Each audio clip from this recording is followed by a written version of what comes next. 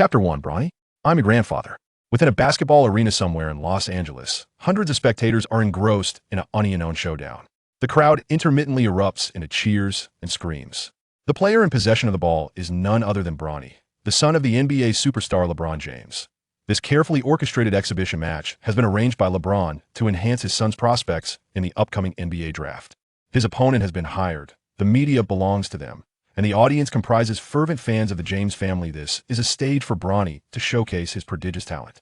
Guarding Bronny is a towering figure, standing at 2.05 meters. With a swift series of accelerations and sudden stops, Bronny, who stands at 1.87 meters, executes a dazzling maneuver that leaves the big man staggering backward toward the basket. With unbridled determination, Bronny leaps into the air, delivering a thunderous slam dunk da-da.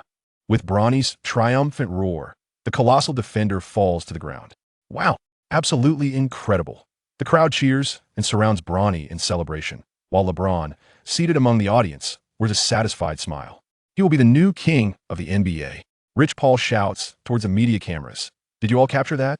His father is the king. He will be too. I could see this moment. Unnoticed by the crowd, the fallen giant approaches LeBron, covering his mouth. It turns out Bronny's knee struck his lip during the dunk, and bleeding. This wasn't in the agreement. The big man protests, feeling aggrieved that LeBron furrows his brow. Compensate him and ensure he disappears within 3 seconds. For bodyguards swiftly escort the giant off the court. Next, him in the zone. Come on out, Bronny exclaims with excitement. Today, Bronny's unknown targets consist of 3 players, a white guard, a black center, and a yellow forward. He aims to demonstrate to the fans what true indiscriminate competition looks like. The white guard is easily overwhelmed, and the black center, having just been dunked on, concedes defeat. Now only the final opponent, a yellow forward, remains. This young man is named Qin Hu, a typical international student in Los Angeles, standing at 2.03 meters, weighing 101.2 kilograms, with a wingspan of 2.18 meters. His physique seems tailor-made for basketball, however. He is merely an ordinary student with unimpressive skills even in casual play. Rich Paul managed to recruit him for a mere $2,000, instructing him, challenge Bronny, feign effort, then lose, and take the money. Qin Hu gladly accepts this proposition. It would be foolish to turn down easy money. And for a college student, $2,000 is a significant sum. As the spectators clear the court, Qin Hu stands before Bronny. Ding! The basketball god system has awakened. Congratulations, host, you have acquired physical talents equivalent to those of Tracy McGrady.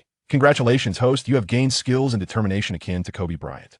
The host may refine his skills through diligent effort. With each NBA championship won, the host shall receive a magnificent reward. Immerse yourself in the experience of your basketball journey. Qin Hu was so overwhelmed with excitement that he nearly shed tears. I can finally play in the NBA.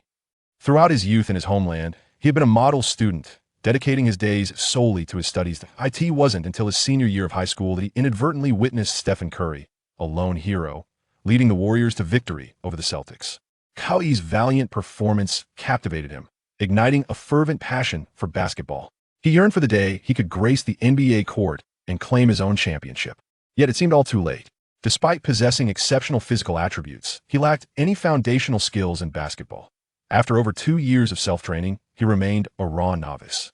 Hey, you softy, your defense is atrocious. Breezing past you is like moving past a wooden post. Go back home and tend to the fields. Taunted Bronny. It turned out that while Qin was lost in thought, Bronny had effortlessly executed a move and scored. The audience erupted in cheers, and from afar, LeBron James made a gesture of placing a crown upon Bronny's head. The crowd chanted, "The new king is crowned. The new king is crowned." Qin Hu stretched his body, instantly feeling a surge of strength coursing through him. Having started watching basketball late, he missed the iconic 90s era, only catching glimpses of legends like Tracy McGrady and Kobe Bryant through highlights, leaving him without a tangible understanding of their physical prowess and skill. Let me test my skills against them. With a single hand, Qin Hu grasped the basketball. It's my turn to attack. He initiated a triple threat stance. Bronny immediately advanced to apply pressure in defense. This defense is utterly lacking in challenge. Qin Hu disregarded Bronny entirely, executing a clean jump shot. A three-pointer. It swished through the net. An astonished silence enveloped the arena. Can he actually do that? LeBron inquired, glancing at Rich Paul. Unexpected, he must have fluked it. I've done my research, he's a novice, Rich Paul asserted confidently. LeBron exhaled in relief. Thank goodness it was a fluke. In that instant of his jump shot, figures reminiscent of McGrady and Kobe floated through Qin Hu's mind. the very two individuals he admired the least. The next play was Bronny's turn to attack. As he dribbled the ball for the first time, snap! In a flash, Qin Hu's long arms snatched the basketball away. A clean and beautiful steal. With the ball in his possession, Qin Hu executed a graceful spin, dribbling fluidly as he approached the free throw line. Suddenly, he leapt into the air. The basketball was raised high in his right hand, and his entire body stretched like a bow, as if time itself had paused in mid-flight. He slammed the ball forcefully into the hoop. What? A dunk from the free throw line. Wow, who is this person? My goodness, I think I just saw Vince Carter. No, it's Kobe. This dunk rivals LeBron's 8-pointer. The audience buzzed with excitement. LeBron sprang to his feet. A moment of theft, a powerful dunk.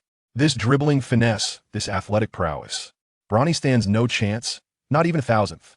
Look at what you've done. James exclaimed furiously to Rich Paul. Everyone, hand over your phones and delete the footage. Rich Paul shouted. The embarrassment of being reprimanded by James for a poor choice was trivial. The paramount concern was how to mitigate the damage. In this realm, Rich Paul was a true professional. Back when James first entered the league, there was an incident on the playground where James was dunked on, and he demanded that everyone present delete the video, immediately quelling the public discourse to a minimum. It was his duty to eliminate any unfavorable factors concerning James. However, today's events surpassed Rich Paul's expectations. One spectator audaciously refused his request. I want to delete such an incredible dunk. Fine, they'll return your money. I appreciate real basketball, not a fabricated king. Ha. Frustrated, Rich Paul shouted for security to seize the individual's phone. At that moment, Qin Hu passed the ball to Bronny. We're playing to 3, it's your turn to attack. Bronny looked at James, bewildered. Bronny, King. The loyal fans fervently cheered for Bronny. The fans have set the atmosphere ablaze. There's no retreat, regardless. Though his dunking is impressive, his defense's average the first score should come easily. Even if we trade blows, they'll be the one to reach 3 first. With this thought, Bronny cast another determined glance at James, reassuring his father with his resolute gaze. Meanwhile, the defector was running with his phone raised, a swarm of security pursuing him from behind. However, all attention in the arena was fixed on Bronny and Qin Hu. Bronny looked at Qin Hu and sneered, "You little brat, daring to challenge me, my dad is James." Qin Hu raised an eyebrow. "Then I must be your grandfather." Chapter 2. I challenge you, the false king. Bronny was resolute in reclaiming his honor. He cautiously dribbled, searching for an opportunity to break through. To his surprise, Qin Hu voluntarily sidestepped, granting him passage, and gestured, "Please." Opportunity. With gritted teeth, Bronny charged towards the basket, determined to replicate the forceful dunk he had witnessed. Suddenly, a massive hand appeared from the diagonal rear. Bronny was swatted to the ground. This was a true blood block. All the fans were stunned. Didn't we agree today would be all about the fans of James? What is happening here? Fear not, this must be a test from our king for Bronny. Indeed, Bronny will ultimately prevail. The traitor had by now been subdued by security, and his phone confiscated. Clear the court. The game is over, James announced, his voice filled with urgency. The fans were left in stunned silence, unsure of the intentions of their king. Staff began to inspect the phones of everyone present, ensuring that all videos were deleted before ushering the spectators out of the arena.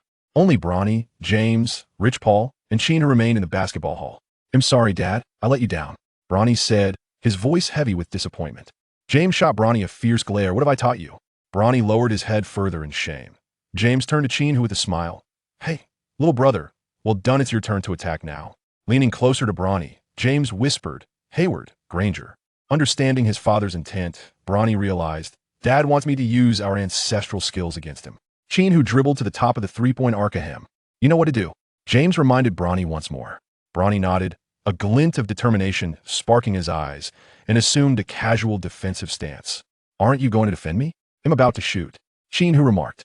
Bronny stood just a step away, not advancing. "Then he'll take another step back for a three-pointer," Qin Hu declared as he leapt high, his shooting form exquisite. As Qin Hu jumped, Bronny lunged forward, positioning his foot beneath Qin Hu's. What kind of fence is this? Qin Hu thought, a surge of alarm coursing through him. Reacting instinctively, he hurriedly released the basketball, performing a split midair to evade Bronny's trip. Miraculously, the ball found its way into the hoop. Bronny was left dumbfounded, the disparity making him feel small. "Useless," James shouted furiously from the sidelines. "Can't even defend against that. Go back and practice 100 more times." Bronny was on the verge of tears from the scolding. "Letting your son take the fall is no feat," Qin Hu pointed at James. Come on, let's settle this unknown. All right, they'll show you what the true GOAT is like. James removed his jacket and began to warm up, while Rich Paul shouted from the sidelines. You little brat, soon you'll experience the terror of being dominated by the GOAT of NBA history. After warming up, James picked up the basketball, dribbling as he retreated, moving all the way back to near midcourt. Qin Hu understood that James was preparing for a full-speed sprint. With Kobe's defensive instincts, he slightly adjusted his position to the right, aiming to guard against James' dominant hand, forcing him to the left to finish. James suddenly lowered his center of gravity and began his explosive charge. Qin Hu swiftly slid to keep up, and at the moment their bodies collided. Qin Hu felt a sharp pain in his abdomen. James had delivered an elbow to him as they came together. Fortunately, Qin Hu's physique was resilient enough to withstand the impact, and he gritted his teeth to stay with James. 1 step, 2 steps. After receiving the ball from James, Qin Hu took 2 large strides forward, exclaiming, "Now is the moment." Qin Hu leaped with all his might, anticipating James' third step would culminate in a jump shot. Yet, Qin Hu maintained his defensive position, poised to deliver a formidable block. However, what transpired next transcended Qin Hu's comprehension.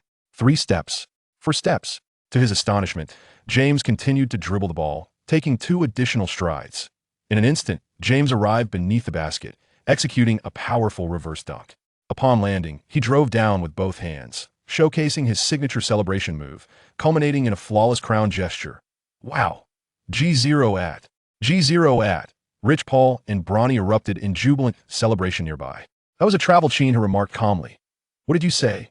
James stormed towards Qin Hu, seizing his jersey. Listen here, you little Chinese brat. I am the G0 at. I have garnered countless accolades with this crab dribble. What right do you have to question me? You're nothing. Qin Hu shook his head, resigned. Fine, let's say you scored that. Now it's my turn to attack. James kicked the basketball away. Attack? This is a unknown. Kid, the match is over. You didn't specify it was a unknown. Seeing Qin Hu still arguing, James erupted in fury. My rules are absolute. Get out of my court this instant.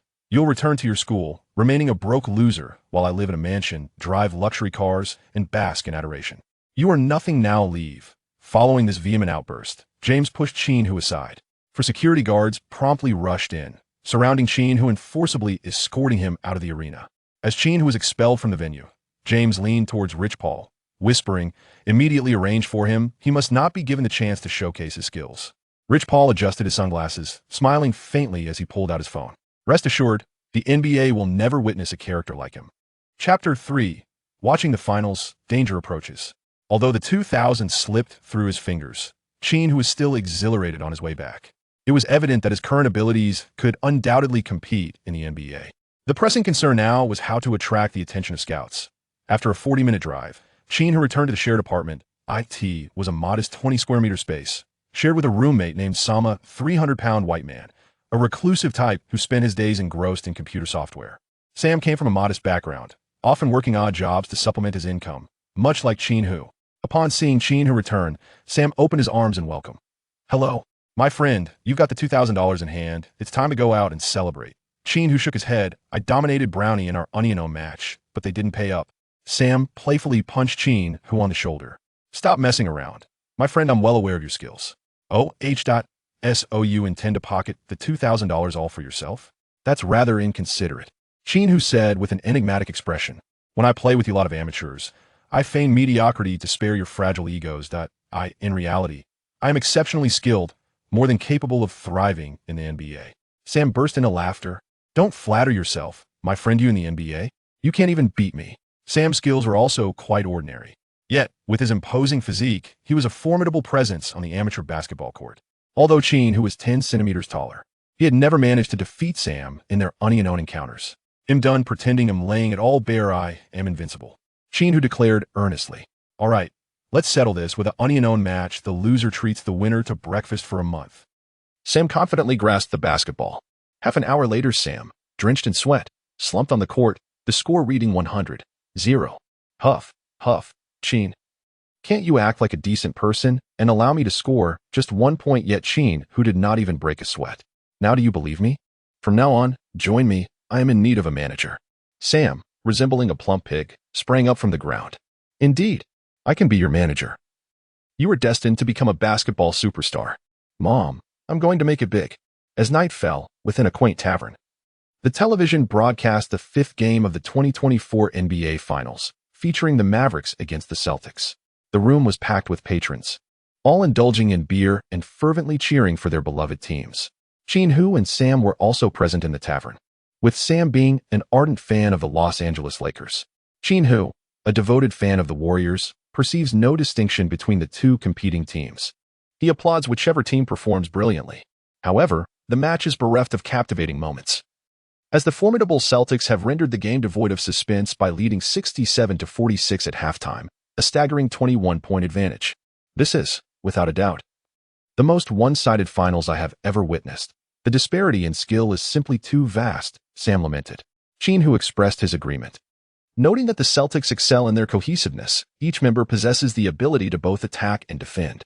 In contrast, the Mavericks' two superstars often struggle to execute efficient offensive plays against the Celtics' collective defense. The underlying issue for the Mavericks is that their two stars cannot rely solely on isolated plays. Qin Hu contemplated that whether it was Doncic or Irving, calling for a pick-and-roll would invariably lead to a double team, compelling them to pass the ball. Conversely, without the pick-and-roll, Irving would struggle against Holiday and Doncic would find it difficult to score consistently against Brown, creating an insurmountable deadlock. Were it Kobe or Jordan in such a predicament, they would eschew the pick-and-roll altogether, disregarding the identity of their defenders, and engage in relentless one-on-one play until they could no longer withstand the pressure of the double team, subsequently facilitating the team's overall performance. Hey, brother, it's me. A young African-American man emerged from the crowd, calling out to Qin Hu. Oh my, it's him. This young man was none other than the individual who had betrayed earlier that day at James' gym. Qin Hu recalled being escorted out of the arena by several security personnel. And then he heard a voice exclaim, "Hey, brother, I finally found you." A young black man approached and enveloped Qin Hu in a hearty embrace. Qin Hu observed the bruises adorning the young man's face, unmistakably indicating that he had been assaulted earlier in the day. "Are you all right?" he inquired. The young African-American shrugged nonchalantly, "Just a minor injury." "Listen, brother, my name is Jones, and I am here to rescue you. You are in grave danger and must come with me immediately." With that, Jones pulled Qin Hu out, and Sam followed closely behind. Upon exiting, Jones vigilantly scanned their surroundings before guiding Qin Hu to a secluded corner. "Brother, I need to know your name," he urged. "I am Qin Hu," came the reply. "Oh, Qin Hu," Jones continued, "to be honest, I was astounded by your dunk this morning. From that moment onward, I became your staunch admirer." "Thank you, Jones," Qin Hu responded. But Jones interjected, "Listen carefully, someone intends to destroy you. They do not wish to see you play basketball, so you must remain vigilant." "Are you referring to Aching? What can he do?" "He is not part of the mafia." Jones' demeanor shifted dramatically, his grip on Qin Hu's arm tightening painfully. "Do not underestimate them. In certain respects, they are even more ruthless than the mob." I know, he said, tears welling in his eyes. "I am acutely aware of their methods because I was once one of them." Chapter 4, The Loyalists. Jones rambled on for 20 minutes, his words flowing with urgency. Qin Hu's sight finally comprehended that there exists a mysterious organization known as the Royal Guardians. The purpose of the Royal Guardians is to elevate LeBron James to the status of the greatest player in NBA history, and they are willing to undertake any actions necessary to achieve this goal for him. Today, Qin Hu's actions have already offended the Royalist faction. Aware of the methods employed by this faction, Jones is eager to assist Qin Hu in navigating all the challenges that lie ahead. "Allow me to be your assistant. For now, I seek no remuneration. However, once you secure your NBA contract, I would appreciate a modest compensation," Jones concluded. "No problem," Qin Hu responded. "Should I indeed sign an NBA contract, I will ensure you are compensated at the highest rate for assistance in the market," Qin Hu declared. Thus, the trio officially formed a team, and their next step was to reach out to NBA scouts and teams, striving to secure an opportunity for Qin Hu to undergo a trial. That evening, Sam scoured the internet for several scout contacts. Upon reaching out, the scouts inquired about Qin Hu's past competitions and the college team he had represented. Sam explained that Qin Hu had never participated in formal matches, but he was an extraordinarily rare basketball prodigy. The scouts promptly terminated the call. It was evident that playing basketball was akin to seeking employment. One's past experiences were paramount, and few would believe that an individual devoid of any formal match experience could compete in the NBA. The trio resolved to visit the NBA team's training facility the following day in hopes of fortune, Los Angeles boasted two teams, the Lakers and the Clippers. Early the next morning, Sam, driving his dilapidated vehicle, brought Qin Hu and Jones to the Clippers training base. Shortly after introducing themselves, the trio was swiftly dismissed by the staff. Qin Hu initially intended to venture to Sacramento or Golden State the following day, as the presence of King on the Lakers made opportunities seem scarce. However, Jones firmly urged Qin Hu to join the Lakers, asserting that, based on his knowledge of the situation, this year would mark a pivotal departure for him, compelling him to seek a formidable team to align with. Suddenly, Sam exclaimed, "Oh my goodness, look at the news. LeBron has announced his intention to opt out of his contract." Jones burst into laughter, proclaiming, "I told you so." It is evident that remaining with the Lakers offers no championship prospects. It is far better to seek a supportive ally. Although the shortcut may lack integrity, it is a more favorable path. Today is June 25th, with the draft set for June 27th, and whichever team dares to select Bronny will inevitably attract LeBron. The spectacle of a father and son competing together is sure to be a tremendous draw, leading to a surge in ticket sales, remarked Sam. Jones shook his head, countering, "Your assertion is not entirely accurate. There exists a prerequisite. Only a championship-contending team selecting Bronny would entice LeBron to join. If I were a weaker team, I could arbitrarily choose Bronny. What then?" Qin Hu chuckled. "Trust in Rich Paul's ability to orchestrate. They shall secure what they desire." Jones replied earnestly. As their conversation unfolded, they arrived at the entrance of the Lakers' training facility, the UCLA Health Center. Predictably, the trio was unceremoniously denied entry by security personnel. Just as they pondered their next move, Jones pointed excitedly to the right, exclaiming, "Look. A convertible sports car is slowly approaching the arena's garage." The driver was none other than the Lakers' general manager, Pelinka, with team owner Jeannie Buss seated beside him.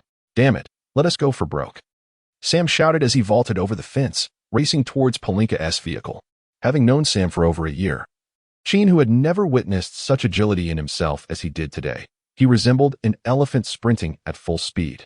Indeed, one often remains oblivious to their own potential until compelled to push their limits. Sam, while dashing about, chanted fervently, "I shall attain wealth. I shall attain wealth.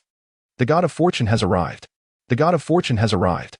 Suddenly, a resounding crash echoed as Sam was struck down by a speeding car.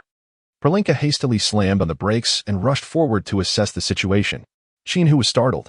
If anything were to happen to that hefty fellow, he would feel remorseful.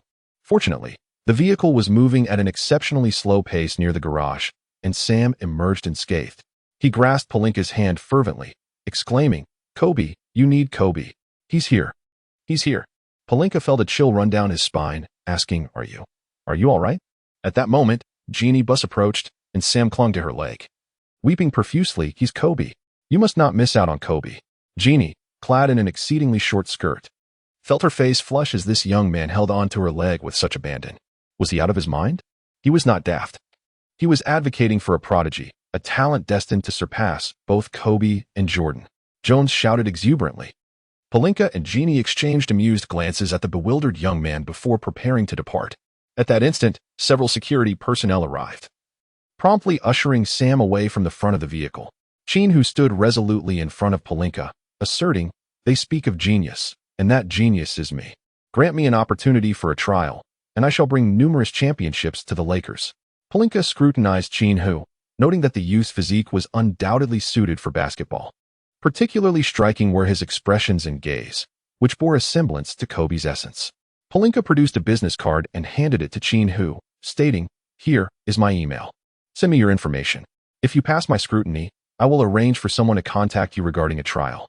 After shaking Qin Hu's hand, Pelinka elegantly waved to Sam and Jones before returning to his vehicle.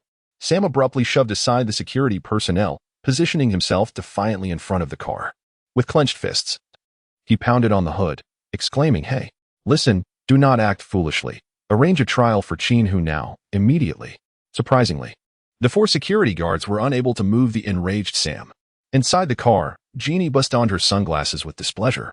Pelinka suddenly rose, pointing at Sam while raising his voice. "Young man, why should I heed your unreasonable demands? I have my responsibilities, and if you do not step aside, I will call the authorities." Qin Hu drew Sam close, asserting that there was no need for concern, as there were myriad NBA teams where he could play. The luxury car glided into the garage as Pelinka softly remarked, "Jeannie, Have you noticed that young man's demeanor bears a striking resemblance to Kobe? Perhaps. We ought to grant him a trial opportunity. Jeannie Buss nodded. Perhaps. Yet those who boldly approach the team's base typically lack wisdom. If he truly possessed the capability to play in the NBA, he would have already appeared in the scouts' reports. Noticing Jeannie Buss's somber mood, Pelinka inquired, "Boss, are you all right?" Jeannie sighed, "Alas. What shall we do if LeBron decides to leave us?" At this moment, the singular focus of everyone within the Lakers organization was clear: to retain LeBron James. Chapter 5. Decision 4. On the evening of June 26th, Draymond Green's podcast live stream was witnessing a surge in popularity, primarily due to the presence of LeBron James as the guest. More importantly, LeBron was poised to make his decision forward during this broadcast. As you all know, in my eyes, LeBron has always been the strongest, unmatched by anyone.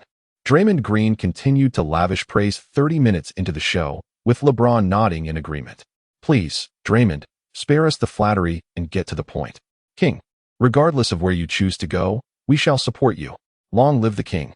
Draymond, undeterred by the comments, maintained his rhythm. "LeBron, if I were in your shoes, I would consider these 4 teams as potential choices.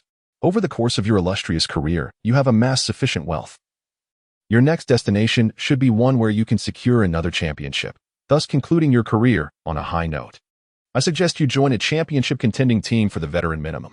The first team is the Suns. They are in need of a facilitator, and your addition would perfectly address their shortcomings.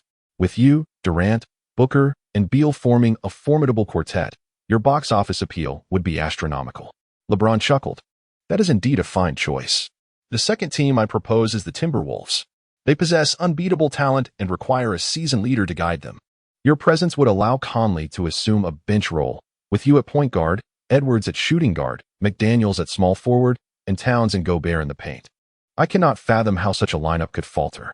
Indeed, the Timberwolves are certainly within my considerations," LeBron acknowledged. "The third team is the Mavericks, where you would reunite with Kyrie. They have just suffered a defeat in the finals and are in urgent need of reinforcement. The only potential issue is that both you and Doncic thrive as primary ball handlers, which may present compatibility challenges. I have no issues. I can now play off the ball," James stated effortlessly. "The fourth team is the Nuggets, who possess a flawless starting 5. Their only weakness lies in their bench. If you were to join them, you could take on the role of the 6th man, making you an indomitable force. In the twilight of your career, earning the title of best 6th man would be quite commendable." Aha. James nodded and replied earnestly, "Indeed, I would do anything to win." Then, Draymond Green inquired solemnly, "LeBron, tell us, what is your 4th choice?" James glanced at the live comments, saying, "After the advertisements, I shall reveal my final selection." Following this, a lengthy 20-minute commercial break ensued. Qin Hu, seated before the television, couldn't help but praise, "This guy is truly a commercial genius." Indeed, Jones concurred. He is the most astute businessman in the realm of basketball. As the advertisements concluded, Draymond Green took the lead, saying, "Friends, I must confess that until now, I am still in the dark regarding LeBron's choice. I am absolutely thrilled. All right, let us not dilly-dally. LeBron, the great G.O.A.T., the magnificent king. Reveal your choice to your followers." After a 3-second silence, James softly declared, "The Celtics." "What?" Draymond exclaimed, his mouth agape and eyes wide. "Did I hear that correctly? You are going to the Celtics." James smiled and nodded, affirming, "Yes, it is the Celtics." "Ah," Draymond exclaimed, "they just won a championship. What role will you play there? Moreover, they have been your staunch rivals in the past. You know, this was an incredibly difficult decision for me. Leaving the Lakers to join the Celtics is a challenge. However, it is truly hard to decline Tatum's invitation. No one can, especially with Jaylen Brown involved. We have played together on the national team and have mutual respect for each other. You know, Tatum is my brother." After much contemplation, "I simply could not let this rare opportunity slip away to battle alongside 2 of the greatest players in history. In the upcoming season, I will primarily assume the role of an off-ball shooter, which undeniably represents the greatest challenge of my career. As you know, I have predominantly played the small forward position. While in the early stages of my career, I was a point guard and even filled in at power forward during my time with the Heat. Regardless of the position, I have always been the one with the ball. The role of an off-ball shooter is an uncharted territory for me, and it is undoubtedly both intriguing and exhilarating. I can hardly wait to begin the new season, my friends." The comments section of the podcast exploded. making it nearly impossible to discern what everyone was saying. Draymond Green finally regained his composure, stating, "You know, brother, I support any decision you make. You will have a bright future with the Celtics." Lastly, I would like to ask on behalf of the viewers, what do you perceive as the difference between Jaylen Brown and Kyrie Irving? James burst into hearty laughter. This is incredibly challenging, my friend, exceedingly difficult. You must understand that Irving possesses a killer instinct. He is a leopard poised to strike at any moment. Jaylen Brown, on the other hand, boasts superior physicality. He can assault the rim and execute every conceivable move, making it truly arduous to determine a victor. However, I believe Jaylen Brown is a natural-born winner. He has an insatiable hunger, a relentless thirst for victory. He has just secured the FMVP, which will propel you to strive alongside him with fervor. His unparalleled charisma compels you to fight alongside him. Following him is an exhilarating experience. As for my teammates in the Lakers, AD, Hachimura, and Russell, I wish them all the best in the City of Angels. After finishing his remarks, James stood up, shedding his outer layer to reveal a Celtics jersey. I love the Celtics. I adore Tatum. I cherish Jaylen Brown. I admire Holiday. And I appreciate Porzingis. Together, we shall claim 1, 2, 3 championships, or even more. Hey, LeBron, Draymond Green interjected, would you mind disclosing the details of your contract? I understand the Celtics have limited salary cap space. James smiled. You know, money has never been my primary pursuit. My career is nearing its conclusion, and I have already etched my name as the greatest in NBA history. There is nothing left for me to chase. I joined willingly at the veteran minimum. This does not diminish my historical legacy or standing within the team. Tatum and Jaylen Brown will respect me, and I relish every moment of it. Rich Paul swiftly disseminated the news, issuing a firm warning. Bronny will not play for any other team. He anticipates being selected by Boston. The NBA will witness the extraordinary spectacle of the greatest father-son duo competing together. Chapter 6. One-on-one. Opponent Seth Curry on June 27, 2024. The NBA draft commenced. Indeed. Under Rich Paul's influence, no other team chose Bronny. The Celtics possessed the 30th pick in the first round and the 54th pick in the second round, successfully selecting Bronny with their 54th pick. Meanwhile, Qin Hu found himself in a quandary over the past few days. They had attempted to reach out to several scouts and teams, only to face rejection or silence. Sam, however, was utterly enchanted. Ever since he had the chance to cozy up to Jeannie Buss, he was convinced she had fallen for him. You know, he recounted, my face was pressed against her leg when an unidentifiable liquid dripped onto my face. It wasn't tears or saliva. I am certain she has developed feelings for me. Qin Hu and Jones gazed at Sam with disdain, remarking on his peculiar tastes and delusions. I am determined to take a shortcut. I shall win over Jenny and become a wealthy man. Rest assured, my brother, when the time comes, I will have Jenny sign you, and your prospects with the Lakers will be secured.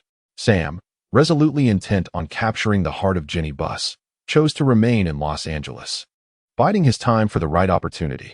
Qin Hu and Jones embarked on a nationwide journey, determined to seek out every possible opportunity for tryouts. They tirelessly visited scouts and teams.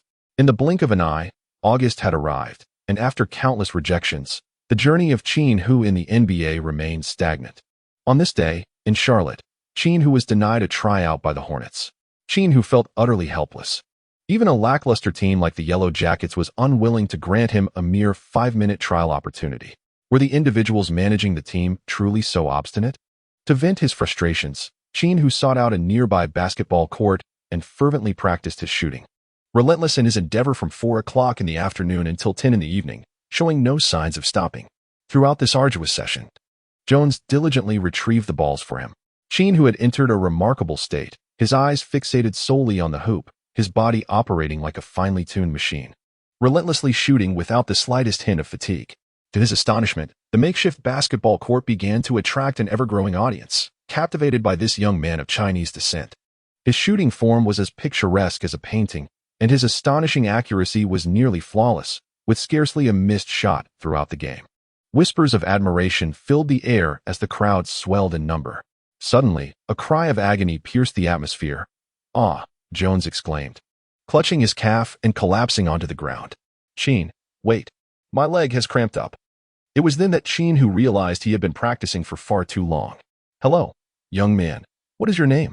The crowd urged. "Young man, you have the potential to play in the NBA. Indeed, come to Charlotte.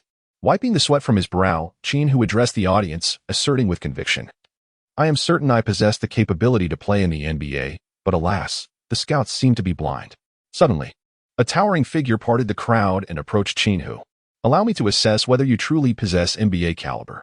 To Qin Hu's astonishment, it was none other than Del Curry, accompanied by his son, Seth Curry, living locally in Charlotte. Del had been taking a leisurely stroll with his son after dinner when they stumbled upon the throng of onlookers. After observing for a while, he discerned that this young Chinese player's shooting skills were undoubtedly at an NBA level. "Do you recognize me? I can facilitate a tryout with the team for you." Qin Hu nodded, acknowledging, "I recognize you. You are Del Curry. How about a one-on-one with Seth? Score 21 points, and I shall recommend you," Del Curry said kindly. Seth Curry turned to Qin Hu and encouraged, "Come on, little brother, showcase your true abilities." Qin Hu was instantly filled with fondness for the amiable father and son duo. Although Seth Curry's prowess in the NBA is considered somewhat mediocre, he is nonetheless a professional player. If Qin Hu could triumph over him, it would serve as a testament to his own abilities. Thus, their one-on-one match commenced. As Qin Hu advanced, Seth Curry stood a full head shorter than him. He swiftly closed in, pressing his body against Qin Hu. While Seth Curry's height was comparable to that of Bronny, his defensive prowess in the NBA could be deemed subpar. Nevertheless, Qin Hu sensed that Seth Curry was slightly more formidable than Bronny.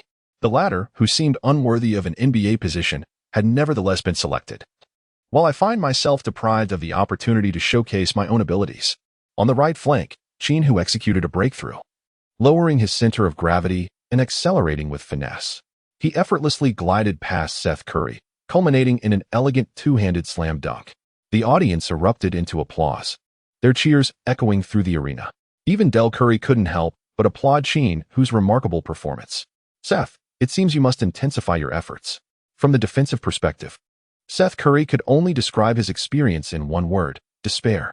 The sheer height and wingspan of his opponent overwhelmed him, compounded by the astonishing quickness of Qin Hu's first step, leaving him utterly unresponsive.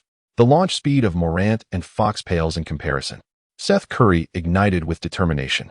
It was his turn to attack, and he intended to defend with utmost vigor. With a series of between-the-legs dribbles, Seth poured his heart into the game, for he believed that giving his all was the highest form of respect for basketball. From the moment he fell in love with the sport, this principle became Qin Hu's guiding philosophy. He harbored a disdain for LeBron, primarily due to his tendency to rest on defense with hands on hips and to execute forceful layups when victory was assured. That man was not only astute in business but also remarkably strategic on the court, adept at identifying the optimal moments to inflate his statistics and maximize his advantages during defense. Seth Curry continued to weave through his movements. Qin Hu, undeterred, skillfully utilized his reach and footwork to relentlessly force Seth Curry into retreat. With a swift motion, he intercepted the ball, effortlessly converting it into points with a layup. After just one round, Seth was left breathless, overwhelmed by the oppressive defense of his opponent, feeling utterly despondent. He found himself unable to penetrate, unable to withstand the challenge, and devoid of any opportunity to take a shot. Del Curry, having navigated the basketball realm for many years, recognized Qin Hu's prodigious talent through this exchange of offense and defense, applauding fervently, "Impressive, my friend. You are truly remarkable. You are akin to a living Kobe." This lopsided duel, marked by unequal talent, concluded swiftly with a score of 21-0. Qin Hu emerged victorious with ease. "Come with me, my friend. I wish to converse with you at length. You are destined to be the chosen one of the NBA," declared Del Curry. Chapter 7. Greetings, Stephen Curry. Del Curry and Seth Curry, accompanied by Qin Hu and Jones, sought refuge in a tranquil CAF. After an extensive discussion, Del Curry discerned a remarkable aura in Qin Hu that bore a striking resemblance to Kobe Bryant. He was convinced that this young man was poised to become a transformative figure in the NBA. First came Michael Jordan, then Kobe Bryant, and next will be you. Qin Hu, that is my belief, Del Curry asserted with unwavering conviction. Seth Curry echoed this sentiment. After exchanging contact information, they arranged to meet at the Hornets training facility the following morning at 9 a.m. Del Curry intended to leverage his connections within the Hornets to secure a private tryout for Qin Hu. The next morning, a throng of fans gathered outside the Hornets training facility, comprised of those who had witnessed Qin Hu's one-on-one confrontation with Seth Curry the previous evening. They had come to witness Qin Hu's tryout. As soon as Qin Hu alighted from the vehicle, he was greeted with fervent enthusiasm by a group of fans. Qin, we stand by you. Qin, lead us into the playoffs. Come on, Qin, you can surely make it to the NBA. Qin Hu, filled with gratitude, waved to the fans. Del Curry guided Qin Hu and Jones through a small entrance into the arena. As this was not a public tryout, the fans were unable to enter. Inside the venue, Jeff Peterson, the executive vice president of the Hornets, and head coach Charles Lee were present. Allow me to introduce you to this player, Qin Hu, who will lead the Hornets to an NBA championship, Del Curry proclaimed with pride. Jeff Peterson cast a glance at Qin Hu, muttering, an Asian. Charles Lee shook his head, saying, thank you, Del, we have seen the player, but he is not what we are looking for. Indeed, let him go back. Jeff Peterson added. What? Del Curry could hardly believe it. Jeff, Charles, hear me out. He was the one who triumphed over Seth in a one-on-one. Did we not agree to give him a chance yesterday? We are no longer inclined to offer him that opportunity, Jeff Peterson asserted firmly. Charles Lee concurred. We have other matters to attend to. I apologize, Del. Damn it. Del Curry erupted. Are you content to let the Hornets remain a bottom-tier team? He is here. You only need to give him 5 minutes to showcase his talent. Is that too much to ask? Jeff Peterson and Charles Lee resolutely nodded, indicating that it was indeed too much. Trash. With you two, the Hornets will never rise to greatness, Del Curry exclaimed in fury. Jeff Peterson issued an eviction order, expelling both Del Curry and Qin Hu from the arena. Qin, I am sorry. I do not understand why these two bastards have changed their minds. Do not worry. I have a plan, Del Curry assured him. Seth, contact Steven and have him arrange for Qin to try out for the Warriors. Seth Curry smiled and replied. I spoke to Steven about Qin yesterday. He was eager for me to bring Qin in for a tryout. Seth Curry financed the tickets for the four of them. After a 5-hour flight, the four arrived in San Francisco that afternoon. Stephen Curry arranged for the Warriors bus to pick them up from the airport, smoothly transporting them to the team's training facility. Hey, you must be Qin. Seth told me you gave him a tough time. The cheerful and affable Stephen Curry greeted them warmly upon their arrival.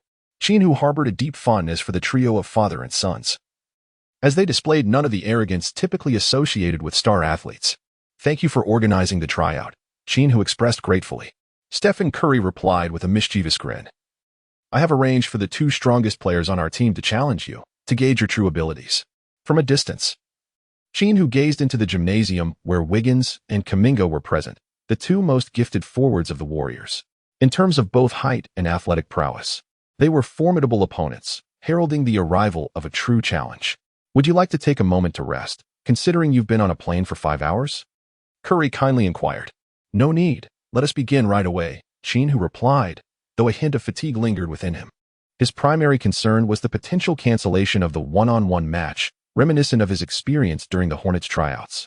He harbored an unsettling feeling that an unseen force was conspiring against him. The rules of the one-on-one were quintessentially American, a maximum of 3 dribbles, and the first to reach 10 points would emerge victorious. Wiggins was the first to take the court. With a warm and innocent smile, he greeted, Hello, Qin. I heard you annihilated Seth with a score of 21-0. You truly are impressive. Qin Hu nodded in acknowledgement, urging not to hold back. Let us compete with utmost effort. The Curry brothers cheered from the sidelines, encouraging Wiggins to demonstrate the power of the NBA to Qin. Wiggins, suppressing his smile, assured, Rest assured I shall. Qin Hu serves first, while Wiggins takes on the defensive role. Qin Hu, as per usual, executed a 3-threat move, only to realize that Wiggins positioned himself perfectly to guard against both the shot and the drive, with his height and wingspan aptly matched.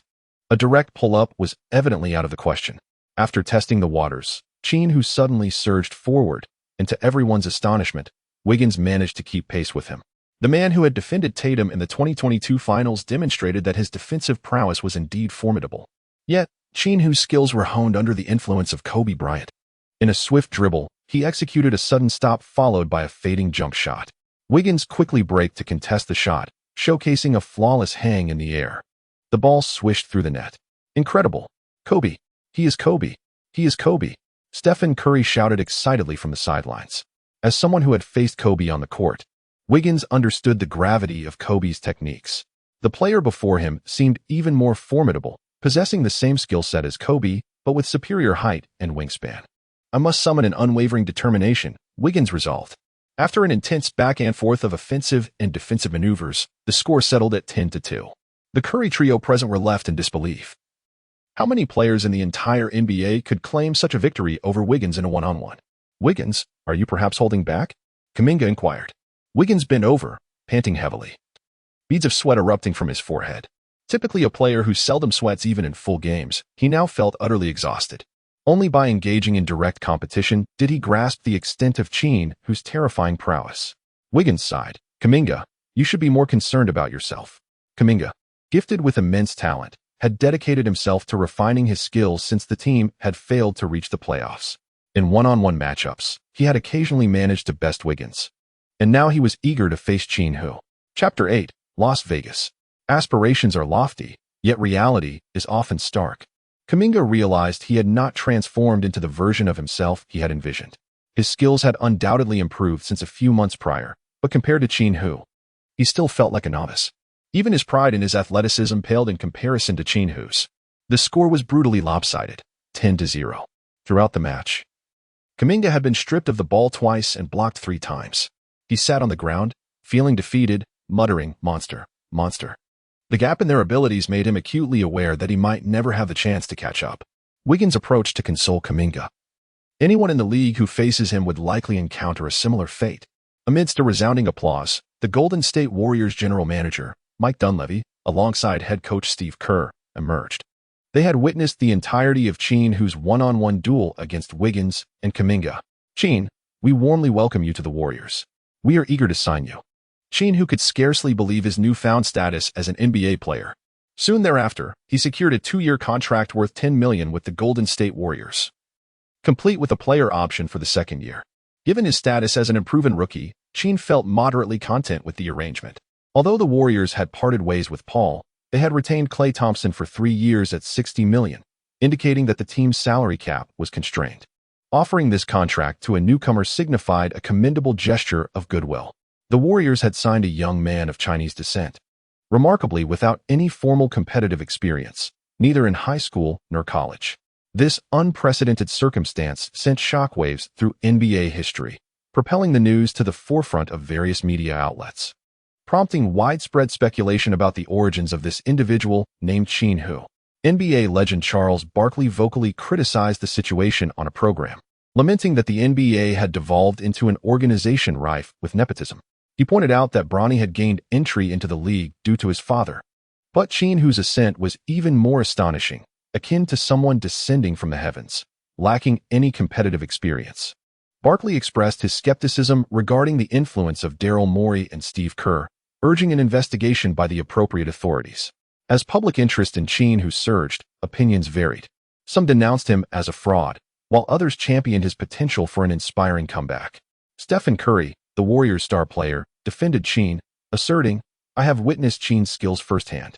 He is undoubtedly a formidable talent. I urge everyone to exercise patience as they await his debut." Qin Hu comprehended that prior to delivering a compelling performance, he would invariably encounter skepticism. Fortunately, the Summer League was imminent, requiring merely a touch more patience on his part.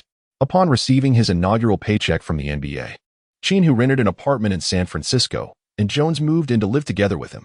When Qin Hu extended an invitation to Sam to become his agent, he was met with a resolute refusal from Sam, who declared that he would not even consider such a role. Now, with Jenny hopelessly in love with him, he is on the verge of successfully indulging in a life of luxury. Sam, brimming with confidence, elaborated on how he planned to showcase the allure of portly men to Jenny. "This fellow is beyond redemption." Qin Hu and Jones share a unanimous opinion. Qin Hu's daily routine is exceedingly monotonous. He engages in eating, sleeping, practicing basketball, and visiting the gym. Aside from indulging in video games during his leisure hours, he refrains from participating in any activities. He cherishes the opportunity to play basketball, fervently honing his skills at every available moment. His regular training sessions involve not only one-on-one matchups with Kuminga and Wiggins, but also shooting contests with Curry and Klay Thompson, despite the fact that he often finds himself on the losing end. The 2024 NBA Summer League is set to take place from July 13th to July 22nd in Las Vegas. Qin Hu accompanied the Warriors to Las Vegas a day in advance. The Summer League primarily focuses on assessing new talent, and none of the Warriors' key players from the previous season joined the team. After concluding their training that evening, Qin Hu is preparing to engage in a game before resting, as tomorrow marks his inaugural appearance. "Hey, brother, would you care to experience the nightlife of the casino?" Jones inquired. Qin Hu shook his head, urging you to continue with your own pursuits, disregarding him. Ever since arriving in Las Vegas, Qin Hu sensed that Jones had become somewhat peculiar, though he could not pinpoint exactly what was amiss. With a quick flick of his eyes, Jones waved his hand dismissively and joked, "I certainly won't take you to a nightclub. In fact, I require your assistance with something." Qin Hu chuckled, and I inquired, "What's with your peculiar demeanor today?" "Don't be shy. Speak your mind. We are not strangers, and I will certainly assist you if I can." He continued, "I would like to take you to meet my grandfather. He has always believed that I lack a proper job, and I need you to confirm in person that I am now an assistant to an NBA player." "Is your grandfather in Las Vegas?" I asked. "Yes. It's only a half-hour drive. It will be quick. We'll return after a brief visit." "All right," I replied. Qin Hu followed Jones out of the hotel. A black sedan awaited by the roadside, with a young African-American man at the wheel, adorned with a large gold chain and a cap pulled low over his brow. "Qin, this is my cousin RJ. He will take us to our grandfather's house." RJ, with a nonchalant demeanor, casually waved at Qin Hu, urging them both to hurry into the vehicle. Qin Hu occupied the passenger seat, while Jones settled in the rear. The vehicle surged forward abruptly, its speed escalating rapidly. 100, 120, 160, 180. Qin Hu was taken aback, exclaiming, "Are you out of your mind? Stop at once." RJ, however, shook his head vigorously, having succumbed to a frenzied state. Racing through the city streets is undoubtedly one of the most perilous activities on the planet. Qin Hu turned his head to glance at Jones, hoping he would intervene on behalf of his cousin, only to find Jones regarding him with an expression of indifference. What on earth was wrong with this fellow? Before he could ponder further, the vehicle sped through 2 more blocks and ahead at the intersections. The flashing lights of police sirens illuminated the scene. Traffic officers had established a barricade for interception. At last, RJ began to decelerate, bringing the car to a halt to comply with the inspection. The officers shouted through a loudspeaker. When they were approximately 50 meters away from the police, RJ suddenly flung open the car door and tumbled out. Simultaneously, Jones leaped from the back seat, and the two scrambled into the nearby greenbelt. The vehicle continued to advance. In a moment of bewilderment, Qin Hu found himself at a loss. He could only attempt to pull over, hastily pressing the brake pedal. The vehicle finally came to a halt, and a group of officers brandishing firearms surrounded him, commanding him to extinguish the engine, raise his hands, and exit the vehicle. "I have committed no unlawful act. A mere clarification will suffice," Qin Hu thought, summoning his composure as he stepped out of the car. "I am an NBA player. This car does not belong to me." The individual behind the wheel fled the scene, and I remain unaware of the reasons. Several officers immediately pursued the 2 fleeing suspects, while others commenced a search of the vehicle. Before long, one officer emerged from the trunk, brandishing a bag of white powder before Qin Hu, declaring, "You are in serious trouble, player." Qin Hu suddenly realized that he had fallen into a trap. Those 2 scoundrels had conspired against him. However, cold handcuffs had already secured him in place. Chapter 9. Is this what it means to live off others? On July 13, 2024, the NBA Summer League unfolded as scheduled in Las Vegas. The 2 most highly publicized events of the day were, first, the debut of LeBron James' son, Bronny, and second, the arrest of the newly signed Chinese player of the Warriors, Qin Hu, on charges of drug trafficking. Charles Barkley was quick to voice his opinions on social media regarding Qin Hu, asserting that he had known from the outset that something was amiss. He speculated that Qin must have powerful backing, which led to his signing with the Warriors. In response, Warriors general manager Mike Dunleavy publicly condemned Barkley's accusations as slanderous, insisting that the decision to sign Qin was solely based on basketball merit.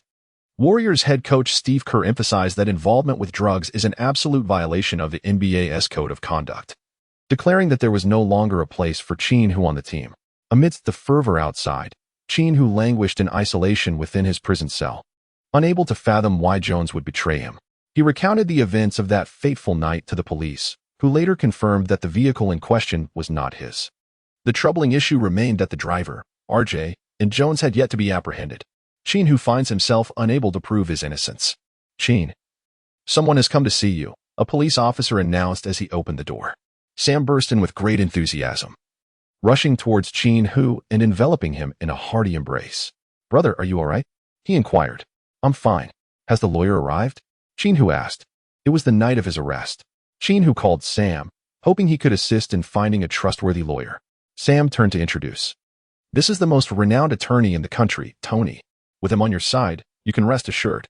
Tony, a middle-aged man with slick-back hair, extended his hand to shake Qin Hu's, confidently stating, I have reviewed your case, and it is evidently a clear case of framing. The methods employed are rather rudimentary, riddled with flaws. Jenny will secure your bail, and I will handle the subsequent legal proceedings. Trust me, you have nothing to worry about. Jenny? Qin Hu asked, perplexed. Come in. Sam called out, and in walked Jenny Bass, resembling a shy young girl. Goodness, the chubby fellow has truly managed to win over Jenny Bass. A myriad of alpacas fluttered through Qin Hu's mind. Sam, brimming with pride, casually draped his arm over Jenny Bass's shoulders. Qin, allow me to formally introduce my girlfriend, Jenny. Jenny, this is my steadfast companion, Qin Hu. Jenny Bass, a formidable woman well-versed in the ways of the world, spoke with a calm, yet undeniable authority. Qin, leave this to me. For Sam's sake, no one shall conspire against you. In an instant, Qin Hu felt an overwhelming sense of security. Sam's expression darkened. What does it mean? Without me, you are unwilling to rescue him. Is that it? Jenny Bass shyly shook Sam's arm. Sam, I'm sorry. That is not what I meant. Humph. One must possess a certain vision. When witnessing injustice, one should take action, regardless of familiarity. Sam's face radiated righteousness. Jenny Bass gazed at Sam with deep affection. Sam, if all men in the world were as upright as you, the world would undoubtedly become a better place. Goodness. Little did Aunt Jenny Bass know that Sam had peered at the neighbor bathing last year. What has become of this world? That the worldly wise Jenny Bass has developed a fascination for Sam, the pretentious one. As Qin Hu pondered, he found the situation increasingly incredible. Sam, basking in his success, wore a smug expression, occasionally winking and raising his eyebrows in a display of pride towards Qin Hu. Meanwhile, the prison guard cast envious glances at Sam, filled with feelings of admiration and resentment. Securing the affections of such a wealthy woman would undoubtedly spare one many years of toil. How many men across the nation longed for this? Goodness, what charm does this portly fellow possess? Upon their release from prison, Qin Hu entered an elongated Lincoln alongside Sam, embarking towards Los Angeles. The Warriors have relinquished their hold on you. Jeannie will facilitate a trade with them, Sam stated with calm assurance. Jeannie Bass nodded in agreement, affirming, Indeed, I trust Sam's judgment. Pelinka has already been in discussions with Dunleavy regarding the trade. At any cost, the Lakers will secure you. The transaction proved to be far simpler than Jeannie Bass had anticipated. Although the Warriors' upper management recognized Qin Hu's remarkable talent, history has shown that numerous gifted players have swiftly descended into obscurity, finding themselves without a team. They believed that once Qin Hu faltered, a second misstep would inevitably follow. Such individuals are deemed devoid of a promising future. Eager to shed his contract, the Lakers refrained from initiating a trade, while the Warriors prepared to waive Qin Hu. Ultimately, Pelinka acquired him using 2 future second-round draft picks. Following the trade, the NBA discourse erupted once more, with widespread consensus suggesting that the Lakers, having lost LeBron James, were throwing caution to the wind and completely abandoning their season. Rumors even circulated that the team's cornerstone, Anthony Davis, was contemplating a trade request amidst the tumult. Qin Hu returned to Los Angeles. At this time, Sam resided in the villa purchased for him by Jeannie Bass. Qin Hu subsequently moved in to share accommodations with Sam. Until his innocence is unequivocally established, Qin Hu is unable to participate in any NBA games. On July 22, 2024, the 10-day Summer League concluded. Despite averaging 15 points per game, Bronny's popularity continues to soar. There is a prevailing belief that with the commencement of the new season, and under the influence of LeBron James and the Celtics' dynamic duo, Bronny is poised to achieve impressive statistics. Rich Paul even proclaimed that Bronny has already secured this year's Rookie of the Year title. However, in an overlooked corner, Qin Hu trains diligently every day, pouring sweat into his efforts, yearning for just one opportunity. Chapter 10. The team assembles. The head coach is a hound. The litigation process is long and arduous. Unknowingly, 2 months have slipped by.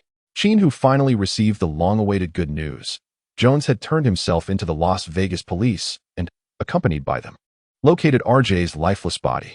Jones revealed to the authorities that he and RJ had been manipulated by an unknown individual to frame Qin Hu. Subsequently, this individual sought to eliminate both him and RJ to silence them, resulting in RJ's tragic demise on the streets, while Jones narrowly escaped.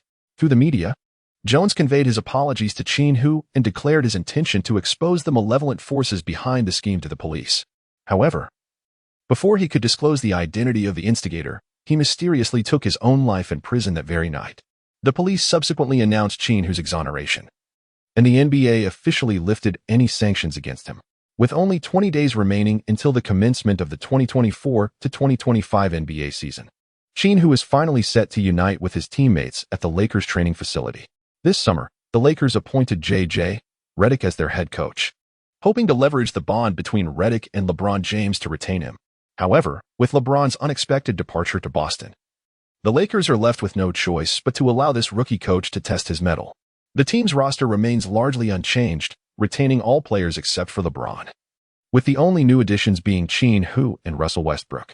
Westbrook made the resolute decision to join the team during a challenging time for his hometown franchise, garnering considerable admiration from the fans in Los Angeles. Early in the morning, Sam, driving the Ferrari that Aunt Jen had insisted upon gifting him, arrived at the team's training base with Qin Hu. The staff greeted Sam warmly, as he now holds the position of special assistant to the president of the Lakers, making him a sought-after figure. "How about it, little brother? Am I gaining some recognition now?" Sam beamed with pride. "A mere trifle of recognition. You remind me of the eunuchs of the Eastern Depot. You are simply envious." The court lay empty, devoid of any activity. Qin Hu remarked, "It seems I am the first to arrive. Since Mamba's departure, Los Angeles has not witnessed the essence of 4 in the morning." Sam interjected, "That may not be the case." A voice emerged, and to their surprise, a perspiring Russell Westbrook appeared from the restroom, his jersey soaked through, clearly having engaged in rigorous practice for quite some time. "Hello, Qin. It's a pleasure to meet you," Westbrook greeted warmly, taking the initiative to extend his hand.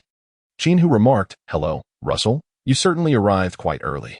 The glint in Westbrook's eyes conveyed a sense of determination. They all believed that Los Angeles was finished. "My return is not solely to prove myself, but to lead Los Angeles back to its former glory, and for that, I must dedicate myself entirely." Russell Westbrook, born in 1988, is now 36 years old, with his skills firmly established and his physical abilities nearing the twilight of his career. Does he still aspire to improve? Westbrook perceived Qin Hu's skepticism. "Brother, I have made peace with myself, which was no easy feat, but I have accomplished it. To extend my professional career, I am now fervently honing my shooting skills. In the upcoming season, no one will dare to leave me unguarded. I believe in you." A person can only possess such a resolute gaze when they have committed themselves without leaving any escape routes, fully determined to achieve their goals. Qin Hu empathized deeply. For over 2 months, he had set his sights on defeating Curry, concluding his training only after successfully making 3,000 three-pointers each day. He understood the arduous yet immensely fulfilling nature of such a journey. "Let us compete in shooting," Westbrook proposed. Qin Hu accepted the challenge with enthusiasm. He began from the 3-second area beneath the basket, proceeded to the vicinity of the free throw line, then circled the 3-point line for a series of shots, and concluded with an audacious long-range attempt from the logo, testing the player's shooting prowess across all distances. Surprisingly, Westbrook commenced with a flawless performance, successfully sinking every shot until the final logo attempt, which he unfortunately missed. Is this still the formidable athlete one remembers? Qin Hu couldn't help but applaud Westbrook. "Allow me to witness your shooting prowess," he said. Westbrook replied, expressing his confidence in victory. However, Qin Hu's shooting skills astonished Westbrook. From the first shot in the paint to a long-range attempt from the logo, he missed none. Not only did he not miss, Qin Hu continued to shoot for 5 consecutive rounds, remaining flawless throughout. Such unchallenged shooting was exceedingly effortless for Qin Hu, who had honed his skills throughout the summer. As Qin Hu was selected in the 6th round, the other players of the Lakers gradually arrived at the arena. Anthony Davis, Rui Hachimura, Rivers, Russell, and Gabe Vincent made their appearances alongside head coach Redick and general manager Pelinka. Everyone welcomed Qin Hu as he officially joined the team, with Sam enthusiastically proclaiming that he could be the next Kobe or Jordan. However, apart from Westbrook's sincere welcome, the other players wore expressions of disdain, their applause sparse and lackluster, while Coach Redick did not even bother to clap. "Hey, Sam, this is for the coach. We can leave now," Pelinka said, pulling Sam towards the exit. Behind closed doors, the team was less than pleased with Sam. They harbored a deep-seated contempt for this man living off other success. But out of respect for owner Jeanie Buss, they refrained from openly expressing their feelings. Pelinka was particularly wary of Sam meddling in team affairs. "What's with your attitude, you lot? So lackadaisical. One day, Jeanie will trade all of you," Sam shouted in frustration. Qin Hu thought to himself how brash this hefty fellow was within the team, resolving to offer him some advice later. As Sam and Pelinka exited the arena, Redick began addressing the remaining players, urging them not to be swayed by that small-minded individual and to continue practicing their offensive strategies. The players were divided into two groups, and training commenced. Meanwhile, Qin Hu felt like an outsider. Redick did not cast a glance in his direction nor assigned him any training tasks. 10 minutes later, seizing a moment during the players' break, Qin Hu approached Redick and inquired, "Coach, what must I do?" Redick let out a derisive laugh and replied, "Let me make myself abundantly clear. You are not the player I desire, nor do you align with my tactical requirements. You have been thrust upon me by the team. Yet as the head coach, I possess the authority to exclude you from my plans. Here, you shall not receive even a minute of playing time. You are left to fend for yourself." Qin Hu's temper flared instantly. He was well aware of what Redick had previously said about the Chinese online. With a swift motion of his hand, Qin Hu seized Redick by the throat, exclaiming, "You scoundrel, do you harbor grievances against me? Do you dare to believe that I could strangle you?" The crowd rushed to intervene, though the majority were focused on restraining Qin Hu. Redick, his face flushed with indignation, shouted vehemently, "Indeed, I do have a grievance against you. A wretch like you deserves nothing but to return to your homeland to play." Chapter 11. A glimpse of brilliance. Challenging AD as Qin Hu swung his fist intending to strike Redick, the crowd intervened, preventing any contact and pulling him back once more. "You impertinent novice. You've just concluded your lawsuit, and on your first day with the team, you aim to assault the head coach? You are unworthy of playing basketball," Russell exclaimed, shaking his head in indignation at Qin Hu. "Enough. Let us not exacerbate the situation," Westbrook urged, attempting to calm Russell. Chaos ensued as everyone voiced their opinions, turning the scene into utter disarray. "Silence. Everyone, cease this at once." A sharp cry pierced through the tumult. It was Jeanie Buss. Her expression darkened as she entered, flanked by Sam and Pelinka. "JJ, explain this. How did a routine training session devolve into such chaos?" Jeanie questioned Redick. Redick quickly altered his demeanor, feigning victimhood. "Jeanie, this rookie attempted to hit me." Jeanie turned her gaze towards Qin Hu, incredulous. "On your very first day, you seek to strike the head coach?" At this moment, Qin Hu had calmed down. He was being targeted, prevented from participating in training. Jeanie Buss turned to Redick, inquiring why he was barred from practice. "Is that true?" Redick promptly shook his head. "He does not adhere to my directives. Thus, I must halt his training. You may verify this with everyone." Jeanie Buss surveyed the group. Russell was the first to speak up, affirming, "It's true, we all trust the coach." The others remained silent. "Damn it, a bunch of fools." Westbrook erupted in anger. "JJ, you didn't give Qin any chance. Can't you see that? Why disregard the truth? Qin possesses commendable skills. Why not give him an opportunity, JJ?" Redick was taken aback by Westbrook's unwavering defense. I believe he lacks the caliber for the NBA," Redick retorted. "Huh. You are truly a Navi fool. Qin Hu surpasses anyone you've encountered. Even your father, LeBron, would tremble before him. Pick anyone from the team, and they would lose in a one-on-one against him," Sam shouted. Redick scoffed. "I don't believe it. Care to place a wager?" "Of course, what shall we bet on?" Sam shrugged. "I will choose someone to face Qin Hu in a one-on-one. If he wins, I resign. If he loses, he retires," Redick declared with conviction. Sam glanced at Qin Hu, realizing the stakes were quite high and it depended on the participants' consent. Qin Hu nodded confidently. "Very well, I accept." "Excellent," Redick exclaimed with delight. "AD, it's your turn to challenge him one-on-one." Anthony Davis possesses talent that ranks among the finest in NBA history, excelling in both offense and defense. In a one-on-one scenario, he undoubtedly holds a physical advantage over Qin Hu. Westbrook addressed Qin Hu. "Qin, do not act impulsively. You have the option to decline. It is of no consequence. The outcome of a one-on-one match proves nothing significant. Thank you for your concern, but rest assured, I am capable of defeating anyone in a one-on-one." The two parties swiftly agreed upon the terms of their duel, a 15-point game, with no change of possession after a basket, allowing the scoring player to continue their offense. Such rules can easily lead to a swift conclusion. Redick decided that Davis would initiate the offense. Although Westbrook intended to advocate for Qin Hu, he quickly realized that Qin Hu was indifferent to the matter. Offense obliterates all defenses, while defense nullifies any offense. This is the philosophy that guides Qin Hu. On the first play, Davis leveraged his height and weight, effortlessly overpowering his way into the paint and concluding with an emphatic dunk. Qin Hu finally grasped the terrifying extent of Davis's talent. On the defensive end, he exerted every ounce of effort, yet found himself utterly helpless against Davis's post-up maneuvers. Defeat seemed inevitable. With each successive play, Davis executed the same back-to-the-basket technique, scoring 5 consecutive baskets. The score had swelled to 10-0, prompting Sam to exclaim, "How absurd! Will you not employ any alternative offensive strategies?" "Humph. Only the weak voice such complaints. Are you not afraid of losing?" retorted Reddick. Qin Hu gestured for Sam to be silent, then fixed his gaze intensely upon Davis. Encountering those fiercely menacing eyes, Davis felt a chill run down his spine. The last time he had seen such a gaze was from that man. Once again, Davis opted for a back attack. This time, Qin Hu opted for a gamble, attempting to pocket the ball.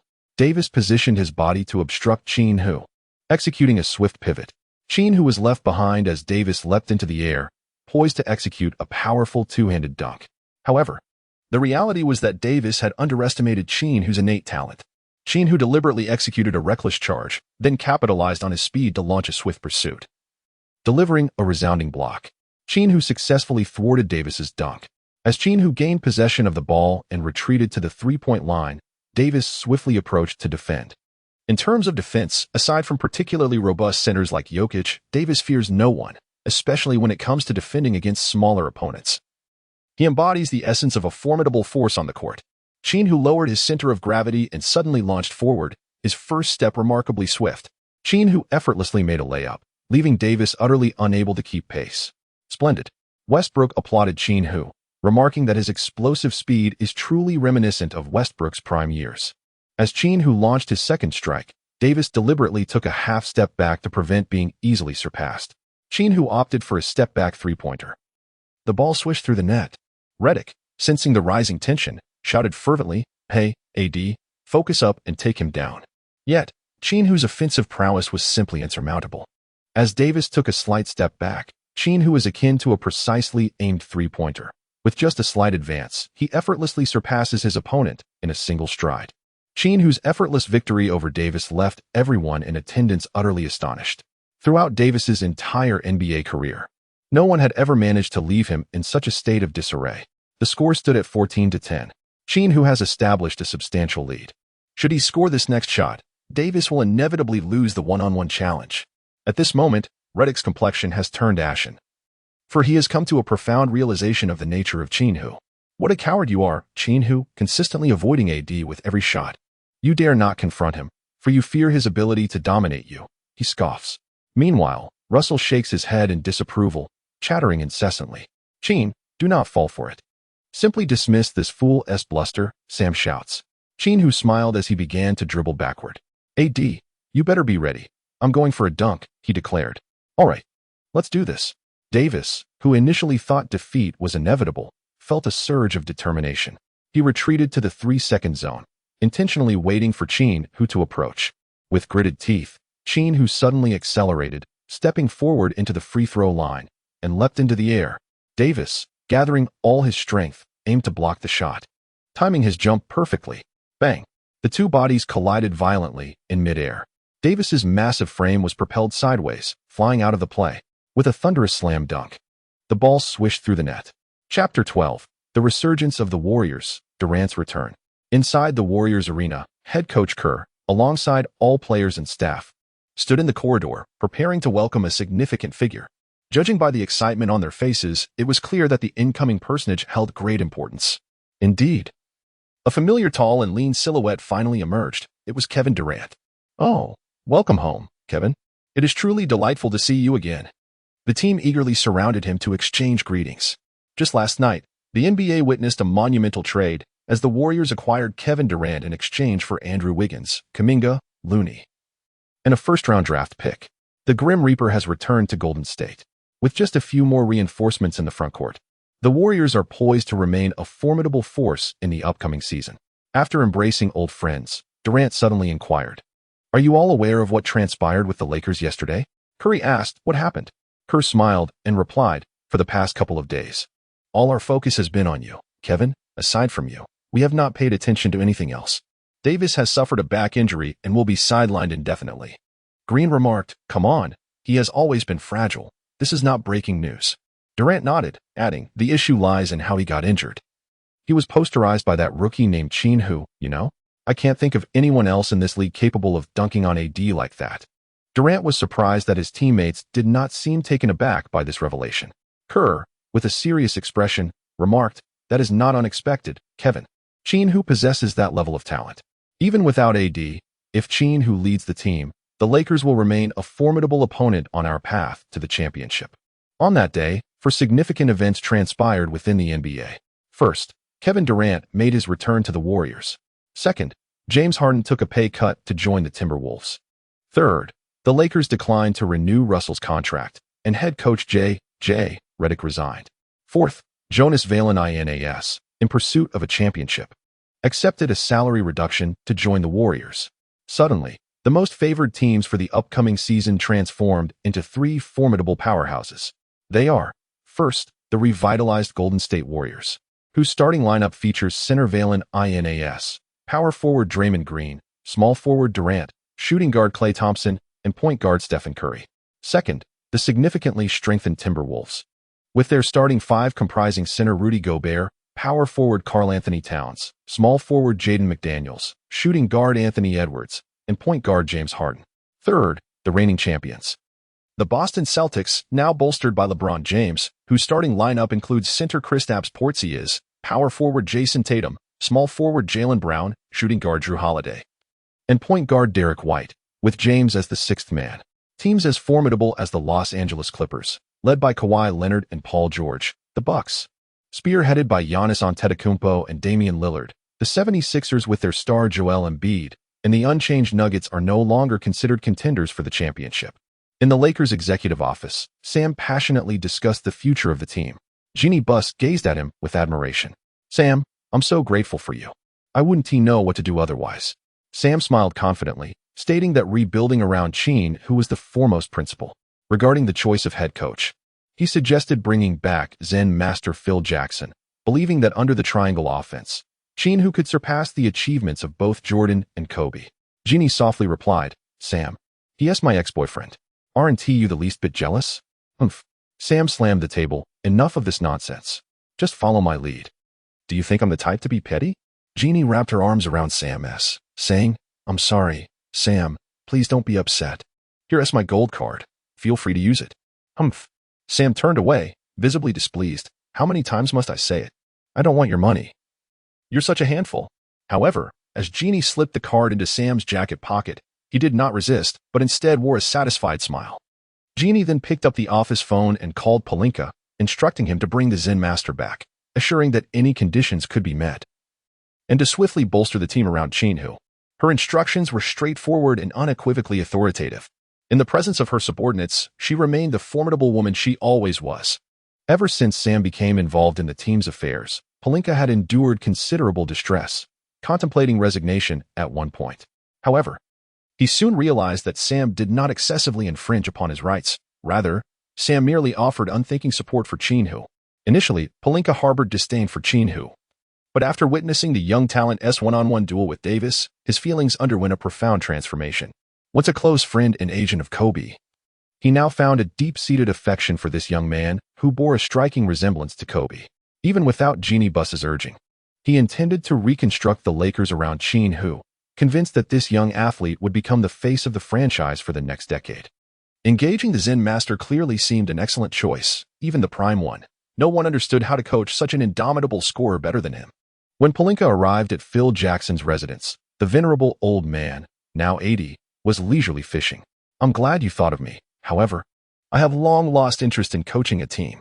Kindly take your leave, Phil Jackson replied with unwavering decisiveness. Phil, don't you wish to hear who you would be coaching? Pelinka pressed. He is a veritable replica of Kobe and Jordan. Phil erupted in laughter, his beard nearly taking flight. Even if those two scoundrels were to return, I would not coach again. Pelinka left behind a video recorder, saying, Phil, take a moment to watch this young man. You will not be disappointed. Impatiently, Phil waved his hand, returning to his fishing. Back in his car, Pelinka dialed Jeannie Buss's number. Genie, I regret to inform you that Phil's stance is quite firm. Wait, he is coming. Suddenly, Phil Jackson was sprinting towards him, his white hair billowing in the wind, the video recorder clutched in his right hand. The car door swung open as Phil slid into the passenger seat, panting heavily. Phil, take your time, no rush. Pelinka was concerned the old man might faint. Phil pointed at the video recorder, breathlessly declaring, I must coach this person? Pelinka nodded. Indeed, what are your thoughts? Drive to Los Angeles, Phil exclaimed. Wait a moment, old man, don't you need to go home and prepare? No need. Then, old man, shall we discuss the contract? I'll do this job regardless of pay. The car was heading towards downtown Los Angeles. Phil Jackson gazed calmly out of the window, and inadvertently, Pelinka noticed that the old man was shedding 2 streams of warm tears. Chapter 13. Before the new season begins. At a hospital in Los Angeles, Davis lay in his hospital bed, watching television. The door to the room was pushed open, and a nurse peeked in, saying, Mr. Davis, your teammates have come to see you. The visitors were Qin Hu and Sam. However, Davis paid no attention to them, fully absorbed in the television. I apologize. I didn't mean for that dunk to injure you, he remarked. Qin Hu spoke in a low voice. Davis forced a faint smile and replied, Are you finished? Leave now, and do not disturb me again. Qin Hu wished to say a few more words, but Sam directly pulled him out. Upon seeing the two exit the hospital room, Davis picked up the phone and said, Hello, LeBron. You were right. That insincere Asian scoundrel indeed came to feign concern for me. He is precisely the type of treacherous individual who previously attempted to trip me during our one-on-one match. What should I do? The doctor mentioned my injury might require 6 months of recovery. Yes, focus on your rehabilitation. And do not trust anyone from the Lakers. I will devise a plan. We shall reunite. After Phil Jackson joined the team, he began to implement a new offensive and defensive system. He first established the starting lineup. Center, Hayes, power forward. Hachimura, small forward. Vanderbilt, shooting guard. Qin Hu, point guard. Gabe Vincent. The main substitutes included Westbrook, Reddish, Rivers, Prince, Christie, and Wood. At this point, Dinwiddie had already departed. The preseason commenced, and surprisingly, Phil Jackson did not allow Qin Hu to play. He assigned Rivers to replace Qin Hu for the entirety of the preseason, a decision that Qin Hu found perplexing. He approached Phil Jackson privately on several occasions to inquire why he was not permitted to integrate with the team, yet the Zen master consistently responded with a smile. Evading a direct answer, Qin Hu was desperate to prove himself, ever since Davis was injured due to him. The fans in Los Angeles have begun to unleash a torrent of vitriol against Qin Hu. Rumors have circulated, suggesting that Qin Hu may have ties to a drug trafficking group and that his presence on the Lakers is merely a result of his connection with Sam. In their pursuit of elevating him to the position of team leader, it is alleged that he even orchestrated Davis's injury, casting doubt on his actual capability to compete in the NBA. Confronted with these unfounded accusations, Qin Hu is deeply troubled. Let me play in the game. I will silence those fans. The more anxious Qin Hu became, the more Phil Jackson evaded him. In the final few preseason games, the old man simply granted Qin Hu a leave of absence, not permitting him to join the team on the court at all. Qin Hu understood that the Zen master, unlike Reddick's dog, held a critical opinion of him. The old man must have had his reasons for such actions. Yet, a sense of frustration enveloped him, as the pent-up anger within him grew increasingly intense, making him feel akin to a ravenous beast. At long last, the monotonous preseason had come to a close, and the new season was set to commence on October 25, 2024. The Lakers' inaugural match was to be held at home against the Denver Nuggets. Tickets for this game had been snatched up swiftly, with a considerable number of attendees eager to witness the spectacle of that Chinese lad, while a smaller faction of fans came to lend their support to Qin Hu. Phil Jackson had publicly declared on numerous occasions that Qin Hu was the leader of this team, destined to guide the Lakers to a championship victory. What prowess did this Qin Hu truly possess? Had he indeed leveraged connections to garner the backing of the Lakers executives? Whether they came to witness a farce or to seek delight, the media had already heightened the anticipation for this match even before it began. The game was scheduled to commence at 7 p.m., and by around 5 p.m., a throng of fans had gathered outside the Cryptography Network arena, chanting slogans in support of Davis and brandishing banners to the same effect. As the Lakers bus arrived at the venue, many fans hurled insults at Qin Hu through the windows, exclaiming, "Hey, trash! You cannot replace AD. You won't score a single point today. The Nuggets will crush you, worthless. Westbrook patted Qin Hu on the shoulder, saying, "Brother, don't let them affect you." Qin Hu smiled, wishing they would be even bolder. As the match drew near, fans gradually filled the stands, while players from both teams warmed up on the field. A beautiful Chinese woman approached Qin Hu and kindly asked in Mandarin, "Qin Hu, may I interview you?" It was Zhou Lingen. Qin Hu nodded, "Of course." Zhou Lingen remarked, "Do you know, Qin Hu, your sudden emergence has brought immense joy to many, especially among the Chinese fans who are eagerly anticipating your performance." Qin Hu wore a confident smile, assuring everyone that he would not disappoint them. Zhou Lingen nodded, recalling the words of the Zen master who said it began with Jordan, followed by Kobe, and now it was Qin's turn. "Do you concur with this perspective? I shall surpass both of them." "Ah, your confidence is truly remarkable." One final question. Tonight, facing the Nuggets, it is known that for the past 2 years, they have been the Lakers' nemesis. What are your chances of victory? "I will obliterate anyone who attempts to defend against me and lead my team to triumph," Qin Hu stated earnestly. The multitude of fans watching the live broadcast erupted in excitement. This is going to be a spectacle. This young man has set the bar so high. Does he not fear the fall? He seems rather audacious. Aren't Chinese players typically humble? I sense he possesses a remarkable assurance. I also believe he is exceptional. The Zen master cannot be mistaken in his judgment. I remain skeptical. Players like Pop, Michael Porter, and Aaron Gordon can defend against him. Qin Hu is either a genius or a madman. The ESN studio was equally animated. Barkley adamantly proclaimed that Qin Hu was an arrogant little rascal who had leveraged connections to enter the NBA, a disgrace to the league. The most alarming aspect was that he could actually start. "If Qin Hu scores 10 points in this game, I will kiss a donkey's rear." American commentator Yang E echoed similar sentiments, asserting that Murray would dominate him and Jokic would outplay him. However, O'Neal appeared more circumspect, sensing a fierce determination in Qin.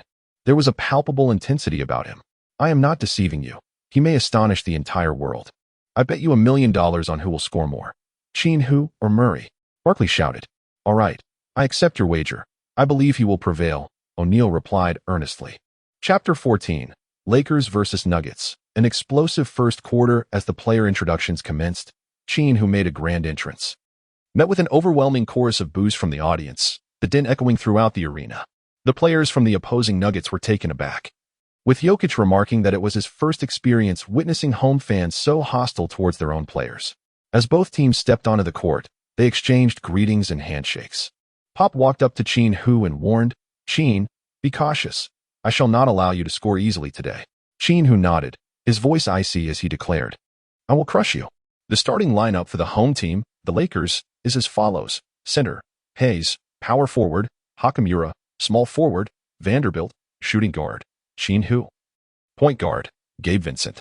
The visiting team, the Nuggets, features the following starters. Center, Jokic. Power forward, Aaron Gordon. Small forward, Michael Porter. Shooting guard, Pope. Point guard, Jamal Murray. The game commenced. Hayes leapt for the ball, while Gabe Vincent dribbled past the halfway line. In accordance with the Zen master's directives, he passed the ball to Qin Hu. As Qin Hu received the ball at the arc's pinnacle, Pop executed tight defense, exhibiting neither hesitation nor adjustment. In an instant, as Qin Hu received the ball, he leaped effortlessly for a jump shot. By the time Pop realized what was unfolding, all he could see was Qin Hu's abdomen. The ball swished through the net. A three-pointer. Number 10, Qin Hu scores. The live commentator exclaimed loudly, and a small contingent of fans who had come in support of Qin Hu began to applaud. However, the majority of the spectators remained composed, rendering the applause sparse and scattered. The Nuggets launched their offense, with Jokic executing a one-on-one against Hayes, effortlessly sinking 2 points. In this instance, Pop circled in for a defensive maneuver, attempting to complicate Qin Hu's reception of the ball, yet the disparity in their height and wingspan was insurmountable. Qin Hu effortlessly secured his position, posting up Pop on the right corner. With a gentle lean backward, he executed a smooth turnaround, launching a fading mid-range jumper that swished through the net. This time, the applause from the audience grew louder as an elder fan shouted to his companion, "David, did you see that? It's just like Kobe." Following this, Jokic once again scored in the Lakers' paint. Without Davis, Jokic felt no defensive pressure whatsoever, returning to the Lakers' half-court with ease. Qin Hu executed another swift jump shot from beyond the arc, and it found its mark. This time, instead of retreating on defense, Qin Hu surged forward, intercepting the baseline pass from Aaron Gordon and scored with a deft layup off the backboard. Aaron Gordon, demonstrating caution this time, waited until Murray positioned himself before delivering the ball to him. The figure of Qin Hu moved like a specter, swiftly closing in. Murray executed 2 dribbles beneath his legs, only to find himself nearly stripped of the ball by Qin Hu. In a desperate attempt to shield the ball, he used his body to impede Qin Hu's advance. However, Qin Hu's extraordinary wingspan allowed him to swat the ball away once more. Just as Murray regained control of the basketball, the referee's whistle pierced the air, signaling a violation for failing to cross half-court within 8 seconds. It felt like an inescapable entanglement. The home team's commentators shouted in disbelief. Meanwhile, Murray was engaged in a debate with the referee as Hakimura initiated the inbound pass to Qin Hu. As Qin Hu dribbled the ball twice forward, he executed a dazzling fake that left the approaching Aaron Gordon in his wake, leaping into the air with grace. A magnificent windmill dunk. The whistle pierced the air as the Nuggets called for a timeout. The score stood at 12-4, and a third of the audience erupted in fervor, cheering wildly for Qin Hu. Meanwhile, a majority of the spectators were left in a state of bewilderment. They had prepared a barrage of criticisms for Qin Hu, but his performance had decisively silenced them. Now, amidst the awkward atmosphere, they found it difficult to reconcile their previous intentions with their current cheers. Just as Qin Hu was heading towards the bench, he suddenly pivoted and made his way to the commentary table, leaping into the air once more. Qin Hu surprisingly leaped onto the commentary platform, bending down to grasp the microphone of the commentator. His gaze swept across the distant audience. Friends in Los Angeles, remember my name, Qin Hu. I shall become the strongest basketball player on this planet, and I will bring a championship to this city. Feel free to cheer as loudly as you wish. Do not hold back. Qin Hu set down the microphone and returned to the bench with an impassive expression. The cheers from the crowd indeed grew louder, with approximately half of the audience beginning to chant for Qin Hu. However, this audacious display incited the ire of those who had come specifically to jeer at him. They unleashed a torrent of vitriol, exclaiming, "What are you so arrogant about, kid? The game is not yet won.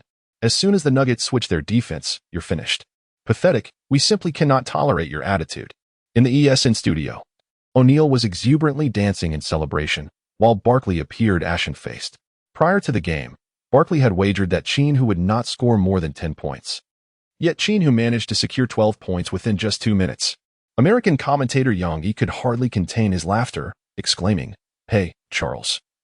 You're about to kiss a donkey's rear end. You're about to kiss a donkey's rear end. Haha."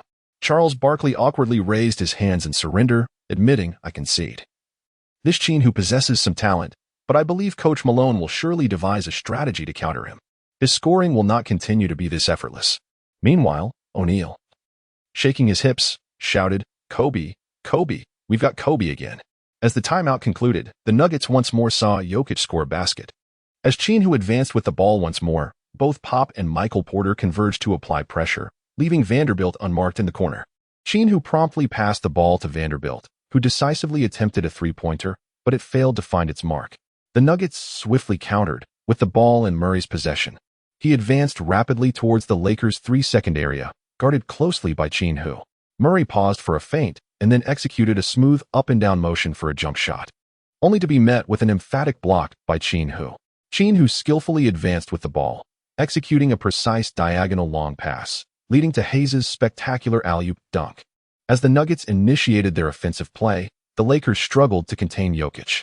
When it was the Lakers' turn to attack, the Nuggets implemented a strategy focused on limiting Vanderbilt, known for his lackluster three-point shooting, while double-teaming Qin Hu. However, Qin Hu opted against passing this time.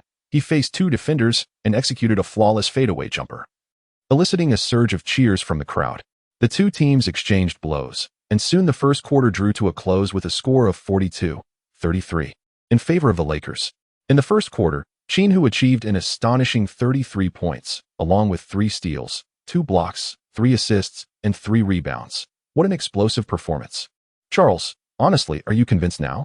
Shaquille O'Neal shouted towards Barkley. At that moment, Barkley was utterly captivated by Qin Hu, exclaiming into the camera, "Hey, listen. From this day forth, I am a fan of Qin. Qin, I apologize for my prior foolishness." As the second quarter commenced, in the initial 3 minutes of the break, the Lakers will be led by Westbrook. Chapter 15, the first quintuple-double in NBA history. Once again, Westbrook donned the Lakers jersey as he stepped onto the court. greeted by an overwhelming ovation from the crowd. The applause echoed endlessly, with many fans feeling a sense of remorse, for Westbrook had once been the scapegoat. They had relentlessly criticized him, yet Westbrook chose to set aside past grievances, returning to the Lakers during their most challenging times, a gesture that deeply moved the loyal supporters. The game resumed. The Nuggets' defensive strategy against Westbrook remained unchanged, allowing him to shoot. However, to everyone's astonishment, Westbrook's shooting became remarkably smooth. He eschewed jump shots in favor of a more stable, poised release, sinking 3 consecutive baskets, including a three-pointer. Coach Malone quickly recognized Westbrook's transformation, urgently instructing, "Reggie, stay close. Don't give him any open shots." Reggie Jackson, tasked with guarding Westbrook, hurried to contest his shots. While Westbrook's speed had indeed diminished, it was only in comparison to his prime, not to others. Suddenly, he surged towards the basket with a burst of acceleration, leaving Nuggets center DeAndre Jordan unable to leap in time for a block, and the ball found its way through the hoop. Under the leadership of Westbrook and Rivers, the Lakers bench triumphed over the Nuggets bench by 5 points. The starters returned to the game. Qin Hu has once again embarked on an invincible scoring spree. Whether faced with the defenses of Aaron Gordon, Kentavious Caldwell-Pope, or Michael Porter, the outcome remains unchanged. The expressions of the Denver Nuggets begin to betray a sense of trepidation. As the final whistle of the second quarter resonates, the halftime score stands at 87-67. While the Nuggets' tally of 67 points is within the realm of the ordinary, the crux of the matter lies in their allowance of 87 points to the Lakers in just one half, with each quarter witnessing a defensive collapse of over 40 points. In the first half, Qin Hu astonishingly amassed a remarkable 70 points. This time, the fans in Los Angeles were not stingy with their applause, resoundingly chanting Qin Hu's name throughout the arena. Qin Hu raised his hands high in gratitude towards the audience, and then once again grasped the announcer's microphone. "Are you all a bunch of ladies? Haven't you eaten?" He bellowed, louder. "Qin, Qin, Qin." The arena in Los Angeles erupted into a frenzy. It is worth noting that many of the fans in Los Angeles are affluent individuals and notable figures from various fields, who typically pay great attention to their personal image. This time, however, the crowd was unabashed. They collectively shouted, as if the very roof of the stadium were about to be lifted off. In the luxury box, Jeanie Buss was beaming with joy. In his debut match, Qin Hu captivated the fans, who would readily purchase tickets, regardless of the price, in support of their beloved star. Such expenditures represent significant sums of money. She glanced at Sam, who, wearing sunglasses, stared impassively at the court. "Sam, aren't you going to cheer for Qin Hu?" "Pfft, what a fuss." Sam scoffed. "I often have one-on-one battles with him. I am well aware of his capabilities." "Sam, I truly admire your cool demeanor. Please, fetch me a beer." Jenny Bass affectionately rose to pour herself a drink. Seizing the opportunity, Sam hurriedly began to contort his facial muscles. Goodness, pretending is exhausting. In the Lakers' locker room, teammates, led by Westbrook, were extending their congratulations to Qin Hu. "Qin, I apologize for my previous attitude. You are the one who can lead us to the pinnacle," Hachimura stated sincerely. Rivers also approached to offer his apologies. Qin Hu swiftly intervened, urging everyone to listen. "Brothers, let us turn the page on past events. There is no need to dwell on them any longer. What lies ahead is our unity as we strive for the championship." His teammates responded with enthusiastic applause. "Hey, Qin, today you will surpass 100 points, exclaimed Hayes with palpable excitement. "No," Qin Hu replied resolutely. "High scores have never been my pursuit. In the second half, they will undoubtedly double-team me. You must be prepared. I will pass the ball in a timely manner, and the scoring in the latter half will depend on you." Coach Phil Jackson was highly pleased with Qin Hu's remarks. "Yes, Qin. You should position yourself on the right side. The rest of you should seek opportunities for open shots and cuts." Meanwhile, in a villa somewhere in Los Angeles, Anthony Davis lay in bed, watching the game, knowing that all he could do was rest and recuperate at home. The astonishing 70 points scored by Qin Hu in a single half left him in sheer disbelief, especially as LeBron had consistently reminded him that Qin Hu is merely a figure of connections, lacking any substantial prowess. Out of resentment towards Qin Hu for injuring himself, he has even forgotten the indomitable performance Qin Hu exhibited during their one-on-one confrontation. He now recalls the terror that engulfed him that day.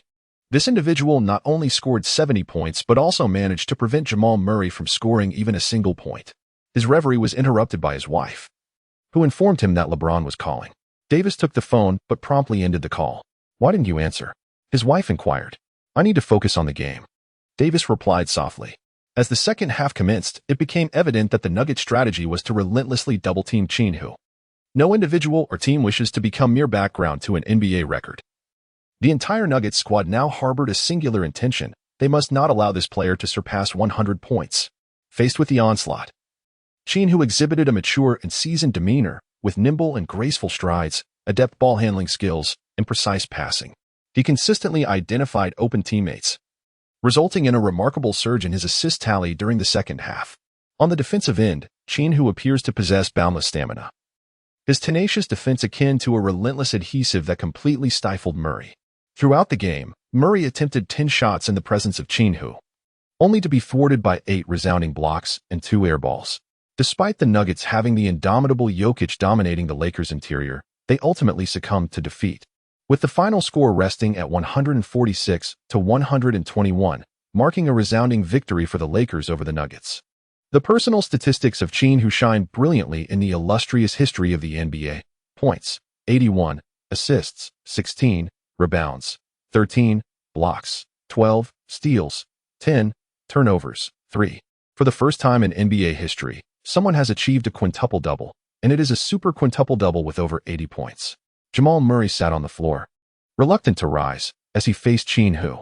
He momentarily questioned his suitability for the NBA, overwhelmed by his opponent's height, speed, strength, stamina, and shooting precision.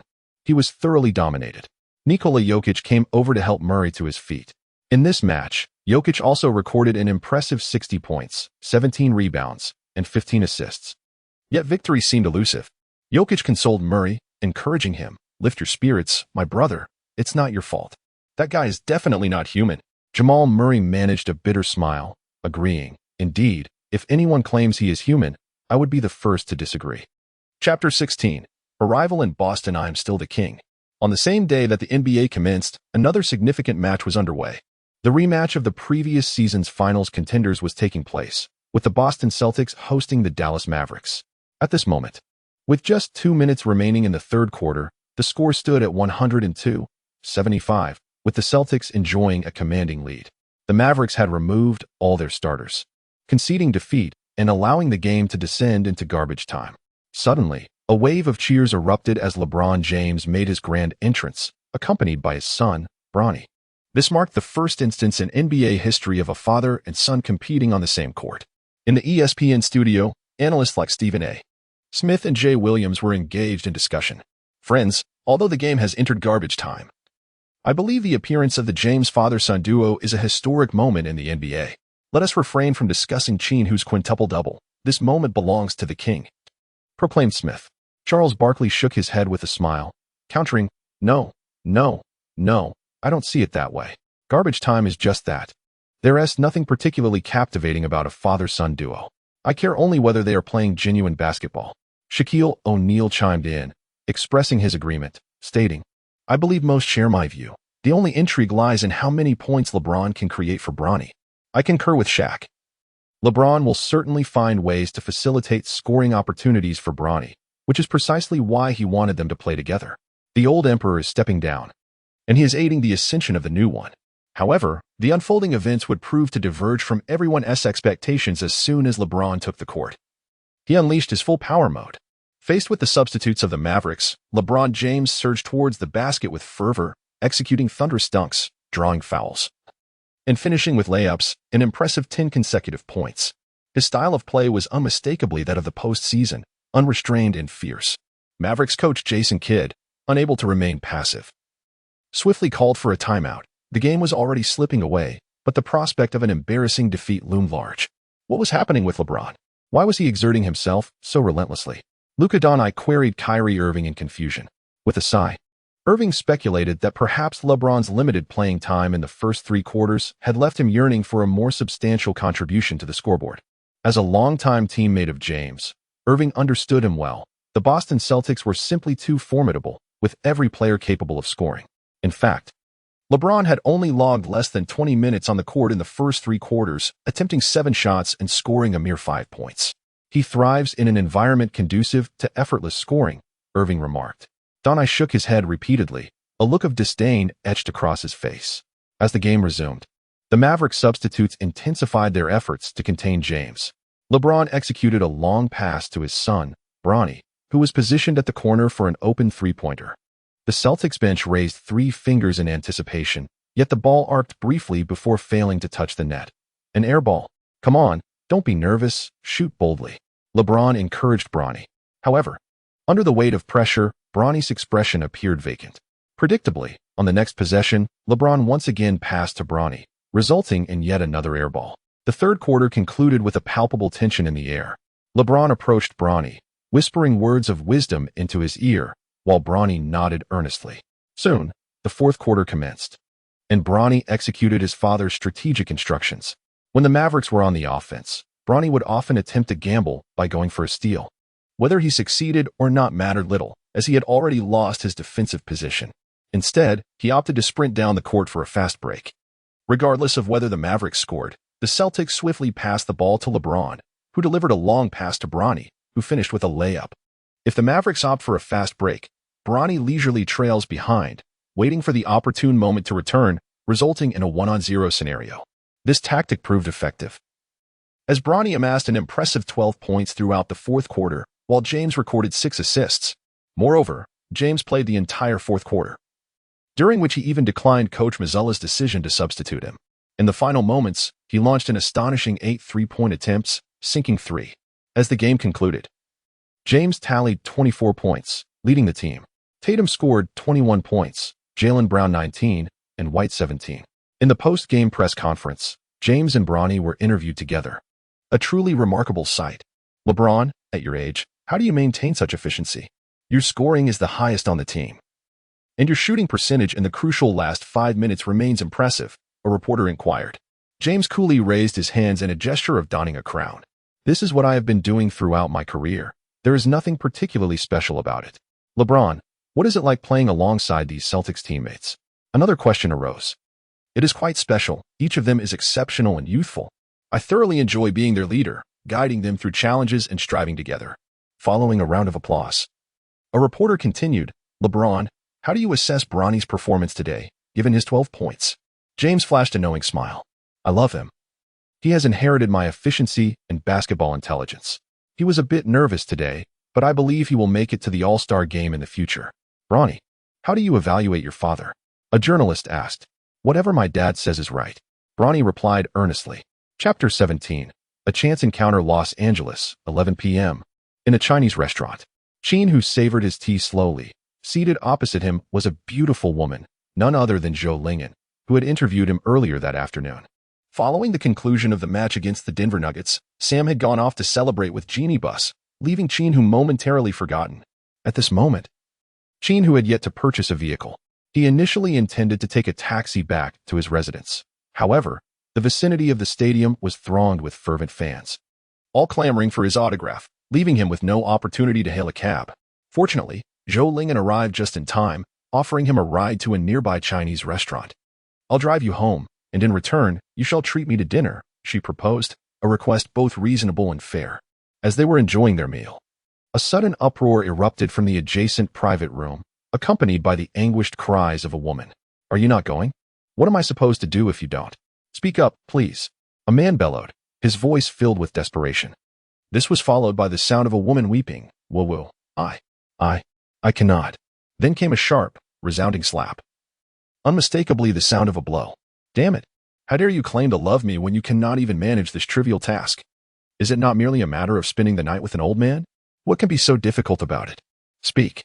The atmosphere was thick with tension, culminating in a woman's piercing scream. Qin Hu and Zhou Lingen exchanged a glance and decided to investigate. The couple in the neighboring private room conversed in authentic Chinese, and in this foreign land, it was evident that a girl was being bullied. Qin Hu resolved to investigate the matter. Qin Hu opened the door to the adjacent private room, revealing a bespectacled man with a slicked-back hairstyle, mercilessly striking a girl across the face. Stop. I will call the police, Qin Hu declared loudly. The man, upon noticing an intruder in his domain, charged towards Qin Hu like an enraged bull. Get out of here.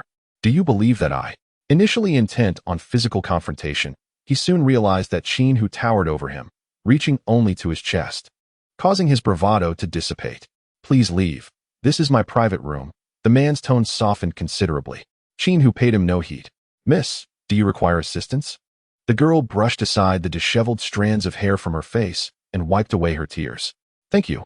I am fine. Suddenly, Zhou Lingyan dashed forward, exclaiming in alarm. Zhang Manuan. Qin Hu recognized the girl. Indeed, it was the renowned Zhang Manuan, famous in the basketball circle. An ninja. Zhang Manuan wept upon Zhou Lingyan's shoulder, her face bearing distinct marks of slaps.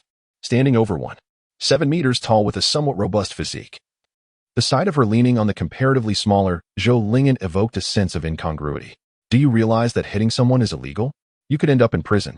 Zhou Lingyan scolded the man with the slicked back hair. Yet, the man appeared remarkably composed, retorting, one is willing to strike, the other to endure. I am merely playing a game with my girlfriend. It is none of your concern. Please leave. Zhou Lingyan gently caressed Zhang Manuan's face, saying, Yuan. Please tell me what happened. Do not be afraid.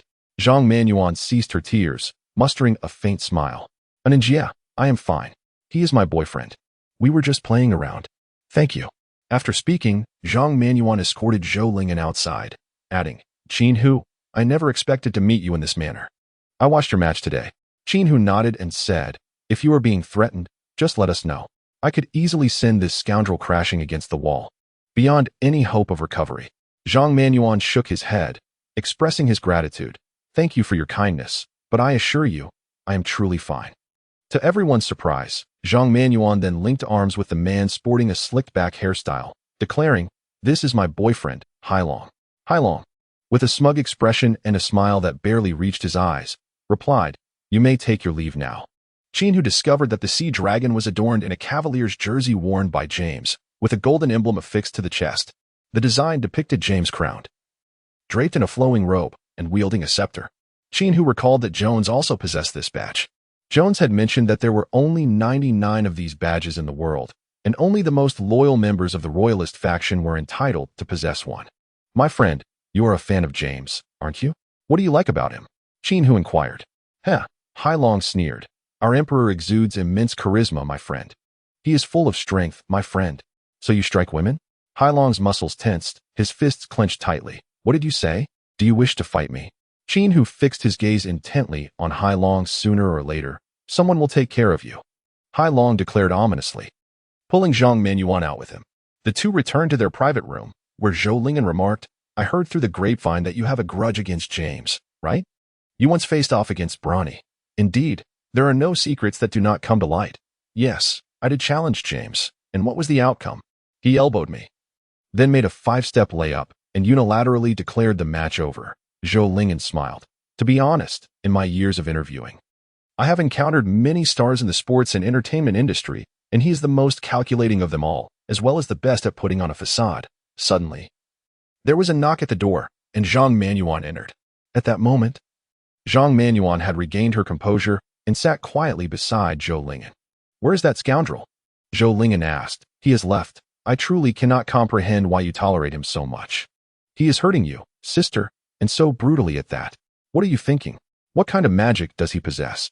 Zhou Lingyan's frustration grew. Sister, please don't ask, Zhang Manuan said as she glanced at Qin Hu. Qin Hu, this is our first meeting, and you are a major star.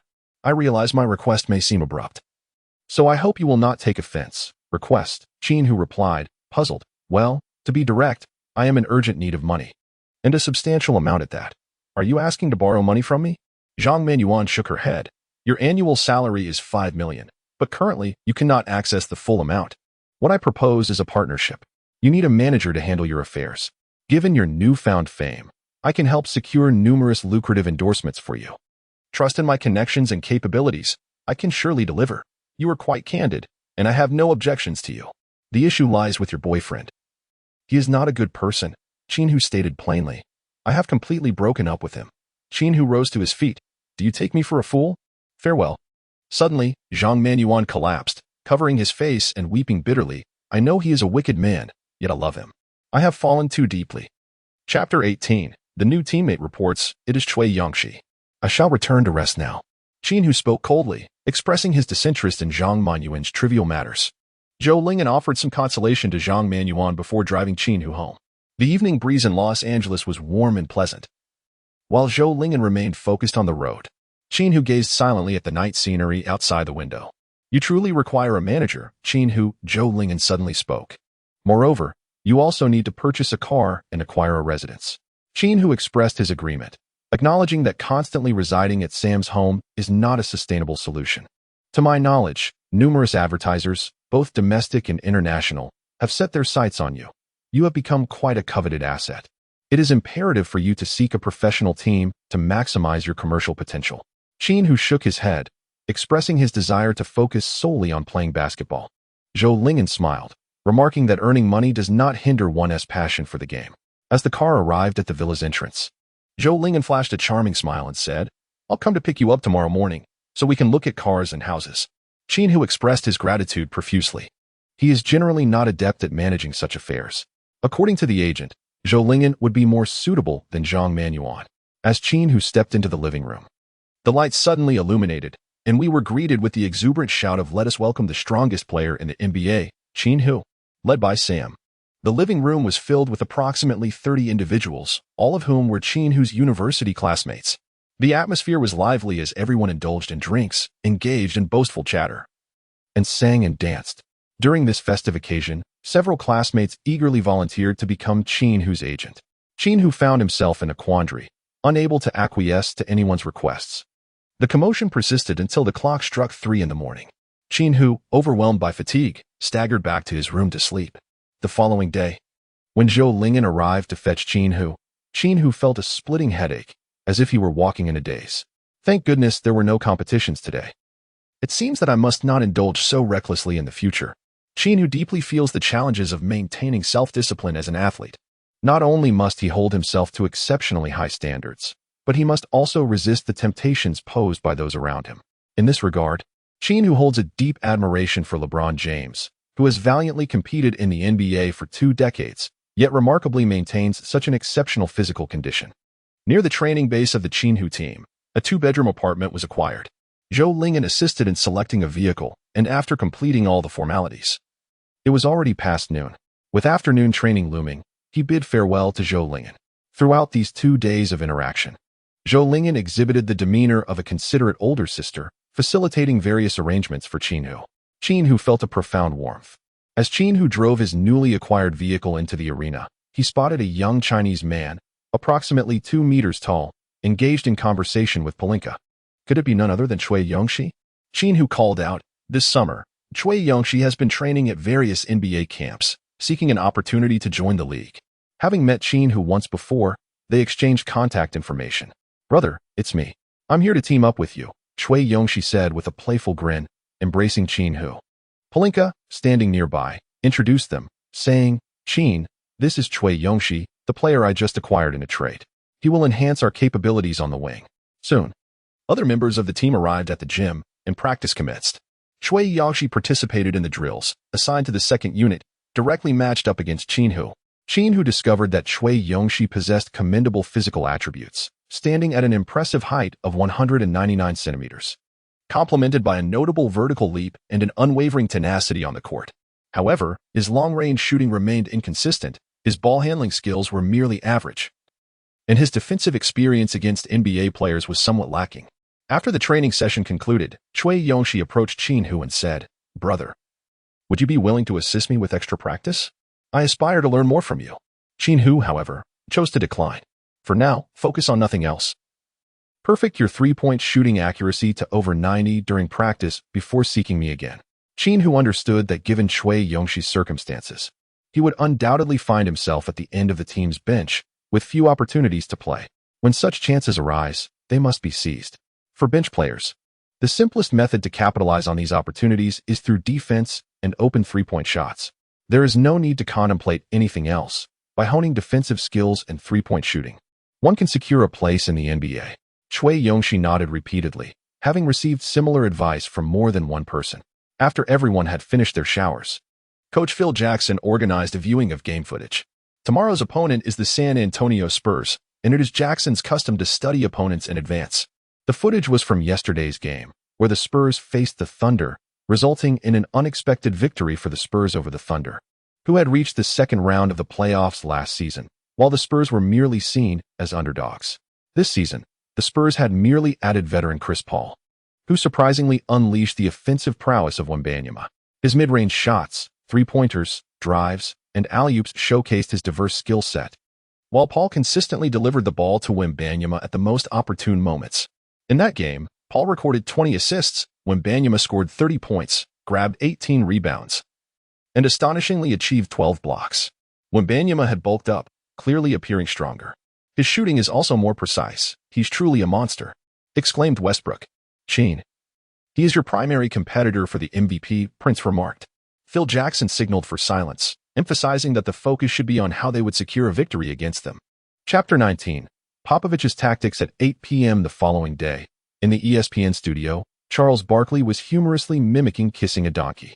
Charles, how does it taste? Shaquille O'Neal laughed heartily.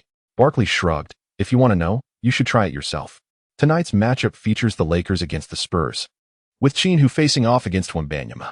What are your thoughts? Stephen A. Smith asked. O'Neal confidently declared, the Lakers will win. Stephen A. Smith rolled his eyes and retorted, Shaq, that's just mindless fandom. Given the current defensive resources of the Lakers, I can't fathom how they will contain Wembanyama. The Zen Master will find a solution, came the reply. O'Neal exuded confidence, yet his adversary was none other than Popovich. Barkley finally spoke up, asserting that no player on the Spurs could match Qin Hu. While the Lakers had no solution for Wembanyama, the crypto.com arena buzzed with energy, filled to capacity once again. The most gifted rookie forward, Qin Hu, faced off against the most talented rookie center, Wembanyama, with front-row tickets for this match fetching exorbitant prices. The Lakers maintained their starting lineup from the previous game. Center, Hayes. Power forward, Hachimura, small forward. Vanderbilt, shooting guard. Qin Hu, point guard. Gabe Vincent.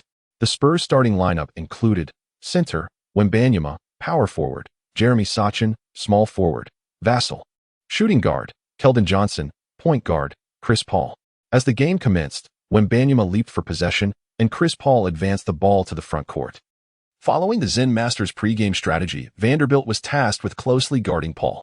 Wembanyama moved from the paint to the arc, setting a screen for Paul. In a seamless motion, Paul delivered a bounce pass to Wembanyama. With Hayes drawn away by Wembanyama, Hachimura and Qin Hu surged from both sides to execute a resolute double team, relinquishing the perimeter to obstruct Sochan and Vassell's three-point opportunities. This was the strategy laid out by the Zen Master. However, Wembanyama had no intention of passing the ball. Confronted with the double team, he executed a deliberate three-step maneuver, extending his long arms gracefully, and effortlessly deposited the basketball into the hoop. Due to his overwhelming desire to block shots, Qin Hu unfortunately committed a personal foul. His arms seem extraordinarily long. As a prodigious talent, Qin Hu couldn't help but lament the even more terrifying abilities of others. Following a successful free throw, the Lakers initiated another offensive possession, once again entrusting the ball to Qin Hu.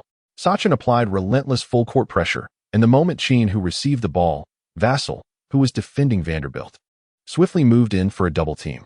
To be precise, Vassell began his advance towards Qin Hu the instant the ball was airborne, executing the double team with such decisiveness that it left Qin Hu no opportunity to dribble or take a jump shot. Qin Hu decisively passed the ball to Vanderbilt, but the three-point attempt failed to find its mark. Upon returning, Paul and Wembanyama executed a successful pick-and-roll, and it was once again Vanderbilt who received the ball during the Lakers' offense, only to miss another three-pointer. Within a mere 3 minutes, the Spurs had surged ahead with a commanding 15-3 lead, putting them 12 points ahead. Vanderbilt's shooting from beyond the arc was dismal, managing only one successful shot out of 8 attempts. At last, the Zen Master opted for substitutions, bringing in Westbrook and Rivers to replace Vanderbilt and Gabe Vincent. However, Popovich's strategy grew increasingly audacious, opting for a double team on Qin Hu, and at times even resorting to triple or quadruple teams, embodying a mindset that prioritized Qin Hu's elimination over the risk of losing the team battle. As the first quarter concluded, the score reflected a 33-20 advantage for the Spurs. With the onset of the second quarter, the Zen Master assigned Qin Hu to apply full-court pressure on Chris Paul. Whenever Wembanyama attempted to set a screen, Qin Hu strained to push through, effectively reducing the Spurs' offensive efficiency. Nevertheless, the Lakers struggled to find their rhythm offensively.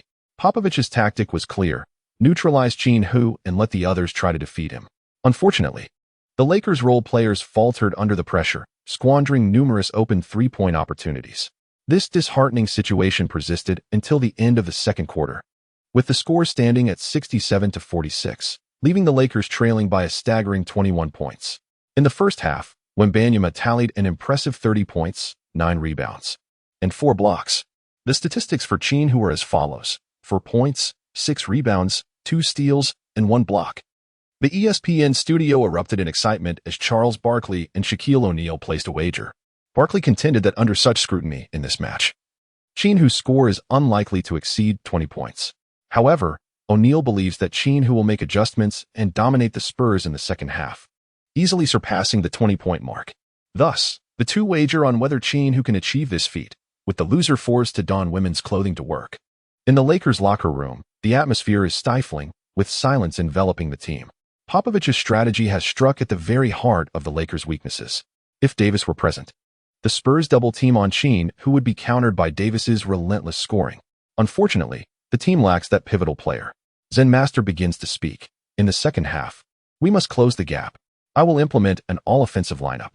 Hachimura, you will play center, while the other 4 will be Qin Hu, Prince, Vincent, and Rivers. They will undoubtedly continue to double-team Qin Hu, and the rest must punish them with three-point shots. As the second half commences, Popovich's strategy intensifies. Faced with the Lakers' shooting prowess, the Spurs choose to maintain their focus on Qin Hu, with the remaining 3 players executing a zone defense against the Lakers' other 4, rigorously rotating to challenge their teammates' shooting and decision-making abilities. Indeed, Rivers and Vincent manage reasonably well, but Hachimura and Prince struggle with their judgment, mismanaging several shooting and passing opportunities. The third quarter concludes with a score of 25-19, bringing the overall score to 92-65, as the Spurs lead by 27 points entering the fourth quarter. In this segment, Qin Hu remains scoreless. Somewhere in a villa in Boston, James is watching the Lakers game with Bronny. Upon seeing the score at the end of the third quarter, the father and son burst into song and dance, exclaiming, "Yes, this is how to deal with that scoundrel. He is finished, ha ha ha. Dad, he will never reach your heights. He is utterly unworthy." Meanwhile, in the Davis household in Los Angeles, Davis murmurs to himself, "Qin, you cannot be so easily defeated." Chapter 20, King Against King, the duel with Wembanyama. As the fourth quarter commences, Qin Hu gathered everyone together. "Phil, may I decide the tactics for the fourth quarter? Let me lead us to victory." The Zen master gazed into Qin Hu's eyes, a knowing smile gracing his lips. He recognized that look all too well. It was the same intensity he had seen in Jordan and Kobe when they were provoked. "All right, Qin, I have complete faith in you. Please, go ahead and strategize." Qin Hu took the tactical board and said, "Listen up, my brothers. We are poised to achieve the remarkable feat of overturning a 27-point deficit in a single quarter. I need 4 brothers, steadfast in their belief of our inevitable victory, to join me in this battle. Those who feel the game is already lost need not force themselves. I shall bear no ill will towards you." After Qin Hu finished speaking, he cast his gaze around. Westbrook was the first to step forward, placing his hand on Qin Hu's, exclaiming, "ISNT at just 27 points? Let us get it done." Vanderbilt was the second to join, saying, "Count me in." The third to step up was Prince. Yet there was still one more needed. However, the others remained dejected, lacking faith that this endeavor could succeed. Suddenly, Qin Hu noticed the eager glint in Cui Yongshi's eyes and thus offered him an encouraging nod. Cui Yongshi sprang to his feet, exclaiming, "Count me in." The fourth session was now complete with a total of 5 participants. As Qin Hu sketched on the tactical board, he declared, "In the fourth quarter, we shall outpace them. We must simplify our offense and employ full-court pressure in our defense. Trust me, they are nearing their limits." In truth, Qin Hu had already observed by the third quarter that Chris Paul was on the verge of exhaustion. The Spurs, lacking reliable options at the point guard position aside from Paul, presented a vulnerability that they could exploit ruthlessly. As the fourth quarter commenced, the audience was taken aback to see the Lakers fielding an extraordinary 5-man small ball lineup, eliciting waves of astonished gasps. This configuration was a high-risk strategy, raising questions about how this group of shorter players could possibly defend against Wembanyama. The Spurs initiated the play, while the Lakers applied relentless full-court pressure.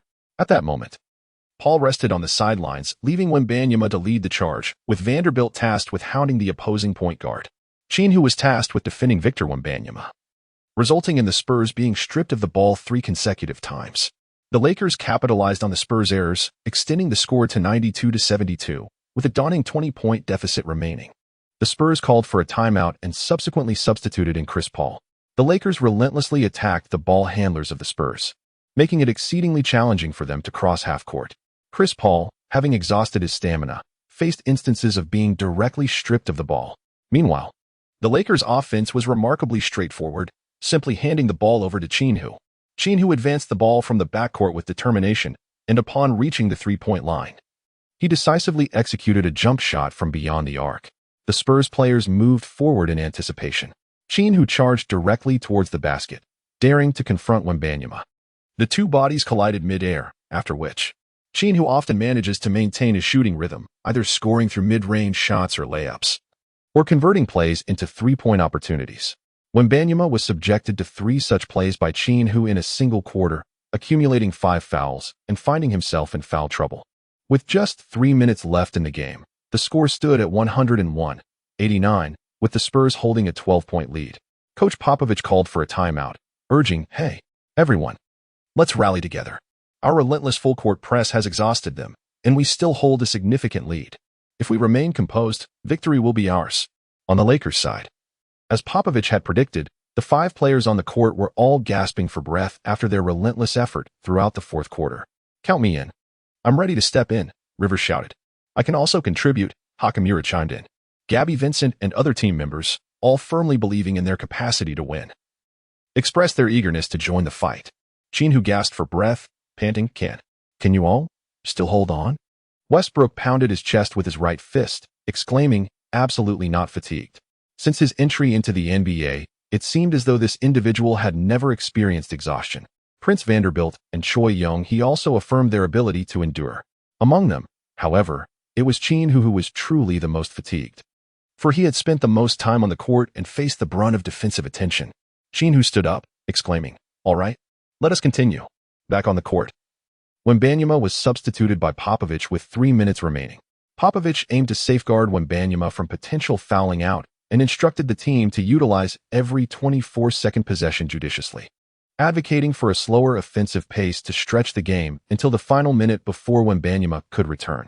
However, to effectively run down the clock, one must possess a skillful ball handler. Chris Paul, having exhausted himself to the point of cramping, rested on the sidelines, leaving the ball-handling duties to Sachin and Keldon Johnson. A decision fraught with risk. Indeed, the Lakers maintained an aggressive full-court press while the Spurs faltered with turnovers and missed shots, causing their lead to dwindle. With just 1 minute left, Wembanyama re-entered the game, contributing 2 points for the Spurs. Shortly thereafter, Qin Hu attempted a long three-pointer that missed its mark.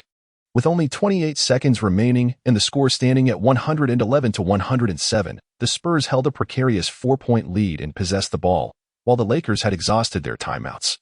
The Spurs called a timeout, opting for the safest course of action with a half-court inbounds pass, which landed in Wembanyama's hands. As Qin Hu fortified his defense, the others spread out, engaging in a one-on-one battle. Wembanyama, with a smile, resolved to instill despair in what could be a lifelong rival. He opted for a back-to-basket move. However, he soon realized his miscalculation. The seemingly fatigued Qin Hu displayed an indomitable will that surpassed Wembanyama's expectations. He found himself unable to overpower Qin Hu, his ball handling retreating further away. As the 24-second shot clock dwindled, Wembanyama was compelled to force a turnaround jump shot. Qin Hu leaped into the air as if to grasp the moon from the heavens, snatching the ball from the sky and cradling it in his embrace, a magnificent display of athleticism. What an astonishing vertical leap. Most impressive was his impeccable timing in taking off. The crowd erupted in a thunderous cheer, akin to a roaring tsunami. Only 5 seconds remained in the game. Qin Hu dribbles forward with determination, while Wembanyama, rarely blocked by opponents, is now intent on returning the favor. He closely trails Qin Hu, mere steps away from the three-point line. In a sudden display of athleticism, Qin Hu leapt to take a shot, only to find Wembanyama reaching out from behind to block him. However, Qin Hu showcased his formidable core strength, seemingly possessing eyes in the back of his head. In a breathtaking maneuver, he abruptly pulled the ball back to his chest, his body suspended in midair. Wembanyama, anticipating a spectacular block, found himself thwarted, swiping at nothing but air. By the time he retracted his arm, it was too late, and his hand inadvertently struck Qin Hu's head. Meanwhile, suspended in the air, Qin Hu released the ball just before landing. The basketball traced a graceful arc through the air, swishing through the net for a three-pointer. The whistle blew. An additional free throw was warranted. Chapter 21, the final second. Qin Hu's decision. The arena erupted into chaos as fans leapt to their feet, fervently expressing their exhilaration, chanting Qin Hu's name. The score stood at 111-110. The Lakers trailing by a solitary point, with a mere 0.9 seconds remaining on the clock, when Wembanyama, having committed his sixth foul, was ejected from the game. As Qin Hu approaches the free throw line, the weight of the moment hangs in the air. Should he succeed in this critical shot, the score will be tied, and the game will inevitably drift into overtime, a scenario where the outcome seems all but predetermined, with the San Antonio Spurs' fortunes waning. Paul is hindered by a cramp, and Wembanyama has accrued 6 fouls, leaving the team devoid of its key players. Meanwhile, several of the Lakers' mainstays remain poised on the bench, ensuring that victory in overtime appears to be a foregone conclusion for them. The Spurs can only cling to the hope that Qin Hu's free throw will fail. As Qin Hu stepped up to the free throw line, the roar of the crowd surged in intensity, chanting MV, MV, MV. Suddenly, Suhan approached Qin Hu and said, "Hey, buddy, don't be nervous. Listen to the cheers. If you miss this free throw, you'll be letting down the audience here." What a clever young man, employing psychological tactics against me. Qin Hu chuckled. Qin Hu exhaled deeply, casting his gaze toward the hoop. Throughout his nascent NBA career, spanning merely 2 games, he had flawlessly converted 15 free throws, never once missing. Consequently, despair clouded the faces of the Spurs players. As the ball was released, it traced a perfect arc, yet, astonishingly, it ricocheted off the front of the rim. It did not go in. Amidst the astonishment of both the spectators and players, a live figure seemed to descend from the heavens, forcefully slamming the basketball into the net. The red light illuminated, signaling the end of the game. The final score stood at 111-112, with the Lakers triumphantly overcoming the Spurs in a nail-biting finish. The one who executed the final dunk was none other than Qin Hu. Prior to taking the free throw, he had already devised a strategy. In truth, his stamina was nearly depleted. If an opportunity for a last-second victory arose, there was no need to risk an overtime. Although deliberately missing a free throw bore considerable risk, the prospect was worth pursuing, provided he maintained his touch and control over the ball's force. Qin Hu emerged victorious in the match. With an exceptional performance in the final quarter, he amassed a remarkable total of 43 points, 14 rebounds, 21 assists, 9 steals, and 7 blocks throughout the game. Over the course of 2 matches, he dominated the scoring, rebounding, assisting, stealing, and blocking categories, leading in all 5 statistical metrics. Qin Hu has secured the top position, prompting an NBA journalist to initiate a survey. The first question posed was whether Qin Hu could achieve an average of 5 double-doubles per game throughout the season. The second inquiry revolved around his potential to clinch all-season accolades, including titles for rebounding, assists, steals, blocks, scoring, and the coveted MVP award. These 2 questions have sparked extensive discourse within the NBA community. Some assert that Qin Hu is an extraordinary talent seldom seen in a century, confident in his capabilities, while others contend that his initial explosive performances were merely fortuitous occurrences. Regardless of the opinions expressed, Qin Hu has now become the most celebrated player in the NBA. At a hotel in Boston, LeBron James is convening an urgent meeting, attended by his agent Rich Paul, senior executives from Nike, top officials from James's media company, and various business partners. Rich Paul speaks first, asserting that we cannot allow anyone to surpass LeBron in popularity. Let's discuss how to handle that young Chinese player. A Nike executive reassures, "Rest assured, if we reach the finals, I can manipulate the FMV votes, just as we did previously with Stephen Curry. With my influence, he won't stand a chance at receiving even a single FMV, regardless of his performance." LeBron responds gravely, "That is merely a final safeguard. What I need is to diminish his popularity, reduce his statistics, and ideally, ensure the Lakers do not even make the playoffs." The room falls into silence. With a loud slap on the table, LeBron exclaims, "Damn it, speak up." One person quietly retorts, "LeBron, we are not players. We cannot step onto the court." Excuses, all of them. I want to hear solutions. A senior executive from the media company stands and declares, "I will mobilize all our media contacts to uncover his flaws and amplify them, using off-court factors to affect his performance." "Excellent. I am satisfied with that answer," LeBron nods. signaling him to sit down. Rich Paul, holding a schedule, solemnly states, "The Lakers' next game is an away match against the Bucks. I will arrange for someone to take him out on the court." LeBron nods in approval. If the task is completed successfully, double his pay. Rich Paul continues, "In the Lakers' 7th game of the season, we will host the Celtics. LeBron, it will be the perfect opportunity for you to return to Los Angeles and reclaim your spotlight. Indeed, I shall prove that I remain the unrivaled king." LeBron then shifts the conversation, assigning another crucial task: find a way for me to start against the Celtics. Chapter 22. Vincent's concerns. Though it is merely November, Milwaukee is already gripped by the chill of autumn. Today's match features the Lakers facing off against the Bucks on their home turf. Due to travel fatigue, the Lakers opted against a training session upon their arrival in Milwaukee. The cold outside keeps the players cooped up in their hotel, passing the time as they await the evening's game. Qin Hu and Gabby Vincent were assigned to the same room. Since Qin Hu joined the team, their interactions have been sparse. Gabby Vincent has maintained a certain distance from Qin Hu, neither offending him nor drawing close. Since last night, Qin Hu observed Vincent's eyes flickering, as if he had something to convey, yet the words remained unspoken. The entirety of their communication throughout the day was confined to mere greetings. After enjoying their lunch, Qin Hu was just about to take a brief nap when Vincent finally spoke up. "Qin, I have something of great importance to discuss with you." Qin Hu reclined on the bed, his hands resting on the pillow, and leisurely remarked, "There is no need for such formality. We are all on the same side.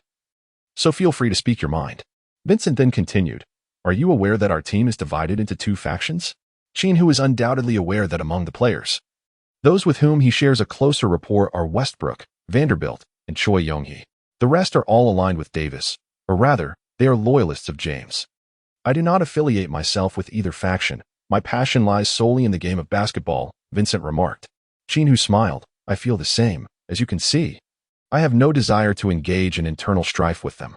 Indeed, many harbor resentment towards you. Some even loathe you.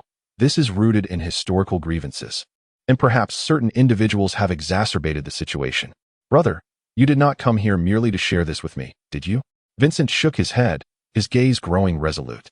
"I am an undrafted player. Only God knows the sweat I have shed to establish myself in the NBA and secure my current contract. However," Vincent continued, "last season when I joined the Lakers, I anticipated showcasing my talents, yet injury struck. Upon my return, I struggled to adapt to the team's strategies, which has been excruciating. What pains me more is that my situation this year is no different from last." "Go on," Qin Hu encouraged. Vincent nodded. "I am a guard with ball handling skills. During the 2022 to 2023 playoff season, I averaged 12 points per game. Given the opportunity to handle the ball, I could contribute significantly. Last year, the ball was in LeBron's hands. This year, it is in yours, leaving me relegated to merely waiting for open three-point shots, and that brings me great anguish." Vincent appeared profoundly despondent. Qin Hu has currently become the star player of the Lakers, the very heart of the team. It is not out of necessity that Vincent would express such sentiments. After all, alienating a key player under the team's careful cultivation would surely lead to repercussions. He initially presumed that Qin Hu would react with anger similar to that of LeBron James, for during last year's playoffs, Vincent had privately approached James to discuss matters concerning ball possession, only to be met with a firm rejection. Have you ever witnessed a king willingly relinquish his scepter? Both Bosh and Wade had to adjust to playing off the ball while being my teammates. They were reminded of their roles, and it was made clear that such discussions were not to be revisited. Thus, Vincent was left with no choice but to swallow his pride. What Vincent did not expect was that Qin Hu unexpectedly burst into hearty laughter, exclaiming, "Ha ha ha. So it is this matter. A trivial issue. I shall assist you in resolving it. In the future, should similar situations arise, do not hesitate to speak openly." Vincent, with a puzzled expression, inquired, "Resolve? How will you resolve it?" The Zen master's strategy is none other than the triangle offense. Qin Hu played on one side, skillfully navigating through the opposing team's defense before passing the ball to others in search of opportunities. Vincent's current role mirrors that of Derek Fisher on the 2000 Lakers. Can one truly expect the Zen master to abandon the triangle offense? Not at all. What I mean is that Qin Hu, can play off the ball. In certain possessions, you can initiate the offense in your most familiar style. As long as the results are favorable, I believe the Zen master would have no objections. Vincent widened his eyes in astonishment, questioning, "Are you truly willing to relinquish ball control?" Qin Hu was perplexed. Was this matter truly so challenging? I have always exerted the utmost effort on the defensive end. Vincent raised his thumb in approval. Indeed, Qin, you are the most dedicated defensive player I have ever encountered.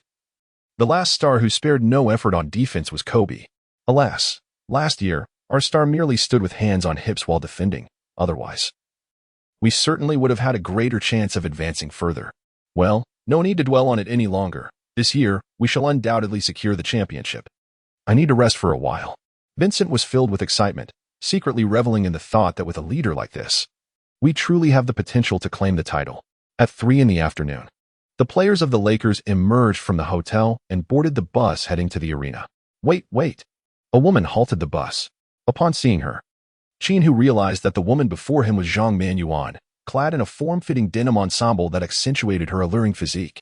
The team leader stepped out of the vehicle to shoo Zhang Manyuan away. I have something to convey to Qin Hu, just a single sentence, and then I shall depart, she exclaimed with a playful bounce. The leader cast a glance at Qin Hu. Qin Hu also descended from the bus and approached Zhang Manyuan. What is the matter? Zhang Manyuan chuckled, playfully delivering a gentle punch to Qin Hu's arm, her expression resembling that of a distressed melon. Are you worried I might be a nuisance? We need to head to the competition venue. Rest assured, I won't hinder your match. As she spoke, Zhang Manyuan moved closer to Qin Hu, rising onto her toes to whisper in his ear, be particularly cautious during today's competition. Someone has plotted to incapacitate you. Take great care. Do you understand? Having said that, Zhang Manyuan elegantly patted Qin Hu on the shoulder before turning to leave. Goodbye. As Qin Hu returned to the bus, his mind was clouded with uncertainty. The opponent was the Bucks, and it was my first encounter with any of their players. Who among them would seek to undermine me? However, her demeanor did not suggest jest. The teammates erupted in playful banter. Qin, this fiery lady must be your girlfriend, right? Haha, you two make quite the pair. Qin, do introduce us when you have a moment. Qin Hu's mind was wholly consumed by Zhang Manyuan's earlier reminder. Ultimately, he resolved to cast aside his anxious thoughts. Who cares who it is? Whoever dares to undermine me shall face the consequences. I shall retaliate in kind. Chapter 23, Beverly's Tactics. At the United Center, home of the Milwaukee Bucks, the referee's whistle signaled the commencement of the match between the Los Angeles Lakers and the Milwaukee Bucks. The Bucks starting lineup featured center, Lopez. Power forward, Giannis Antetokounmpo, small forward, Middleton, shooting guard, Lillard, and point guard, Beverly. The Lakers maintained their unchanged starting lineup since the beginning of the season.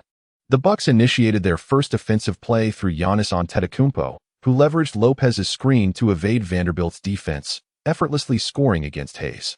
The Lakers' interior defense had persistently posed a significant challenge. Hachimura lacked athleticism, while Hayes, despite his physical prowess, exhibited below-average defensive awareness. As Vincent brought the ball up court, many anticipated he would pass to Qin Hu, a notion reinforced by the Bucks' defensive strategy. With Beverly tasked to guard Qin Hu closely while Antetokounmpo and Lopez remained poised to provide supplementary defense. However, Qin Hu unexpectedly mentioned the three-point line, where he set a screen for Gabby Vincent. Lillard was tasked with guarding Vincent, but his defensive skills were rather mediocre. Qin Hu obstructed him, and he felt no inclination to maneuver past the cover. Seeing no one before him, Gabby Vincent executed a swift three-point shot, and the ball swished through the net. Hey, Qin, you little trash talker, are you afraid to challenge me? Beverly shouted with fervor. Qin Hu regarded him as a frenzied barking teddy bear, nearly bursting into laughter. What are you laughing at? If you possess any courage, face me one-on-one, you worthless coward. You fear me, Beverly incessantly jabbered. Middleton executed a mid-range jumper successfully, and the Lakers initiated their offense once more. Qin Hu once again provided cover for Gabby Vincent, and yet another three-pointer soared through the air. What are you afraid of? You worthless fool? Come on, face me in a one-on-one. They say you are the new Kobe, but I see nothing but mediocrity. You are nothing but garbage. Beverly shook his head, still hurling insults at Qin Hu. Qin Hu chose to remain indifferent. For minutes into the match, the score stood at 12-16, with the Lakers leading by 4 points. Remarkably, the team's linchpin, Qin Hu, had yet to attempt a single shot. Gabby Vincent, however, had successfully landed 4 three-pointers, contributing a total of 12 points. A timeout was called. Gabby Vincent approached Qin Hu and expressed, "Qin, thank you. Sincerely, I am truly grateful." Qin Hu exchanged a fist bump with him, declaring, "Tonight belongs to you. Unleash your full potential." "No." Vincent Garby shook his head, insisting, "I am not the main player of the team. the offensive drive must still come from you. Promise me you'll dominate Beverly and silence him. Westbrook also addressed Qin Hu, saying, Qin, that scoundrel preys on the weak. You must make him feel despair. Even Rivers, who had always harbored reservations about Qin Hu, approached him, urging, Qin, dismantle him. We will support you with every play that follows. With a smile, Qin Hu thought to himself that he never regarded him as an adversary. Since he had incited public outrage, he would shatter him completely.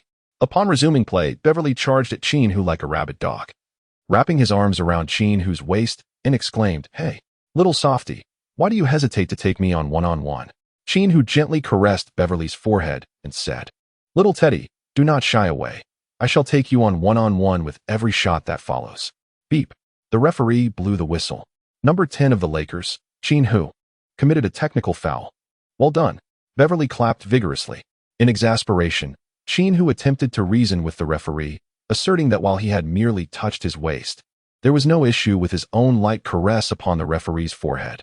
The referee, a man of African descent, shot him a piercing glare, commanding him to cease his protests. Gabby Vincent promptly intervened, pulling Qin Hu away. Lillard proceeded to convert the technical free throw, and the Lakers resumed possession. With Rivers orchestrating the play from the top of the arc, Qin Hu positions himself on the right side. Qin Hu stands at an impressive height of 203 centimeters, while Beverly measures 183 centimeters. The disparity in their weight and strength is equally substantial. Despite Beverly's relentless efforts to challenge Qin Hu by targeting his knees, he fails to impede Qin Hu in any meaningful way. Qin Hu effortlessly received the ball, his center of gravity sinking as he assumed a classic post-up stance. With all his strength, he leaned back, resulting in a collision between the two bodies, sending Beverly soaring out of balance. Qin Hu effortlessly sank a mid-range jumper, leaving Beverly dazed and disoriented from the impact. However, Qin Hu did not commit a foul as the height difference between the two was considerable. Beverly pressed his face against Qin Hu's waist. Qin Hu merely exerted his strength normally. Are you all right, little Teddy? Beverly opened his eyes to find Qin Hu extending his hand towards him.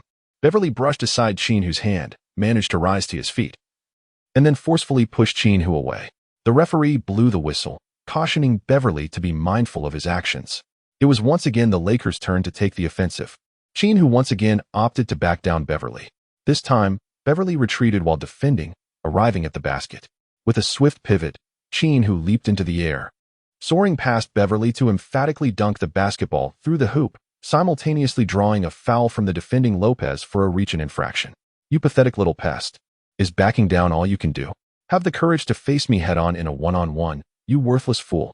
Beverly's eyes gleamed with fury, froth gathering at the corners of his mouth as he continued to unleash his vitriol at Qin Hu.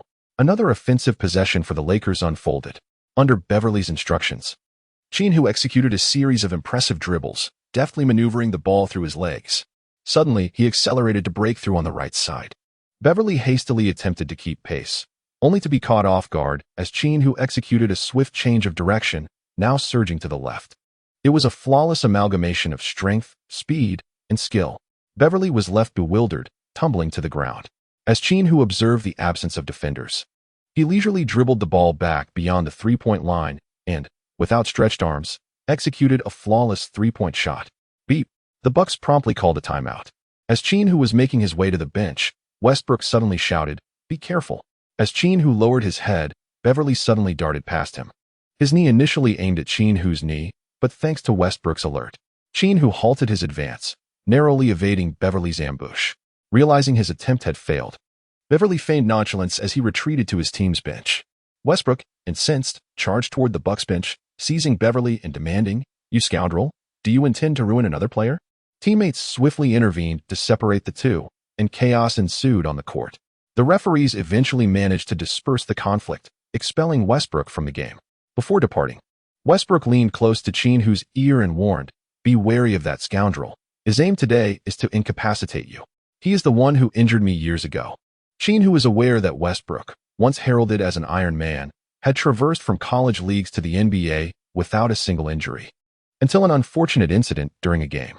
During a timeout, Beverly feigned an attempt to swat the ball from Westbrook's grasp, inadvertently colliding his knee with Westbrook's, resulting in the first significant injury of Westbrook's illustrious career.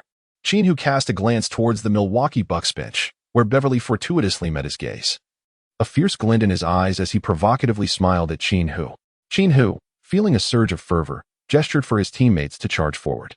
In Chapter 24, A Tooth for a Tooth, upon resuming the game, Coach Phil Jackson opted to substitute Qin Hu, allowing him a moment of respite off the court. The coach astutely discerned that Qin Hu was becoming overly impassioned. "Qin," he advised, "you must learn to master your emotions. This is a challenge every superstar must confront. Opponents aim to provoke you. They seek to instigate your downfall. You cannot allow yourself to be overwhelmed." In response to Coach's earnest guidance, Qin Hu gradually regained his composure. "Rest assured, I shall no longer engage in a battle of wills with him." During Qin Hu's absence, the team also lacked the crucial substitute, Westbrook, rendering them significantly passive. The score was swiftly overtaken by the Bucks, who surged ahead by 8 points. Observing the situation, the Zen master recognized it was time for adjustments and waved his hand decisively. Qin Hu re-entered the arena. On the opposite side of the court, the Bucks coach, Doug Rivers, strategically substituted in Beverly. However, it was evident that Beverly could not contain Qin Hu, as he was successively defeated by him in 3 consecutive one-on-one encounters. Ultimately, when Qin Hu outmaneuvered Beverly for the 4th time, Beverly finally reached his breaking point. As Qin Hu soared through the air, preparing to make a layup, Beverly forcefully shoved him at the waist from behind. Qin Hu lost his balance and fell directly to the ground. The venue fell into an eerie silence, as the home crowd was astonished by Beverly's atrocious action, which could have proven fatal. Gabe Vincent was the first to react, rushing forward to shove Beverly forcefully. Beverly, unyielding, retaliated, and the two became entangled in a fierce struggle. Soon after, both teams rushed to the scene, shoving each other, and chaos ensued. The team doctor leaned anxiously by Qin Hu's ear, asking, "Qin, how do you feel?" Qin Hu's consciousness was clear as he lay on the ground, moving his body slightly. Aside from a minor stiffness in his back, he encountered no significant issues. Cui Yongxi approached, assisting the team doctor in helping Qin Hu to his feet. "What a stroke of luck. It's a relief that you're unharmed," the team doctor remarked. It took the referee more than 3 minutes to separate the players from both sides. Beverly, having been penalized for a flagrant foul, continued to plead his innocence to the referee with an expression of bewilderment. Suddenly, Qin Hu broke free from the team physician and Cui Yongxi, charging towards Beverly. Giannis Antetokounmpo, quick to react, reached out to intercept Qin Hu, only to be forcefully shoved aside. Realizing he could not evade the confrontation, Beverly let out a furious roar, prepared to engage Qin Hu. At that moment, Qin Hu resembled an enraged lion. He lunged forward, seizing Beverly's head and forcefully driving it downward. Simultaneously, he unleashed a flying knee strike, which landed squarely on Beverly's face. With a resounding thud, Beverly crumpled to the ground, convulsing and bleeding profusely from his nose and mouth. Teammates from the Lakers rushed in, encircling Qin Hu and collectively dragging him towards the locker room. Inside the locker room, the teammates returned to the court to continue the game, leaving only Cui Yongxi, Westbrook, and Gabe Vincent to keep Qin Hu company. Gabe Vincent had also been ejected from the game, while Cui Yongxi had been assigned by the Zen master to look after Qin Hu. This arrangement was fitting, as Cui Yongxi was at the end of the rotation, with limited playing time, and also shared a close kinship with Qin Hu, being from the same hometown. After a moment of silence, Cui Yongxi broke the stillness, inquiring, "Brother Hu, do you feel any better?"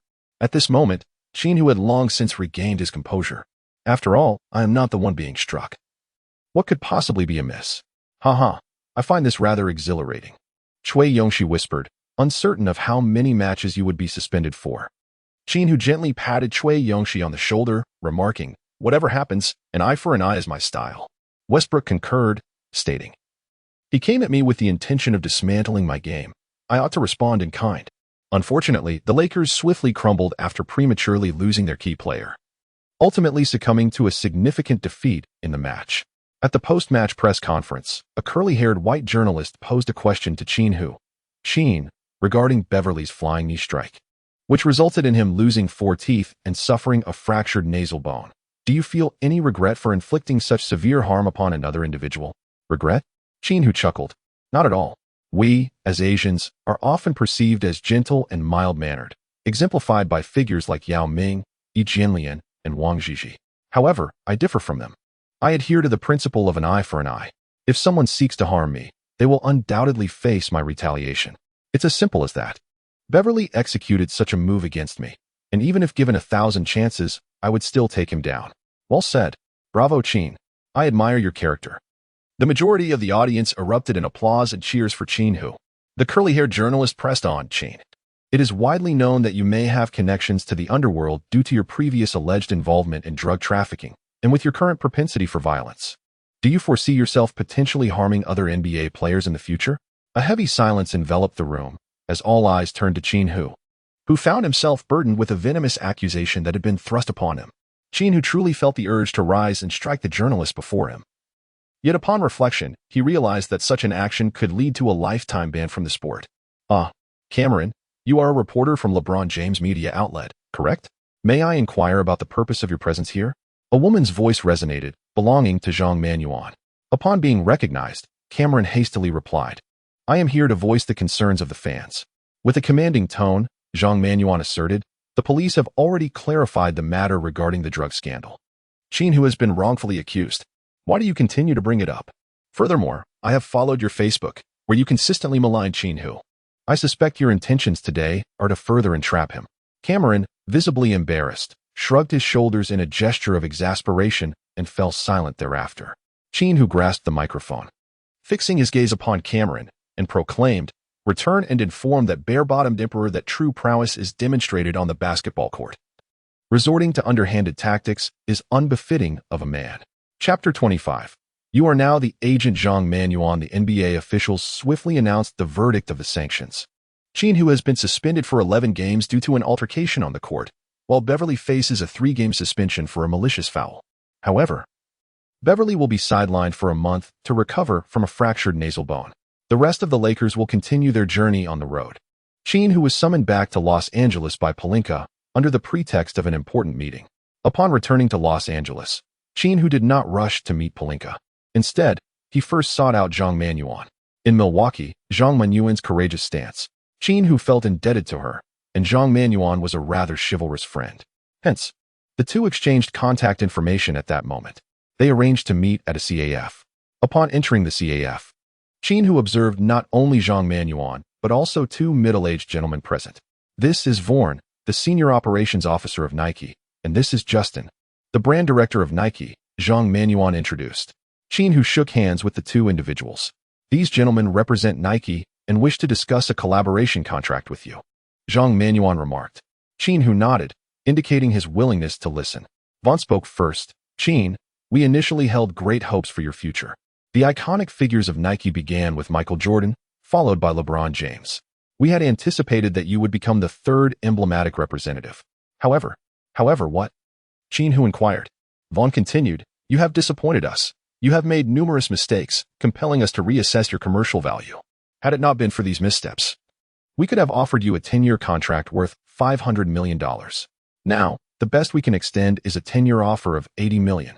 Justin seamlessly followed up. This proposal is indeed quite sincere, considering that the majority of current NBA players have not secured a contract with Nike.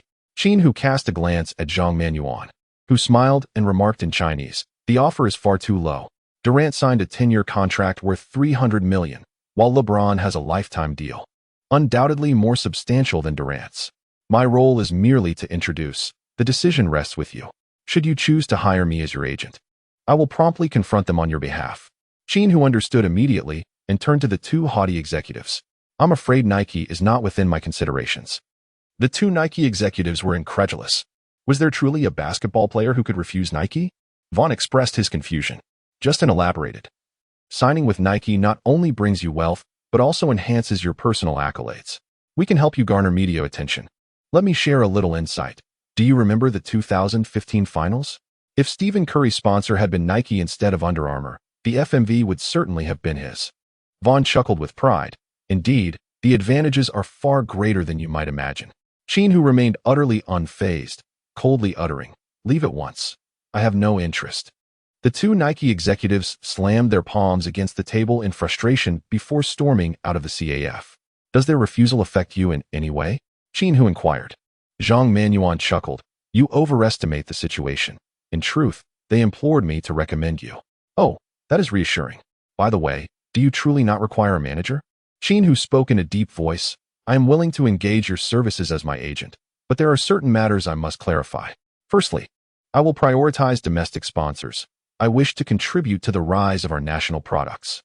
Secondly, when endorsing any merchandise, my sole criterion will be quality rather than monetary compensation. I refuse to promote inferior products regardless of the financial incentive, while the remuneration for high-quality goods is of no consequence to me. Lastly, my passion lies in basketball, and my sole desire is to excel in the sport. Any endorsements must not interfere with my performance on the court. Zhang Manuan, upon hearing this, began to applaud.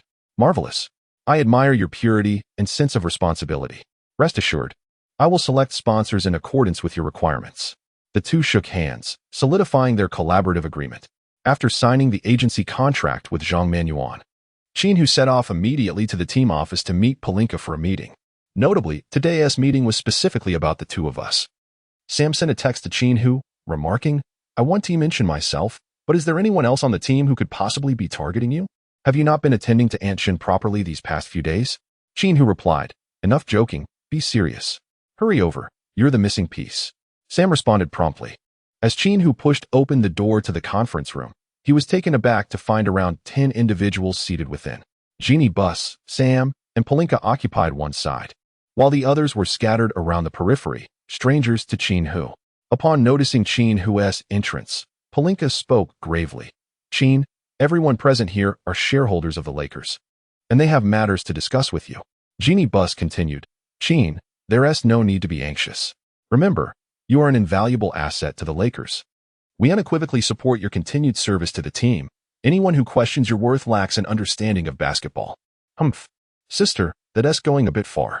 He has merely had a couple of standout games. There have been many fleeting players in NBA history. What I see is a rookie who, shortly after entering the league, has already found himself embroiled in legal troubles and subsequently faced a suspension for assault. I do not believe he is an irreplaceable treasure. He could endanger the Lakers. Spoke Jim Buss, Jeannie Buss's brother, who had once lost control of the team to her. Qin Hu contemplated the situation. It appeared that Jim Buss was intent on reclaiming control of the team. Sam raised his voice, declaring that Qin had rightly dealt with a scoundrel who had harmed him, and that the external response overwhelmingly supported Qin's actions. Jim Buss abruptly stood, pointing at Sam, exclaiming, Who do you think you are? This is no place for your interjections. Ladies and gentlemen, I believe another reason why Jeannie should not continue to lead the Lakers is her nepotism. This incompetent oaf has no qualifications. Why should he be granted a position and a high salary? And Phil Jackson, who is on the brink of dementia, why should he be allowed to return as coach? Sam sprang to his feet, retorting, Who the hell do you think you are? You are just an ignorant rich kid. Go to hell. Suddenly, a white-haired elder rapped the table with his knuckles, commanding, silence. Sit down, all of you. His voice, though not loud, resonated with authority, compelling Jim Buss and Sam to glare at each other before taking their seats. This elder was none other than Anschutz, the second-largest shareholder of the Lakers, holding 27 of the team's shares. The primary shareholder, of course, was the Buss family, which collectively possessed 60 of the shares, governed by 6 family members. Although Jeannie Buss wielded the most influence, if the family members united with Anschutz, they could potentially oust her. Thus, both Jim Buss and Sam viewed Anschutz as an ally to cultivate. In Chapter 26, who is the core of the team, Anschutz spoke gravely, Ladies and gentlemen, we are all businessmen, and our shared objective is to enhance the value of the Lakers, to improve operations, and subsequently share in the profits. The sole purpose of today's meeting is to determine around whom the Lakers should rebuild. Jim Buss proclaimed, I advocate for rebuilding around AD. AD, please share your thoughts. A tall figure rose. It was none other than Anthony Davis. He had been seated in the back, dressed casually with a cap, which had initially obscured him from Qin Hu's view.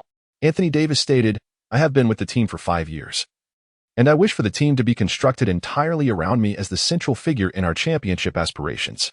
I am to claim my rightful MVP and my FMVP. That is my desire. Jeannie Buss turned to Qin Hu, saying, Qin, the team must choose between you and AD as the core for rebuilding. Rob and I support you. Please share your thoughts. Qin Hu felt utterly perplexed. Basketball is not a solitary endeavor. Everything I do on the court is aimed at securing victory. I am indifferent to who my teammates are, or whether I am the focal point. Jim Buss interjected, Qin, you fail to grasp the situation. AD no longer wishes to be your teammate. It is imperative that only one of you remains. Qin Hu wore a resigned smile, stating that the question of loyalty lies with all of you. Not with him. He expressed no interest in pledging fealty or demonstrating anything. His sole conviction is that he can play basketball anywhere. Farewell. After Qin Hu finished speaking, he strode out of the conference room. Look, how can someone so prone to emotional instability bear the weight of the team? Jim Buss remarked. The two parties engaged in a heated debate, ultimately leading the board to reach a consensus. The current management of the Lakers would be granted 30 games to prove their worth. Should their winning percentage fall below 50, Jeanie Buss would relinquish control, allowing Jim Buss to take the helm. Conversely, if their winning percentage exceeded 50, Jeanie Buss would retain her leadership of the Lakers. This 30-game stretch presented a formidable challenge, as Anthony Davis would remain sidelined due to injury. Qin Hu has been suspended for an additional 11 games. And Jeanie Buss is acutely aware that this is a maneuver orchestrated by the board against her, leaving her chances of success exceedingly slim. As the season progresses, the Lakers have faltered, achieving a dismal record of 1 victory against 10 defeats during Qin Hu's suspension, culminating in an overall standing of 3 wins and 11 losses, placing them at the bottom of the Western Conference. During this period, the disparity in performance between the stronger and weaker teams in the NBA has become increasingly pronounced.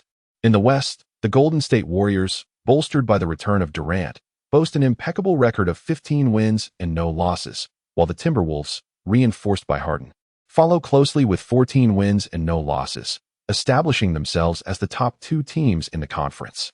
Surprisingly, the Spurs, led by veteran Chris Paul and the promising Wembanyama, have achieved an impressive record of 12 wins and 2 losses, with Wembanyama emerging as a leading candidate for the league's MVP.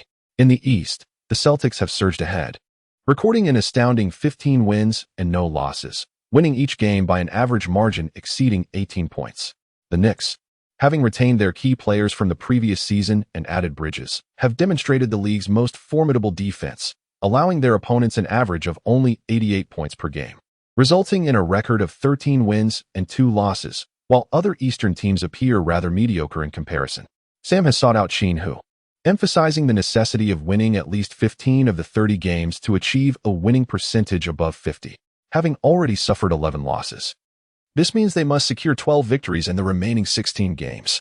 Sam, having consumed a bit of alcohol, finds himself overwhelmed with emotion as he tearfully confides, "Brother, the pressure is immense. It all rests on you. If we fail to meet the required winning percentage, Jeanie will be ousted, and I too shall lose my position. Jim Buss will dismiss Pelinka and Phil Jackson and subsequently trade you. Our ability to retain our jobs hinges solely on your performance." Qin Hu casually remarked. "Rest assured, this matter is utterly simple. Leave it to me." Qin Hu did not intend to comfort Sam. During his suspension, he watched others race on the court, feeling an insatiable thirst. He yearned to return to the arena, eager to triumph in every match, and possessed unwavering confidence in overcoming each adversary. His first match upon reinstatement was a highly anticipated event in the league, the Los Angeles Lakers hosting the Boston Celtics. 2 rival teams clashing for the first time this season, with LeBron James visiting the Lakers' home ground as an opponent for the first time. After an 11-game suspension, Qin Hu returns to the court for a match brimming with anticipation. Just 3 days prior to the game, fans fervently engaged in discussions across various media platforms, leading to a staggering 3-fold increase in ticket prices. Can the underdog Lakers, led by Qin Hu, put an end to the Celtics' winning streak? What performance can we expect from Qin Hu against the formidable Celtics frontline? How will LeBron James fare in this encounter?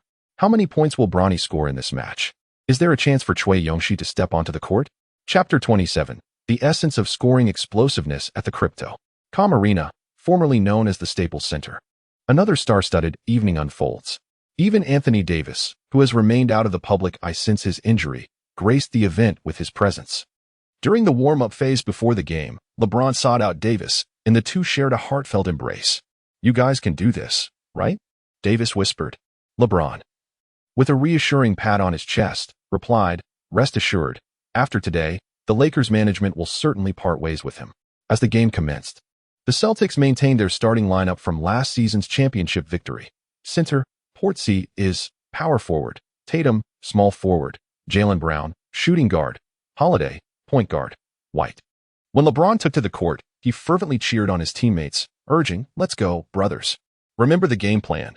Let's overwhelm them. Go, go, go." For the Lakers, the starting lineup consisted of center, Hayes, power forward; Hachimura, small forward; Vanderbilt, shooting guard; Qin Hu, point guard; Gabby Vincent. With the sound of the referee's whistle, the game began, and Hayes leaped for possession. Qin Hu swiftly received the basketball and brought it to the front court.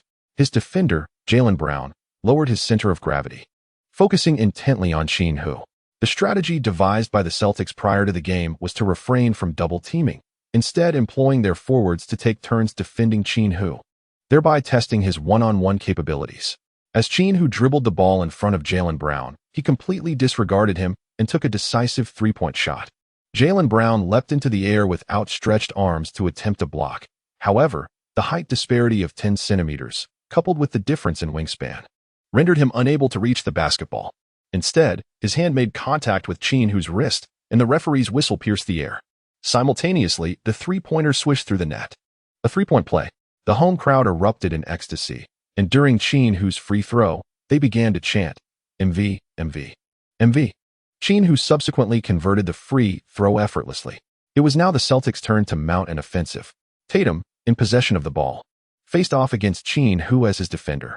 With determination, Tatum opted for a decisive attack, as the Celtics' strategy today revolved around Tatum isolating against Qin Hu, testing his defensive prowess and exhausting his stamina. Tatum maneuvered along the right side, dribbling towards the vicinity of the paint, before executing a signature turnaround fadeaway shot. Qin Hu leapt high, delivering a resounding block that sent the ball soaring beyond the 3-second zone.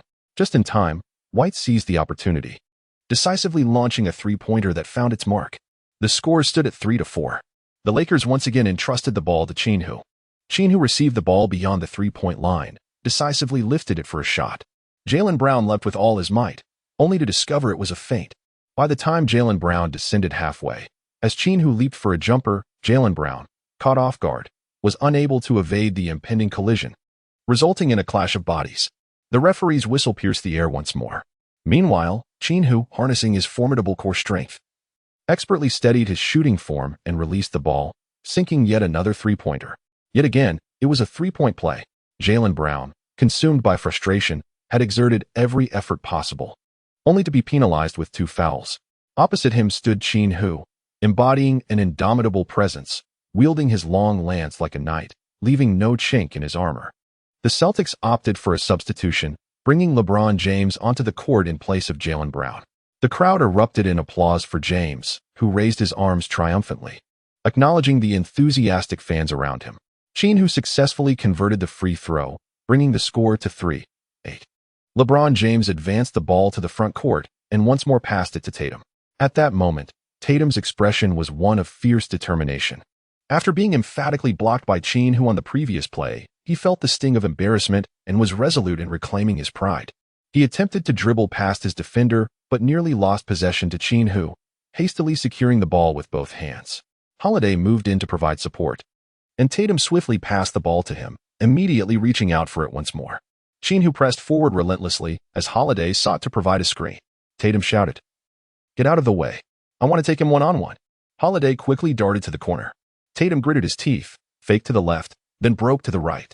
Near the free throw line, he began his three-step gather. With his exceptional height and wingspan, most players in the league struggle to defend against Tatum's prowess. However, at this moment, he faced an extraordinary talent. Bam! Another emphatic rejection. The ball was swatted out of bounds. Qin Hu remarked to Tatum that engaging in one-on-one play was not a prudent choice for him. Tatum's eyes glistened with intensity as he retorted, "No. Tonight I shall do nothing but challenge you. I will overpower you." Qin Hu chuckled. "Oh brother, you seem to be quite caught up in the moment." The Celtics regained possession, with only 9 seconds remaining on the shot clock. Porzingis passed the ball to James, who meticulously surveyed the court for an opportunity. As the clock ticked down to 8 seconds, James abruptly delivered a pass. In the corner, Holiday received the ball and, in a moment of haste, launched a three-pointer, swish. Holiday felt a surge of fortune accompany the shot. This man, with 2 decades of experience, possessed a remarkable ability to deflect blame. A successful shot was his assist, while a miss was deemed the fault of the receiver. In a private box, Sam turned to Jeannie Buss and commented on the unfolding scene. The score now stood at 6-8, with the Celtics trailing by 2 points. The Lakers initiated their offense once more, this time with Qin Hu at the helm. "Tatum, standing at an imposing height of 208 centimeters, approached Qin Hu to defend against him. However, directly shooting over him proved to be a challenge. As Tatum's defensive flaw lay in his elevated center of gravity, Qin Hu executed a pronounced pullback twice, causing Tatum to lose his balance, followed by a step back. Qin Hu once again launched a three-point shot, and it found its mark. The score stands at 6-11. With the Lakers having accumulated 11 points in merely 3 possessions, what an astonishing display of scoring prowess. Tatum, undeterred, returned to engage in a one-on-one against Qin Hu, but was met with yet another emphatic rejection. This time, the possession was claimed by Gabby Vincent, who swiftly passed the ball to the advancing Qin Hu. The Celtics defenders in pursuit were Holiday and James. With a deft change of direction, Qin Hu maneuvered past Holiday and surged towards the basket. James, positioned beneath the hoop, initially intended to thwart Qin Hu with a block, but upon assessing Qin Hu's vertical leap and explosive speed, he realized he might be at risk of being posterized. Consequently, he sidestepped, allowing Qin Hu to execute a resounding dunk. "Why didn't you defend?" Holiday exclaimed, visibly frustrated. James merely shrugged, offering no explanation. "You must defend. No exceptions against the Celtics." Holiday retorted angrily. As James retreated to his half of the court, Holiday passed the ball to White, who advanced it into the front court. Tatum once again reached out for the ball, but this time White opted not to pass it to him. Instead, he delivered it directly to Preseason, who promptly launched a three-pointer. The ball swished through the net. The score now stood at 9-13. Qin Hu once again seized the ball, while Tatum approached to defend anew. Qin Hu waved at James, proclaiming, "You, the Emperor in your bare glory, shall face me one-on-one." Chapter 28. The Lethal Strike of the King. With a swift motion of his hand, Qin Hu signaled Vanderbilt, who was primarily guarded by James, to come forward for a screen. Vanderbilt approached and effectively shielded Tatum, subsequently rolling towards the basket. Tatum promptly switched his defense, trailing Vanderbilt closely, believing that James would take the opportunity to guard Qin Hu. However, to his surprise, James had no intention of switching, remaining stationary in his position. In that moment, before Qin Hu, there was an expanse of 1 meter devoid of any presence. Qin Hu leisurely released a three-pointer, and the ball swished through the net. The score stood at 9-16, with the Lakers in the lead. As the crowd was taken aback, LeBron James received a swift pass from a teammate and immediately initiated a fast break. Seizing the moment amidst the Lakers' chaotic transition defense, he swiftly penetrated into the paint. Hachimura attempted to draw a foul by colliding with James, but the latter effortlessly evaded him. As Qin Hu pursued with relentless determination, James began to gather the ball for a layup. 1 step, 2 steps, 3 steps, 4 steps. Qin Hu silently counted James's steps in his mind. During their first one-on-one encounter, James had scored with a 5-step layup. This time, Qin Hu specifically leapt to block the shot at the moment he took his 5th step. Where could he possibly go? Qin Hu spread his arms wide in the air, while James had already taken his 5th step, reaching the vicinity of the basket. Just a little further, and he would be behind the backboard. There was no escape now. Qin Hu had already positioned his hands to block, but in an instant, James, true to his status as a superstar, demonstrated extraordinary bodily control.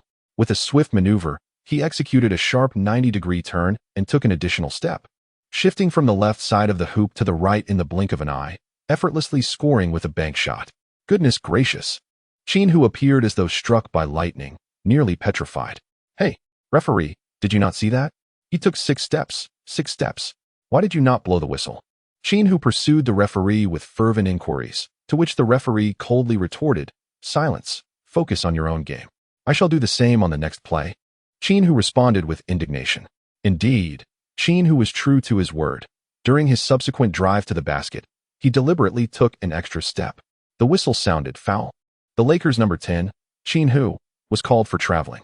Qin Hu could only smile bitterly, feeling the absurdity of the double standards at play. The crowd erupted in a chorus of boos, with many spectators openly criticizing the referee.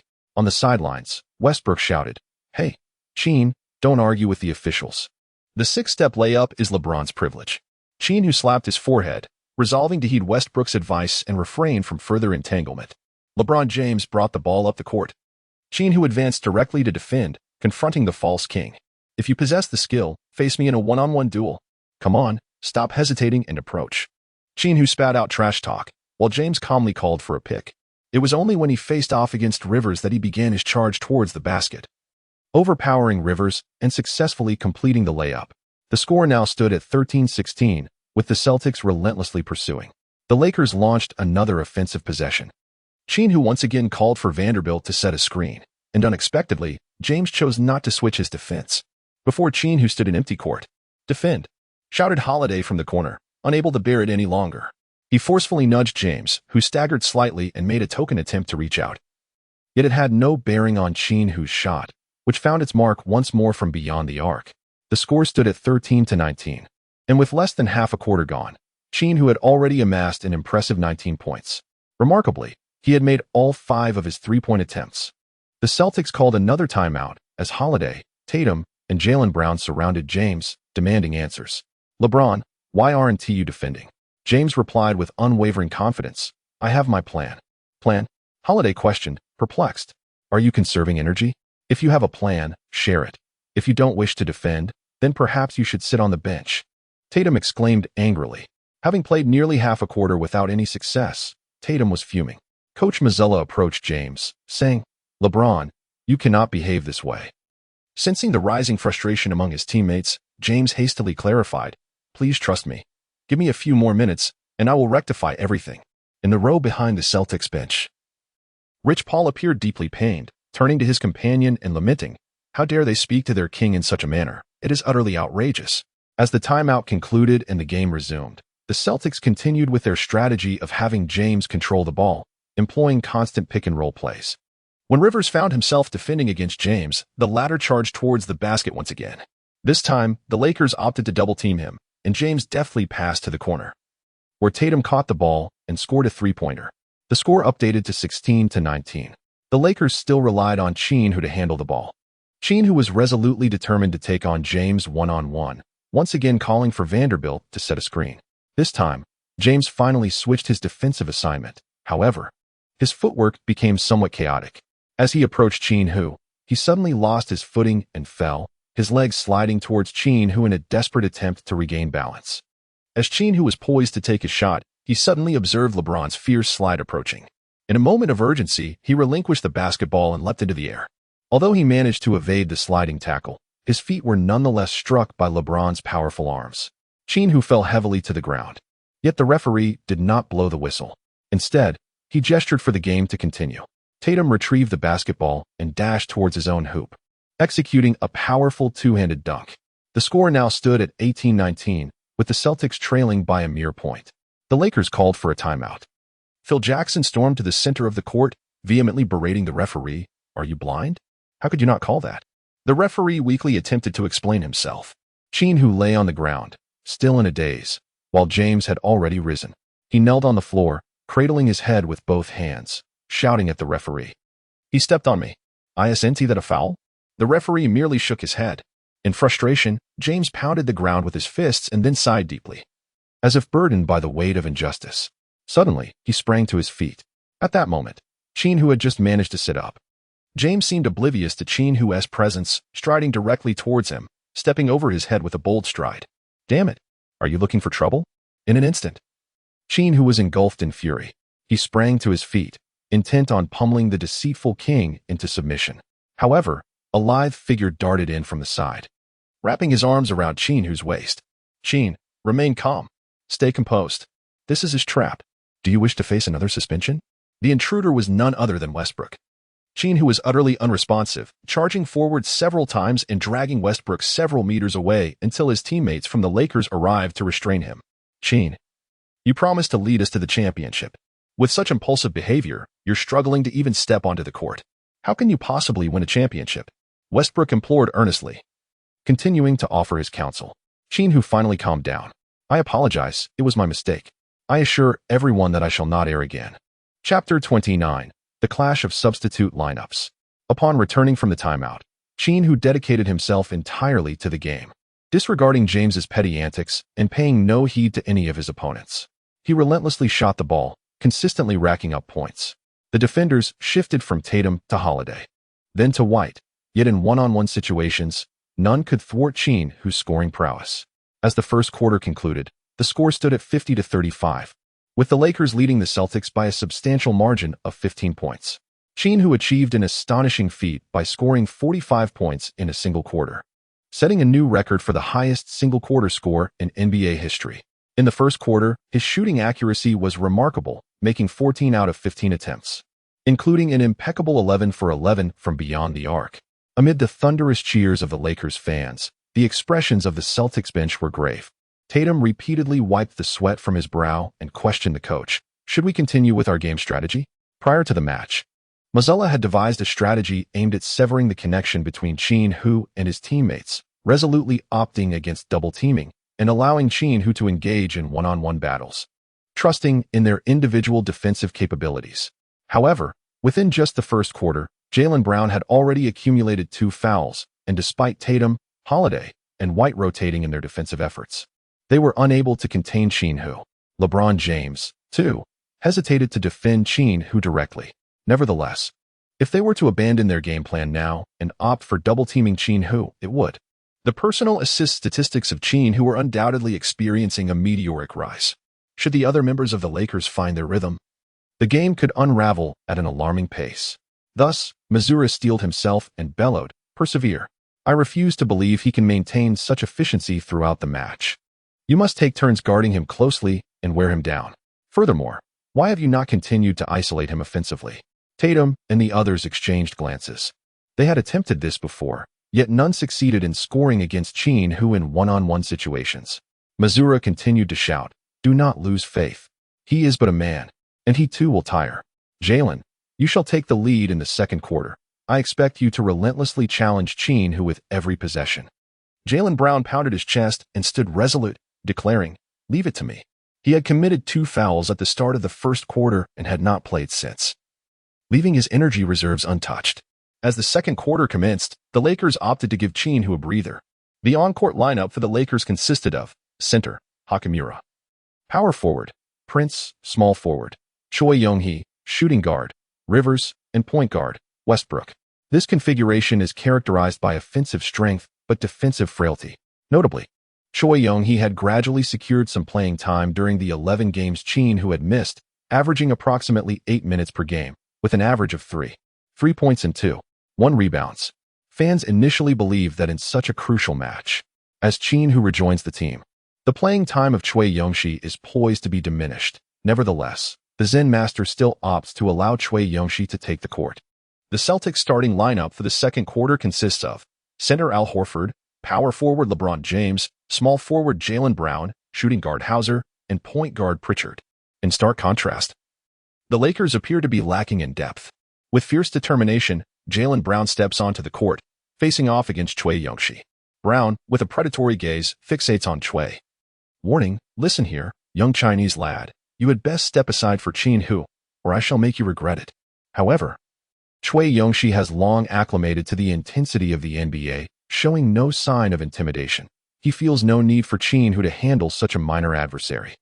Jaylen Brown, amused and incredulous, retorts, "I don't believe every one of you young Chinese players is so formidable," as Brown prepares to receive the ball. Intent on isolating Choi Young-hee, the latter positions himself to guard Brown's right side, aware that the left-hand dribble has always been a weakness for Brown. By forcing him to the left, his shooting percentage would diminish and turnovers would likely increase. Choi Young-hee, having diligently studied his opponents, recognizes that while his physical attributes may not match those of most NBA players, he compensates with keen awareness. He has cultivated a habit of analyzing his adversaries prior to games, striving to pinpoint their vulnerabilities to exploit during the match. This strategy has proven effective. Choi Young-hee ranks highly in defensive efficiency on the Lakers, with Qin Hu being the most formidable defender, followed by Vanderbilt, Prince, Westbrook, and Choi Young-hee, while Rivers, Vincent, Hayes, and Hachimura falter defensively. Observing that Choi Young-hee has allowed him to drive left, Brown seizes the opportunity, accelerating past him. As they near the paint, Brown suddenly halts, feigning a jump shot. Choi Young-hee, a moment too late, realizes that to disrupt Brown's shot, he must leap in advance. However, he chooses to disregard Brown's feigned shooting motion and continues his pursuit. Choi Young-hee had previously requested a specific statistic from his defensive coach. Jaylen Brown has a 70% likelihood of executing a sudden stop-and-fake jump shot when driving toward the paint.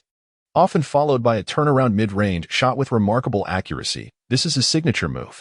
Unable to prevent it, Cui Yongxi decides to gamble on that very tactic. Indeed, Brown's shot was merely a feint. Immediately, he skillfully executed a turnaround jump shot, just as Cui Yongxi arrived on the scene, delivering a powerful block that sent the ball soaring away. Jaylen Brown was momentarily stunned, unable to fathom that his offensive maneuver had been completely anticipated by this Chinese rookie. Seizing the opportunity while Brown was in a daze, Westbrook initiated a fast break, with the entire Lakers team sprinting forward energetically.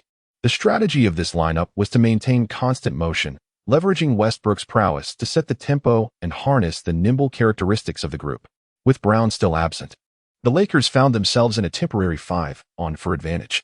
Rivers and Prince raced to the corners to create space, while Westbrook charged towards the basket, closely followed by Hachimura and Cui Yongxi. LeBron James and Horford simultaneously leaped to contest Westbrook's shot. Had this been the Westbrook of previous years, he might have taken the shot regardless of who stood in front of him. Now, however, his approach was more judicious. He executed a layup fake mid-air, followed by a half-turn, and lofted the ball upwards. Arriving at full speed was the determined Cui Yongxi. He leaped with all his might, securing the basketball with both hands, and delivered a thunderous two-handed dunk. His body hung on the rim, swaying 3 times before he descended. Wow! The Lakers crowd erupted in cheers and thunderous applause. Chinese fans watching online also rallied behind Cui Yongxi, exclaiming that this play was extraordinary. I would say it had at least a 7 out of 10 power level. Young Chui's talent is undeniable. Keep it up, Young Chui. Play like this. You should participate in this year's dunk contest, Young Chui. Chapter 30. Halftime at 81 points. A turning point. The Celtics commenced the play, and this time LeBron James opts to take matters into his own hands. He executes a dazzling solo drive, penetrating the Lakers' defensive line and scoring effortlessly at the rim. Presently, the Lakers exhibit vulnerabilities both on the perimeter and in the paint, presenting LeBron with an opportune moment to accumulate points. As one of the most astute players in the annals of NBA history, LeBron is acutely aware of the situation. Although the coach's strategy was to have Jason Tatum take on a one-on-one matchup, the ball rests in LeBron's capable hands. Under his relentless assaults, the Lakers' interior defense crumbles, unable to withstand the onslaught from the Celtics. With Rui Hachimura playing center, the task is indeed formidable, as he cannot thwart the Celtics' relentless incursions toward the basket. On the Lakers' side, their aim is to engage in a reciprocal offensive exchange with the Celtics. Fueled by Russell Westbrook's fervent fast breaks, the Lakers' offensive efficiency is not lacking. Yet their opponents seem to convert nearly every offensive opportunity. The score gap continues to diminish, and by the middle of the second quarter, with the return of both team starters, the score reads 60-57, with the Lakers holding a mere 3-point lead. The Celtics have reassembled their starting 5, while the Lakers field a lineup consisting of Hayes, Vincent, Qin Hu, Cui Yongxi, and Vanderbilt. Qin Hu continues to guard Tatum, who this time sets a screen for Jaylen Brown. As Qin Hu positioned himself in front of Jaylen Brown, it was no surprise that Brown opted for a one-on-one confrontation. He dribbled back and forth, forcefully advancing against Qin Hu. In the final stride of his 3-step layup, he passed the ball, and Tatum, stationed beyond the 3-point line, successfully made the shot. The score now stood at 60-60, with both teams tied. The Lakers initiated their offense, while the Celtics had Holiday guarding Qin Hu across the court, with the others maintaining a reasonable distance for support, yet refraining from double-teaming. Qin Hu executed a challenging mid-range jumper with precision. Upon returning, the Celtics continued to allow Jaylen Brown to isolate against Qin Hu, employing a strategy of aggressive drives. As he approached the final step, he opted to pass the ball to a teammate for the finishing touch. Qin Hu comprehended the Celtics strategy. They aimed to exhaust their opponent's stamina. Jaylen Brown's penetrating layups demanded vigilant defense. However, each defensive effort resulted in considerable fatigue. Meanwhile, other Celtics players executed their finishing moves with remarkable effectiveness. This required not only formidable willpower but also boundless energy, qualities that Qin Hu possessed in abundance. The arduous challenge invigorated Qin Hu, igniting his competitive spirit. In just half of the second quarter, he astonishingly amassed 36 points. By halftime, the score stood at 91-80. The personal score of Qin Hu reached an astonishing 81 points by halftime. Discussions about the match have erupted across the internet. This score is more outrageous than that of an all-star game. Yet, they are all putting in earnest defensive efforts. The Lakers are unable to contain him, and the Celtics cannot defend against Qin Hu. I have decided to become a fan of Qin Hu. He missed only one shot in the first half, which is simply terrifying. His scoring ability is explosive. The last player to possess such talent was Curry. My mother asked why I was kneeling to watch the game. I am about to witness a miracle. My beloved LeBron relentlessly pursued the opposing bench, securing 17 points. Inside the Celtics locker room, Mazzulla was delivering an impassioned speech, urging his brothers on. "We're doing exceptionally well, maintaining a remarkably high offensive standard. We scored 80 points in the first half. Everyone must believe that Qin Hu is not a deity. His efficiency will undoubtedly decline in the second half. Despite our high efficiency, we are only trailing by 11 points. Once his efficiency drops, we can take the lead. Jalen, you are doing wonderfully. We must continue to wear him down. LeBron, Tatum, whenever you have the opportunity, do as Jalen does and exhaust Qin Hu."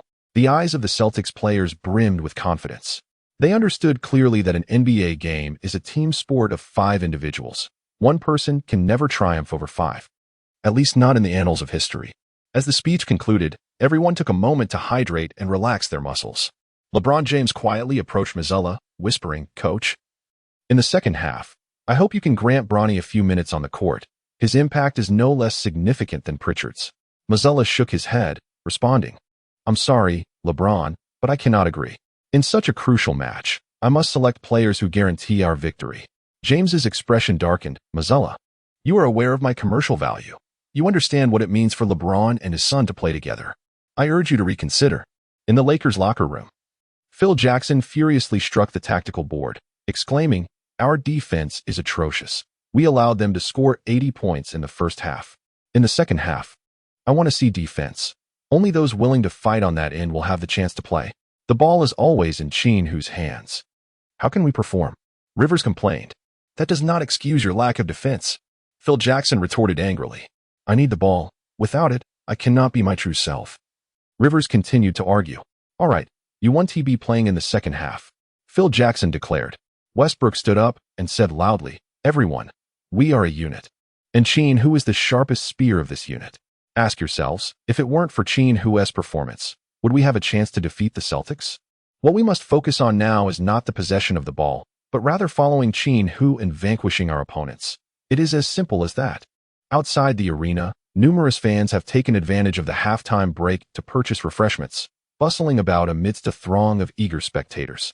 In a secluded stairwell, Zhang Manuan is engaged in conversation with a man sporting a prominent pompadour who happens to be his former boyfriend, Hai Long.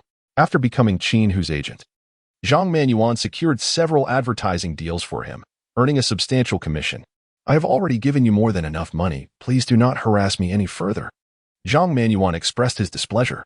With a sly grin, Hai Long responded, No, it is still insufficient, far from enough." As Zhang Manuan turned to leave, Hai Long grasped his arm. "All right, help me with one more task, and we shall consider our accounts settled," Hai Long proposed. "What task?" Zhang Manuan inquired. Hai Long retrieved a bottle of drink from his bag. "Deliver this to Qin Hu. Even if he takes just a sip, you will have fulfilled your obligation." "Humph." Zhang Manuan scoffed at Hai Long. "What scheme are you concocting? Qin Hu is my benefactor. Abandon this thought. I will not assist you. Then let us both perish together." "I will post our video online right now," Hai Long declared, tucking the drink away as he prepared to leave. "Wait." Zhang Manuan's face contorted with fury, tears brimming in his eyes. "Tell me, what is in this drink? Rest assured, there is no poison. How could I ever allow you to harm another?" Hai Long chuckled ominously. Chapter 31. The final battle begins. The third quarter of the game officially commenced. Both teams continued with their initial 5 starters. The strategies remained unchanged. The Celtics scored in rotation while the Lakers relied on Qin Hu's fervent output. Within 5 minutes, the score had escalated to 106-98. With the Lakers still in the lead, Phil Jackson called a timeout, having noted Qin Hu's labored breathing. "Qin, it's your turn to rest for 3 minutes. Are you all right?" Phil Jackson inquired. Qin Hu initially believed he had inherited the remarkable stamina of Kobe Bryant, capable of maintaining a high level of intensity in both offense and defense, just as he did in the first game against the Nuggets, enduring until the final moments of the match. However, he soon realized he had miscalculated, for the Celtics' defense proved to be far superior to that of the Nuggets. Furthermore, the Celtics specifically targeted Qin Hu on the offensive end. In the early minutes of the third quarter, he felt relatively fine, but by the fifth minute, an unexpected wave of fatigue washed over him. Qin Hu felt a sense of suffocation, a metallic taste lingering in his lungs, as if they were on the verge of bursting. Westbrook took Qin Hu's place on the court, yet the Celtics maintained their exceptional level of offense and defense. Merely 2 minutes had elapsed, and the score had shifted to 110-114, with the Celtics surging ahead by 4 points. The Lakers appeared to be on the brink of collapse. Qin Hu was already exhausted. The others were simply not on the same wavelength as the Celtics. Fans watching the live broadcast began to discuss amongst themselves. Phil Jackson approached Qin Hu, patting him on the back, saying, "Michael Jordan and Kobe Bryant have faced similar tribulations. They persevered, and I believe you will too. You have the potential to surpass them." It seemed as though Qin Hu was oblivious to his surroundings, his thoughts drifting towards other matters. This could not continue. Otherwise, his stamina would undoubtedly falter before the conclusion of the match. Yet, he could not afford to be absent from the court, for his absence would swiftly allow the opposing team to widen the gap. Beep. The referee's whistle sounded as the Lakers requested a substitution. Qin Hu has once again donned his armor. While the other 4 players on the court are as follows: center, Hayes; forward, Vanderbilt; guard, Gabby Vincent; and Westbrook. Qin Hu gathered everyone together, and 5 individuals formed a circle. Qin Hu stated, "In the forthcoming minutes, and during the initial phase of the fourth quarter, I shall play without the ball. Russell and Gabby, you two will orchestrate the play, without the necessity to specifically seek me out. Hayes and Vanderbilt, I urge you to provide me with ample off-ball screens." Westbrook brings the ball up the court. Qin Hu stood outside the three-point arc at a 45-degree angle on the left, while Jaylen Brown remained intensely focused on him. Westbrook called over Hayes to set a screen, and at the moment Hayes rolled to the basket, Westbrook lofted the ball into the air. With explosive athleticism, Hayes caught the basketball and executed a two-handed dunk. On the Celtics side, James entered the game and noticed Rivers was absent. During the offensive play, he chose to challenge Gabe Vincent. The contest remained fiercely competitive, with neither side able to gain the upper hand, leading to a nail-biting conclusion of the third quarter, with the score standing at 120-123 in favor of the Celtics by 3 points. During the entirety of the third quarter, Qin Hu managed to score a mere 9 points. Yet, astonishingly, his cumulative score for the first 3 quarters reached an impressive 90 points. With just 10 more points needed in the fourth quarter, he could shatter the long-standing record for the highest individual score in a single game. On the Celtics bench, Mazzulla wore a grave expression. Despite the team having regained the lead, he felt no joy. He had observed Qin Hu deliberately conserving his energy, and several of his key players were also showing signs of fatigue. The fourth quarter promised to be a fierce battle. Meanwhile, on the Lakers side, Phil Jackson resolved to keep Qin Hu on the court for the entirety of the fourth quarter. This game was one they could not afford to lose. In pursuit of spacing, Phil Jackson substituted Choi Young-hee for Vanderbilt. On the Celtics end, Mazzulla decided to escalate the intensity by reintroducing the starting 5. As expected, the fourth quarter commenced with palpable tension. Qin Hu resumed his ball handling, effortlessly breaching Tatum's defense. Confronted by Porzingis' attempt to obstruct, he executed a high lob, allowing Hayes to soar for an electrifying alley-oop dunk. Thus far in the contest, Hayes had amassed 10 points, all from spectacular alley-oop dunks. Ecstatic, Hayes exclaimed, "I relish this kind of game." The Celtics prepared to inbound, as Jaylen Brown once again seized the ball, charging towards Qin Hu. However, Qin Hu has discerned his moves, anticipating the trajectory of his pass.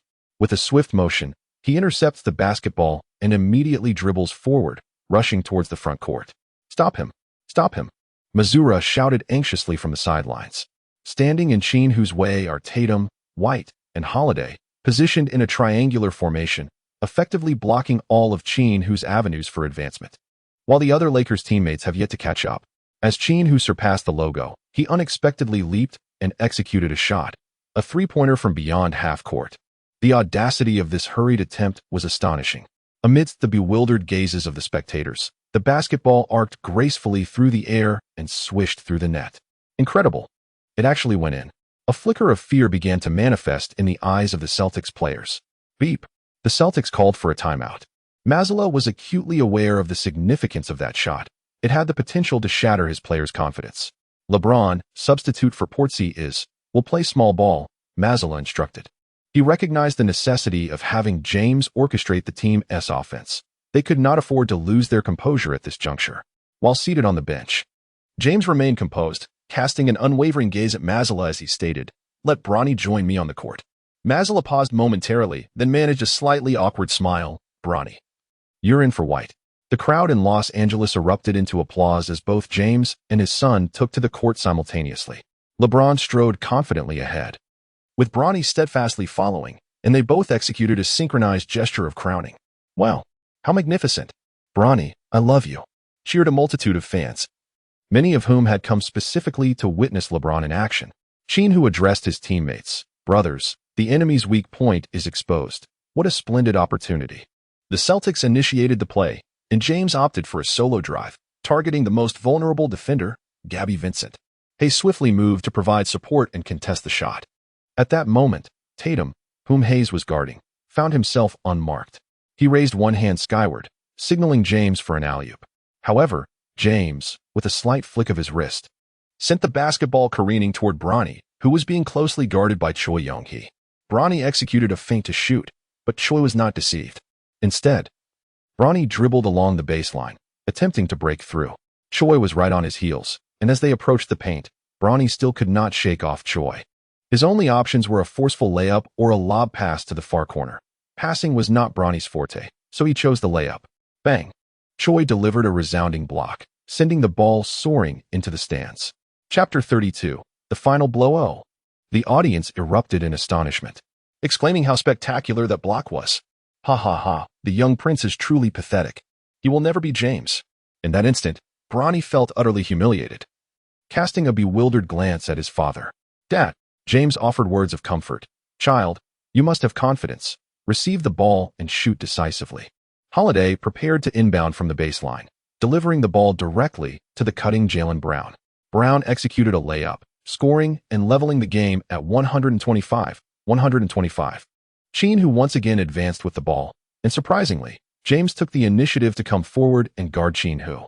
Observing James, who remained vigorous and full of life even in the fourth quarter, Qin Hu instantly comprehended the strategy. This individual had been conserving his stamina, waiting until the fourth quarter when everyone else was fatigued to unleash his full force. "Atan, do you truly believe this will suffice to thwart me?" Qin Hu declared to James, as he executed a series of 4 consecutive behind-the-back dribbles, deftly maneuvering past him while James both defended and retreated.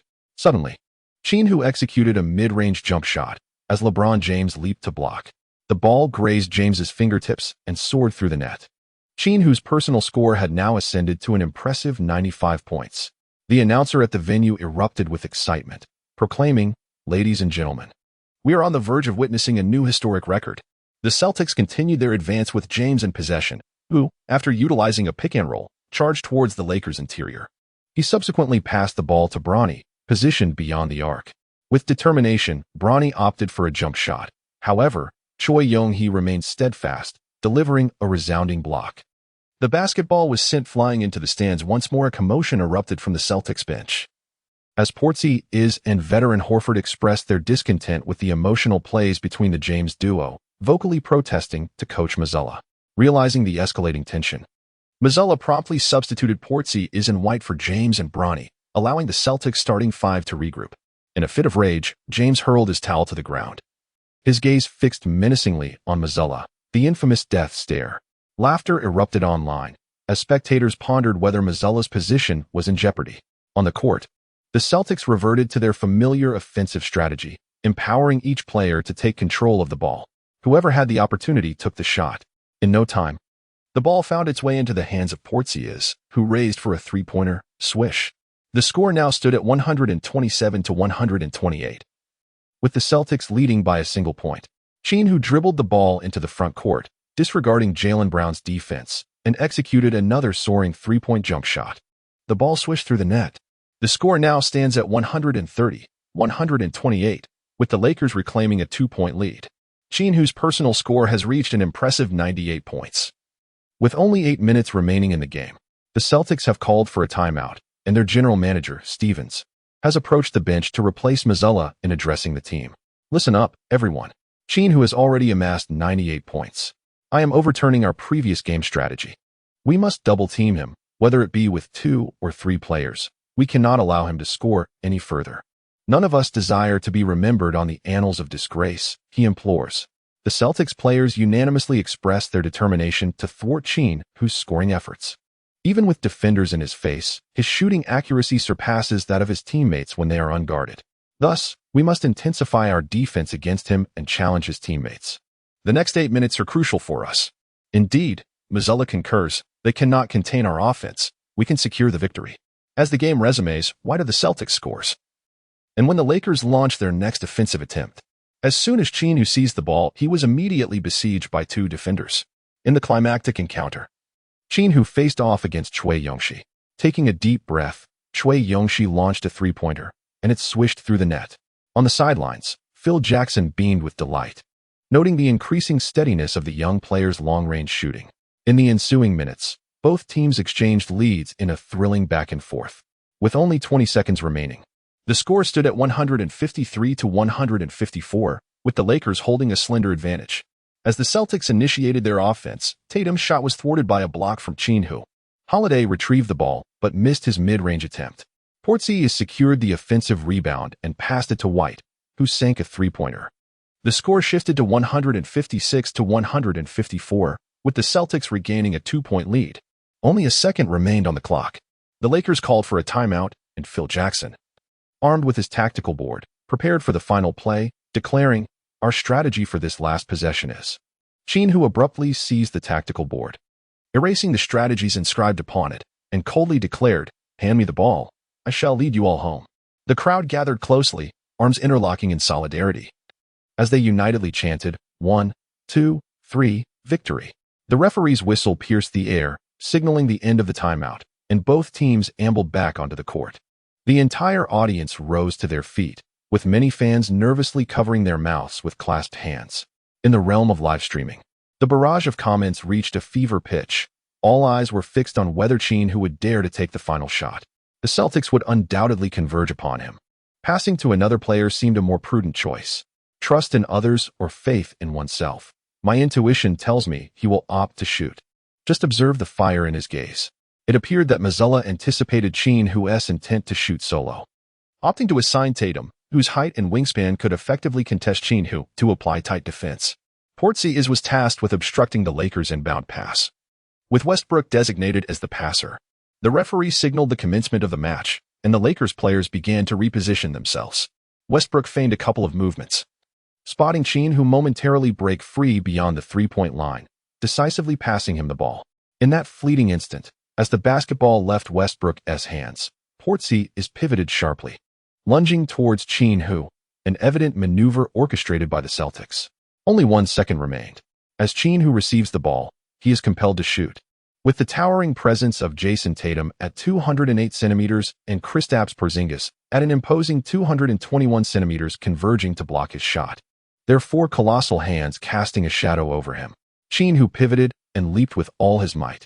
His body arched nearly at a 45-degree angle in midair, in an effort to evade the blocks of 2 towering opponents. Qin Hu launched an almost vertical, soaring arc of a basketball. The ball drifted gently through the air, descending slowly, while the red light illuminated, signaling that the game time had expired, yet the ball had not yet reached the hoop. Time seemed to stand still, and at last, a thunderous roar erupted from the crowd as the ball swished through the net. Qin Hu's buzzer-beater three-pointer had triumphed over the Celtics. He amassed an astonishing personal score of 101 points in this match, setting a new NBA record for points in a single game. This was a record that had remained unbroken for decades. Everyone embraced one another in jubilant celebration, and as they prepared for interviews, Agent Zhang Manuan handed Qin Hu a bottle of drink. Qin Hu twisted open the bottle cap and gulped down its contents, while Hai Long, hidden in a corner of the arena, observed with keen interest. "Ah, you may revel in your highest joy, but it is also the harbinger of your demise." Chapter 33. Harden's clash with the Warriors. While the Lakers and Celtics engaged in a fierce battle, another significant spectacle unfolded in the NBA, featuring a showdown between the Golden State Warriors and the Minnesota Timberwolves at the Warriors' home court.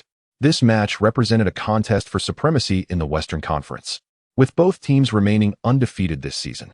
The victor would claim the top position, while the loser would settle for second place. The Timberwolves' starting lineup consisted of center, Rudy Gobert; power forward, Karl Anthony Towns; small forward, Jaden McDaniels; shooting guard, Anthony Edwards, and point guard, James Harden. The Warriors' starting five included center, Jonas Valanciunas, power forward, Draymond Green, small forward, Kevin Durant, shooting guard, Klay Thompson, and point guard, Stephen Curry. The caliber of talent in both starting lineups is unprecedented in the annals of the NBA, and the anticipation for this match rivaled that of the Lakers-Celtics rivalry. As the game commenced, Rudy Gobert successfully secured possession of the ball.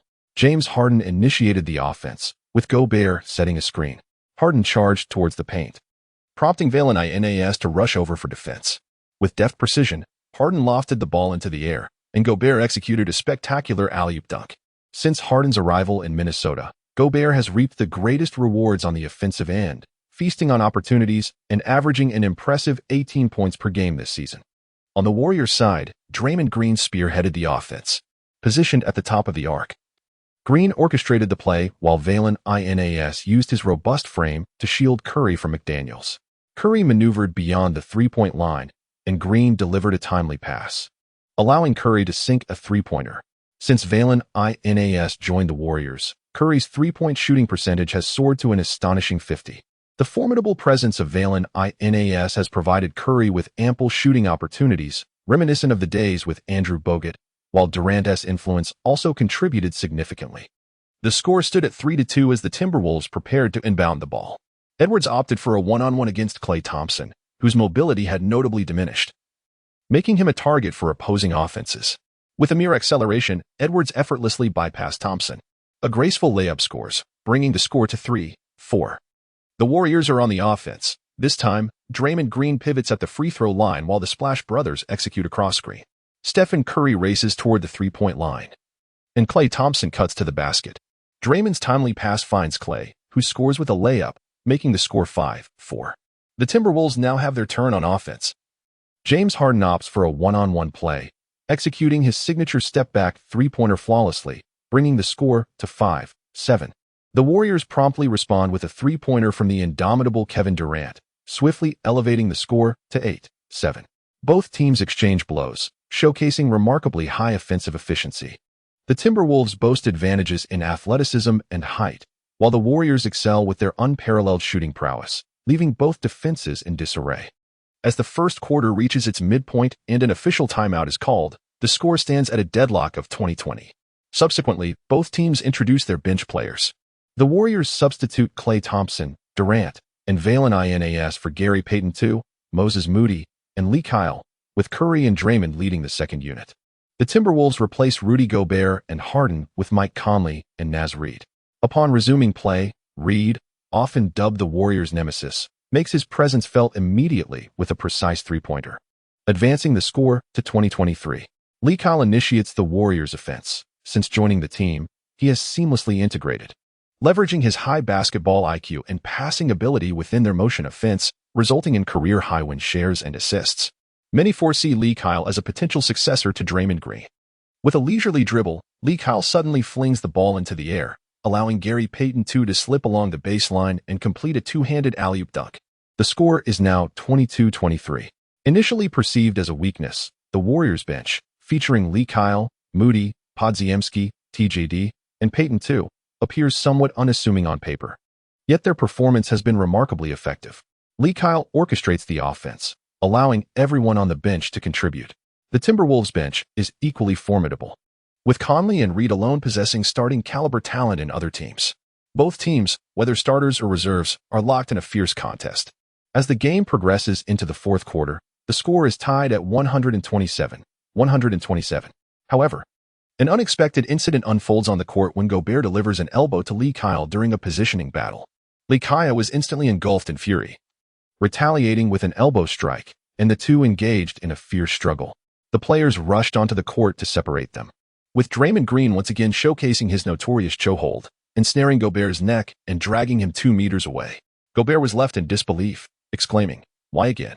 Amidst the chaos, laughter erupted as he encouraged Lee Kyle, appreciating Green's value as a teammate, asserting that he was even more reliable than a police dog. The online community buzzed with excitement. Ultimately, both Lee Kyle and Draymond Green from the Warriors were ejected from the game, alongside Gobert from the Timberwolves.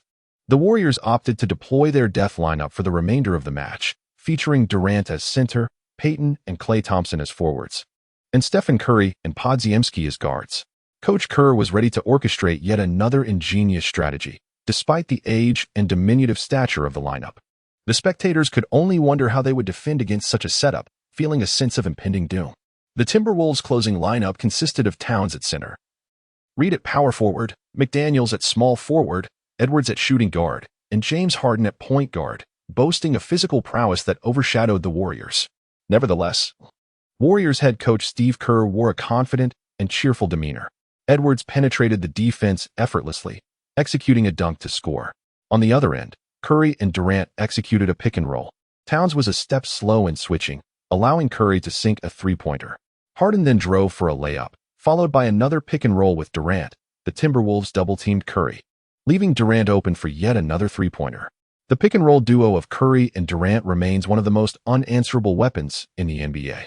Although the Timberwolves consistently scored by attacking the paint, the Warriors' strategy proved even more formidable. The final score of the match was 146-140, with the Warriors emerging victorious. Steve Kerr's tactical approach was a test of resilience, challenging who could withstand the pressure. In the post-game press conference, Curry and Durant attended together for interviews. "Steven, Kevin, congratulations on both scoring 40 points. I have some news for you. Another game has concluded, and Qin Hu made a buzzer beater against the Celtics, scoring an astounding 101 points.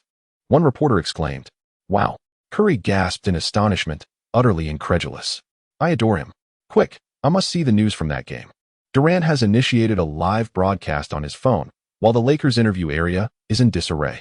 A Chinese man with a slicked-back hairstyle shouts into the camera, "I suspect Qin Hu has taken performance-enhancing drugs. I will report this. The NBA must conduct a urine test. He has undoubtedly consumed stimulants." Chapter 34. Who is your daddy? In the Celtics interview area, Tatum, Jaylen Brown, and James are together for an interview. A reporter explains to the trio the chaos occurring at the Lakers interview space, where allegations have surfaced regarding Qin Hu's possible use of performance enhancers, prompting calls for a urine test. Tatum displays no signs of distress. Instead, he smiles and states, "Qin Hu's performance is unparalleled. I consider myself fortunate to witness such greatness, and I take pride in our own performance. We only lost by a single point." Jaylen Brown concurs, noting, "We did everything we could to stop him. Unfortunately, tonight he was a deity." James, however, expresses a keen interest in the doping allegations, stating, "Qin Hu's performance indeed seems surreal.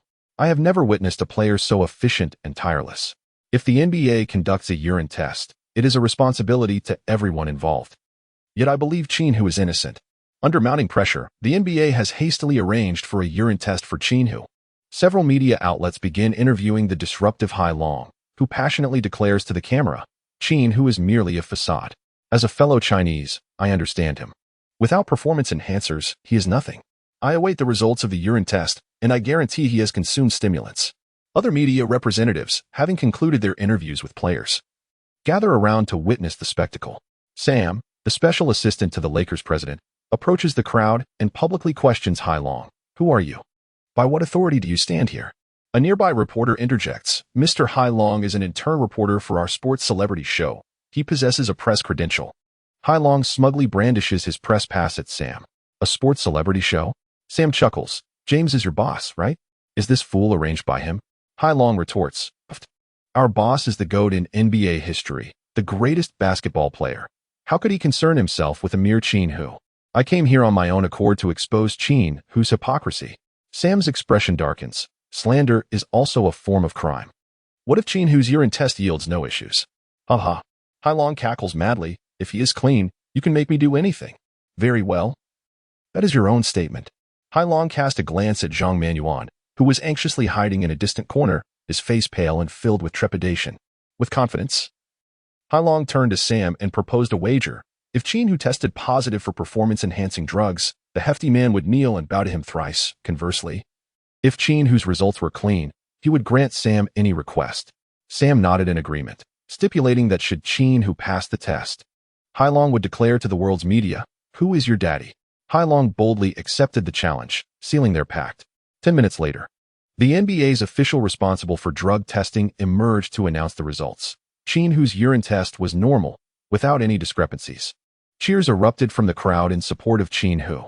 Impossible, Hai Long shouted in fury, advancing to confront the official. Either you are intentionally concealing information for Qin Hu, or the test results are inaccurate. The official, a robust figure, pushed Hai Long aside, exclaiming, "Who are you to question the NBA's professionalism?" Fuming, Hai Long's gaze frantically searched for Zhang Manuan. At that moment, Zhang stood at the distant entrance, their eyes locking. She flashed a radiant smile, raised her middle finger in a universal gesture of defiance, and then gracefully exited the room. Damn it, that insolent wretch, how dare she toy with me? Hai Long seethed, rushing toward the doorway. Wait, you cannot just leave. Sam's imposing figure blocked Hai Long's path. Fulfill your end of the bet before you go. My little lapdog. Who is your daddy? Who is your daddy? Who is your daddy? The media journalists began to jeer, leading the chant. Hai Long's face turned an alarming shade of green as he glared at each instigator. Sam, draping an arm over Hai Long's shoulder, said, "Brother, this is being broadcast worldwide.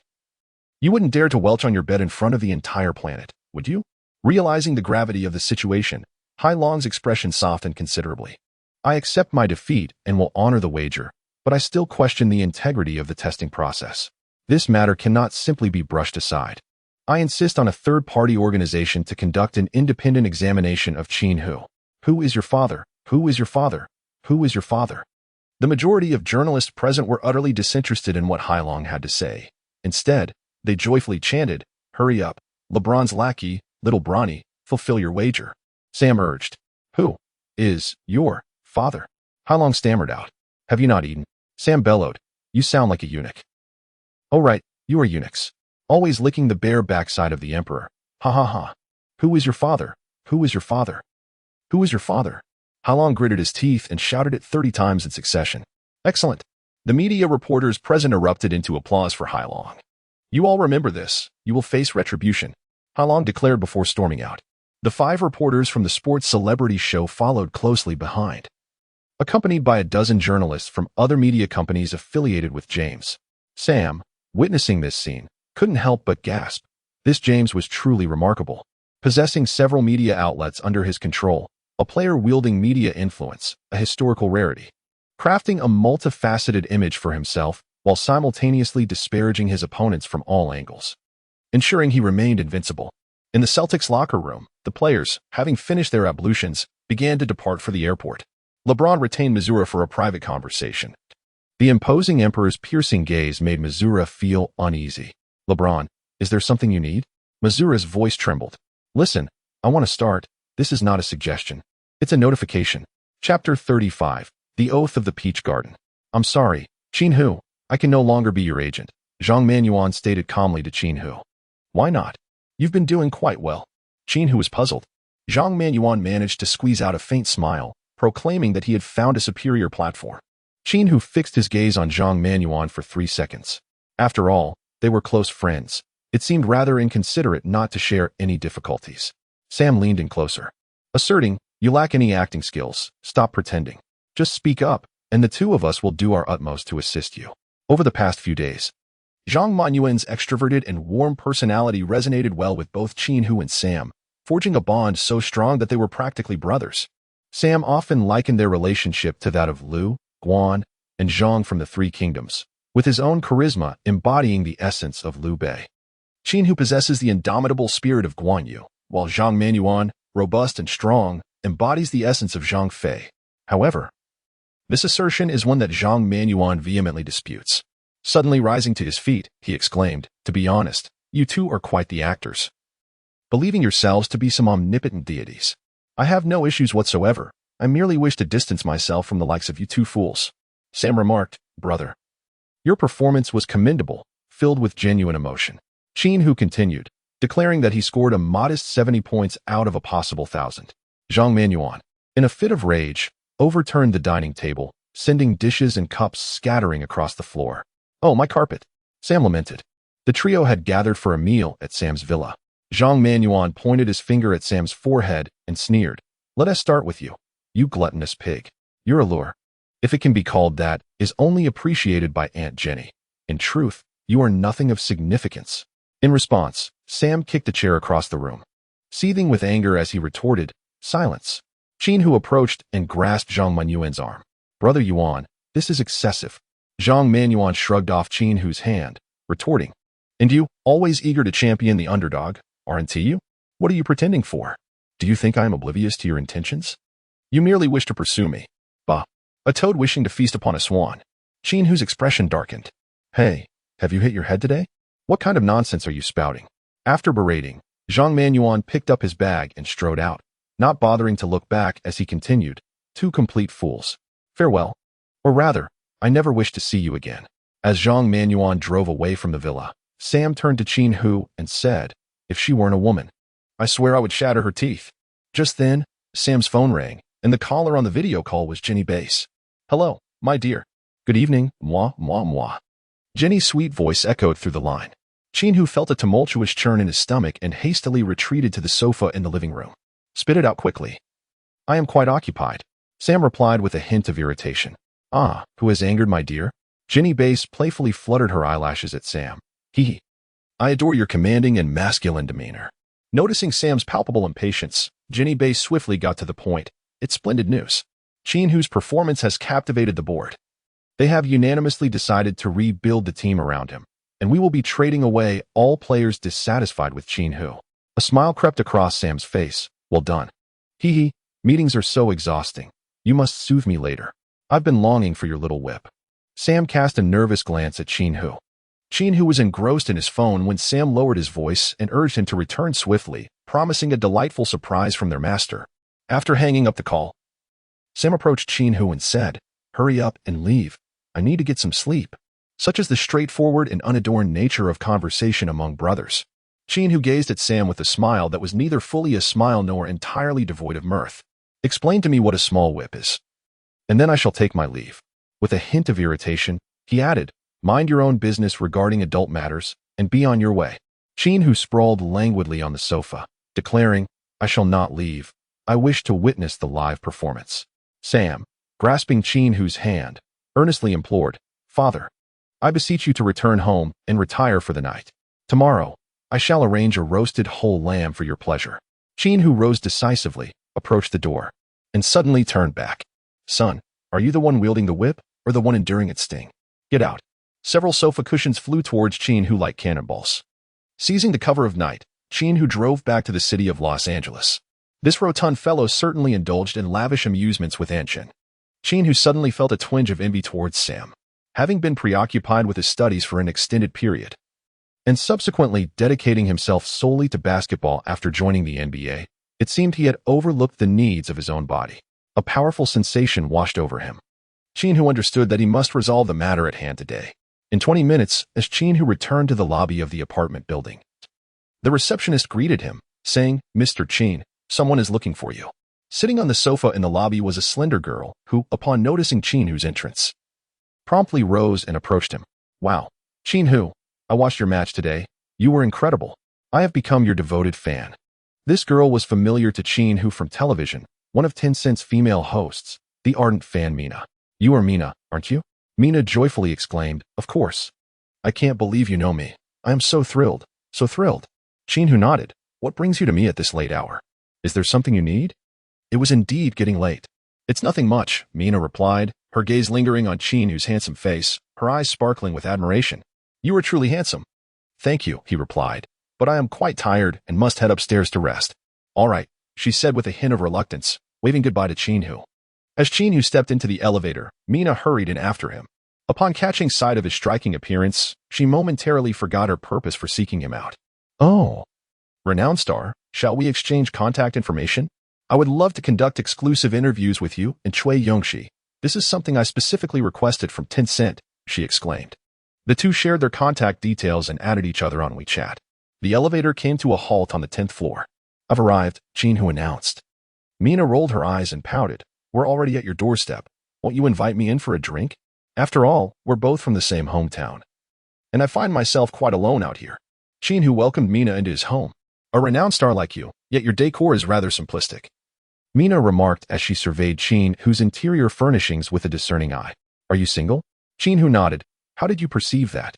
Mina chuckled, her gaze slightly alluring. It's a woman's intuition. May I borrow your bathroom for a moment? I could use a shower, as I've been waiting and am all sweaty. Chapter 36. A night of wind and rain soon. The sound of rushing water echoed from the bathroom as Mina cheerfully hummed a tune. "Oh my, Qin Hu," Mina suddenly exclaimed. Qin Hu arrived outside the bathroom. "What's wrong? I'm not accustomed to this body wash of yours. Could you kindly hand me mine from my bag?" Mina's voice grew increasingly melodious.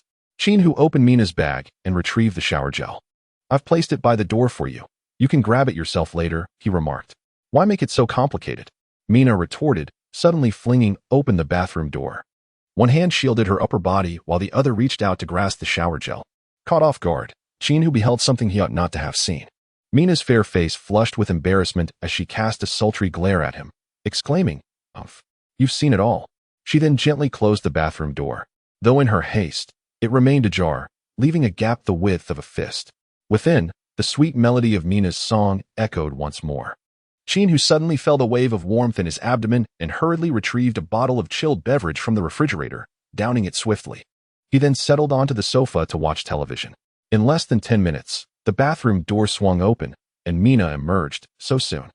Qin Hu cast a glance at Mina, and in that moment, a surge of heat coursed through him as if electrified, prompting him to hastily grab a cushion to shield his embarrassment. Mina, with her hands clutching both ends of a towel to cover her modesty, approached the sofa with a deep blush adorning her cheeks. "Your bath towel is a bit soiled, so I had no choice but to use this one." "Oh, please stop looking," Mina said as she settled beside Qin Hu. "What show are you watching? Let us watch it together." Qin Hu felt he had the situation firmly in his grasp, but he thought, "I must turn the tide." Clearing his throat, he said, "I generally do not allow girls to stay overnight, unless—" Mina's eyes sparkled with curiosity. "Unless what?" "Unless she possesses a talent that captivates me," Qin Hu replied earnestly. Mina laughed, gently tousling her hair, and as she swept her arm back, she offered a delightful visual treat. Qin Hu could not help but acknowledge that this woman was indeed adept at manipulating men. "I have studied rhythmic gymnastics, you know, and my body is exceptionally flexible. Allow me to perform a gymnastic routine for you. I am capable of executing many intricate maneuvers. Which one would you like to see?" Qin Hu casually discarded the cushion from his lap, urging, "Perform an ice cream eating act." Mina, like a famished tiger pouncing on its prey, swiftly approached. It was a night fraught with thunder and lightning, a tempest raging outside. The following morning, Mina, leaning against the wall, staggered as she made her way to prepare breakfast. Qin Hu donned his attire and stealthily approached Mina from behind, encircling her slender waist with his arms. "You can still cook?" he inquired. A blissful smile illuminated Mina's face as she replied, "Yes, I can make you delicious meals every day from now on." "There's no rush," Qin Hu responded. "Let us first see if genuine feelings can blossom between us." After spending 2 years in the beautiful country, Qin Hu embraced the open-minded perspective on romantic relationships prevalent here.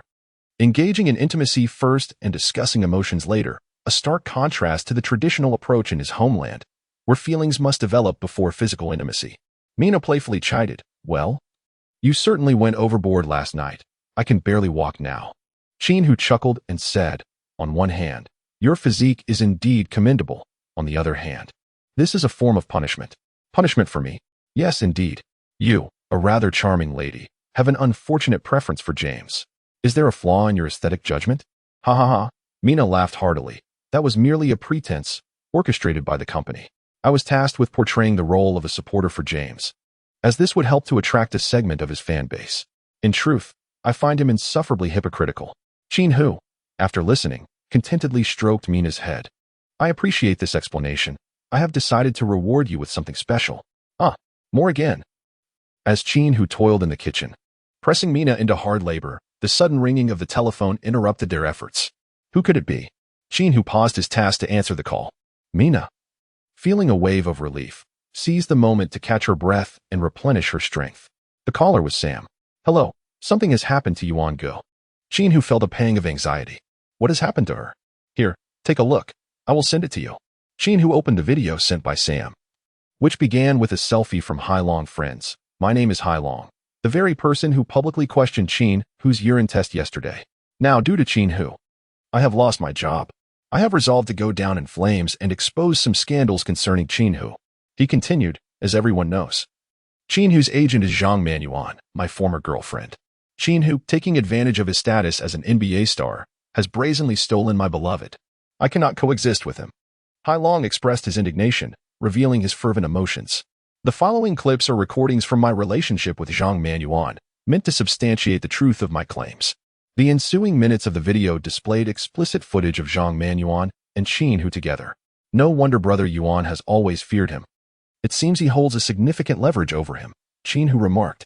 Sam added, brother Yuan acted so decisively yesterday to sever ties with you. That truly demonstrates loyalty. How is she now? I have no idea. Upon seeing this video online this morning, I called you immediately. Qin Hu hung up Sam's call and swiftly dialed Zhang Manuan's number. The line rang a few times before abruptly disconnecting. Qin Hu hastily composed a message and sent it. Brother Yuan, I have viewed the video content. To be frank, the quality is rather mediocre. That young lad is far too inexperienced, and the duration is insufficient. Utterly unworthy of you. I hope you are not letting this matter weigh heavily on your mind. That would be beneath you. Just then, Zhang Manuan called via video. Her hair disheveled and her face drawn with fatigue. You speak so lightly, as if you are not the one directly involved. The entire world has seen it. And I feel utterly despondent. Qin Hu calmly remarked, and then? Zhang Manuan was taken aback. What do you mean? And then? A scoundrel flaunted your figure before the world, and what follows? Zhang Manuan fell into deep contemplation. Indeed. What comes next? Damn it, I am not the one who erred. So why should I feel apprehensive? What you must do now is to eat well, rest adequately, work normally, and wield the weapon of law to defend yourself. No one will look down upon you for such matters. Zhang Manuan's radiant smile returned. All right, I shall freshen up and meet you at the team this afternoon. Just as she hung up the phone with Zhang Manuan, Sam called again, his voice shrieking through the receiver. Qin, get online. Explosive news. LeBron and his son have been cut by the Celtics. Is that true? Mina rushed over, phone in hand. It's real. I received the news too. Chapter 37. The super combination. What began as an ordinary morning erupted into a sensational announcement that dominated news headlines worldwide. LeBron and his son had been simultaneously released by the Celtics. In his 2-decade career, it was the first time LeBron had been cut. Has the little emperor lost his luster? If the emperor's throne is in jeopardy, must the prince also retire? Stevens, you are utterly outrageous. The Celtics general manager merely posted a brief statement on social media, declaring, the decision to release LeBron and his son was a collective one made by our entire team. Our goal this season is to win the championship. And we do not wish to be encumbered by distractions. I personally apologize to Celtics fans. I must admit that bringing LeBron on board was my mistake. I wish LeBron and Bronny the best. In a mere 2 hours, the comments section on Stevens' post was inundated with fervent backlash. Hundreds of thousands of comments relentlessly assailed him. You've ruined an emperor's twilight years, you scoundrel. I know where you live, just wait. The greatest player in NBA history offered you the opportunity to admire him, and you squandered it. I cannot fathom. Even an aging LeBron surpasses any of your starters. What were you thinking? Henceforth, the Celtics shall be forever condemned. Later that day, LeBron posted on his social media, the crown shall never fall, G0. This ignited a flurry of speculation regarding the next destination for the king. By midday, LeBron shared another message. Old soldiers never die. Stephen Curry, Kevin Durant, and Draymond Green were quick to comment below, let us shake the world together. The emperor has arrived. Roy has revealed sensational news, stating that the Golden State Warriors have signed LeBron James and his son, Bronny, to minimum contracts. This signing was reportedly facilitated by LeBron's earnest pleas to both Stephen Curry and Kevin Durant. Coach Steve Kerr has made it clear to LeBron that he cannot guarantee Bronny's playing time. LeBron's intentions are unmistakable, to seek support and triumph over the Celtics in the finals. At 5 in the afternoon, the Golden State Warriors held a press conference to welcome the James duo. Curry, Klay Thompson, Durant, Draymond Green, and Coach Kerr all attended the welcoming event. The Jameses arrived in splendid attire, and when discussing the team's future, LeBron expressed, playing alongside Curry and Durant has been my dream. And now that dream has finally come true. It feels surreal. For so many years, we have been both rivals and close brothers. I am uncertain what we three old-timers can achieve together, but let us wait and see. Reflecting on Bronny's future, he remarked, imagine being a child born into a world where your father is immensely famous and wealthy, yet still possessing the drive to carve out your own path. That is remarkable, and he deserves recognition and praise. On leaving behind the Celtics, he stated, I brought championship experience and knowledge to them. Those young players learned a great deal from me during our brief time together, and my influence will endure. When discussing the current rising stars of the NBA, Qin Hu and Victor Wembanyama, he exclaimed, "Oh, they are both exceptionally gifted. Wembanyama possesses unparalleled height and defensive prowess, while Qin Hu is a once-in-a-decade talent. I admire them greatly. Seeing them reminds me of my early days in the league. I hope that one day we can fight alongside each other." That evening, Roy reported another explosive revelation. Under LeBron's vigorous advocacy, the Lakers and Warriors executed a major trade, primarily involving Anthony Davis. The Warriors roster is poised to become the strongest in history. Subsequently, both teams announced that the Lakers exchanged Anthony Davis, Rivers, and Hachimura for the Warriors' Draymond Green, Lee, Valen Inas, and draft picks. Numerous insiders proclaimed that the true climax of the NBA has finally arrived. The Warriors lineup now features Davis as the center, with Durant and LeBron as forwards, complemented by the Splash Brothers in the backcourt. Indeed, LeBron is formidable. He unites all willing allies, he remarked. "You are mistaken. Only the strong can be my brothers, such as Davis. The weak will be decisively cast aside, like Wade in the twilight of his career or Draymond Green now." Indeed, after years of admiration, Draymond Green found himself unexpectedly traded. It was soon noticed that Draymond had unfollowed LeBron on social media. When Qin Hu learned of the monumental trade, it was during a match. That evening, the Los Angeles Derby was unfolding between the Lakers and the Clippers, with the game having reached the third quarter. The score tied at 90. During a timeout, Pelinka approached the team and announced, "Gentlemen, we have just executed a significant trade. We have exchanged AD and Rivers for Draymond Green, Lillard, and Valanciunas." Upon hearing this, Rivers promptly gathered his belongings and returned to the locker room, insisting, "Let us not dwell on the trade. Our focus must be on securing victory in this match." The wise Phil Jackson, with his astute gaze, turned to Qin Hu and remarked, "Qin, your performance today is rather lackluster." Qin Hu also felt somewhat feeble, undoubtedly due to his indulgence the previous night. As the third quarter commenced today, Qin Hu, with 13 successful shots out of 20 attempts, only managed to score 38 points, exhibiting a scoring efficiency that is evidently inferior to his performances in previous matches. In terms of defense, Qin Hu's performance was rather unremarkable. He was primarily tasked with defending Leonard, who, after 3 quarters, managed to score 25 points on 10 of 19 shooting. Qin Hu silently gazed at the data sheet, while Phil Jackson leaned in close to his ear and inquired, "Do you know what to do next, or shall I provide you with some guidance?" With a fierce glint in his eyes, Qin Hu declared, "I know what must be done." Upon returning to the arena, Qin Hu has reclaimed his invincible form, demonstrating remarkable efficiency on the offensive end while exhibiting unparalleled prowess defensively. Throughout the entire second half, under Qin Hu's vigilant care, Leonard failed to score on 11 attempts, suffering 4 emphatic blocks. Under Qin Hu's leadership, the Lakers erupted in the second half, securing a resounding victory over the Clippers with a score of 132-110. Qin Hu once again achieved an impressive quintuple-double in the match, recording 47 points, 12 assists, 11 blocks, 11 steals, and 13 rebounds. Following the game, Qin Hu graciously accepted an interview with Mina, a reporter from Tencent stationed in Los Angeles.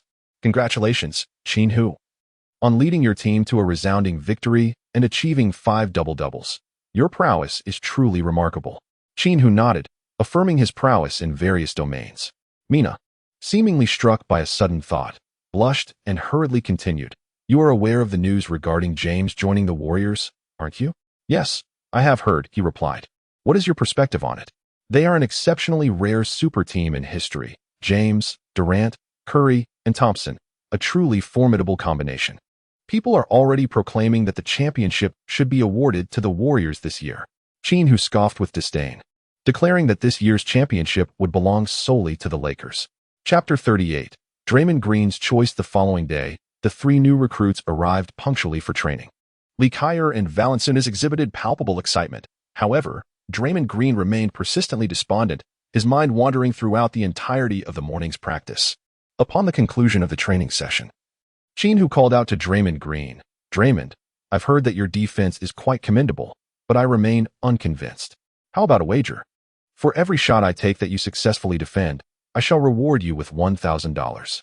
Draymond Green's expression darkened as he replied in a low voice, "Are you trying to provoke me? You'd best be prepared for a hospital visit."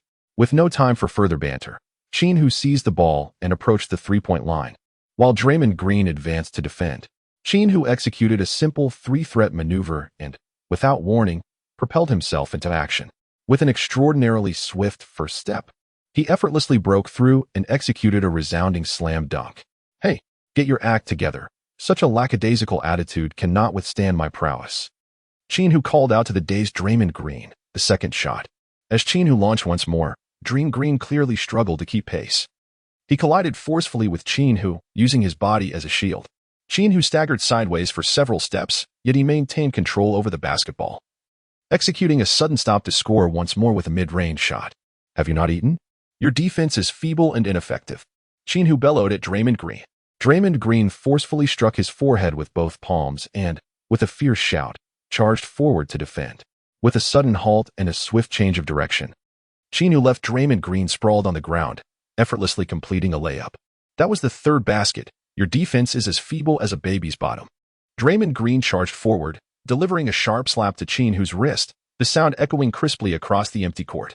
Qin Hu, undeterred, delivered a powerful elbow strike to Draymond Green's face during his breakthrough. Enraged and humiliated, Green retaliated by pulling and pushing, his hands reaching out towards Qin Hu. Qin Hu, however, scored with a powerful shot, utilizing Draymond Green's arm. As the game progressed, the intensity of their movements escalated, leaving the nearby janitor in a state of anxious anticipation. He hurriedly set aside his broom and rushed to the office to seek guidance from his superior. In the final play, Qin Hu exerted all his strength, delivering a powerful shoulder charge that sent Dream Chaser Green sprawling. He deftly banked the shot, and after scoring, Qin Hu let out a triumphant roar. "Ah, useless Dream Chaser. You can't even defend a single shot, pathetic." Dream Chaser Green lay on the ground, sprawled in a starfish position, suddenly overwhelmed with emotion, tears streaming down his face. After a while, as his sobs subsided, Qin Hu helped him to his feet, and the two sat side by side beneath the basketball hoop. "I yearn for victory. I aspire to seize the championship." Qin Hu suddenly spoke. Dream Chasing Green remained silent. "I empathize with your plight, yet I hope you can muster your strength and join me in overcoming them. That is the essence of what it means to be a man." Qin Hu continued. "Do you believe we can defeat them?" Draymond Green glanced at Qin Hu and whispered, "Is it not possible?" Qin Hu met Draymond Green's gaze. In his mind, Draymond rapidly replayed the man's every move from their earlier encounter. Despite his various defensive maneuvers, this man had not missed a single shot. Such formidable physical prowess and technical skill. Draymond extended his large hand, stating, "From this moment forth, I shall be your loyal companion. I will assist you in ascending to the throne. You focus on scoring while I handle the dirty work."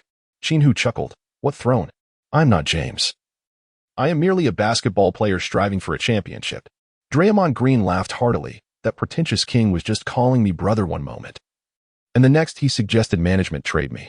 The entire team, save for Steven, remained silent. To be candid, I was deeply hurt. I even doubted my ability to play again. "Qin, thank you for helping me regain my spirit. Together, we shall unseat that fellow from his false crown and shatter it to pieces." Under the guidance of the janitor, Palinka, Sam, and Jeannie, Bus hurriedly entered the basketball court, only to find Draymond Green and Qin Hu engaged in lively conversation. The janitor shrugged, recalling that they had just been at odds moments before. At the Golden State Warriors' home ground, the Chase Center, today marked LeBron James' debut with the team as they faced the Phoenix Suns. This game also marked the return of Kuminga and Wiggins to the Warriors' home court. The Suns' starting lineup included center, Nurkic, power forward, Kuminga, small forward, Wiggins, shooting guard, Devin Booker, point guard, Beal. The Warriors' starting lineup featured center, Anthony Davis, power forward, LeBron James, small forward, Kevin Durant, shooting guard, Klay Thompson, point guard, Stephen Curry. Notably, on the very first day of his trade to the Warriors, Anthony Davis declared himself fully recovered and ready to play. As the visiting players took the court, the fans at Chase Center erupted into prolonged applause for Wiggins and Kuminga. However, when LeBron James was introduced, the crowd collectively chanted, "Who is your daddy? Who is your daddy? Who is your daddy?" It was only when the team's cornerstone, Stephen Curry, took the floor that the fans shifted back to cheers.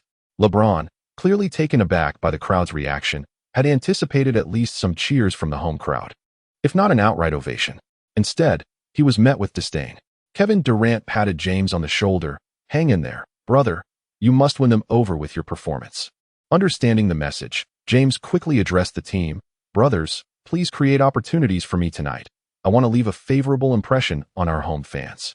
After the match commenced, the starting four of the Warriors diligently facilitated plays for James. However, the Suns' defensive strategy rendered James utterly beleaguered. They opted to allow him to shoot rather than drive.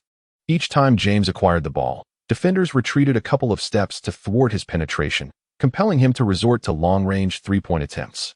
Consequently, he managed a dismal 1 out of 5 from beyond the arc, inciting the home crowd to chant, "Who is your daddy? Who is your daddy? Who is your daddy?" This incessant taunting exacerbated James's frustration, leading to increasingly erratic shots. By the end of the half, he had made merely 1 out of 8 three-point attempts, leaving the Warriors trailing the Suns by 14 points at 3:17. Observing the mounting discontent among the fans, Stephen Curry, in a moment of necessity, opted to substitute James, suggesting, "Gentlemen, let us revert to our accustomed style of play." Upon resuming play, the Warriors lineup transformed to include center T.J.D. Davis, power forward Anthony Davis, small forward Kevin Durant, shooting guard Klay Thompson, and point guard Stephen Curry. The Warriors unleashed an offensive tempest, with Anthony Davis wreaking havoc inside the Suns' paint, while the Splash Brothers continually amassed points from the perimeter. By the conclusion of the first quarter, the score stood at 37-30, with the Warriors surging ahead by 7 points. As the second quarter commenced, the Suns introduced their bench players, led by Beal, alongside Damian Lee, Royce O'Neal, Eubanks, and Glenn Robinson. James, eager for participation, implored the coach, "Allow me to take the court. Their lineup is utterly incapable of containing my drives." Originally, Kerr had intended for Durant to lead during this transitional segment. But with sufficient personnel available and James's rationale being sound, he acquiesced and permitted James to join the fray. Indeed, James exhibited an exceptional proficiency in exploiting the opposing bench. He made an immediate impact with a powerful drive, bulldozing through Glenn Robinson to complete a layup. Goodness, he traveled. Did you not see that? Are you blind? He took 5 steps, and Glenn Robinson III unleashed a furious tirade at the referee. The referee blew the whistle, calling a technical foul on Robinson. At that moment, the most accurate free throw shooter on the Warriors was Durant, as the team often designates the player with the best shooting skills for technical free throws. Just as Durant stepped to the free throw line, LeBron approached him, saying, "Kevin, let me take this. It's my deal."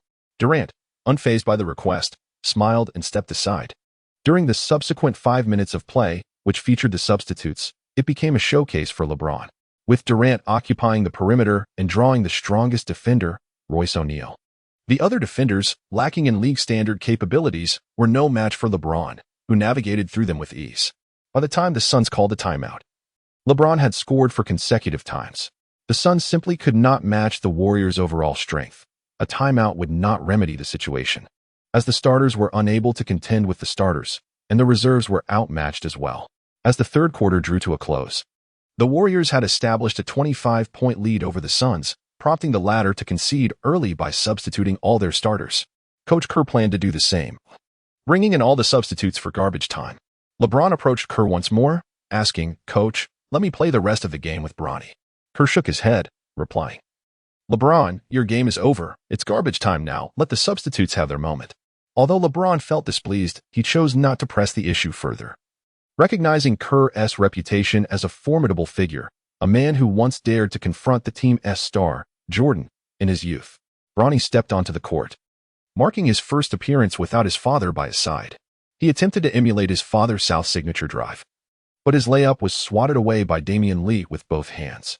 Lee could hardly believe his eyes, exclaiming, "Wow, has my defense improved?" A nearby rookie from the Suns scoffed, "No, it's just that your opponent is too weak. I know this kid. I easily dominated him during our joint training." Indeed, that rookie easily broke through Bronny's defense, scoring effortlessly. This time, the Warriors had Podziemski handling the ball. He utilized a pick and roll to penetrate the paint, subsequently passing the ball to Bronny at the three-point line. "This kid is quite savvy."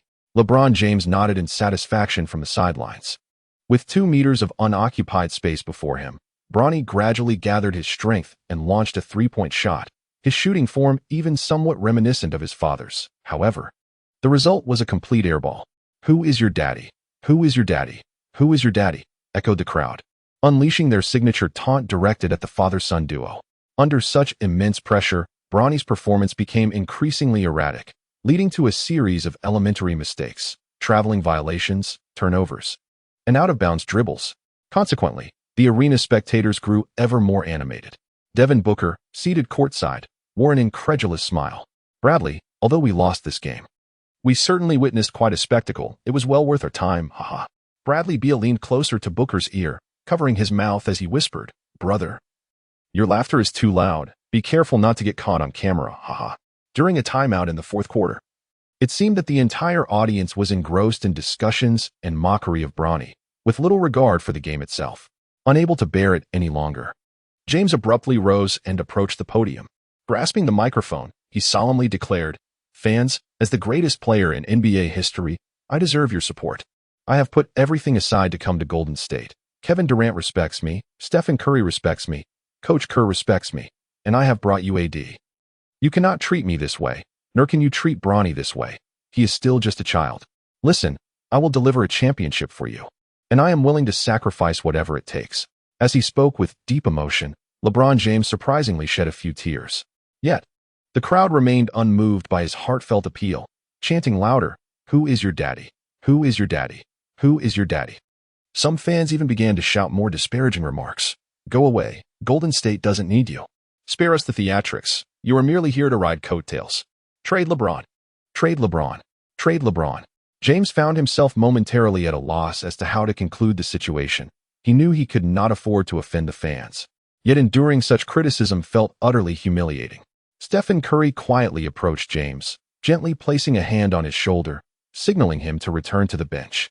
Curry took hold of James' microphone, ready to address the crowd, but was immediately drowned out by an uproar of chants. "MVP, MVP, MVP, MVP."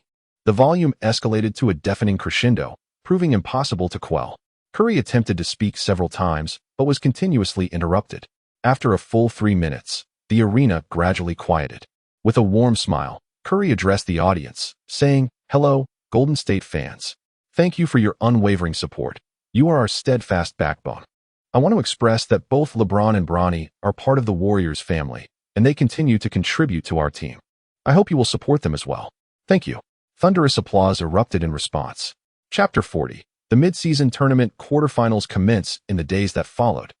The Los Angeles Lakers surged with remarkable momentum, propelled by the relentless prowess of Qin Hu, achieving an impressive 8 consecutive victories. They advanced to the final 8 of the NBA's mid-season tournament. The matchups for the quarterfinals were as follows. Eastern Conference: New York Knicks versus Indiana Pacers, Philadelphia 76ers versus Boston Celtics. Western Conference: Los Angeles Lakers versus Minnesota Timberwolves, Golden State Warriors versus Denver Nuggets.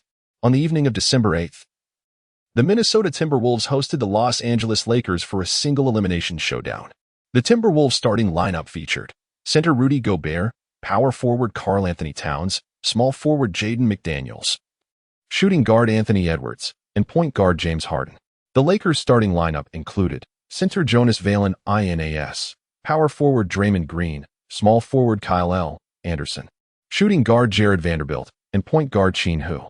In a strategic move to match the Timberwolves' physical prowess, Coach Phil Jackson made deliberate adjustments to the starting lineup. As the game commenced, the Timberwolves smoothly gained possession, with James Harden controlling the ball while Vanderbilt applied full-court pressure. Harden passed the ball to Edwards. Qin Hu takes the lead in defense. Thus far in the season, Qin Hu boasts an average score of 51.3 points per game, securing the top position on the scoring leaderboard, while Edwards follows closely with an average of 32.7 points, ranking second. Edwards has long harbored the desire to challenge Qin Hu on the court. He thwarted Gobert's screen and resolved to engage in a one-on-one duel with Qin Hu. The home crowd erupted in waves of applause. Qin Hu is now universally recognized as the most formidable player in both offense and defense, and the number of players daring to challenge him directly is dwindling. Edwards executed a series of crossovers with his left and right hands, weaving skillfully before suddenly accelerating to break through. Qin Hu pressed closely against Edwards, his hands poised to block at any moment. As he sprinted forward with great speed, Edwards unexpectedly gathered the ball and executed a deliberate three-step maneuver. Qin Hu was unable to stop in time, allowing Edwards to gain half a body's length. With a lean back, Edwards executed a shooting throw. As Qin Hu leapt once more to block, it became increasingly difficult to interfere. A silky arc formed, and the ball swished through the net. The arena erupted in a thunderous applause. Edwards pointed at Qin Hu, exclaiming, "Hey, this move is dedicated to you. Today, we shall determine who the supreme scorer is." Qin Hu smiled, for he genuinely relished the challenge of facing his adversaries. To aspire to be the strongest star in the realm of sports, one must be prepared to conquer every opponent. Much like James, who adeptly exploits the most vulnerable aspects of his rival's defenses through strategic picks and screens. Qin Hu expresses profound disapproval. Qin Hu said to Edwards, "Very well. I accept your challenge." As Qin Hu advanced the ball into the front court, Edwards proactively approached to apply pressure. The Lakers' teammates instinctively spread out, having reached a mutual understanding that if anyone dared to challenge Qin Hu, they would provide ample space for a one-on-one confrontation. Qin Hu is capable of overcoming every adversary. Qin Hu's approach to single-handedly facing Edwards is refreshingly unadorned. He takes a substantial step to the right while dribbling, abruptly halting to execute a backward jump shot. Edwards leaps with all his might to block the shot, relying on his formidable core strength. Qin Hu paused momentarily in midair, waiting for Edwards to descend before launching his shot. Swoosh. The crowd of Minnesota Timberwolves fans erupted in awe.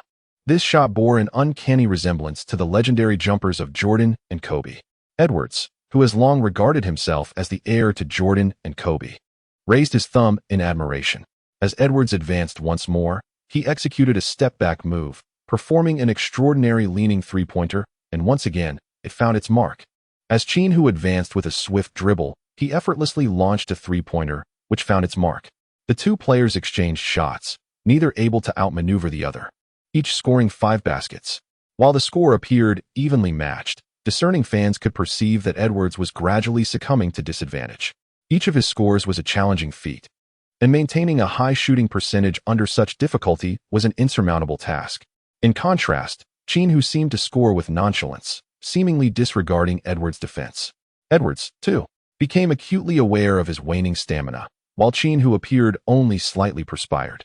During this offensive play, Edwards found himself cornered by Qin Hu, faced with the choice of either attempting a forced shot or passing the ball. Demonstrating sagacity, Edwards opted to pass to Towns on the perimeter, who skillfully sank a three-pointer. As Edwards retreated, he turned to Qin Hu and conceded, "I admit, you have bested me in this one-on-one. Now, I shall lead the Timberwolves to victory against the Lakers." Qin Hu could not help but sigh. This individual possesses the remarkable ability to bend and sway, unburdened by concerns of pride or reputation. In the future, he is destined to become one of Qin Hu's most formidable adversaries. Qin Hu was also prepared to immediately cease the incessant one-on-one duels, for he was, after all, the starting point guard for the Lakers in this match, and facilitating his teammates was his primary responsibility. Qin Hu skillfully dribbled the ball into the front court, maneuvering with his left hand while gesturing a three with his right. This was a newly devised strategy by the Los Angeles Lakers. In that moment, Draymond Green and Lee Kyer executed a double screen for Vanderbilt, who seized the opportunity to drive straight towards the basket. Qin Hu launched the ball high into the air, and Vanderbilt executed a spectacular two-handed alley-oop slam. The score was tied at 14-14. This was a fiercely contested match, with both teams exerting themselves to the fullest. Muscles collided incessantly in a relentless struggle. As the third quarter neared its conclusion, the score stood at a mere 80, a rather low tally for both teams. At that moment, an unexpected incident occurred. Rudy Gobert slyly squeezed Lee Kyle's waist. Infuriated, Lee Kyle pushed Gobert, who theatrically fell to the ground, resulting in Lee Kyle's ejection by the referee. This unfortunate turn of events left the Lakers without one of their players capable of matching the Timberwolves' physical intensity. Lee Kyle felt profound frustration over his impulsive reaction, offering repeated apologies to his teammates as he exited the court. With a smile, Qin Hu addressed Lee Kyer, saying, "Comrade, leave it to us. Watch the footage closely, we shall avenge you."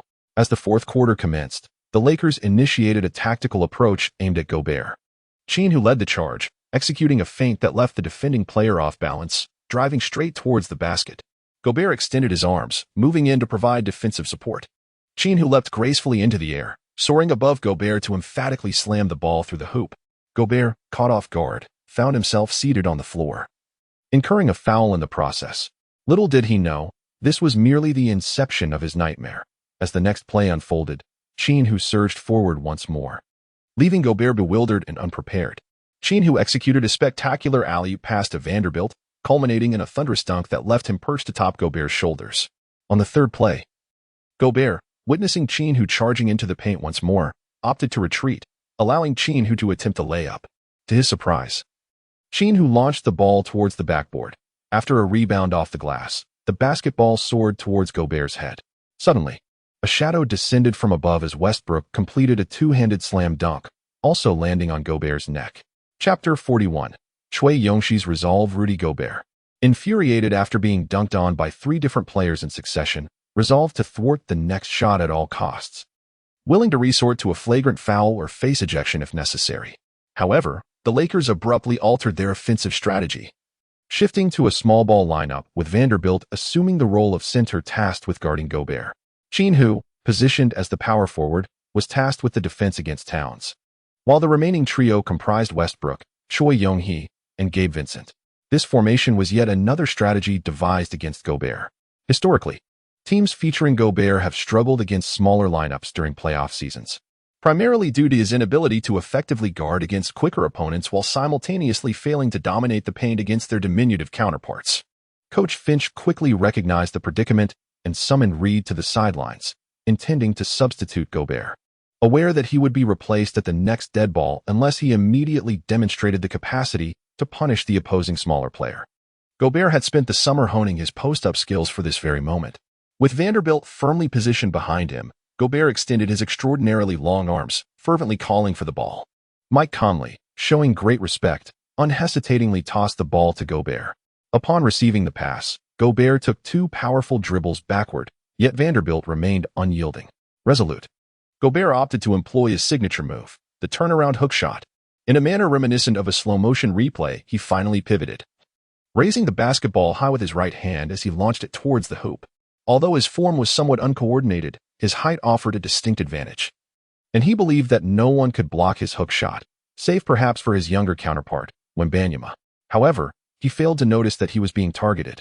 Suddenly, Qin Hu surged in from the side to bolster the defense, judging by the height of his leap. Qin Hu's head was already level with the basketball hoop. Bang! Bang! Why did this magnificent block resonate twice? It was because Qin Hu had sent the basketball crashing into Gobert's face. Gobert lay on the ground, blood streaming from his nose. The team physician rushed onto the court to attend to Gobert, while the Timberwolves substituted Reed for him. In response, the Lakers promptly replaced Vanderbilt with Draymond Green. This lineup pleased the Zen master immensely. Firstly, the defense was commendable. The agility and basketball IQ of Draymond Green and Qin Hu effectively fortified the interior while allowing for timely support on the perimeter. Meanwhile, the trio of Choi Young-hee, Westbrook, and Vincent played with unyielding determination.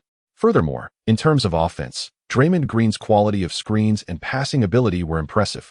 Qin Hu serves as the team's primary offensive player, unmatched in one-on-one confrontations.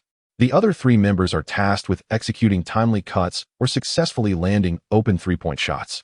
Over the past 2 months of his NBA career, Chui Youngshi has dedicated himself to rigorous practice of his 3-point shooting and has now emerged as a dependable shooter trusted by the Zen master. His accuracy from beyond the arc has soared to an impressive 50. Consequently, his playing time has steadily increased, even surpassing his rival, Prince. The Timberwolves lineup consists of center, Towns, power forward, Reed, small forward, McDaniels, shooting guard, Edwards, and point guard, James Harden. This configuration currently boasts the highest win-loss ratio for the Timberwolves. With Gobert's burden lifted, James Harden takes charge of ball distribution, rendering their offensive strategy nearly insurmountable. As the game resumes, Qin Hu drew the attention of the Timberwolves, ensnared in a double team. With a deft bounce pass, Draymond Green received the ball, his hands unencumbered, swiftly relaying it to the open Russell Westbrook. Without hesitation, Westbrook unleashed a 3-point shot, the ball swishing through the net. The current iteration of Westbrook has undeniably transformed into a true sharpshooter. James Harden, utilizing a screen, seized the opportunity to isolate Gabe Vincent. With a penetrating floater, he scored, earning an additional free throw. Neither team could contain the other, and in the blink of an eye, the game approached its conclusion. With merely 30 seconds remaining, the score stood tied at 106-106. The Timberwolves held possession as James Harden continued his one-on-one against Vincent. At that moment, Qin Hu suddenly charged in to provide defensive support. Qin Hu was acutely aware that allowing Harden to isolate against Vincent would inevitably lead to an effortless score for Harden. making it more prudent to take a calculated risk. Harden deliberately confined his offensive maneuvers to the final 5 seconds, not anticipating that the Lakers would dare to double-team him at such a critical moment. Qin Hu's speed was astonishing, and his vertical leap was equally impressive. Harden's hurried pass was slightly disrupted, striking directly against Towns' leg before ricocheting towards the center of the court. Nearby, Chui Yongxi and McDaniels surged forward from opposite directions, both eager to seize the ball. It was a 50-50 situation, often favoring the more tenacious competitor, as Chui and McDaniels nearly simultaneously dove to the ground. Their bodies glided swiftly, inches away from a collision. Chui's gaze seemed fixated solely on the basketball, devoid of any instinct for self-preservation. In that critical moment, McDaniels instinctively curled his right arm to shield his head, and it was this fleeting hesitation that granted Chui the upper hand. With decisive resolve, he embraced the basketball with both hands, crashing into McDaniels. The Lakers called for a timeout, only 15 seconds remaining on the clock. Blood trickled down from the top of Chui's head as the team physician rushed over to tend to his wound. "Chui, can you still play?" Coach Phil Jackson inquired. With a bandage wrapped around his head, Chui replied resolutely, "Absolutely." "All right," Jackson said, tapping on the tactical board. "For the final game-winning shot, let it be for little Chui." They would undoubtedly double-team Qin Hu. Qin, dribble to the right and then pass to the left corner to little Chui. "Remember to choose the moment for your attack wisely. I only need the last shot. Leave no time for them. If we miss, we will go into overtime." Qin Hu nodded, returning to the match. Westbrook passed the ball to Qin Hu. Qin Hu dribbled outside the three-point line for 11 seconds before suddenly accelerating to break through towards the right side. Nearing the 3-second area, players from the Timberwolves converged on him from 3 directions, attempting to encircle him. This year, Qin Hu's shooting percentage in the final moments is nothing short of remarkable. Within the last 2 minutes, he hasn't missed a single shot. As his objective draws near, Qin Hu forcefully flings the basketball towards the opposite corner. Indeed, Chui Yongxi finds himself wide open. Upon receiving the ball, with only 2 seconds left on the clock, Chui steadies his stance and launches a three-pointer. The basketball arcs gracefully through the air and swishes through the net. The score stands at 109-106. With the Lakers in the lead. At this moment, only 0.3 seconds remain on the timer, prompting the Timberwolves to call for a timeout. A mere 0.3 seconds is insufficient for a standard shot. They are left with but one option, an alley-oop. Coach Finch substitutes Gobert back into the game. Chapter 42. The Kardashian assault. Rudy Gobert returns to the court, with cotton swabs stuffed up his nostrils to staunch the bleeding. It is evident that the Timberwolves are prepared to make a final stand. Given that an alley-oop is their sole option, particularly under the vigilant defense of their opponents, it is essential for a player of considerable height and reach to take the shot. Gobert and Towns both crowd into the key area, while the Lakers counter with the imposing center Valen Ins guarding the basket. The player designated to inbound the ball for the Timberwolves is Harden, who accurately delivers the ball high above the rim.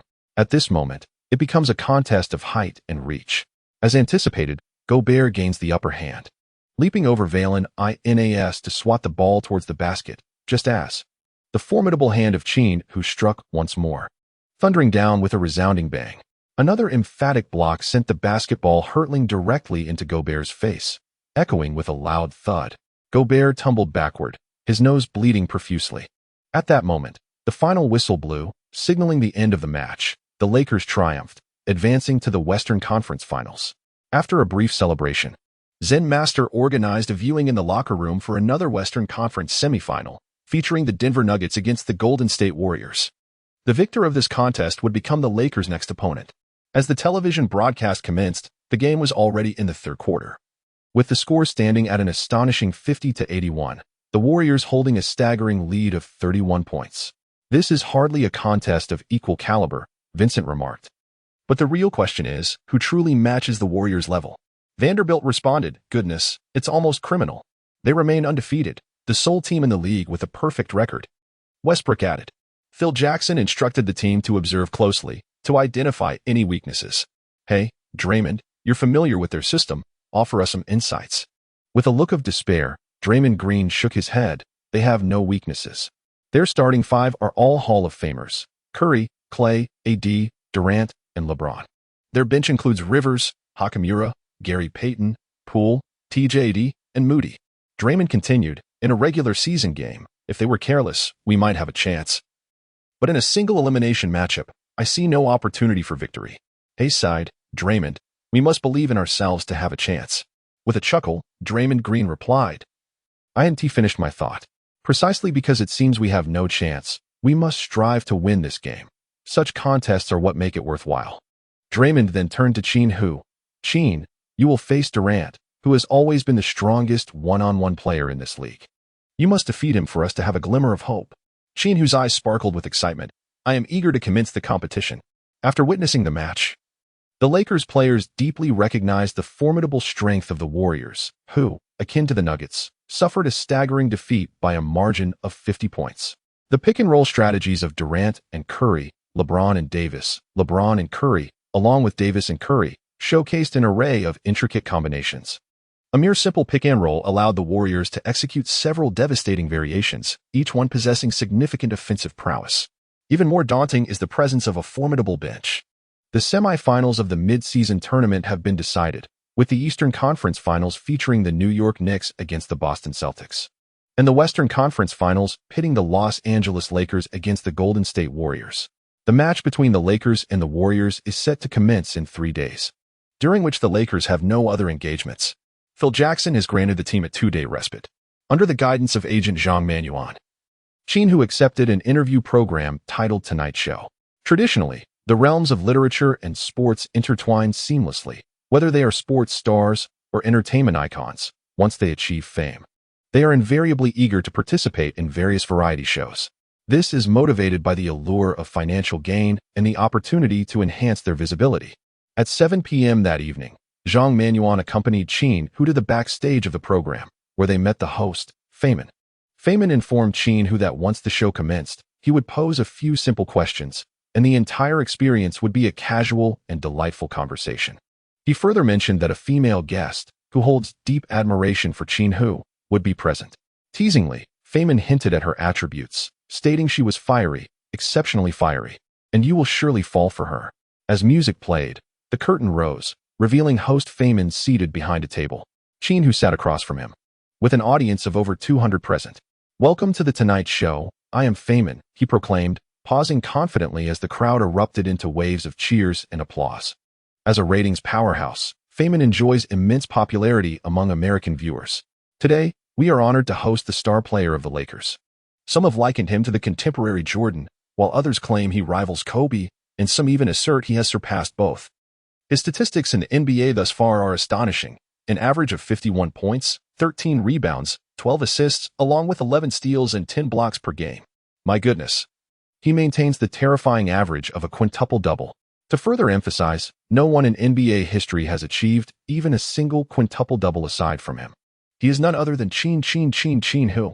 Following Feynman's electrifying introduction, the audience fervently chanted Qin Hu's name, clearly demonstrating the presence of numerous fans. Qin, what do these remarkable statistics signify to you? Feynman inquired, steering the conversation. I have never deliberately pursued statistics. I simply strive to give my all in both defense and offense, and that is all there is to it, Qin Hu replied. Can you perform a 6-step layup? What? Feynman looked at Qin Hu earnestly. The 6-step layup, the signature move of LeBron. I watched that game. He defeated you with that move.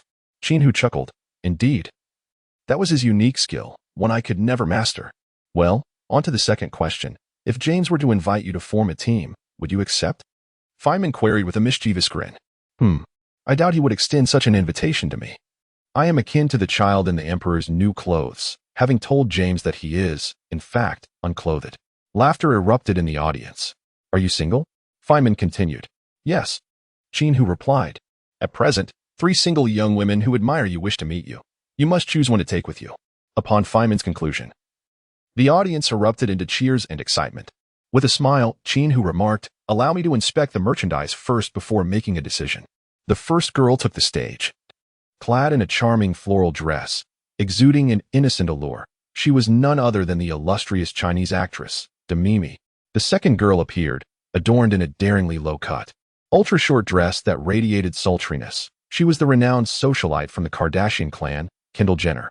The third girl emerged, dressed in professional attire that balanced seriousness with a hint of playfulness. She was none other than Qin Hu's manager, Zhang Manuan.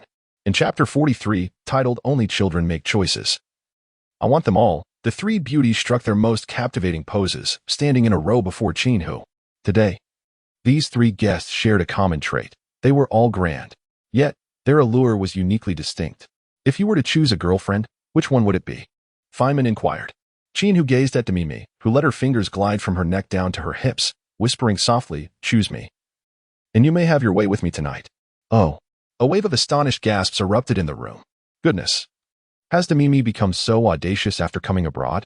Qin Hu discreetly swallowed, inquiring, "What is your special talent?"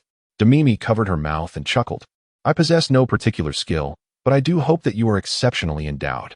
Qin Hu gazed at Kendall Jenner, who began to sway gracefully to the alluring music.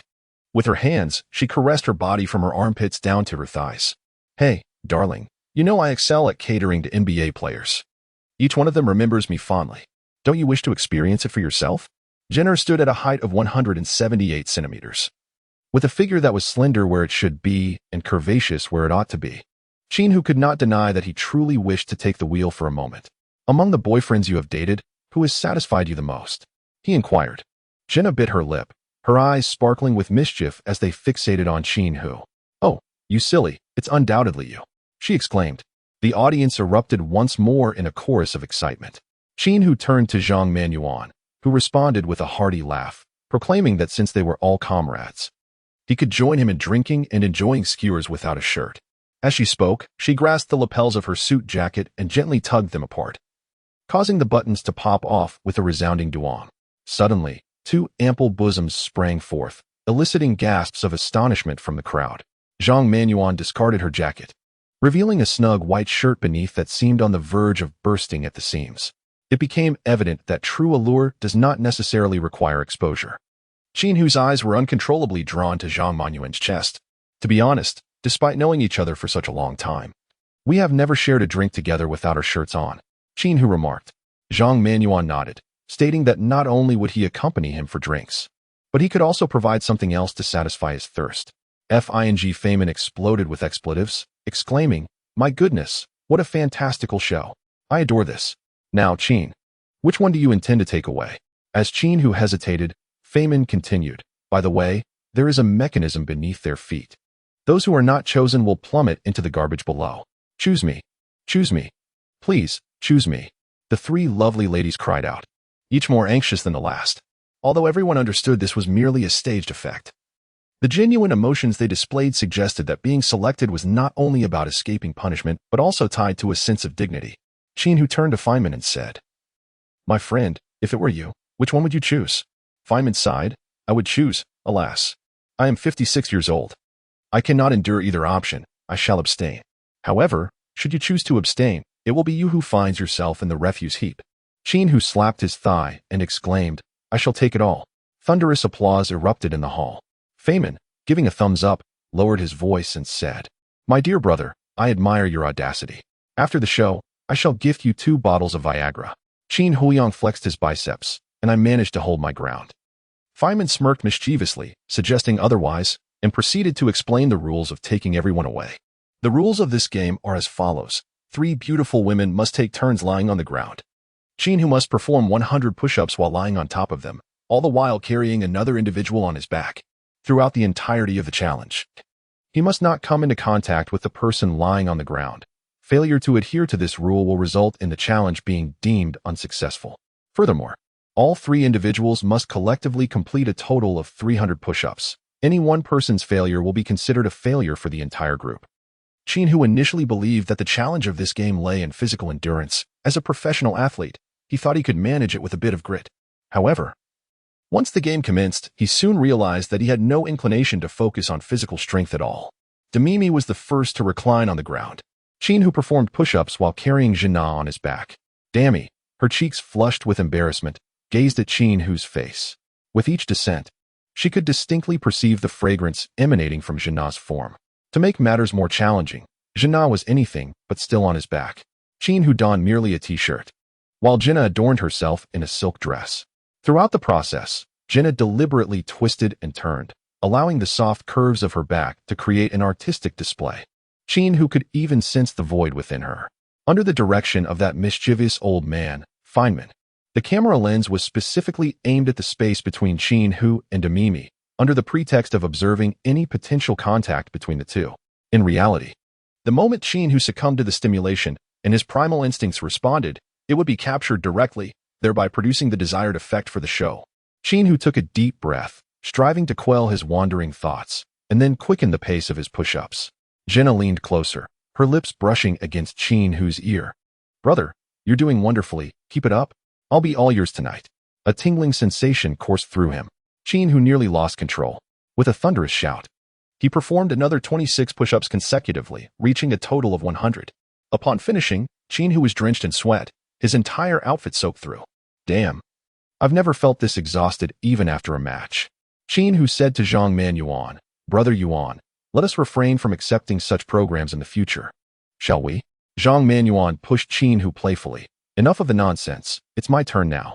Jana alluringly reclined on the ground, while Zhang Man Yuan nestled onto Qin Hu's back, exclaiming, "What a scene."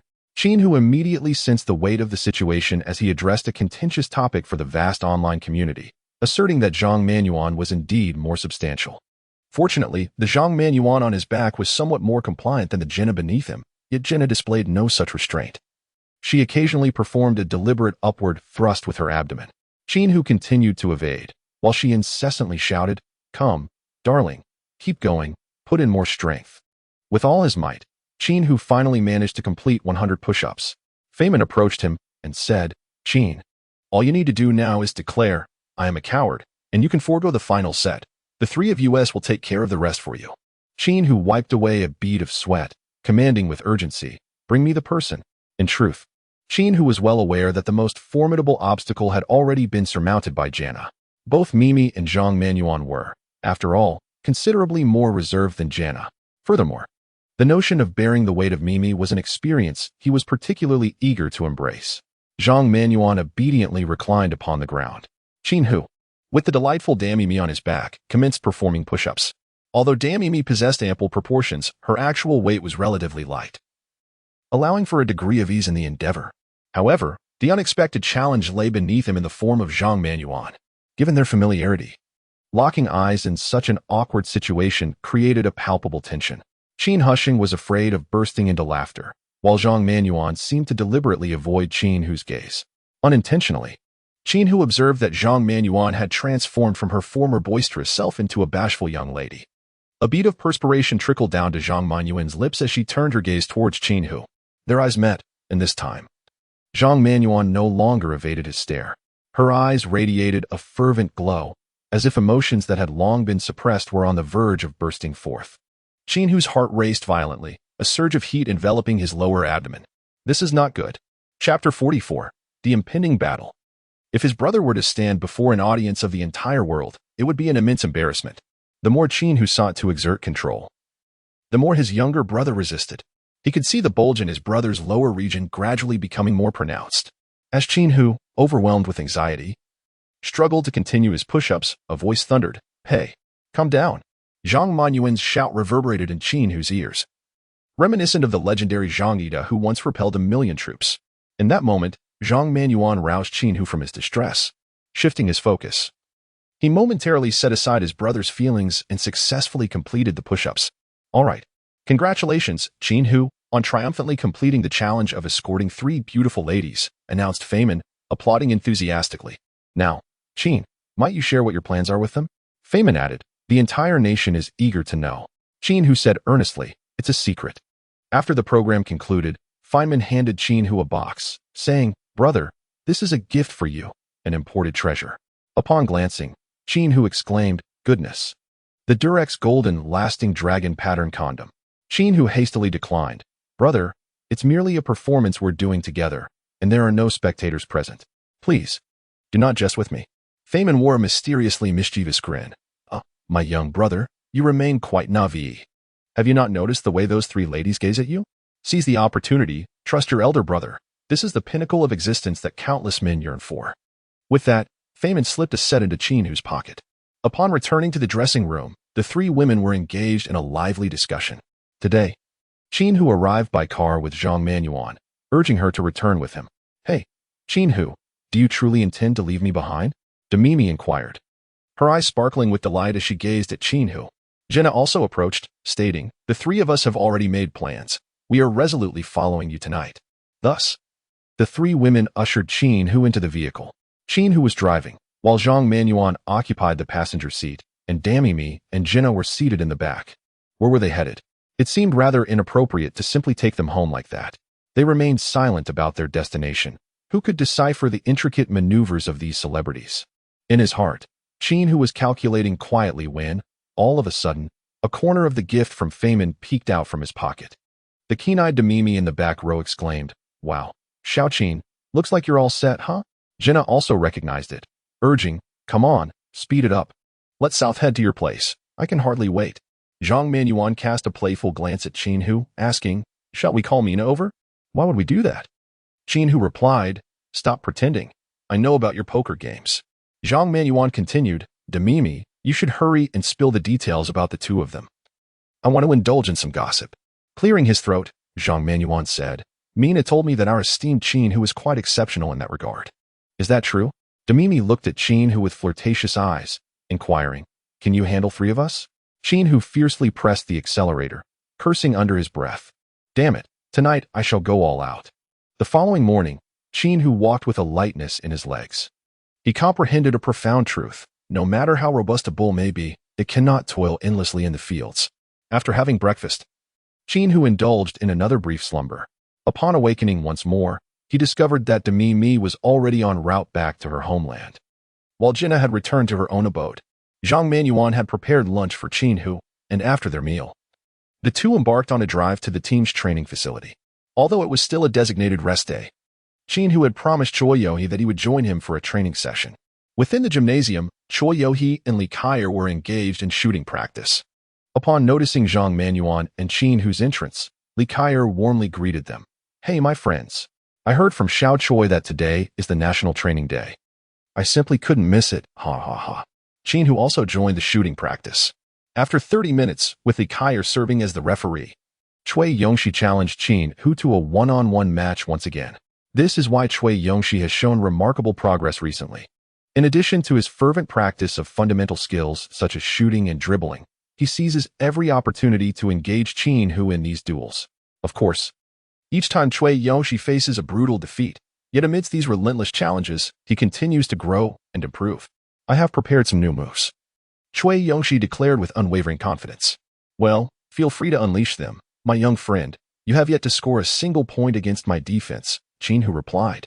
"Today, I must score," Cui Yongxi exclaimed, suddenly launching into a breakthrough from the left side. Qin Hu swiftly sidestepped, while Cui Yongxi dribbled the ball 3 times. Suddenly, he leaped, gathering the ball with both hands, pivoted backward, then turned forward, followed by another backward pivot. He then soared into the air for a backward jump shot. Bang! With a powerful swat, Qin Hu sent the ball soaring away. Cui Yongxi, unwilling to concede, shouted in frustration.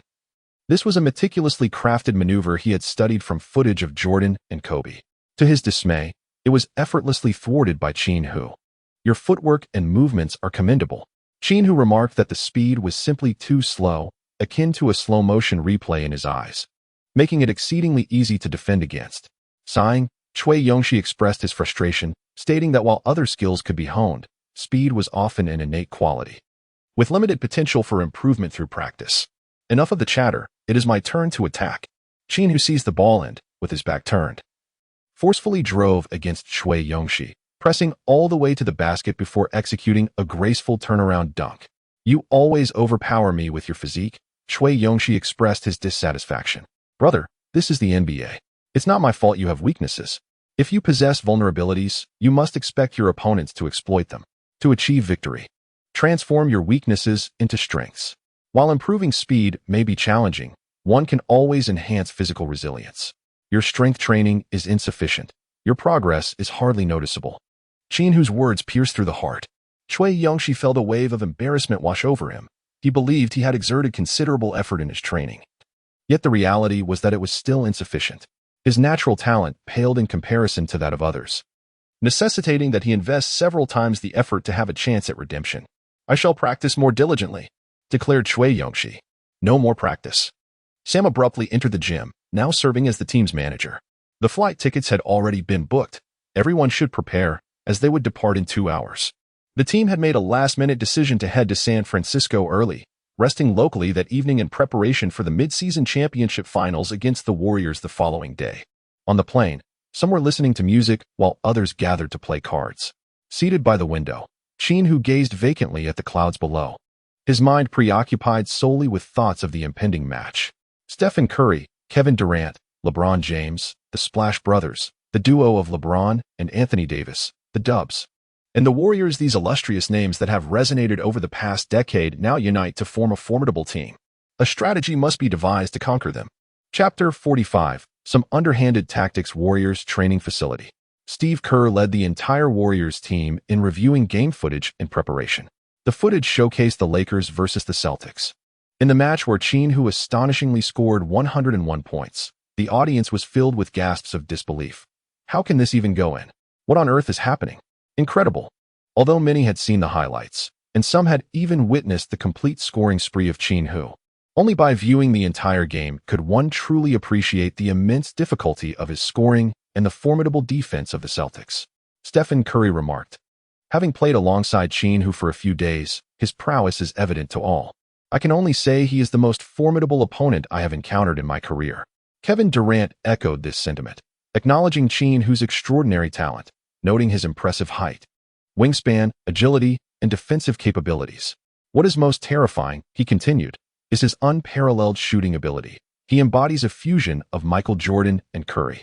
Moreover, his defense is equally strong."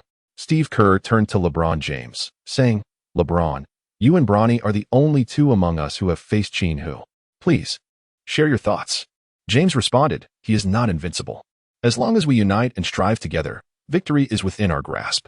Bronny chimed in, "What Dad said is true." Kerr chuckled, "Well, that was hardly illuminating." He added, "Despite the Lakers' overall performance being mediocre, every game Qin Hu has participated in has ended in victory. We are currently undefeated, which means that tomorrow, a record is destined to be broken. The team that loses will not be us." Kevin Durant's gaze was filled with determination as he declared, "I will take on Qin Hu." Anthony Davis raised his hand, asserting, "My opponent is Valanciunas, and I will dominate him." Curry followed suit, stating, "I will handle Gabe Vincent." Klay Thompson added, "I will deal with Vanderbilt." LeBron James then raised his hand, saying, "I will take on Gabe Vincent as well." A sudden silence enveloped the room, prompting Durant to say, "LeBron, your opponent is Draymond Green." Bronny looked at his father. Dad, are you sure about that?"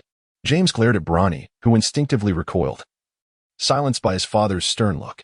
"Vincent is a spot-up shooter. Defending him will conserve my energy, and I can exploit him offensively.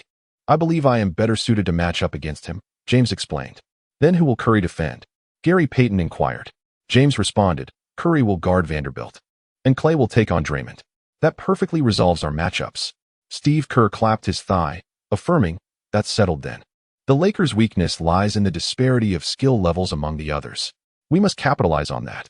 At 6 p.m. local time, the Lakers arrived at their hotel. As Qin Hu stepped into the room, the phone rang. The caller was Del Curry. "Xiao Qin, come out for dinner. Seth is here as well." Regarding this father and son duo, Qin Hu has always harbored a sense of gratitude. He maintains regular contact in his daily life, and it is rare for Del Curry to miss such a significant match. He will be one of the commentators present at the event tomorrow. Meanwhile, Seth Curry has recently been released by the Hornets, providing him with the perfect opportunity to attend his brother's game. The three of them gathered at a restaurant to reminisce, mindful of Qin Hu's need for rest, thus keeping their meal brief, concluding by 7 o'clock. As they parted ways, Seth Curry turned to Qin Hu and said, "Brother, I wish to join the Lakers and play alongside you.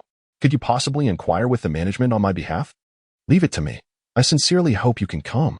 Qin Hu speaks from the heart. A three-point shooter like Seth Curry possesses immense tactical value.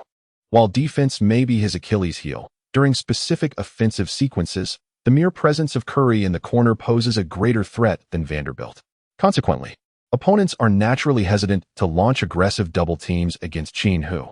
Upon returning to the hotel, Qin Hu and Gabby Vincent engaged in several rounds of games, and at precisely 10 p.m., the two promptly extinguished the lights to rest.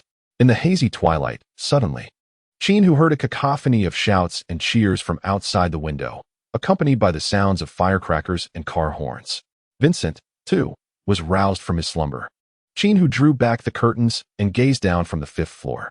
Below, a throng of approximately 100 individuals had gathered on the street, their cacophony of noise resonating upwards. Qin Hu immediately discerned that the sea dragon from the royalist faction was among them. He had a pair of waist drums strapped to his side, beating them furiously while occasionally casting glances in this direction. Their eyes met, and the sea dragon pointed at Qin Hu, shouting, "Trash! Come down and play with the esteemed gentleman."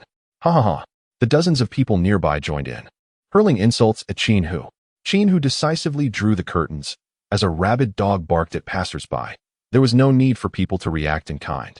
At that moment, in the Lakers group chat, Draymond Green sent a message. "The area outside is teeming with LeBron fans. I have already contacted the authorities. Everyone can rest easy. The police will disperse them shortly." Gabby Vincent chimed in with a thumbs up, affirming Draymond's reliability. Draymond, filled with pride, remarked, "Of course, this used to be my territory. I still wield some influence." Indeed, 20 minutes later, several police cars arrived, beginning to clear the crowd. A few individuals even engaged in scuffles with the officers, ultimately being apprehended and placed in the police vehicles, while others continued to shout protests. The commotion persisted until 1 o'clock in the morning before it finally subsided. "Good night, everyone. These external antics will not determine the outcome of tomorrow's game," Draymond declared. Fast forward to the following evening, the Chase Center was bustling with attendees, as luminaries from various fields gathered. The undefeated super team, the Warriors, faced off against the equally undefeated rising star, Qin Hu. One of these streaks was destined to come to an end in this decisive mid-season championship match. The event's commentators were Jeff Van Gundy and Del Curry. "Del, what are your thoughts on this matchup?" Jeff inquired. "Oh, this will be a collision of titans. I am eagerly anticipating it, especially the duel between Durant and Qin Hu.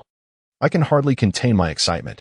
Qin Hu discovered that Jenna was seated in the front row of the audience, while Mina and Zhang Manuan occupied adjacent seats in the 6th row. As the lights dimmed, the home team commenced the player introduction ceremony. On this occasion, when James took the court, no one shouted "Who is your daddy?" as the Warriors fans were particularly invested in this match, wary of disrupting the players' focus. Even as the announcer introduced the visiting team's players, a resounding chorus of boos erupted, especially directed at Qin Hu, creating a seismic uproar. With the sound of the starting whistle, the enthusiastic host proclaimed, "Ladies and gentlemen, the NBA Mid-Season Championship Finals have officially commenced." Chapter 46. The finals begin. The Splash Brothers emerge. The 2024 NBA Mid-Season Championship Finals have officially begun. The starting lineup for the home team, the Warriors, includes center, Anthony Davis; power forward, LeBron James; small forward, Kevin Durant; shooting guard, Klay Thompson; point guard, Stephen Curry. The visiting team, the Lakers, features the following starting lineup: center, Jonas Valen INAS; power forward, Draymond Green; small forward, Choi Young-hee; shooting guard, Qin Hu; point guard, Gabe Vincent. What? For such a significant match, Choi Young-hee is starting? Has the Zen Master lost his mind? The Lakers' unexpected starting lineup left the audience bewildered. Although he had previously contributed a game-winning three-pointer, it hardly warranted his placement ahead of Vanderbilt. His defensive skills are far inferior to Vanderbilt's. Is the Lakers' strategy to forego defense altogether? In truth, even Choi Young-hee himself was perplexed. It wasn't until a minute before the game that the Zen Master informed everyone of the change in the starting lineup. "Choi, your task is to decisively take every open three-point shot. If you hesitate for even a second, I will immediately substitute you," Phil Jackson instructed Choi Young-hee. As the two teams prepared for the jump ball, Valen INAS directed the ball to Qin Hu. As Qin Hu advanced with the ball into the front court, Draymond Green executed a feigned move to receive a pass, only to unexpectedly set a screen for Choi Young-hee, who then circled around.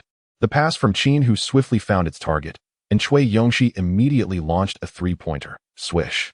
Steve Kerr glanced over at the Zen Master, who mischievously winked back. "That old sly fox." Kerr cursed under his breath, realizing that the Zen Master had anticipated his defensive strategy. His initial plan was to completely disregard Vanderbilt, opting instead for a double team on Qin Hu. Little did he know, the Zen Master had countered with such finesse. As the Warriors prepared to inbound the ball, Curry advanced with it, utilizing LeBron's screen to create a mismatch against Choi Young-hee. With a flurry of dribble moves and a deft hesitation, Curry left Choi disoriented before stepping back for a three-point attempt. The ball arced beautifully through the air, swishing through the net. Wow, what a spectacular shot. The crowd erupted in cheers. Steve Kerr threw his hands up at the Zen master, exclaiming, "My strategy is simply brutal." For the Lakers' second offensive play, the ball was entrusted to Valanciunas in the low post, an arrangement orchestrated by the Zen master. If Valanciunas could not effectively challenge Davis on the offensive end, he would find himself severely disadvantaged on defense. For all the Warriors players, Valanciunas' foot speed was woefully inadequate. Valanciunas backed down Davis, employing his body like a bulldozer, pushing all the way into the paint. Davis held his defensive position well, arms raised high. Valanciunas attempted a soft hook shot. The ball circled the rim twice before rolling out. However, with his robust frame, Valanciunas secured the offensive rebound and, with determination, scored off the backboard.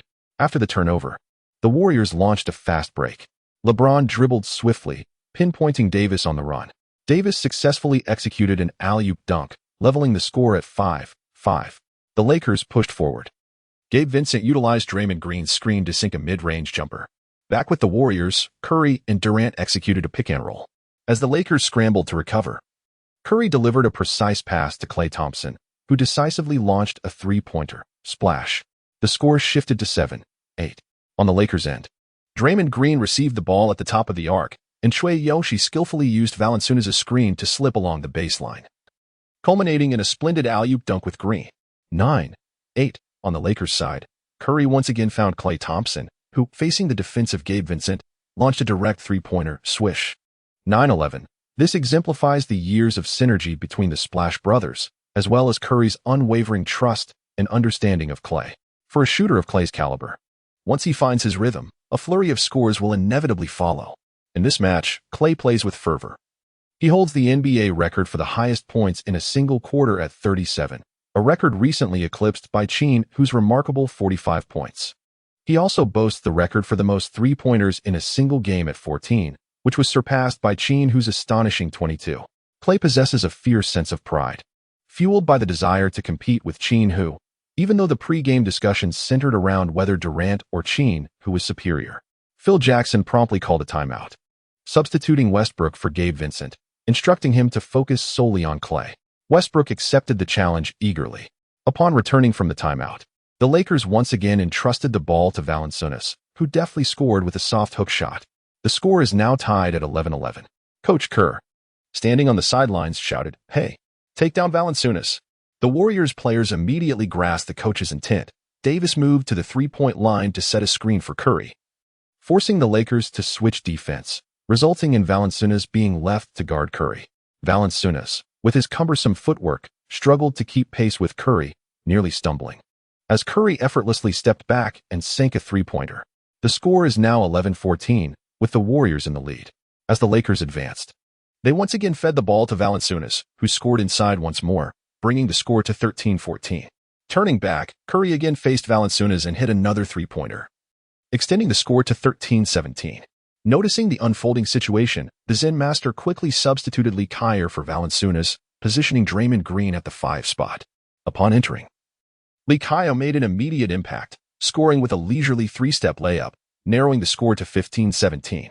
The Lakers remained closely competitive, while the Warriors executed a pick-and-roll with LeBron and Davis, prompting the Lakers to tighten their defense as LeBron passed to Durant in the corner.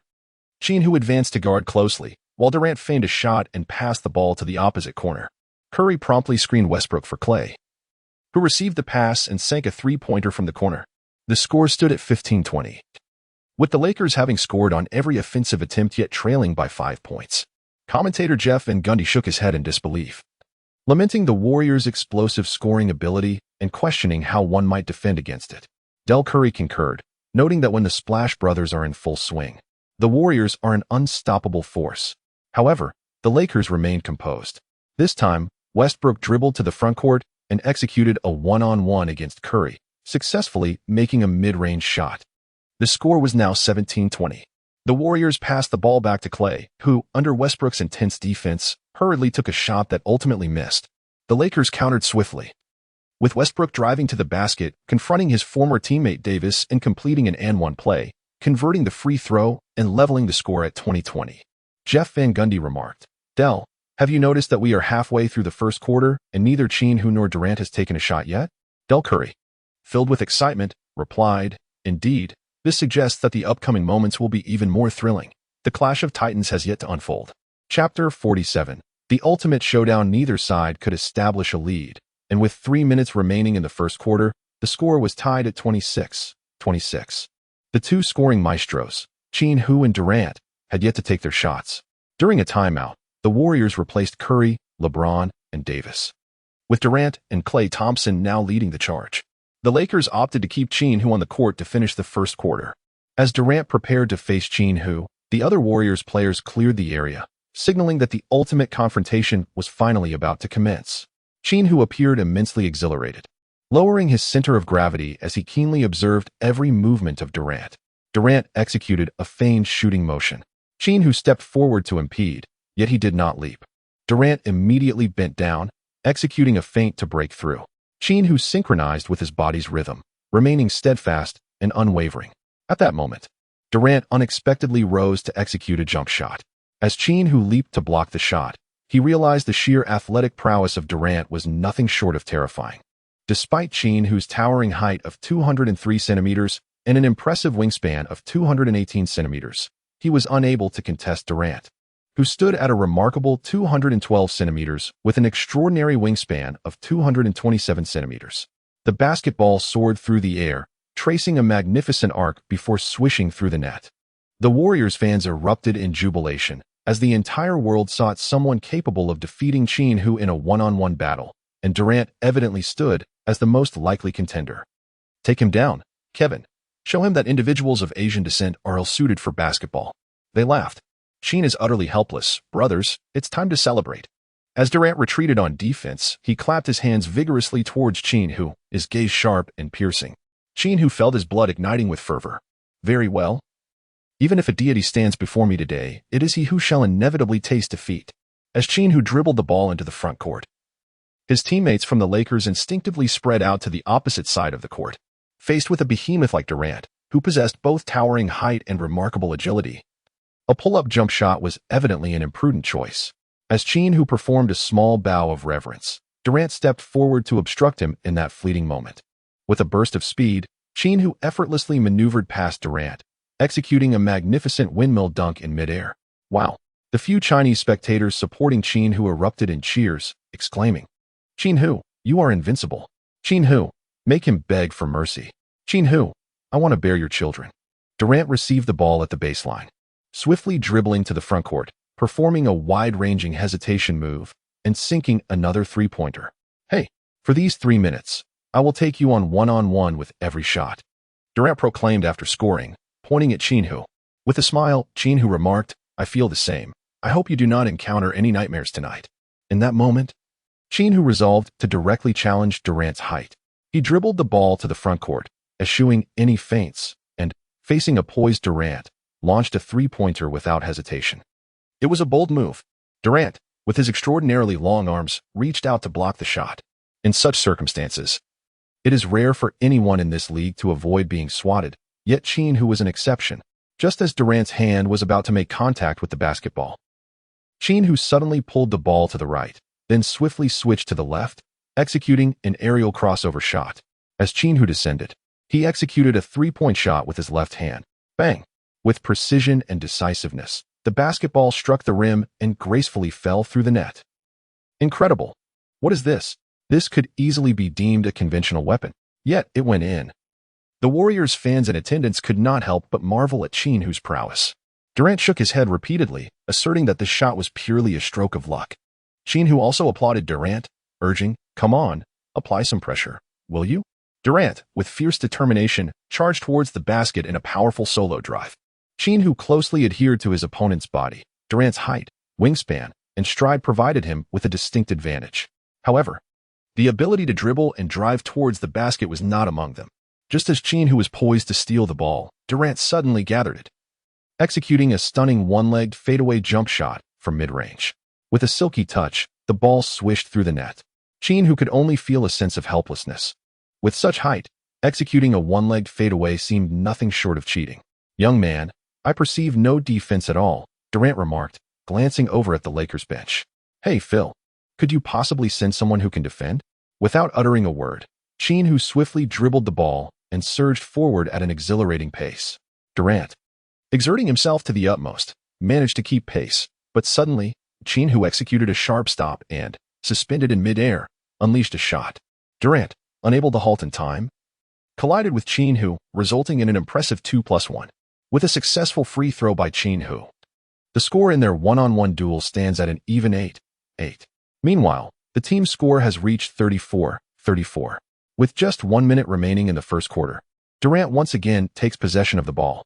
This time, Qin Hu opted for a tenacious, grappling-style defense, closely adhering to Durant's waist, thereby preventing him from effortlessly executing his triple threat moves.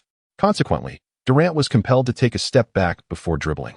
Qin Hu swiftly closed in, and Durant, with his relatively high center of gravity, hurriedly turned to shield himself from Qin Hu. However, this maneuver came at the cost of his ability to change direction and accelerate. He was left to rely on backing down while dribbling, pushing towards the three-point line. To his surprise, Qin Hu's strength and confrontation proved formidable. With every inch Durant advanced, he incurred significant physical toll. Finally reaching Durant's favored mid-range, he executed a pivot and launched a jump shot. The height of Qin Hu's block surpassed even Durant's expectations, and it seemed he was about to be rejected. In a hurry, Durant emulated Qin Hu, pulling his body inward midair and elevating the arc of his shot. At the moment of release, he lost his own balance, and the basketball struck the front edge of the rim with a resounding clang. Qin Hu effortlessly secured the rebound. As Qin Hu dribbled the ball into the front court, he deliberately awaited Durant, who was rising from the ground, to position himself defensively. Durant, feeling affronted, glared at Qin Hu with fiery intensity and shouted, "Come on, you bastard. Just watch how I block you on this play." With a confident smile, Qin Hu pointed to the left side of Durant, declaring, "I shall drive for a layup from this angle. If you possess the ability, come and thwart me." Durant bent down to adjust his pant leg, continuously applauding to invigorate himself. The atmosphere in the arena reached a fever pitch, with spectators rising to their feet to witness this electrifying moment. Qin Hu executed no flamboyant maneuvers. He simply dribbled with his left hand, charging towards the basket from the left side. 1 step, 2 steps, he leapt. Durant followed suit, leaping with all his might to contest the shot, his long arms having already mastered every avenue of approach to the hoop. At this moment, Qin Hu could not even see the basketball hoop. Chapter 48. The Lakers' perilous 3 minutes. Although Durant utilized his long arms to obstruct the pathway to the basket, Qin Hu's advantages lay in his exceptional hang time and flexibility. He first prepared for a layup with his right hand, and at the very moment Durant was about to block him, he executed a mid-air adjustment, switching to his left hand for an elegant scoop shot, which grazed the backboard and swished through the net. What a miraculous shot! He couldn't even see the hoop. Incredible. Truly remarkable. Could it be that Durant is on the verge of defeat? After landing, Durant gasped for breath, realizing that age had indeed caught up with him. He had followed Qin Hu's sequence of explosive jumps and shots, feeling as though his lungs were about to burst. Fortunately, only 23 seconds remained in the first quarter, and the Warriors had possession of the ball, affording Durant one last opportunity to attack. However, as soon as Durant received the ball, Qin Hu pressed forward, determined to implement a full-court press. This defensive strategy proved to be a source of discomfort for Durant, who recalled a time in his youth during a playoff series when the Thunder faced the Grizzlies, and Tony Allen executed a similar tight defense against him. That particular playoff round marked a nadir in Durant's shooting percentage and efficiency throughout his career, a most vexing experience. Although Durant's ball-handling skills have significantly improved since his younger days, his speed has diminished, rendering him unable to escape Qin Hu's relentless grip. As the 8-second violation loomed, Durant had no choice but to leap and pass the ball forward. Fortunately, Klay Thompson was there to receive it, securing the ball with composure. By the time Durant reached the front court, Thompson promptly returned the ball to him. With the clock ticking down 15 seconds, 14 seconds, 13 seconds, Durant held the ball beyond the three-point line, deliberately consuming the remaining time as he prepared for the final strike. 6 seconds, 5 seconds, 4 seconds, 3 seconds. Suddenly, Durant dropped the ball from his left side, took a solitary dribble, and then effortlessly leapt into a fadeaway jumper. Qin Hu did not lose his position. He leaped forward to block the shot, his fingertips grazing the basketball.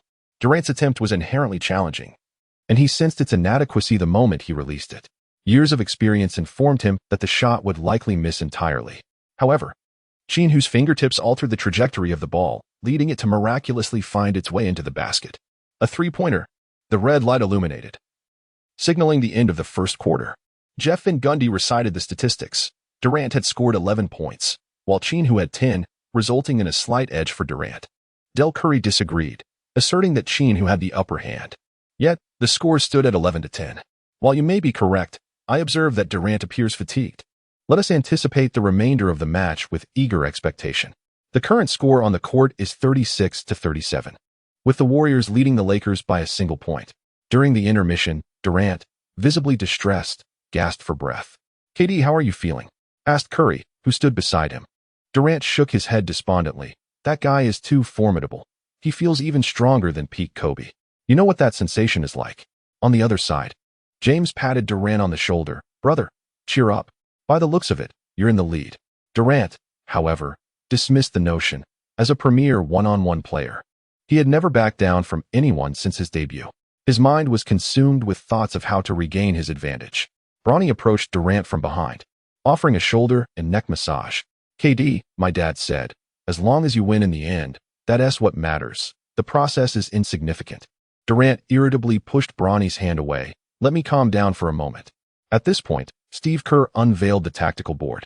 "Everyone, we have an opportunity to extend our lead.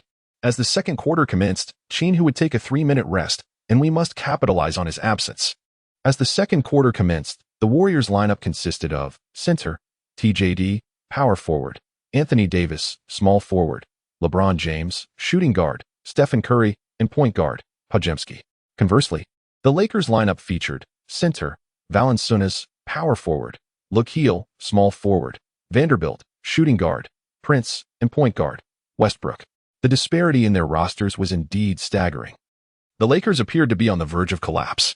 Alas, in this league, aside from the Celtics, no team possesses the depth to rival that of the Warriors.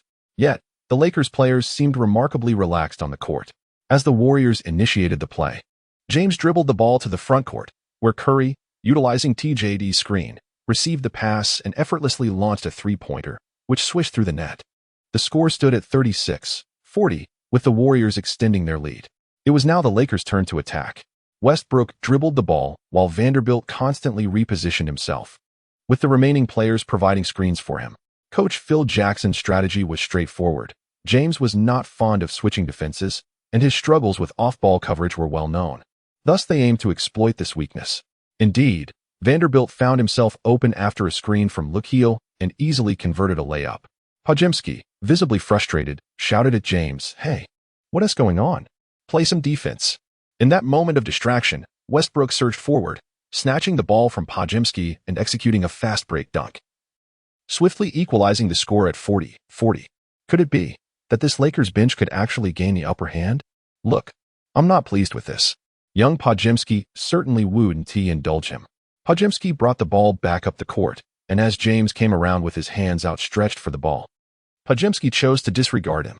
At that moment, Anthony Davis made a timely cut, and Podziemski tossed the ball into the air, allowing Davis to complete a two-handed alley-oop dunk successfully. James spread his hands in exasperation, imploring, "Give me the ball. I need possession." Podziemski mirrored his gesture.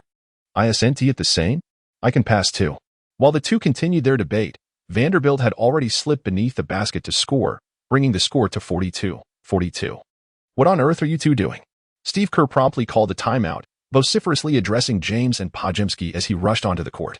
Westbrook chose to stoke the flames, declaring to the Warriors bench that he believed Podziemski was in the right. His choice is commendable. Chapter 49. Choi Young-hee's dominance over Hachimura. Steve Kerr summoned both James and Podziemski to the forefront, loudly commanding, "You two, defend. Keep the ball moving. If you cannot, I expect you to sit out." The pair nodded in acknowledgement. Upon returning to the game, indeed, the two ceased their contention for possession. James commenced a vigorous defense. Although the Lakers were currently under Westbrook's leadership, the disparity in team rosters was glaring. Within a span of 2 minutes, the Lakers fell victim to an 11-4 onslaught from the Warriors, bringing the score to 46-53, with the Warriors now leading by 7 points. The Lakers opted for substitutions. Qin Hu makes a triumphant return, transforming the Los Angeles Lakers lineup to center, Draymond Green, power forward, Lee Kyer, small forward, Choi Young-hee, shooting guard, Qin Hu, point guard, Gabby Vincent. Meanwhile, the Golden State Warriors lineup is as follows: center, TJD, power forward; Rui Hachimura, small forward; Kevin Durant, shooting guard; Moody, point guard; Stephen Curry. Qin Hu, while advancing with the ball, finds himself besieged by the formidable duo of Durant and Moody. Qin Hu passed the ball to the open Cui Yongxi, who executed a three-point shooting feint, causing the approaching Hachimura to falter. Hachimura swung his arm back, striking Cui Yongxi directly on the temple, prompting a loud cry as Cui fell to the ground. Draymond Green charged forward, seizing Hachimura by his jersey. "You little punk, do you want to fight? Come at me if you dare." Hachimura raised his hands in a gesture of innocence, while the referee hurried over to separate the players. After reviewing the footage, Hachimura was penalized for a flagrant foul, leading to a free throw for the Lakers. As Cui Yongxi approached the free throw line, Hachimura muttered under his breath, "What's that? You guys are nowhere near as tough." Cui paused, glancing at Hachimura. "What did you say, you little brat? Do you believe I'll knock your head off?" When facing Japanese players, Chinese athletes, whether in basketball or football, often exhibit an extraordinary fierceness. Hachimura beckoned to Cui Yongxi. "Come on, come on." Cui threw the ball directly at Hachimura, who ducked aside, while Cui charged forward. "Take that, you little brat." Cui landed a punch squarely on Hachimura's face, sending him to the ground. Cui then mounted Hachimura, raining down blows upon him. "You want to act tough? You think you can show off?" By the time onlookers intervened to pull Cui away, Hachimura lay on the ground, resembling a swollen mess. Jeff Van Gundy shook his head at the scene, wondering if all Chinese players were this volatile these days. Qin Hu had previously struck Beverly, and now Cui Yongxi had attacked Hachimura. He found himself reminiscing about Yao Ming, who was known for his calmness and wisdom. Del Curry remarked that perhaps times had changed, and today's youth were less inclined to tolerate provocation compared to the previous generation. In some ways, this might signify progress, as the cost of flagrant fouls had evidently risen. The internet erupted with enthusiasm, cheering for Cui and urging him to strike harder. That idiot. Acting tough despite lacking the skill. He underestimated Xiaozue, thinking him easy to bully, only to encounter a formidable opponent instead. Ultimately, the referee rendered a decision regarding this altercation. Cui Yongxi was expelled from the game for striking an opponent, while Hachimura, who instigated the provocation, received a technical foul and, combined with his previous malicious foul, was also ejected. The Lakers substituted Vanderbilt for Cui Yongxi, while the Warriors brought in Gary Payton too, and the match proceeded. Gabby Vincent passed the ball to the post-up Lee Kyle. Qin Hu, utilizing the screen set by Draymond Green, emerged from the baseline to receive the ball and executed a swift turnaround jump shot that found its mark. This maneuver is reminiscent of the technique frequently employed by Tracy McGrady during his tenure with the Rockets, conserving energy while maintaining remarkable efficiency. Qin Hu drew inspiration from the situation. The score stood at 48-53.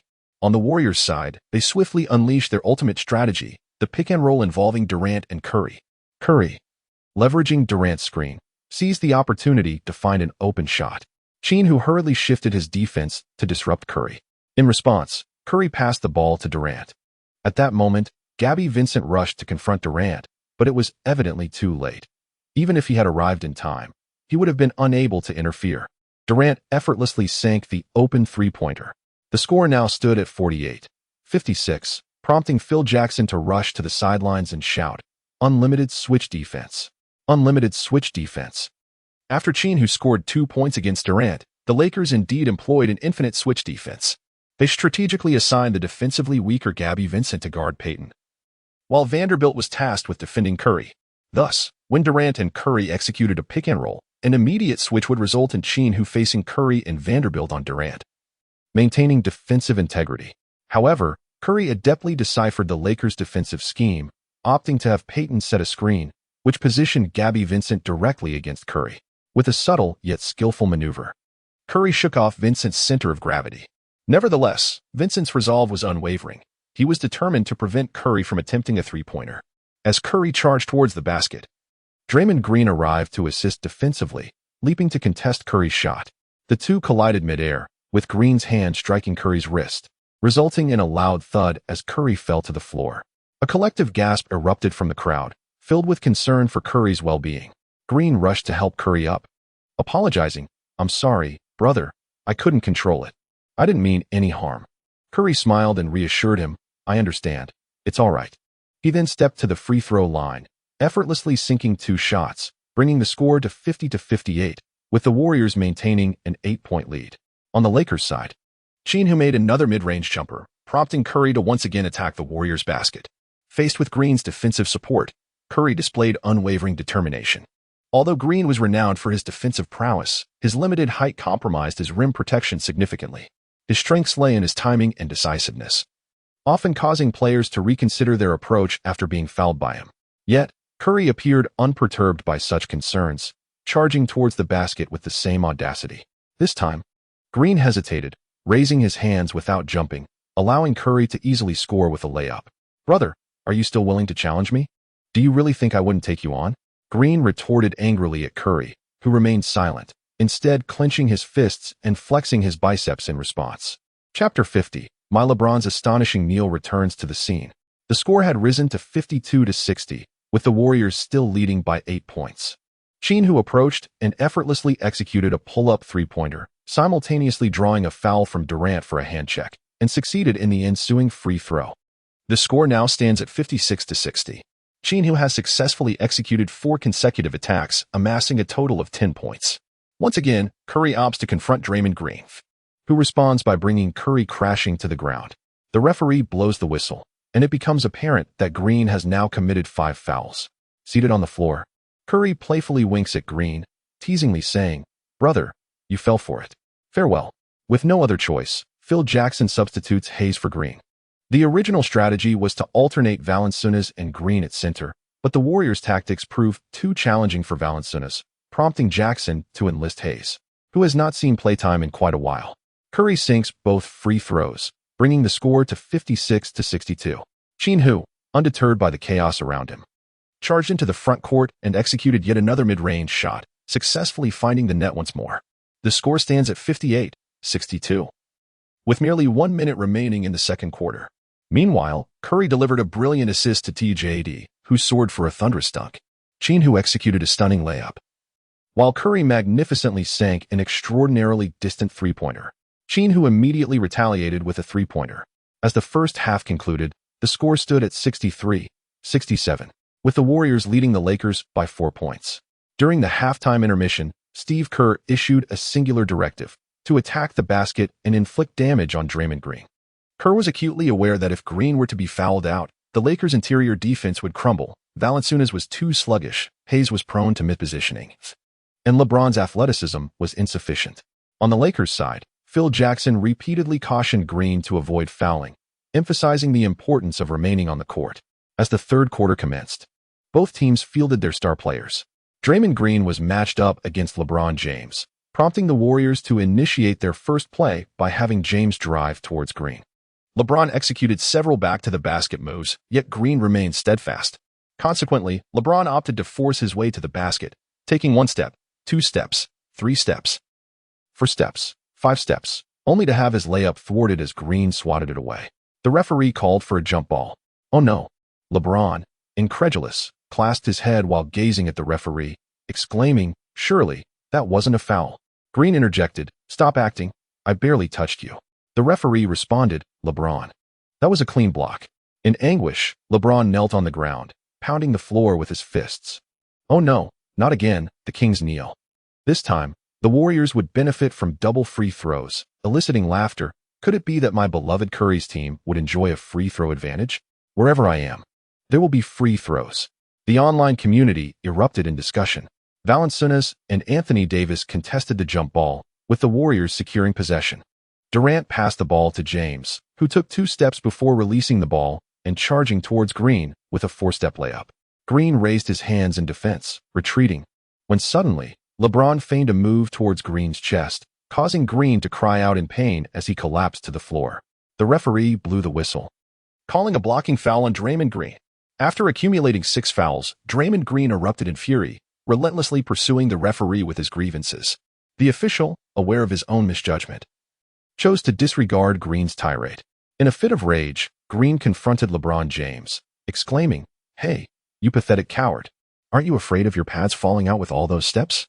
You're nothing but a spineless opportunist. I see through your hypocrisy better than anyone. Go to hell. You foolish imbecile." The Lakers' assistant coach hurriedly intervened, escorting Green to the bench. The Lakers opted to challenge the foul. The arena announcer declared the situation. The referees gathered to review the play, with Jeff Van Gundy confidently stating that the Lakers would surely succeed in their challenge, deeming the call an obvious error. Del Curry concurred, noting that Green's body was upright, with no infringement upon James. It was James who had initiated contact with Green, suggesting that an offensive foul could even be called against him. Suddenly, the referee blew the whistle, announcing the Lakers' challenge as unsuccessful. After reviewing the footage, the conclusion was reached that Green had indeed made a forceful action that infringed upon James's space, resulting in 2 free throws for James. The referee calmly delivered this verdict. Yet the Warriors fans remained silent, their team's apparent advantage failing to elicit any joy. Green, on the brink of madness, could not be restrained as he sought to confront the referee once more. Curry and Durant approached the head official, asserting, "We believe Green did not commit a foul. This is a misjudgment." The referee stared incredulously at Curry, having never encountered players advocating for the opposing team in his years of officiating. Yet now, 2 were before him. Durant added, "Revoke that foul. Let us compete fairly without interference." Meanwhile, James was vocally demanding a technical foul against Green, insisting, "He's cursing you, and he's cursing me." After several tense minutes, Green was finally escorted off the court. LeBron entered to replace him as James stepped to the line for 2 free throws. The first shot found its mark.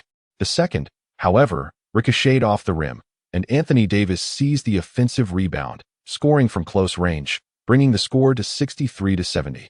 With the Warriors maintaining a 7-point lead, the Lakers attempted to respond, but LeBron's jump shot missed its mark. In a swift counterattack, Klay Thompson sank a 3-pointer. The score swelled to 63-73, marking the first double-digit lead of the game, plunging the Lakers into genuine trouble. Is this really happening? Are we about to collapse? Sighed a fan. Even if the Warriors win, I feel no pride. Just look at Curry and Durant. They share our discontent. Ordinary individuals would certainly disdain such behavior. My fellow enthusiasts, let us collectively eliminate this opportunistic figure seeking to attach herself to our success.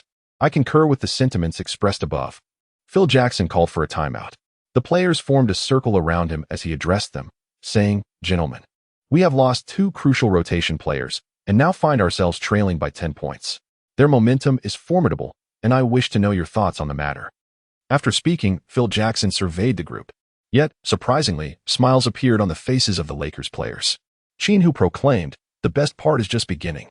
Westbrook assured, "Coach, rest assured, we shall triumph in this match." Valanciunas declared, "We will fight for Draymond and Shouchway." Phil Jackson chuckled, agreeing, "I share your sentiment. Now, let us elevate the intensity." Chapter 51. What is the matter with me raising my hands? Upon resuming play, the Lakers introduced a remarkably diminutive lineup, comprising the following 5 players. Upon observing the lineup of the Los Angeles Lakers, Qin Hu, Russell Westbrook, Vanderbilt, Prince, and Lee Kyer, along with Steve Kerr, immediately shouted towards the players on the court, urging them to pass the ball to AD and see how they would respond. The online spectators were equally unsettled, questioning whether the Lakers were indeed giving up. Have you witnessed the game? This is the Lakers' desperate small ball lineup.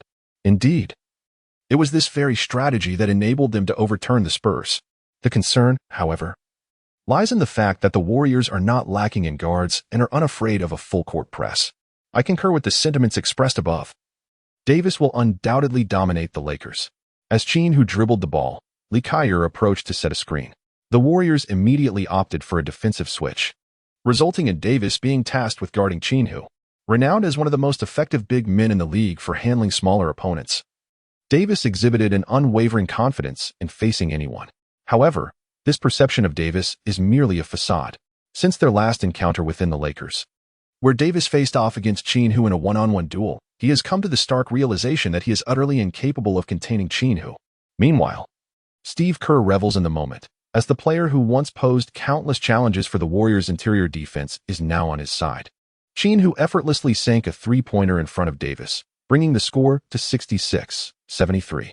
Steve Kerr raised his hands in disbelief, unable to comprehend why Davis did not step up to contest Qin Hu's shot.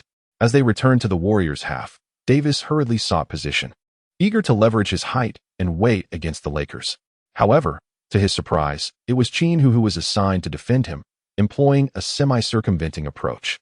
Davis quickly realized that Qin Hu's strength had notably improved since their previous one-on-one encounters. As a player who did not rely on brute force, Davis found himself unable to push Qin Hu away. At that moment, a pass from James floated towards him. Qin Hu leaped with great effort, successfully executing a steal. After receiving the ball, Qin Hu swiftly dribbled forward. LeBron, who was initially orchestrating the play at the top of the arc for the Warriors, was the first to hustle back to the basket. As Qin Hu charged ahead with unstoppable momentum, LeBron hastily positioned himself, shielding his abdomen with both hands. Standing resolutely in Qin Hu's path, Qin Hu had anticipated that he would commit an offensive foul. With formidable physical control, he executed a swift pivot, gliding past James to score effortlessly. At the very moment Qin made his turn, the air outside their jerseys brushed against one another, causing James to dramatically tumble to the ground, exaggeratingly rolling out of bounds. The assistant referee, uncertain, refrained from blowing the whistle, yet James lay on the floor. An expression of indignation spread across his face as he gestured helplessly. The assistant referee glanced at the head referee, seeking guidance. The head referee, gritting his teeth, finally blew the whistle. Offensive flopping by James of the Warriors. The Lakers were awarded a technical foul free throw, and Qin Hu's basket counted. James sprang up like a fish out of water, exclaiming, "What?" He rushed to the head referee, arms outstretched in disbelief. Why? Why wasn't he that blatant offensive foul called? Are you targeting me? The head referee sighed, replying softly, "Come on, LeBron. You've already benefited enough. That was indeed a flop." Yet James persisted. "I was knocked down by the air Qin Hu brought along. This was undoubtedly an offensive foul. Indeed, Qin violated the air within a meter of me. Pass it on. Anyone within a meter of me is committing an offensive foul. Haha." The referees must be grappling with their conscience. This is just the beginning. My hand-raising gestures are woefully insufficient, frankly. I am quite eager to see what other antics I can perform next. Haha. Of course, some netizens rallied to James's defense, claiming that the referee must have taken money from the Lakers. How could he not call that an offensive foul? Indeed, everyone knows that old LeBron never flops. It's truly astonishing, this incompetent referee. Alas, how can you target a man in his 40s like this? It's astonishing to witness such a call against old James. I demand the referee's address. I'll go to his door tomorrow and smear excrement on it. Haha. Let us support the one above and go together. Qin Hu confidently sank a technical free throw, bringing the score to 69-73. Seizing the moment as Davis retreated, Steve Kerr instructed, "Isolate him in the low post. You have the advantage." Davis, fully aware of his height and weight superiority, was determined to successfully post up against Qin Hu. After considerable effort, he finally received the ball, albeit near the three-point line. Davis began to back down Qin Hu, but despite his relentless attempts, he was unable to penetrate, inadvertently drifting beyond the three-point arc. With no viable shooting opportunity left, he was forced to make a desperate pass. In an instant, Westbrook emerged, intercepting Davis's hasty pass and executing a breakaway dunk, narrowing the score to 71-73. Steve Kerr promptly called a timeout as Davis trudged back, dejected. LeBron James, meanwhile, gesticulated toward the referee, inquiring about the previous play.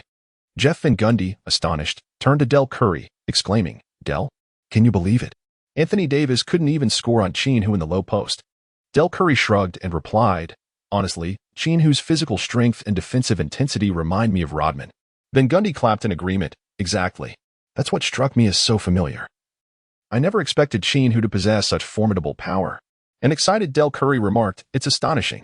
Qin Hu is destined to be the ultimate answer in basketball. At first glance, I thought he was Kobe, then Jordan. Watching him shoot threes, he resembled a 203 centimeters tall Stephen Curry, and now, witnessing his defense, he channels Rodman. My goodness, I can hardly fathom what he is incapable of accomplishing." Qin Hu returned to his seat, satisfied, as his teammates lauded his defensive prowess. Yet, only he was aware of the extraordinary dedication and effort he had invested behind the scenes. Each day, he tirelessly practiced his shooting and strength, and fortunately, his exceptional physique withstood the challenges. On the Warriors bench, James gestured towards Davis. "AD, what's going on? Can't you take him one-on-one? Be a bit tougher, will you?" Davis, already feeling overwhelmed, bristled at James's words, retorting, "If you're so capable, why don't you take him on yourself? The ball's all yours. Let's see how many you can score against him." Chapter 52. I, the master of LeBron, navigate the peak season. Steve Kerr looked at James. "AD has a point. LeBron, It's your turn to penetrate Qin Hu's defense. His height is insufficient to withstand your assault. James did not respond definitively. Kerr continued, it's settled then. We'll implement a star-studded strategy. LeBron, now is your moment to shine. As the game resumed, the Warriors substituted out Anthony Davis, and the five-player lineup transformed into LeBron James, Stephen Curry, Kevin Durant, Klay Thompson, and Moses Moody. The Lakers maintained their previous small ball lineup. The score stood at 71-73, with the Warriors holding a slender 2-point lead as the third quarter neared its conclusion. The Lakers prepared for an inbound pass. LeBron James advanced the ball to the front court. Utilizing a screen, he found the Lakers' shortest player, Westbrook, and then, leveraging his physical advantage, barreled towards the basket. Just as he was about to release his shot, suddenly, Qin Hu emerged from the side, executing a powerful block that sent James's shot careening out of bounds. James, momentarily disoriented, had taken care to observe his surroundings during his drive, noting that Durant was positioned just beyond the three-point line at a 45-degree angle. As Qin Hu defended Durant, he suddenly found himself in a position to provide assistance. In truth, Qin Hu had long been prepared. It was common knowledge that the Warriors intended to exploit the Lakers' weakest defender by having James attack. Should the Lakers opt for a double team, James would simply pass the ball out, granting his teammates an opportunity for an unguarded three-pointer. Conversely, if they chose not to double team, James could effortlessly score beneath the basket, leveraging his height and weight advantage. This scenario placed immense pressure on the timing of the help defenders. Anticipating that James had noticed the lack of support from the Lakers, Qin Hu made the decisive choice to abandon Durant and instead rushed to the basket to block James's shot. As Curry prepared to inbound the ball, James suddenly crouched down, clutching his stomach. Observing the agony etched across James's face, Curry promptly signaled the referee for a timeout. The Warriors players hurried over, expressing their concern. LeBron, are you all right? What happened? LeBron, did you get hurt? With one hand pressed against his abdomen and the other resting on the ground, James's expression grew increasingly pained. The team physician quickly arrived, producing a stethoscope to examine James. No need. I'm fine. It's just an old issue. I just need to rest in the locker room for a bit, James said, rising with the assistance of Bronny. I'm sorry, coach. I'm experiencing stomach pain and couldn't complete the task you assigned, James remarked as he passed by the bench, addressing Steve Kerr. Kerr reassured him. It's all right. Your health is the priority. Go get checked out and leave the game to us. Under the watchful eyes of the spectators, LeBron and his son made their way into the players' tunnel, with the team physician following them back to the Warriors' locker room. LeBron, are you sure you don't need me to check you? The physician inquired. James furrowed his brow, replying, really, it's unnecessary. I'll recover quickly. You should return to the sidelines. The physician, dedicated to his duties, insisted, LeBron, please trust my medical expertise. I am responsible for your well-being. Let us conduct a simple examination. James's expression darkened, and he snapped, damn it, can't you understand? Get out of here. The physician, resigned, exited the locker room. Dad, are you all right? Bronny asked anxiously. James offered a mysterious smile, assuring, I'm fine. You should head back to the court. Just text me when Qin Hu is subbed out. Remember to keep it discreet. Bronny nodded repeatedly. On the court, Steve Kerr substituted Anthony Davis for LeBron James. The Warriors no longer fixated on forcing Davis into the paint. Instead, they embraced their forte, team basketball. Curry and Durant executed a pick and roll, prompting the Lakers to hastily switch their defense. Durant passed the ball to Moody in the corner, while Curry swiftly moved to set a screen for Davis, who surged towards the basket. Moody's pass arrived perfectly in time, allowing Davis to score with a powerful two-handed dunk. This seamless collaboration was fluid. Each player exhibited impeccable ball handling and relentless movement. It was Curry, the team's primary star, who set the tone for the Warriors' selfless style of play by screening for the center. Qin Hu couldn't help but exclaim that such a style of basketball is indeed challenging to defend against. When every member of the offensive team is in motion, the defensive side is perpetually at a disadvantage. With the score at 71-75, the Warriors maintained a 4-point lead. Although the Warriors excelled in team offense, the Lakers' attack was equally formidable. Under the leadership of the undeniably powerful Qin Hu, they battled fiercely against the Warriors. As the third quarter concluded, the score stood at 84-87, with the Lakers trailing by a mere 3 points. As the fourth quarter commenced, due to the considerable fatigue incurred by the small lineup towards the end of the third quarter, Phil Jackson opted to reintroduce Valen Inas.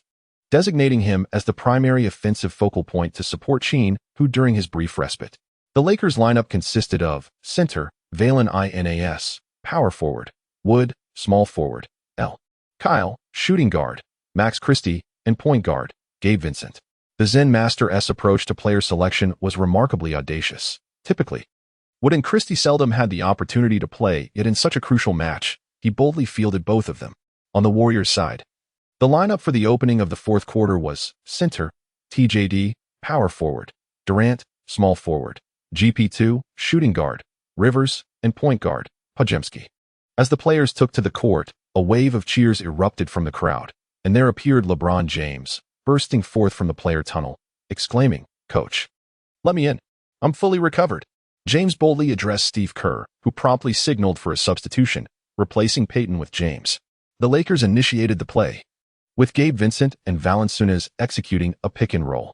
A pocket pass ensued, and Valanciunas, upon receiving the ball, drove to the basket. TJD, realizing the defense was insufficient, opted for a direct foul. Valanciunas converted one of 2 free throws, bringing the score to 85-87. On the Warriors' side, Podziemski orchestrated the ball movement upcourt, while James, stationed at the arc, extended his arms to call for the ball. Reluctantly, Podziemski passed it to him before retreating to the corner. Wood, assigned to defend James, was all too familiar to him, a clumsy giant, utterly lacking in defensive prowess. James set the stage beyond the three-point line, gently blowing a breath into his palm before confidently retreating a few steps. This was the prelude to his signature rim-crashing skill. Wood's defense was inadequate. He stood there, oblivious. As James dribbled, suddenly, James accelerated, effortlessly bypassing Wood and charging toward the basket. Valanciunas, wary of a potential alley-oop to TJD, failed to step up in time. With a powerful one-handed dunk, James executed flawlessly. Wow! The King's authoritative stride made an appearance. How magnificent, my emperor, it brings tears to my eyes. His crown gesture symbolizes our youth. Thank you, LeBron. Chapter 53. The performance of the King with James' dunk. The score shifted to 85-89, yet the Warriors maintained their lead. The Lakers continued to leverage Valanciunas to penetrate the paint, where his height and weight offered an undeniable advantage over TJD, compelling the Warriors to double-team him. Valanciunas passed the ball to Lytle, who was deliberately left open by the Warriors for a shot. However, Lytle opted not to shoot. Instead, he leisurely dribbled toward the basket. Rivers quickly positioned himself advantageously, and just as Lytle was about to collide with him, Rivers leapt into the air. Unfazed, Lytle flicked his wrist and sent the ball soaring toward the hoop, scoring. His mid-range floater is his specialty, boasting a reliable success rate. James removed his mouthguard and spread his arms towards the referee, questioning why there was no call for an offensive foul. The referee shook his head, acknowledging that Lekaier had expertly controlled his speed and had not made contact with Rivers at all. I have shown considerable leniency by not calling you for flopping. James shot the referee a dissatisfied glare. At that moment, Rivers had already risen to inbound the ball. James swiftly received the pass and charged down the court, once again attacking the basket against Wood and scoring. The score reached 87-91. The Lakers launched another attack, but this time Valanciunas' turnaround jumper missed.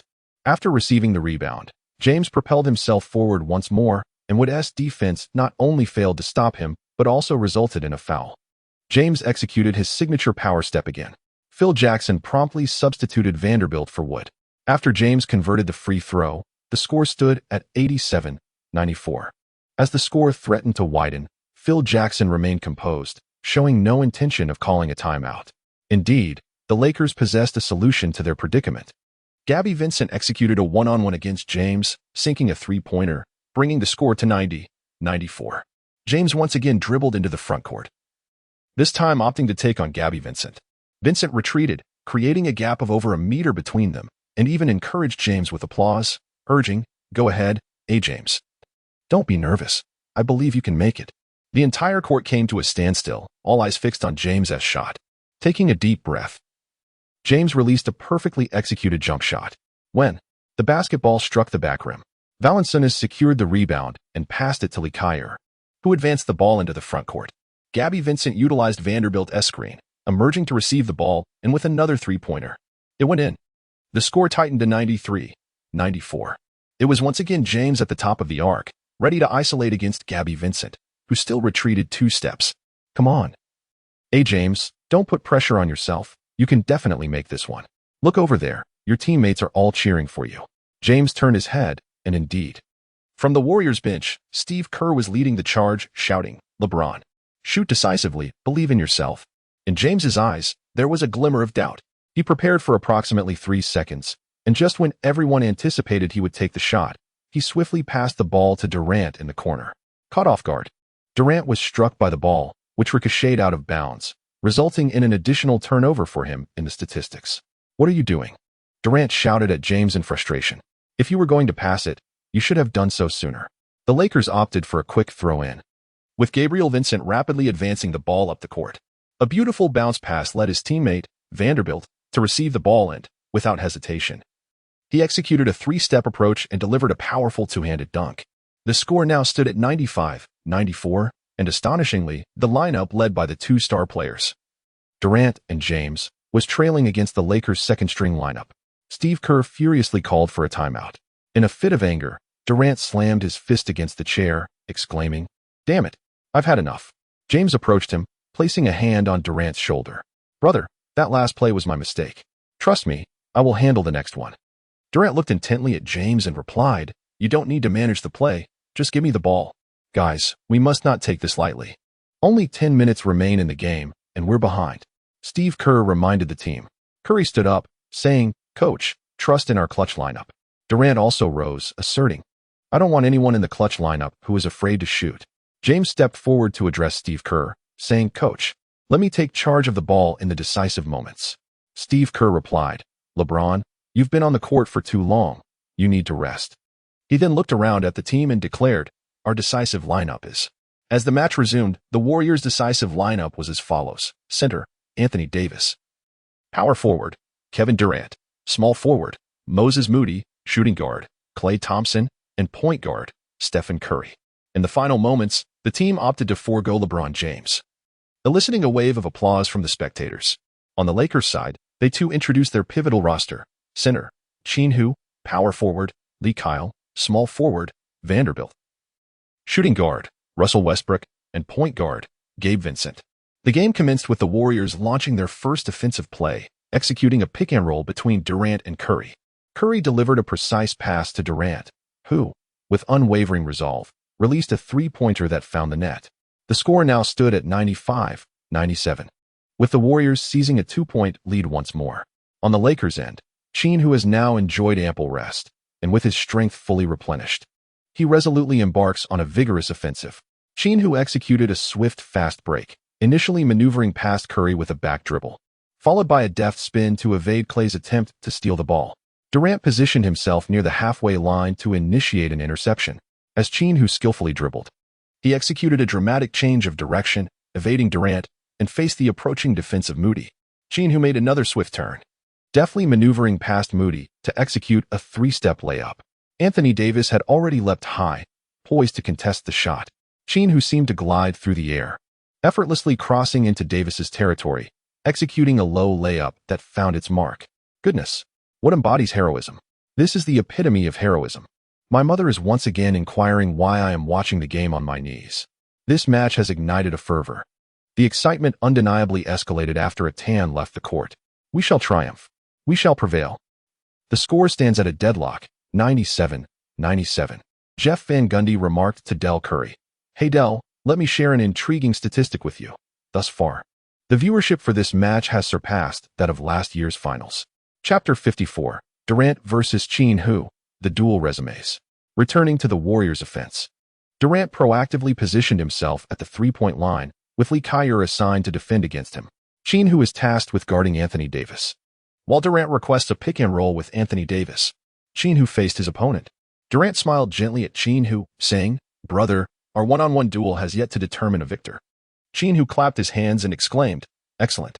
I admire your courage. Come on." Durant initially dribbled to the right, executed an exaggerated pullback to switch to his left hand, followed by another dramatic pullback, before effortlessly launching a three-pointer. The ball swished through the net. Qin Hu has not lost his position, yet he is unable to impede Durant's shooting.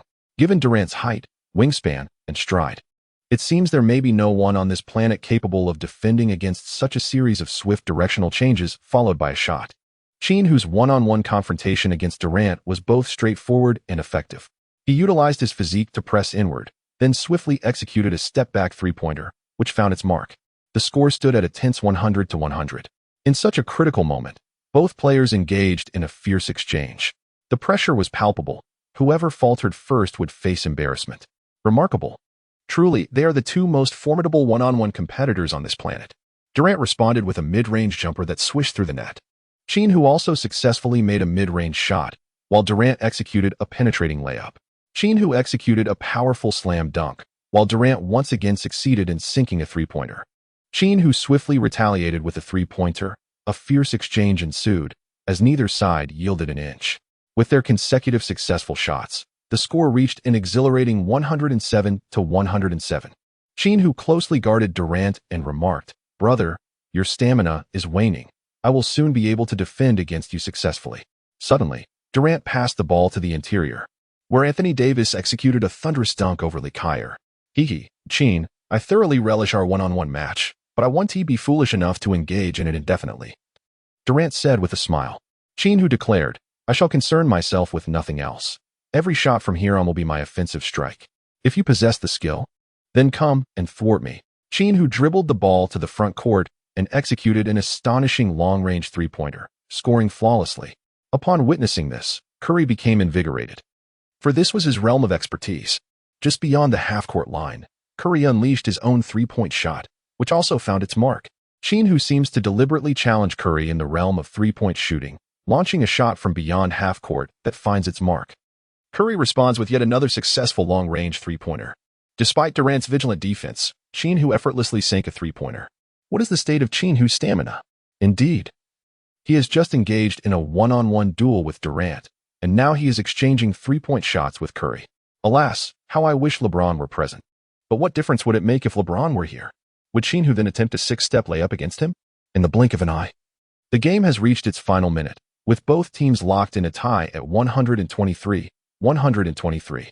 Klay Thompson of the Warriors executed a clutch three-pointer, leaving just 30 seconds on the clock, and the Warriors now hold a three-point lead. As Qin Hu maneuvered the ball into the front court, he was immediately besieged by the Warriors' defense. As Qin Hu passed the ball to the unmarked Russell Westbrook, Westbrook executed a mid-range shot with precision, securing the basket. The score stood at 125-126, with the Lakers trailing by a mere point and only 26 seconds remaining on the clock, while the Warriors held possession. Stephen Curry dribbled to waste time, and with just 7 seconds left in the game, he delivered the ball to Durant.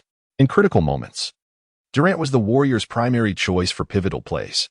Faced with Qin Hu's relentless pressure, Durant skillfully maneuvered, feinting several times, before suddenly leaping to deliver a two-handed pass.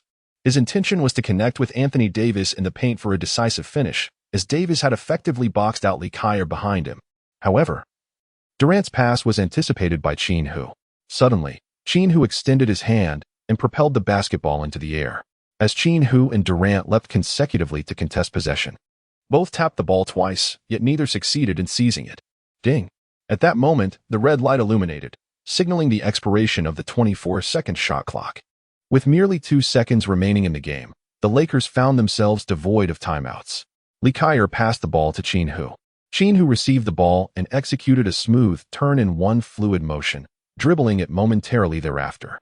With all his might, Qin Hu propelled the basketball towards the distant hoop, executing a shot that spanned the entire court.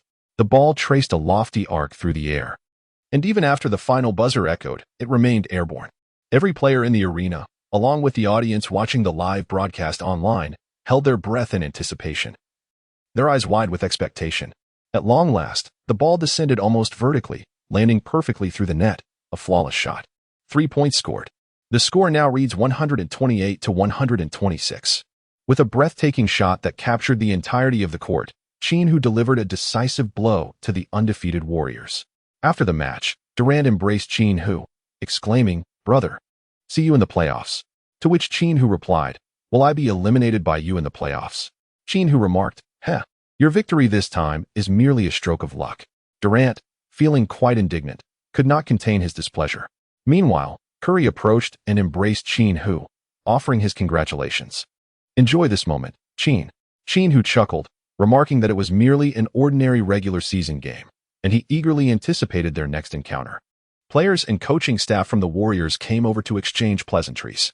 As soon as LeBron led Bronny out of the arena following Qin Hu's game-winning shot, the team celebrated their victory with embraces, while the dejected players made their way down the tunnel. LeBron, consistently performed well, huh? I am truly looking forward to all the matchups between the Lakers and the Warriors this year. If only we could do without that troublesome mouse droppings. It is astonishing that this online commenter accurately predicted the reality. The day after the Lakers triumphed over the Warriors to seize the mid-season championship, shocking news reverberated through the NBA. The Warriors, after their defeat, opted to part ways with the James duo. Reports indicate that Steve Kerr was profoundly dissatisfied with LeBron's offensive and defensive contributions. An anonymous source, Mr. Durant, expressed his reluctance to share a team with LeBron and his son. "Oh yes," Draymond Green exclaimed excitedly, confirming with the Warriors. "Why are you so jubilant that your brother is unemployed?" asked Kyle. "Brother?" Draymond Green laughed heartily. "I am his father, haha." Vanderbilt interjected, "Surely not. My LeBron's decision is imminent." Indeed, LeBron's agent, Rich Paul, took to social media to declare, "This league is losing its reverence. A decorated old king is carelessly discarded by his subjects, which is truly heartbreaking. LeBron is currently despondent. He is contemplating retirement at the end of this season. In the coming days, LeBron shall seek a team that respects him, regardless of its prowess. Furthermore, I urge all NBA teams to honor LeBron with a farewell tour during his away games. This is a tribute to the greatest in NBA history. A mark of respect for the game of basketball." Chapter 55, Greg Oden. Following their mid-season championship victory, the Lakers enjoyed a 2-day respite. On the first day of rest, Qin Hu spent the entire day in the apartment playing poker with Mina and Zhang Manuan. The following day, Sam unexpectedly arrived, mentioning that he needed a groomsman for the wedding of a cousin from the countryside. This cousin happened to be a fan of Qin Hu, and thus he hoped that Qin Hu would accompany Sam to fulfill the role of groomsman. Qin Hu readily agreed, and thus Sam drove his convertible, embarking on a journey to the rural expanse of Texas. "Did you know, Qin, that the James duo is signing with a new team?" Sam inquired. Qin Hu gazed out at the passing scenery, indifferent to the subject. The farce surrounding the James father and son was rather tiresome. Sam continued, "You wouldn't believe it, but it's the Pistons. They've signed the James duo. I received the insider news this morning. The Pistons are keen on selling tickets, and James is eager for touring opportunities, both parties getting what they desire." He chuckled. "Focus on driving."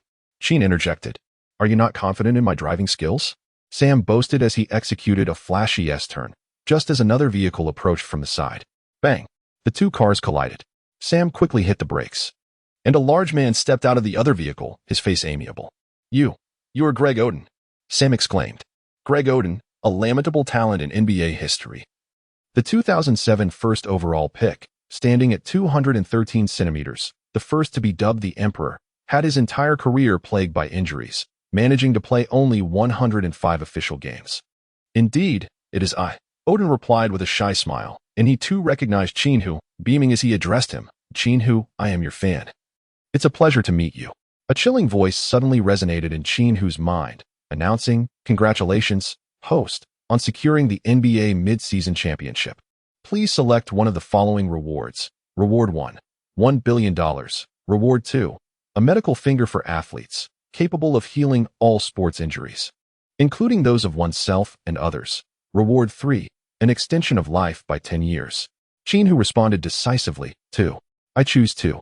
As long as I maintain my health, my life will never lack wealth.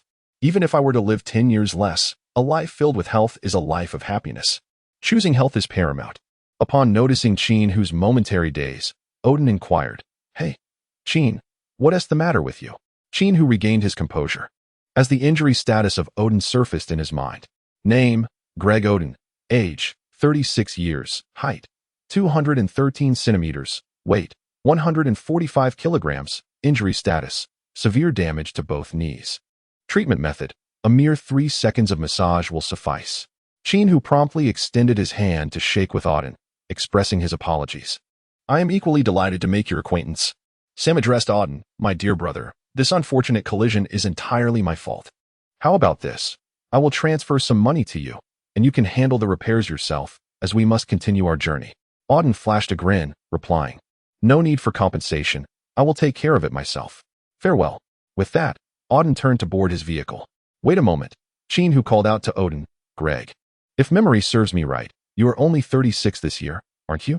Odin nodded in affirmation. Do you still wish to return to the NBA and play? A bittersweet smile crossed Odin's face, one that tugged at the heartstrings. Come on, don't tease me. My heart has long since withered. What if there were a way to heal your knee? Qin Hu inquired earnestly.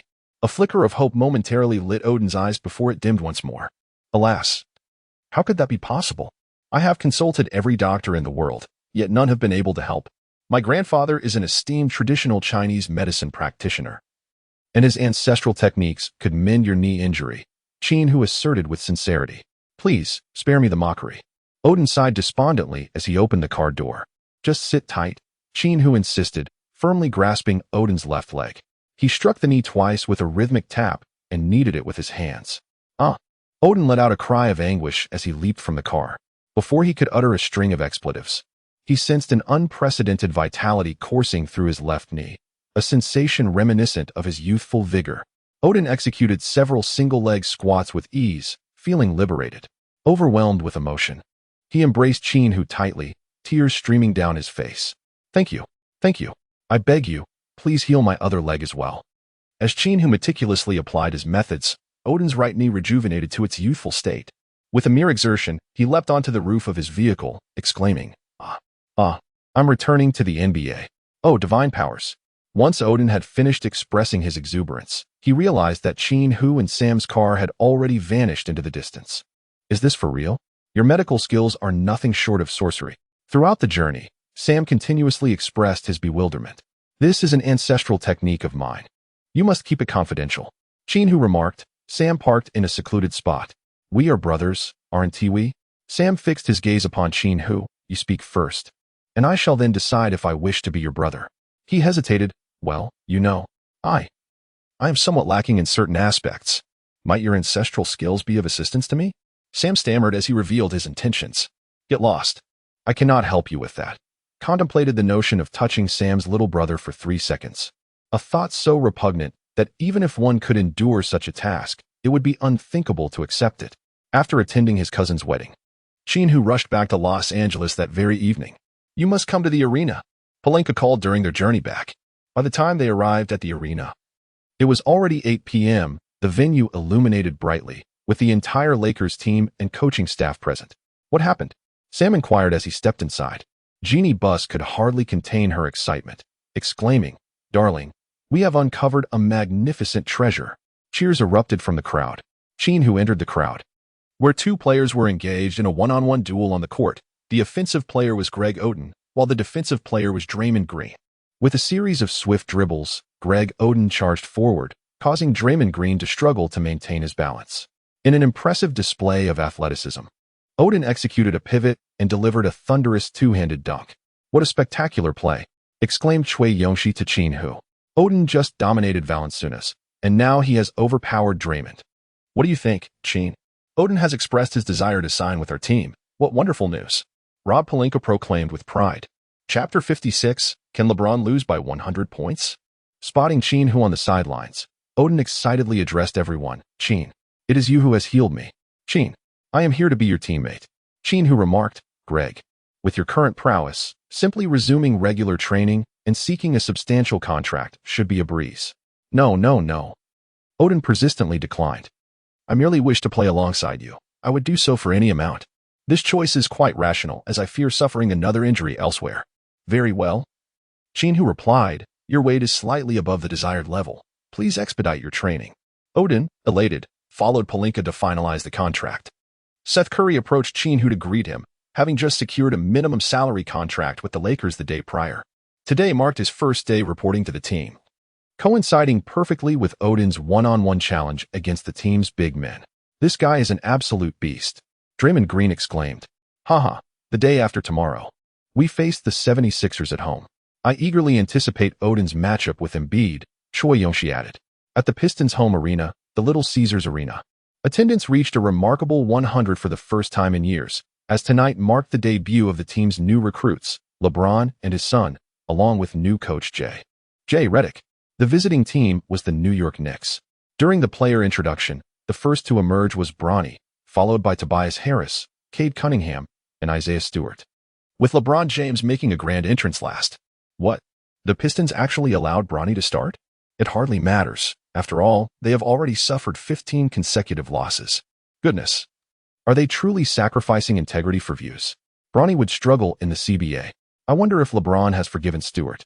Redick, that opportunistic figure, somehow still manages to find work. This is what they call fandom culture. The online chatter was abuzz. A game that initially held little interest suddenly received a national broadcast courtesy of the NBA. In the ESPN studio, Charles Barkley posed the question. Here lies the issue. Was LeBron's decision 6 indeed the right one? Shaquille O'Neal laughed heartily, declaring that he has become a laughingstock in the NBA, as this father-son duo plays for mere views. Before the audience at the Little Caesars Arena, LeBron James majestically raised his arms, basking in the cheers of the crowd, and then tossed a handful of magnesium powder into the air. Following closely behind, Bronny also threw a handful of the powder skyward. The starting lineup for the opposing New York Knicks included center, Julius Randle, power forward, OG Anunoby, small forward, Mikal Bridges, shooting guard, Josh Hart, and point guard, Jalen Brunson. The New York Knicks have been the league's best defensive team since the season commenced. Astonishingly, they had allowed Bronny to start, prompting Randle to declare, "I will take care of him. For every point he scores, I'll give each of you $1,000. Hart rubbed his hands together, eager for the challenge. As the game commenced, Stewart won the jump ball, and LeBron assumed control. The strategy laid out by J.J. Redick was straightforward, passed the ball to LeBron. The James father-son duo enjoyed unrestricted freedom to shoot. Faced with Anunoby, who matched him in height and weight, LeBron attempted several drives, but to no avail. He quickly called for Stewart to set a screen, but Stewart stood idly by, seemingly oblivious. LeBron then signaled for Cunningham to come over for a pick. However, Cunningham, still miffed about losing his position as the team's leader, also chose to disregard LeBron. The atmosphere grew increasingly awkward until the affable Tobias Harris stepped in to set a screen for LeBron. Yet, the Knicks' defensive strength lay in their collective prowess. All 5 players exhibited formidable defensive capabilities. With Bridges now guarding LeBron, the shot clock dwindled to 24 seconds. Out of the corner of his eye, LeBron spotted Bronny breaking free and delivered a bounce pass. Bronny caught the ball and went for a jump shot, but Hart emphatically blocked it out of bounds just as the shot clock expired. As LeBron passed Hart, he discreetly covered his mouth with his jersey, saying, "Brother, we're old teammates. Give me a break and don't make it hard for the kid." Hart shook his head and replied, "Sorry, I love basketball." The Pistons lineup was a mix of seasoned veterans and inexperienced players, lacking both spacing and cohesion, compounded by the Knicks' relentless defense. By the end of the first quarter, the score was 2-32, with the New York Knicks leading by a staggering 30 points. The Pistons' only 2 points came from a putback by Stewart. Bronny, who played the entire first quarter, went 0 for 7, with 5 of those attempts blocked by Hart and the other 2 missing the rim entirely. The Pistons bench sat in stunned silence, while Redick fumed, "What are you all doing? Why aren't you setting screens for Bronny? Why do we not provide screens for LeBron? If you are unwilling to contribute, then step aside. Listen, LeBron James is the sole leader of the Pistons, the greatest in NBA history, guiding you all in this game. Pay attention."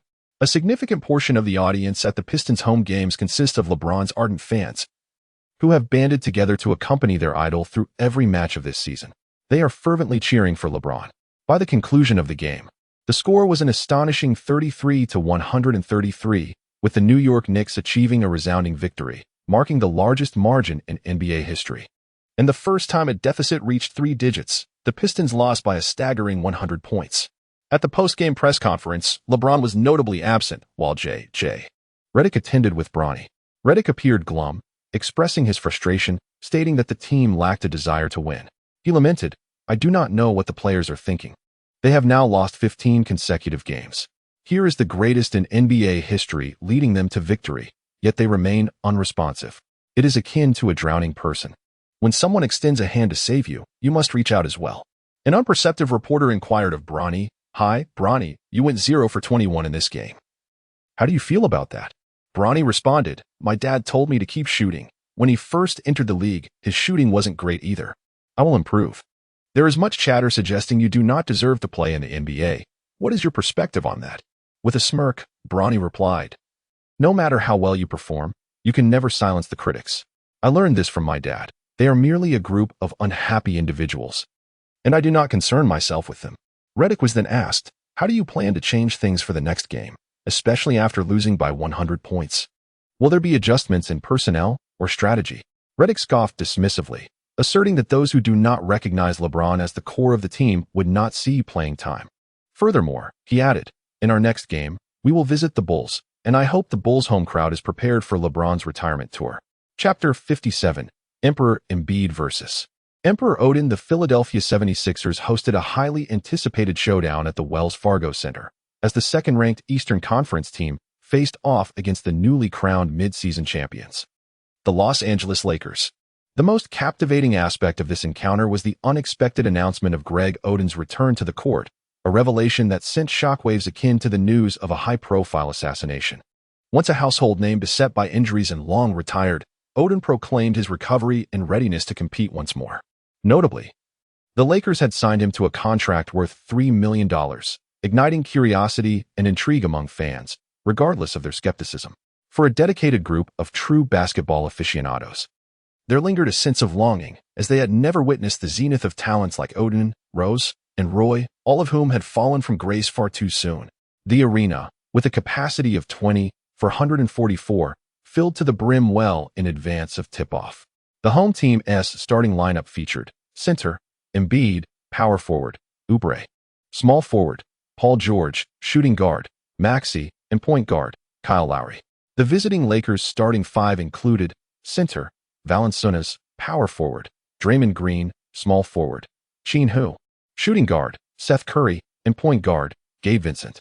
In an effort to enhance the team's spacing, the Zen Master opted to replace Vanderbilt with the newly acquired Curry.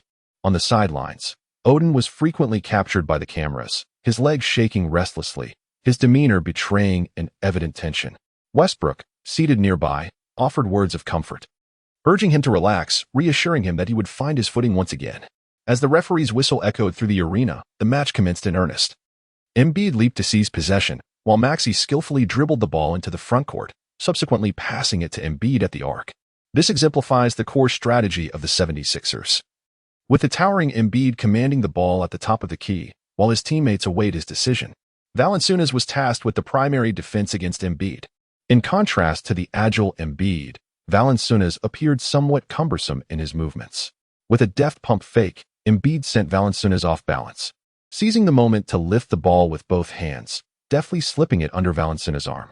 The whistle pierced the air, awarding Embiid 2 free throw opportunities. Currently, Embiid ranks third in the league in scoring, averaging 33 points per game. Unlike the top two contenders, Wembanyama and Qin Hu, half of Embiid's points derive from free throws. He consistently stands at the charity stripe an impressive 15 times per game, solidifying his status as the league leader in this regard. Valanciunas, feeling exasperated, realized that despite his careful efforts, he had still fallen victim to Embiid's prowess. Embiid converted both free throws, putting the score at 2-0. As the Lakers initiated their offensive play, Qin Hu passed the ball to Valanciunas, who frantically positioned himself inside, hoping to take on Embiid. Valanciunas secured the ball and leaned back while dribbling, causing Embiid to be sent flying sideways. Ding! Offensive foul, Valanciunas exclaimed in disbelief. This is utterly ridiculous. Referee, just ask Embiid if I made contact with him. Sitting on the floor, Embiid smugly winked at Valanciunas, suggesting, brother, you ought to play a bit smarter. Valanciunas, clearly displeased, muttered, even a mop couldn't match your efficiency. In the opening 10 seconds, the Lakers starting center committed 2 fouls, stirring a commotion in the arena. It turned out that Greg Oden was removing his training gear, slowly making his way to the sidelines to replace Valanciunas. The fans in the 76ers' home ground erupted in enthusiastic applause for Oden. With the fervor of a pilgrim, Oden, his eyes glistening with tears, embraced each of his teammates. Wow, the Emperor Oden is truly on the court. Could there really be a medical miracle? They mused. If the healthy Oden were to face off against the mighty Embiid, it would be a spectacle. Skeptics remarked, I don't believe Oden could even score 5 points. I'd livestream eating something unpalatable if he did. Just look at his bulk. Embiid could make him weep. As the game resumed, the 76ers relied on Embiid's offensive prowess from the top of the arc, with Oden assigned to defend him. Embiid faked a shot, and Oden, observing intently from the sidelines, noted that Embiid often initiated with a feint. Embiid steadied himself without leaping, then swiftly dribbled inward, suddenly halting to shoot. Odin rushed to block, only to find it was yet another feint. As Odin descended, Embiid leaned into him and released the ball, which swished through the net. 2 points and a free throw. Odin, disheartened, hung his head and furtively glanced at the sidelines at Zen master Phil Jackson. It had been far too long since he last played, and not only was his reaction sluggish, but his spirit felt fragile, fearing he might be pulled from the game for poor performance. Meanwhile, Phil Jackson remained composed, exuding an aura of tranquility. While teammates on the bench rallied to support Odin with applause, Qin Hu approached Odin's side and reassured him, "It's all right, continue to play without hesitation. Even if you commit 6 fouls, it matters not. There must be a period of adaptation. Stay focused." Embiid once again sank a free throw, bringing the score to 5-0. He had accumulated all 5 points by himself and, filled with pride, raised his arms to encourage the fans to cheer even louder. Qin Hu assisted Odin in regaining his rhythm as he dribbled into the frontcourt, calling for Odin to set a screen. Odin utilized his robust physique to effectively obstruct Paul George, who was defending Qin Hu. As Qin Hu drove towards the paint, Embiid swiftly moved to provide defensive support. Approaching the vicinity of the restricted area, suddenly, Qin Hu hurled the ball into the air, an astonishing height it reached. Yet, a towering figure leapt gracefully, astonishingly plucking the basketball from the sky. Observing his altitude, he seemed nearly poised to touch the rim. It was none other than Greg Oden, long absent from the NBA, prompting many to forget his unparalleled talent. With a resounding thud, the basketball was forcefully slammed into the hoop, showcasing Odin's signature, power-driven dominance. Following his habitual dunk, he emphatically tugged at the rim before landing lightly on the ground, swiftly dashing back down the court. Oh my! I felt the entire arena tremble beneath the weight of his performance. The last player to execute such a dunk was Shaquille O'Neal. Astonishingly, the mighty Odin appears to be making a triumphant return. Just look at his running form, exuding strength. Spectacular, indeed. Embiid, with a look of disbelief, marveled at Odin's leaping ability. Veteran Kyle Lowry remarked, "I've played alongside him. When healthy, he possesses such prowess. You ought to be wary, Jojo." With a smirk of derision, Joel Embiid retorted, "A challenge only makes the game more thrilling. Watch closely as I dismantle him." Chapter 58, The Resurgence of Odin. News from the Windy City S. Rose. Following Odin's dunk, the score stood at 5-2, with the 76ers in the lead. The thunderous applause from the home crowd following Odin's breathtaking dunk irked Embiid, who thought, "This is my territory. How can I allow anyone to run rampant here?" Embiid once again confronted Odin at the rim, employing a series of feints and deft dribbling maneuvers to evade Odin with ease, ultimately finishing with a layup. 7-2. Far too effortless. He cannot guard me, Embiid incessantly shook his head, taunting relentlessly. Meanwhile, Odin exhibited no trace of frustration. Instead, he relished every moment on the court. His once rusty physique was gradually warming up, and the exhilarating sensation of sprinting with all his might filled him with excitement. As Qin Hu's mid-range shot fell short, Embiid positioned himself to secure the rebound, believing it was well within his grasp. However, to his surprise, Odin's robust physique managed to displace Embiid, allowing him to snatch the basketball right above Embiid's head. The ball soared once more as both players leaped simultaneously. Their height and wingspan nearly equal, but it was Odin who triumphed in terms of vertical leap and explosiveness. He effortlessly captured the offensive rebound over Embiid, executing a graceful hook shot that ricocheted off the rim. Once again, Odin seized the rebound above Embiid's head, attempting another putback, yet it failed to find its mark. He persisted, and finally, the ball slipped through the hoop. In this sequence, Odin claimed a remarkable 4 offensive rebounds over Embiid's head. The online community erupted in astonishment, exclaiming, "When have you ever seen the Emperor in such disarray?" After all, he was contending with another Emperor. The clash of the Titans. Even I, the little Emperor, hold my own title. Let us not forget, the Bulls' home crowd is chanting for your beloved Atan. Who is your daddy? Ha ha ha, is that true? I must see for myself. Embiid once again opted for a one-on-one confrontation with Odin from the top of the arc, employing his usual tactics, first establishing a triple threat position. And if that proved futile, he would dribble forward, pivoting and executing various fakes. The moment Odin showed any sign of vulnerability, he would drive the ball toward him, aiming to draw at least 2 fouls. This time, however, Odin matched Embiid's every move, remaining unfazed by any feints. As the 3-second count loomed, Embiid was compelled to take a hasty shot, tossing the ball toward the backboard from underneath Odin's arm, hoping to dash in for a rebound dunk. Yet, Odin swiftly pivoted, effectively trapping Embiid behind him. In a moment of frustration, Embiid attempted to shove Odin, but Odin remained immovable. Enraged, Embiid wrapped his arms around Odin's neck, bringing him to the ground. The referee's whistle pierced the tension, and Draymond Green rushed in, shoving Embiid aside. "Hey, softy, are you looking for a fight? Come at me." Embiid raised his hands in a gesture of innocence toward the referee, asserting his actions were unintentional. Draymond continued to berate Embiid relentlessly, ultimately leading to a foul call against Embiid for pulling down Odin while going for the rebound, while Draymond received a technical foul. Paul George converted the technical free throw, bringing the score to 8-4. Qin Hu, with the ball in hand, executed a swift change of direction to elude Paul George, only to confront the looming defense of Embiid. Qin Hu executed a feint before shooting, causing Embiid to be momentarily deceived. As he awaited Embiid's descent, Qin Hu, emulating Embiid's knack for drawing fouls, leaned his body against Embiid, letting out a dramatic cry as he carelessly flung the ball away. The referee promptly called a foul on Embiid. In disbelief, Embiid clutched his head and exclaimed, "No, he intentionally drew the foul. I did not commit a foul. Challenge. Challenge." Qin Hu cast a sly grin at Embiid, stating, "My movements are precisely mirrored from yours." The referee concurred, affirming his consistent officiating standards. The 76ers coaching staff opted against a challenge, substituting Embiid, who had accumulated 2 fouls in the first quarter, with Drummond. Subsequently, a significant portion of the game transformed into a personal showcase for Odin. He scored with a hook shot. Odin blocked Maxi's attempt. Odin secured a crucial offensive rebound. Odin executed a powerful two-handed dunk. Odin thwarted Drummond's shot. Odin connected with a mid-range jumper.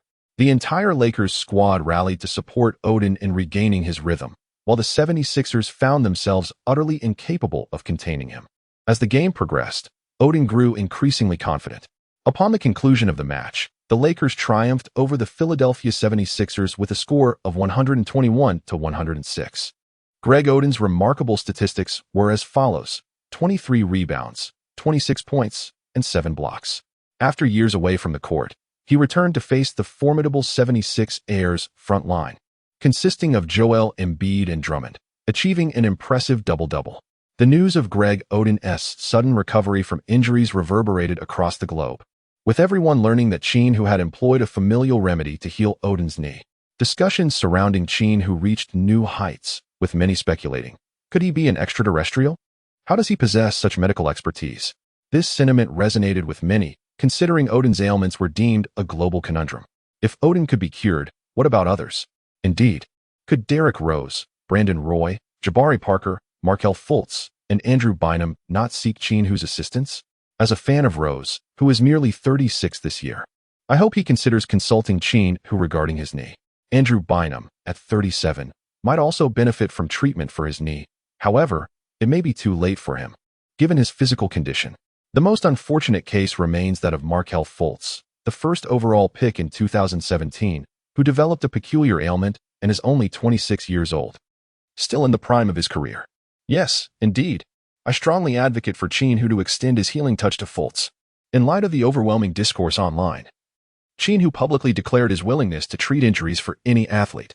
That day, Qin Hu arrived early at the gym for training when Pelinka summoned him to the office, mentioning that someone wished to meet with him. As Qin Hu entered the room, he was greeted by 2 bashful gentlemen seated within. One was Fultz, and the other was Derrick Rose. Upon noticing Qin Hu's arrival, both men rose to their feet. Qin Hu discerned that both individuals were somewhat at a loss for words, and he felt a sense of joy that they had come to seek his assistance. Derrick Rose offered a bittersweet smile, once the invincible child of the wind. He now appeared disheveled, his face marked by the trials of time. "Qin, greetings. I would like to request your help in examining my knee." Markelle Fultz's eyes were also filled with sorrow. Derrick Rose had at least basked in glory, having once claimed the league's MVP title, while he, upon entering the league, was beset by a peculiar affliction, and now, despite his youth, found himself without a game to play. "Qin, I too wish to have my condition assessed." Qin Hu revealed a warm smile, reassuring, "There is no need for you to feel constrained. As long as healing is possible, I shall do my utmost." Chapter 59. Derrick Rose, the Rose of Wind City, blossoms a new name. Derrick Rose, age, 36 years, height, 190 centimeters, weight, 90 kilograms, injury status, severe damage to both knees. Treatment method, massage for 5 seconds. Qin Hu first led Ross into another vacant room, observing the injury panel of Ross and the sorrowful expression in his eyes. Qin Hu once again lamented the capriciousness of fate, a man who, at the pinnacle of his career, chose to stand alone against the formidable trio of the Miami Heat. He was once so full of vigor and pride. Now, he is left with only melancholy and an enduring attachment to the game of basketball. Your knee injury is quite similar to that of Odin's. I will be able to heal it swiftly. Upon hearing this, Rose suddenly lost control of his emotions, large tears streaming down his cheeks. Then, I must trouble you with this. Qin Hu beckoned Ross to take a seat, placing his hands firmly upon Ross's left knee. A wave of searing heat coursed through him, accompanied by a heart-wrenching agony in the joint. Yet, Ross refrained from uttering a sound, his gaze fixated anxiously on his knee. He was prepared to sacrifice anything for the sake of its recovery. Moments later, the pain dissipated, and Ross felt an invigorating strength surge through his left knee. Suppressing his exhilaration, he awaited Qin Hu's treatment for his right knee. Before long, Ross's right knee too was restored to its peak condition. Is that all? Ross inquired softly. Qin Hu nodded, urging, please attempt to jump. Rose gently leaped, soaring to a height of no less than 80 centimeters. It is noteworthy that Rose's peak vertical jump was 101.6 centimeters after proper warm-up. If he were to exert himself fully, he might very well reach that pinnacle once more. Rose, your treatment is complete. You may now return and find a team to showcase your talents, Qin Hu remarked. Rose enveloped Qin Hu in a hearty embrace.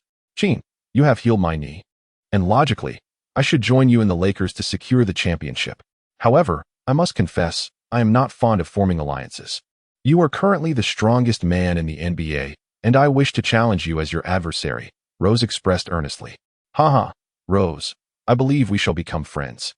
I too disdain those soft players who band together at their peak, Qin Hu replied with a smile.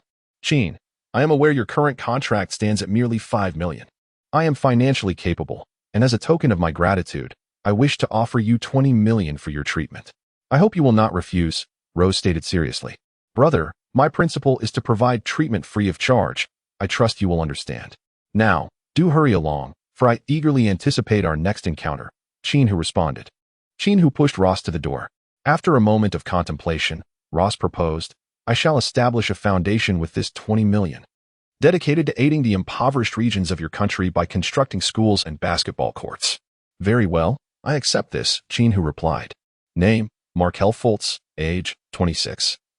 Height, 193 centimeters, weight, 91 kilograms, medical condition, neurogenic thoracic outlet syndrome, treatment plan, 8 seconds of massage. Fultz, following in the footsteps of Allen Iverson and Derrick Rose, was another guard with remarkable physical prowess expected to have a brilliant future. However, this neurogenic thoracic outlet syndrome affects the nerves between the neck and shoulders, leading to functional movement abnormalities that severely impair Fultz's shooting ability.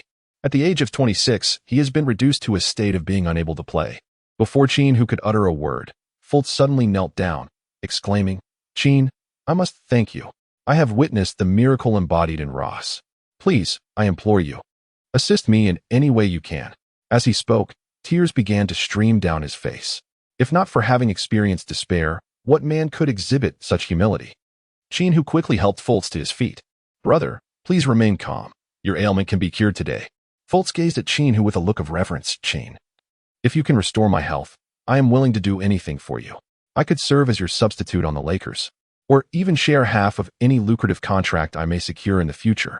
Qin Hu gently patted Fultz on the shoulder and said, Firstly, I do not require your money. Secondly, the Lakers do not need you. It would be more fitting for you to seek a place where your talents can truly shine.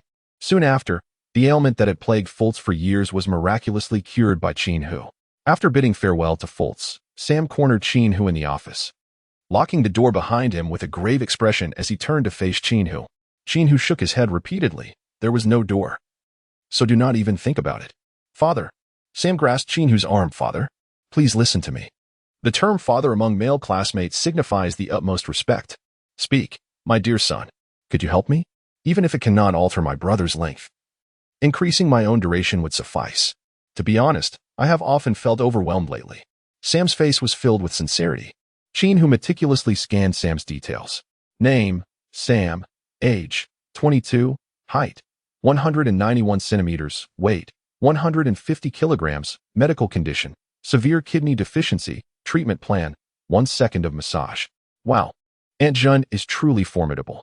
To experience such a deficiency at the tender age of 22 is quite remarkable. Alas, even the stoutest ox cannot endure the burden of daily toil, Sam remarked, speechless. This is the price one pays for relying on others. Qin Hu responded, I understand. Foster father, please expedite my treatment. Suddenly, Qin Hu struck, his middle finger jabbing into Sam's waist. A cry of agony escaped Sam's lips, only to be swiftly replaced by overwhelming joy. Wow, such strength. Father, you are truly magnificent.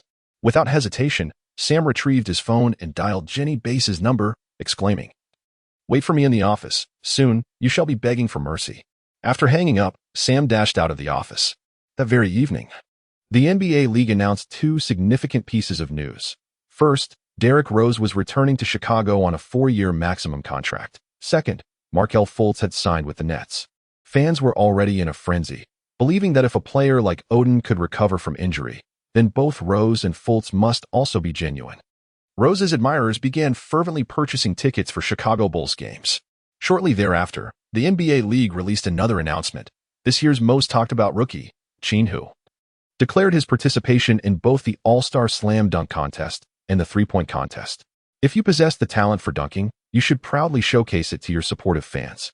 Renowned NBA commentator Charles Barkley praised Qin Hu on social media, stating, I admire Qin Hu. Unlike some individuals who boast about their dunking abilities yet shy away from participating in a single dunk contest, this is, in some respects, an insult to their supporters. Chapter 60. The arrival of All-Star Weekend. In the days that followed, Derrick Rose's reputation was revitalized within the league. In his 9 games since returning, he averaged an impressive 32 points, 6 rebounds, and 7 assists, showcasing his explosive crossovers with unyielding vigor. In the 8 games since Fultz's return, he has achieved an impressive average of 25 points, 9 rebounds, and 5 assists. Due to their insufficient number of appearances, neither player made the All-Star candidate list. However, both have assured the NBA officials of their participation in this year's Slam Dunk Contest. Consequently, this year's NBA Slam Dunk Contest promises to be exhilarating. Featuring 4 participants, Derrick Rose, Fultz, Qin Hu, and Edwards. Simultaneously, the three-point contest will showcase a constellation of stars, including Curry, Klay, Durant, Qin Hu, Trae Young, and LeBron James. Notably, while LeBron James was excluded from this year's All-Star game, he ultimately persuaded NBA officials to secure a spot in the three-point contest. The All-Star game rosters are as follows. Western Conference starters: Qin Hu, Curry, Durant, Wembanyama, Edwards. Western Conference reserves: Devin Booker, Anthony Davis, Jokic, Doncic, Irving, Alexander, Leonard. Eastern Conference starters: Antetokounmpo, Tatum, Jaylen Brown, Embiid, Halliburton. Eastern Conference reserves: Lillard, Mitchell, Adebayo, Brunson, Banchero, Paul George, Jimmy Butler. Qin Hu has been elected as the All-Star vote leader, marking the second time a Chinese basketball star has achieved this honor since Yao Ming. When reporters inquired about Qin Hu's expectations for the All-Star event, Qin Hu solemnly declared, I call upon all participating stars, this year, let us engage in a genuine contest, devoid of theatrical effects, focusing solely on victory or defeat. From the perspective of a true fan, a match without defense is rather unappealing. Soon, the Eastern Conference All-Star voting leader, Giannis Antetokounmpo, also stepped forward to express his support, stating, I stand with Qin Hu. From the very first second I step onto the court, I will defend against him. I aim to measure my skills against him in the All-Star game. An increasing number of stars joined in solidarity. Stephen Curry remarked, I eagerly anticipate such a match. I have long grown weary of monotonous performances. Kevin Durant asserted, we shall present a high-quality game for our fans. Jimmy Butler proclaimed, it's time for the All-Stars to play hard. Jason Tatum confidently stated, the East will emerge victorious. Joel Embiid added, I will lead the East to victory and claim the MVP title. Everyone, stay tuned. Nikola Jokic remarked, I believe Embiid is somewhat boasting. I will confront him on the court. On February 17, 2025, the Chase Center, home of the Golden State Warriors, was teeming with spectators. as it hosted this year's All-Star festivities, commencing with the inaugural rookie game. Both Qin Hu and Cui Yongxi participated, and to everyone's surprise, Bronny was ultimately selected for the rookie game. With his father's imparted clever playing style, Bronny's average score ranked him in the middle among the rookies, despite his shooting percentage being at the bottom. The matchup featured the first-year team against the second-year team. Qin Hu, Cui Yongxi, and Bronny are all members of the freshman team, while the sophomore squad is led by Wembanyama. What vexes Qin Hu is that the head coach of the freshman team is none other than LeBron James. However, when James encounters Qin Hu, he displays remarkable maturity, warmly embracing each newcomer to the team, including Qin Hu. Honestly, I envy you all. Seeing you brings back memories of myself from 20 years ago. At that time, I never envisioned achieving what I have today. Hard work. It's the cornerstone of my journey, and through it, you can attain everything. Keep pushing forward, rookies. LeBron James commenced his address to the newcomers. Subsequently, he began the pregame arrangements, announcing the starting lineup for the freshman team: Reed Shepherd, Qin Hu, Cui Yongxi, Bronny, and Zachary. You are to play around Qin Hu. He is a true superstar, James remarked, glancing at Qin Hu. Qin, do you have any strategies to implement? This game belongs to you. Qin Hu addressed the crowd, urging them not to mind him and to focus on their own game. Ultimately, the exhibition-like rookie game concluded with Wembanyama leading the sophomore team to victory over the freshmen. Wembanyama was awarded the Rookie MVP trophy, while Qin Hu, who has little affinity for exhibition games, played only 10 minutes, scoring 5 points and providing 6 assists. In contrast, Cui Yongxi delivered a commendable performance, securing 15 points and 7 rebounds. After the game, James quietly remarked to Qin Hu, "Brother, let us consider today as the beginning of our acquaintance. Let bygones be bygones. We harbor no deep-seated animosity." Qin Hu nodded in agreement, acknowledging the absence of hatred. As Qin Hu was about to depart, James grasped his arm. "Qin, there is something I wish to ask of you," James said. "Well, go ahead," Qin replied. "From now on, we are all brothers. Could you possibly leverage your influence to facilitate my return to the Lakers? We could play together, and believe me, I could be of great assistance to you," James stated earnestly. Qin Hu was quite surprised.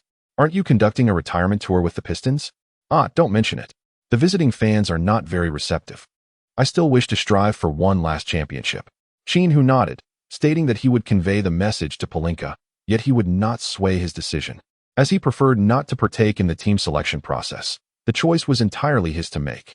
LeBron, filled with elation, expressed his approval, saying, "That's wonderful, truly wonderful." He leaned in closer and added, "Qin, I have heard that your medical skills are extraordinary. Is there any way to restore my athletic prowess to that of my youth? After all, we are brothers now. I hope you can assist me with this request." Qin Hu glanced at James and shook his head, saying, "I can only treat injuries. The natural process of aging cannot be altered."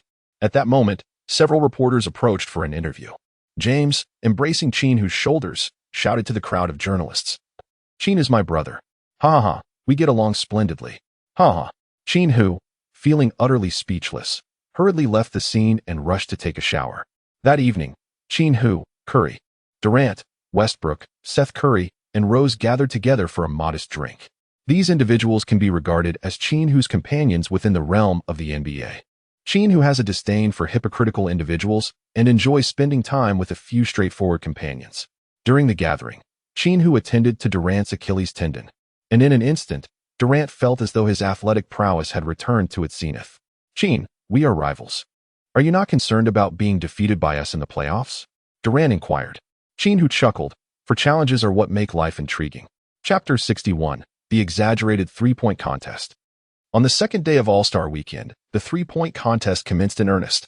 The rules of the contest are as follows. Each participant must shoot a total of 27 balls per round, consisting of 16 one-point shots, 9 two-point shots, and 2 three-point shots, with a maximum score of 40 points. Each player has 70 seconds to complete their shots. The first round features a progression from 6 participants down to 4, with the top 4 advancing. The order of the contestants is as follows. 1. Trae Young, 2. Qin Hu, 3. LeBron James, 4. Klay Thompson, 5. Kevin Durant, 6. Stephen Curry. Trae Young was the first to take the stage. He scored 8 points from the first 2 shooting spots, successfully landed a deep three-pointer, and ultimately made 3 shots at the final Moneyball station, culminating in a total score of 25 points. In his second appearance, Qin Hu displayed remarkable precision, successfully sinking all shots from his initial shooting point and making 4 baskets from the designated area. However, he faltered on 2 attempts from beyond the arc, ultimately concluding his performance with a score of 29 points. LeBron James was the third to take the stage, and it was evident that he had devoted time to honing his three-point shooting. He missed only 2 shots from his first 2 points, nevertheless. His preparation time was excessively prolonged. By the time he attempted his first long-range shot, half of the allotted time had elapsed. After making only 2 attempts from the 45-degree angle, the timer signaled the end, leaving him with a final score of 15 points. Klay Thompson, the 4th contestant, managed to secure 27 points, while Kevin Durant, the 5th, achieved 26 points. Steph Curry closed the event with a spectacular performance, amassing an impressive 33 points. Consequently, the players eliminated after the first round were Trae Young and LeBron James. Shaquille O'Neal approached LeBron for an interview, inquiring about his feelings regarding his inaugural participation in the three-point contest. "I thoroughly enjoyed it. Life is about continuous experimentation," LeBron replied. When reminded that he only scored 15 points and that Charles Barkley claimed Curry could shoot better with his left hand, LeBron's expression darkened. "Michael Jordan scored just 5 points in his three-point contest. This is not my forte. Let the critics say what they will. I remain unfazed." When someone suggested that his participation was merely a bid to maintain relevance after being snubbed for the All-Star game, LeBron dismissively responded, "I bring excitement to the NBA and the All-Star weekend. It benefits everyone. This is a business." Shaquille nodded in agreement, affirming, "You are indeed a savvy businessman." "Thank you for the interview, LeBron." As the second round commenced, the order of play was determined by the scores from the first round, with the lowest scorer taking the stage first. Durant was the initial participant, finishing with 29 points. Klay followed, finding his rhythm and consistently hitting shots, much to the delight of the cheering fans. Ultimately, Klay missed only 1 long-range attempt, achieving an astonishing score of 37 points, an unprecedented record in the history of the three-point contest. In the realm of three-point shooting, Klay Thompson is never to be underestimated. His shooting was mechanical in its precision and rapidity, captivating to behold. With this performance, Klay solidified his status as the frontrunner for the championship. Indeed, surpassing this score would prove exceedingly challenging, placing immense pressure on the subsequent contestants. The next to take the stage, Qin Hu, was brimming with excitement, relishing the challenge that lay ahead. Qin Hu let out a deep breath, signaling the commencement of the countdown. It was evident that his focus had markedly intensified compared to the first round. His precise three-point shots were akin to missiles, perfectly guided to their targets. Astonishingly, after completing all shooting spots, he managed to score without a single miss. Both fans and players were left in awe. This was utterly extraordinary. In regular training, ample time for adjustments coupled with the absence of pressure allows many NBA sharpshooters to achieve such feats. However, in this competitive setting, with time constraints, high shooting intensity, and the weight of pressure, he astonishingly hit every shot. What sorcery is this? All eyes turned to Curry as the pressure shifted to him. With a lively bounce, he approached the court, taking a deep breath as he began his own three-point showcase. Among the 3 competitors, Curry's shots exhibited the highest arc. Yet each ball swished through the net with pristine accuracy. Amidst the thunderous roars of the spectators, Curry also achieved a flawless round, securing his second perfect score. Klay, who amassed 37 points, was eliminated, leaving Curry and Qin Hu to face off in a tiebreaker. Qin Hu made his entrance, having maintained an extraordinary shooting rhythm. He successfully sank all 4 of his previous shots, including 2 from beyond the arc approaching his final shooting position. Suddenly, Qin Hu executed a dazzling maneuver. With the first shot, he unleashed a grand hook, causing the basketball to carve an exaggerated arc through the air, and it swished through the net. For the second shot, Qin Hu executed a remarkable three-point shot, releasing the basketball with both hands, which struck the rim with a series of rapid impacts before finally sinking in. The audience erupted in excitement, rising to their feet to applaud. As for the third shot, Qin Hu launched the ball directly from beneath his legs towards the hoop, and it went in. The fourth shot, Qin Hu executed a deft maneuver with the urinal pot and scored. With merely 3 seconds remaining, the final shot was made. Qin Hu turned his back to the basket, placing his hand beside his ear, signaling the crowd to cheer even louder amidst the swell of voices from the audience. Qin Hu slightly crouched down, and as he rose, he launched the ball into the air behind him with both hands, not once casting a glance at the hoop. After the ball soared into the sky, he gracefully raised his hands, signaling to the audience around him, just as the basketball swished through the net. Qin Hu performed a graceful gesture of gratitude. Wow, is this scripted? Even films would dare not portray such a scene. The audacity of it is overwhelming. How did he know he would succeed? Indeed, failing would have been exceedingly awkward. My brother, who is magnificent. Witnessing his prowess in the three-point contest has set my blood ablaze. Mother, come out and behold this marvel. The host on site had nearly lost his voice, but he finally regained his composure. The next participant was Stephen Curry. However, Curry approached the host, seized the microphone, and declared, "I forfeit." Ha. The host responded, "Are you certain? You would be the first to withdraw from the three-point contest." With a smile, Curry replied, "I believe Qin Hu's performance was the grand finale of the contest. No one wishes to witness a lackluster conclusion. Congratulations, Qin Hu." Thus, I announced that the champion of the three-point contest is Qin Hu. Adam Silver came to the center of the court to present the trophy to Qin Hu. While Shaquille O'Neal conducted the interview, "Qin," he said, "to be honest, your three-point shots nearly frightened me to the point of losing control. My trousers are still damp." Qin Hu earnestly remarked, "Remember to wear diapers when you watch my matches in the future." "I will, Qin, I will," came the response. "Do share how you managed that last shot. Do you possess magical abilities?" Qin Hu spoke into the microphone in a deep voice, declaring that one must exert 100-fold more effort than others, relentlessly honing one's skills, and practice that particular posture thousands of times each day. To be candid, Qin Hu paused momentarily and admitted, "To be honest, none of that matters. The final shot was merely a lucky guess." Chapter 62. Who says the slam dunk contest is in decline? Following the three-point contest, the highly anticipated slam dunk contest commenced this year. The four participants were Rose, Qin Hu, Fultz, and Edwards. The expectations surrounding this year's contest were heightened for two reasons. First, the star power of the competitors was formidable. Second, the spectacle was undeniable. Featuring the resurgent talents of Rose and Fultz alongside the explosive athleticism of Qin Hu and Edwards. The judges for this year's contest were equally noteworthy.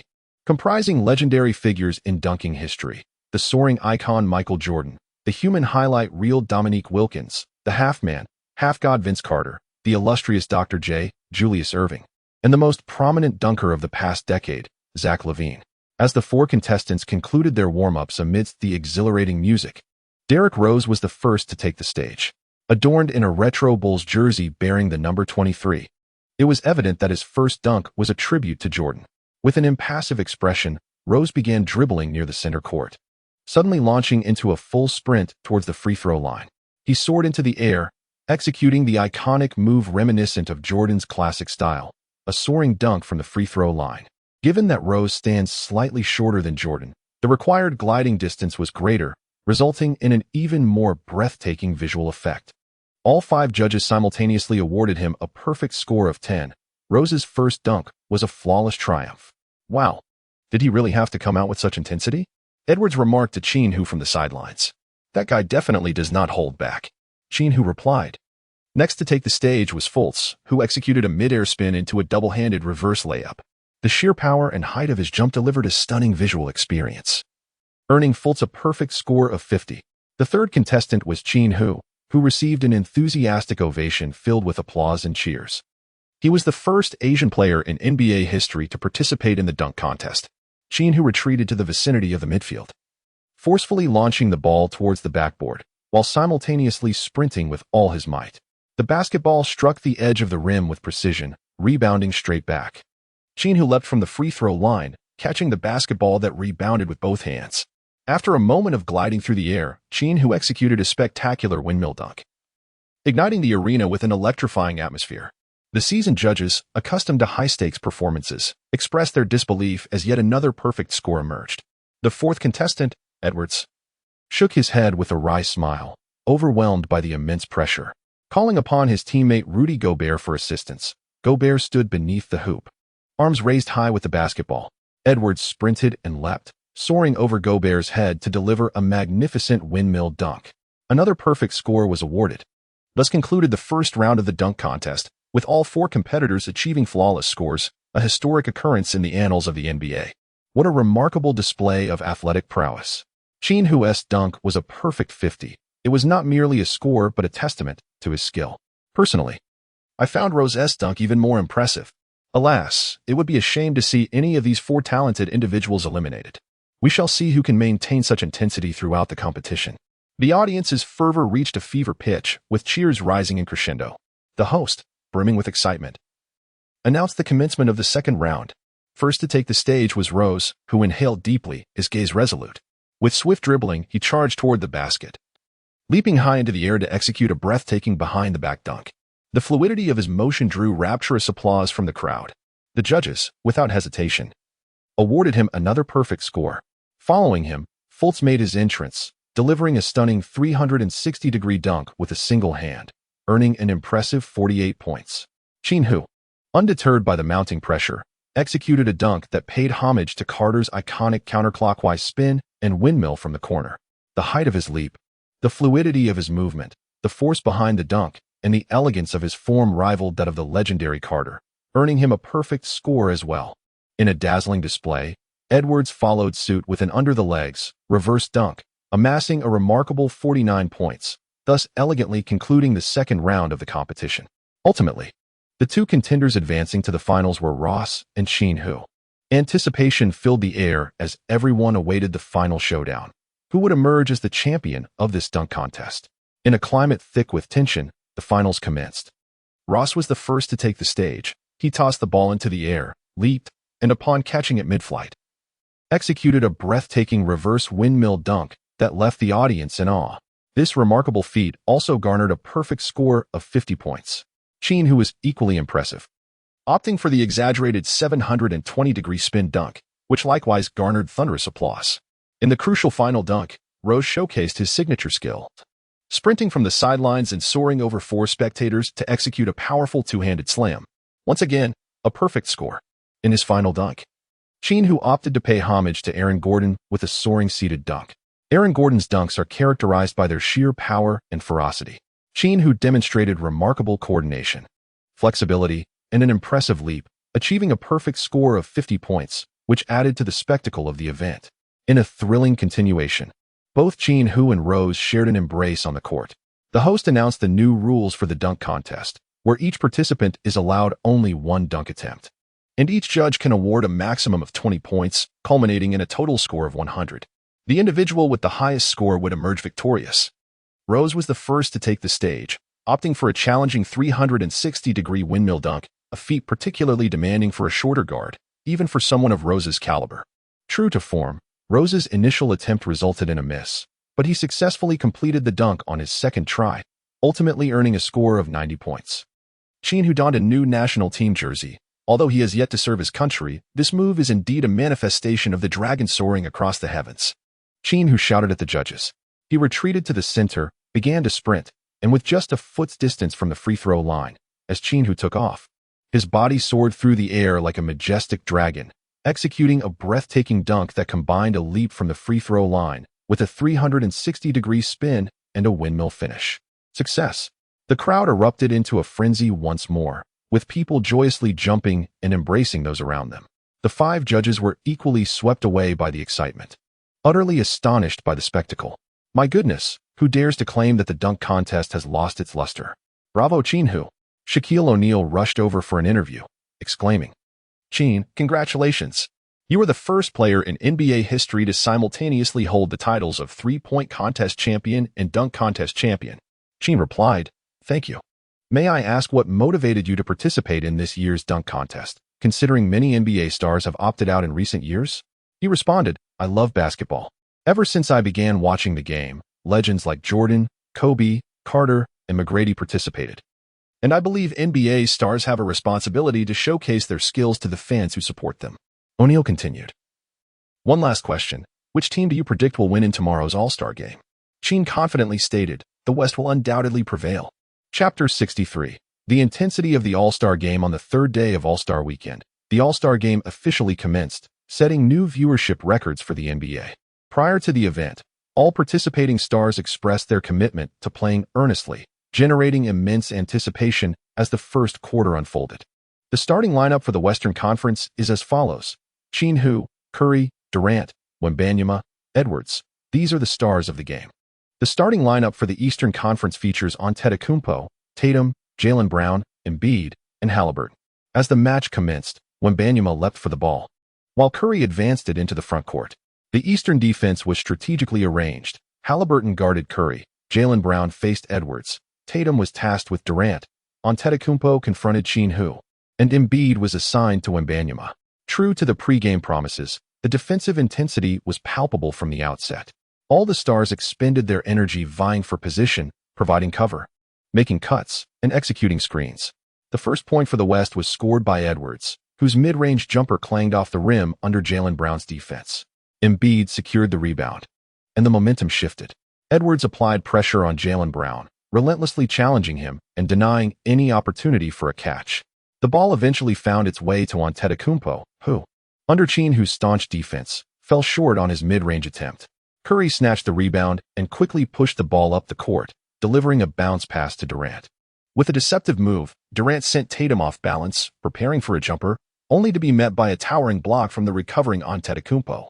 The ball soared into Tatum's hands, and as Antetokounmpo sprinted down the court, Tatum attempted a long pass, which was intercepted by Qin Hu, who emerged from an unexpected angle. Qin Hu passed the ball to Wembanyama at the arc, but under Embiid's interference, Wembanyama's three-point attempt failed to find its mark. The match was a lively exchange, characterized by a rapid tempo and intense physical confrontations. However, after 2 minutes, the score remained a stalemate at 0-0. Coach Steve Kerr of the Western All-Stars called a timeout, smiling as he addressed the team. "I truly enjoy this game. You are all performing admirably, though perhaps a bit too forcefully, which has affected your shooting rhythm. It will improve." All players were panting heavily, yet their eyes reflected an unwavering desire for battle. Before the timeout concluded, Steve Kerr began strategizing, stating, "We must secure a basket first. I want to impose a specific strategy. Simply select the player you deem most capable to take on the challenge." In unison, all eyes turned to Qin Hu. Indeed, in the hearts of all All-Stars, he was recognized as the strongest. Presently, he led the league in scoring with an average of 56 points per game. And even more astonishing was his shooting accuracy of 56, considering a substantial portion of his attempts were from beyond the arc and mid-range. Qin Hu calmly remarked, "Leave it to me." Upon returning from the competition, his teammates created some space. Facing the defense of Antetokounmpo, Qin Hu prepares for a one-on-one showdown. In their previous encounter, the Lakers faced the Bucks, during which the Bucks consistently employed Beverly to target Qin Hu. Qin Hu did not have the opportunity to face Antetokounmpo, whose extraordinary wingspan, terrifying speed, and impressive stride make him undeniably one of the top 5 defenders in the league. Now, on this grand stage that attracts everyone's attention, both parties are intensely focused, for it is imperative not to lose face in such a momentous occasion. Qin Hu first executed a classic triple threat maneuver, while Giannis maintained a half-step distance, remaining unfazed by the feint. Qin Hu dribbled directly into the paint, taking 2 steps before executing a lean-back jump shot. Giannis leaped to contest the shot with a block. Qin Hu once again demonstrated his formidable core strength, executing a leap and releasing his shot just as the Greek freak descended. The ball swished through the net. The arena erupted in jubilation. Seated courtside, the legendary Michael Jordan smiled and nodded approvingly, while Charles Barkley beside him exclaimed, "Damn, that jumper, what a haunting memory." Jordan patted Barkley in a gesture of consolation. "That guy is eerily reminiscent of you," he remarked, shaking his head. "No, he surpasses me." On the Eastern Front, a decision was made to engage in a one-on-one, as Embiid utilized his weight to score over Wembanyama. The game finally found its rhythm, yet due to the intense defensive pressure, the offensive efficiency of both teams remained low. Midway through the first quarter, the score stood at 91-93, with the Western team leading by a mere 2 points. The spectators were thoroughly entertained, relishing the thrilling spectacle of an all-star brawl, reveling in the intensity. "Haha, even our god, Curry, contributed with 2 blocks," remarked one fan. Jokic, the hefty giant, was also seen diving for loose balls. Currently, the Western lineup consisted of Jokic, Doncic, Alexander, Anthony Davis, and Devin Booker, although comprised entirely of substitutes. The roster was undeniably formidable. In contrast, the Eastern squad featured Paul George, Jimmy Butler, Adebayo, the Greek Freak, and Embiid, A.M. Lang of starters and reserves, each possessing elite athleticism and defensive prowess. Doncic and Jokic orchestrated a 2-man game at the top of the arc, causing Embiid to become disoriented. Doncic made a cut towards the basket, receiving a perfectly timed pass from Jokic. As Adebayo rushed to provide assistance, Doncic executed a behind-the-back pass to Alexander, who swiftly sank a three-pointer. Wow, I wish I could team up with these two giants. Their passing skills are extraordinary, exclaimed a spectator. Haha, even the Emperor couldn't track the ball just now. On the Eastern side, the focus was on athletic prowess. The Greek freak charged down the lane, finishing at the rim over Anthony Davis. The Western team, led by Devin Booker, advanced the ball to the frontcourt. He executed a pick-and-roll with Jokic, scoring with a mid-range jumper. Meanwhile, on the Eastern side, Jimmy Butler successfully isolated and scored against Booker, also with a mid-range shot. The score then shifted to 95-98, with the Western All-Stars still holding a three-point advantage. Doncic, while dribbling, was suddenly double-teamed by Paul George and Jimmy Butler, resulting in a steal. Paul George countered swiftly, nailing a three-pointer. The score is tied at 98-98. An official timeout has been called, with just 3 minutes remaining in the match. The moment of reckoning has arrived. The final decisive lineup for the Western team is Qin Hu, Curry, Durant, Anthony Davis, Jokic, Edwards, and Wembanyama are undeniably youthful and made numerous errors in this game. Steve Kerr opted for Jokic and Anthony Davis, forming a magnificent complementary duo in the paint. The final roster for the Eastern All-Stars includes Antetokounmpo, Tatum, Jaylen Brown, Adebayo, and Paul George. Adebayo's advantage over Embiid as a center lies in his ability to stretch the floor from the corners, whereas Embiid prefers to dominate from the top of the arc. The Eastern team's coach has long recognized that as long as Embiid is on the court, the team's flow tends to stagnate, hence the selection of this lineup. With Antetokounmpo at the point guard position and a 4-forward combination, this formation allows for seamless defensive switches. Ladies and gentlemen, the ultimate showdown of this all-star event is upon us, a clash of titans to determine which side reigns supreme. Let us await the outcome with bated breath. Chapter 64, All-Star MVP. The Western All-Stars initiate their offense, with Jokic at the top of the arc executing a handoff with Qin Hu. As Qin Hu executed an incisive cut, Jokic sought an opportunity at the top of the arc. The Eastern Team's defenders failed to communicate effectively, resulting in a scenario where both players pursued Qin Hu simultaneously, leaving Jokic with an unobstructed 2-meter space. With ample preparation, Jokic launched a three-point shot that swished through the net, elevating the score to 101-98, with the Western All-Stars leading by 3 points. As the Eastern All-Stars prepared for their offensive play, their strategy was to accelerate the tempo, knowing that the Western team's imposing center would struggle to keep pace. Giannis, possessing the ball, surged down the center, driving directly towards the basket, closely followed by Anthony Davis. Upon reaching the 3-second zone, Giannis executed a sudden stop and, after a deft feint, powerfully slammed the ball into the hoop with one hand, narrowing the score to 101-100. Meanwhile, Jokic prepared to inbound the ball for the Western team. Qin Hu, like a dragon, fiercely attacked the Eastern hoop, facing the dual aerial interception of Adebayo and Antetokounmpo. With a high lob pass, Qin Hu delivered the ball, and Anthony Davis executed a two-handed alley-oop dunk, scoring. The score stands at 103-100. Meanwhile, on the Eastern side, Giannis Antetokounmpo advanced with the ball, executing a bounce pass to Bam Adebayo at the baseline. Jokic could not keep pace with Adebayo's speed, who faked him out and then scored with a layup, bringing the score to 103-102. Back in the West, Qin Hu once again possessed the ball. He suddenly noticed Curry maneuvering without the ball to evade his defender and swiftly delivered the pass. Curry caught the ball, pivoted, and executed a jump shot, as smooth as ever, sinking a three-pointer. The score now reads 106-102. On the Eastern front, Tatum faced Durant and nailed a pull-up three-pointer, making the score 106-105. Durant promptly responded with an unanswerable mid-range jumper, elevating the score to 108-105. During this stretch, both teams' all-stars showcased formidable offensive prowess. Despite the defense remaining steadfast, neither side could contain the other. With the game clock winding down to the final minute, this was the Warriors' home court. Qin Hu intended for Curry to conclude the match. He approached Curry to set a screen, and in that fleeting moment of inadequate defensive support, Curry swiftly released a mid-range jump shot, which found its mark once again. The score stood at 110-105, with Curry having amassed 27 points, the highest for the Western All-Stars. Should the Western All-Stars secure victory, Curry would undoubtedly be named MVP. Meanwhile, the Eastern All-Stars relentlessly pursued. with Jaylen Brown astonishingly completing an impressive three-point play, narrowing the score to 110-109. Only 32 seconds remained on the clock. Curry, in possession of the ball, received a screen from Jokic. The Eastern All-Stars opted to leave Jokic unguarded and double-team Curry. Noticing that the Greek freak, who was defending Qin Hu, was slightly distracted and positioned farther away, Curry chose not to pass to Jokic, but instead delivered the ball to Qin Hu. Qin Hu seized the moment and executed a decisive jump shot, too swift for Giannis to block, and the three-pointer swished through the net. With merely 26 seconds remaining, the score stood at 113-109, and Qin Hu's individual tally soared to 24 points. On the sidelines, Jordan remarked, "I admire Curry's choice," while Charles Barkley concurred, affirming that in such moments, the ball should be entrusted to a star with a killer instinct. Though Jokic is formidable, it is Qin Hu who reigns supreme.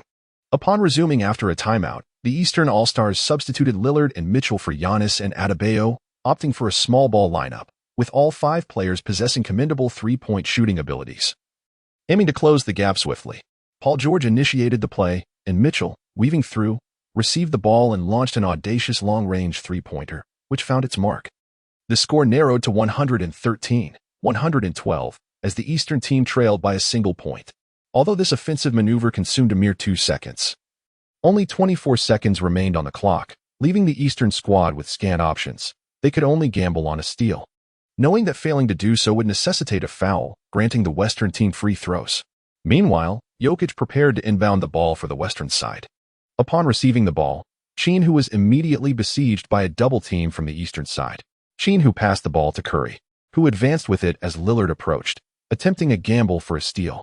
He made contact with Curry's arm, yet the referee opted not to call a foul. With a slip of his hand, the basketball rolled out of bounds, awarding possession to the Eastern team, which promptly called a timeout. The assistant coach reminded Steve Kerr that Lillard had indeed made contact with Curry, suggesting a potential challenge. However, Kerr, with a sly grin, decided to let the game unfold in all its glory. Upon returning from the timeout, only 19 seconds remained on the clock. The Eastern team opted to allow Lillard to take the final shot.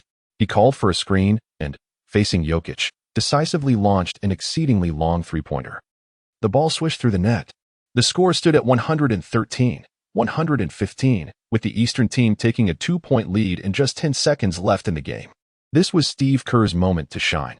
He refrained from calling a timeout and instead signaled for his players to orchestrate the final offensive play themselves. Curry brought the ball up the court, and just as everyone anticipated a long-range three-pointer from him, he executed a bounce pass to the far-reaching Qin Hu. With only 3 seconds left on the clock, with a deft feint, Qin Hu left the defending Giannis Antetokounmpo in his wake. He dribbled laterally along the three-point arc and released a shot. A magnificent arc soared through the air, and the ball found its mark. As the final buzzer sounded, the red lights illuminated, signaling the conclusion of the match.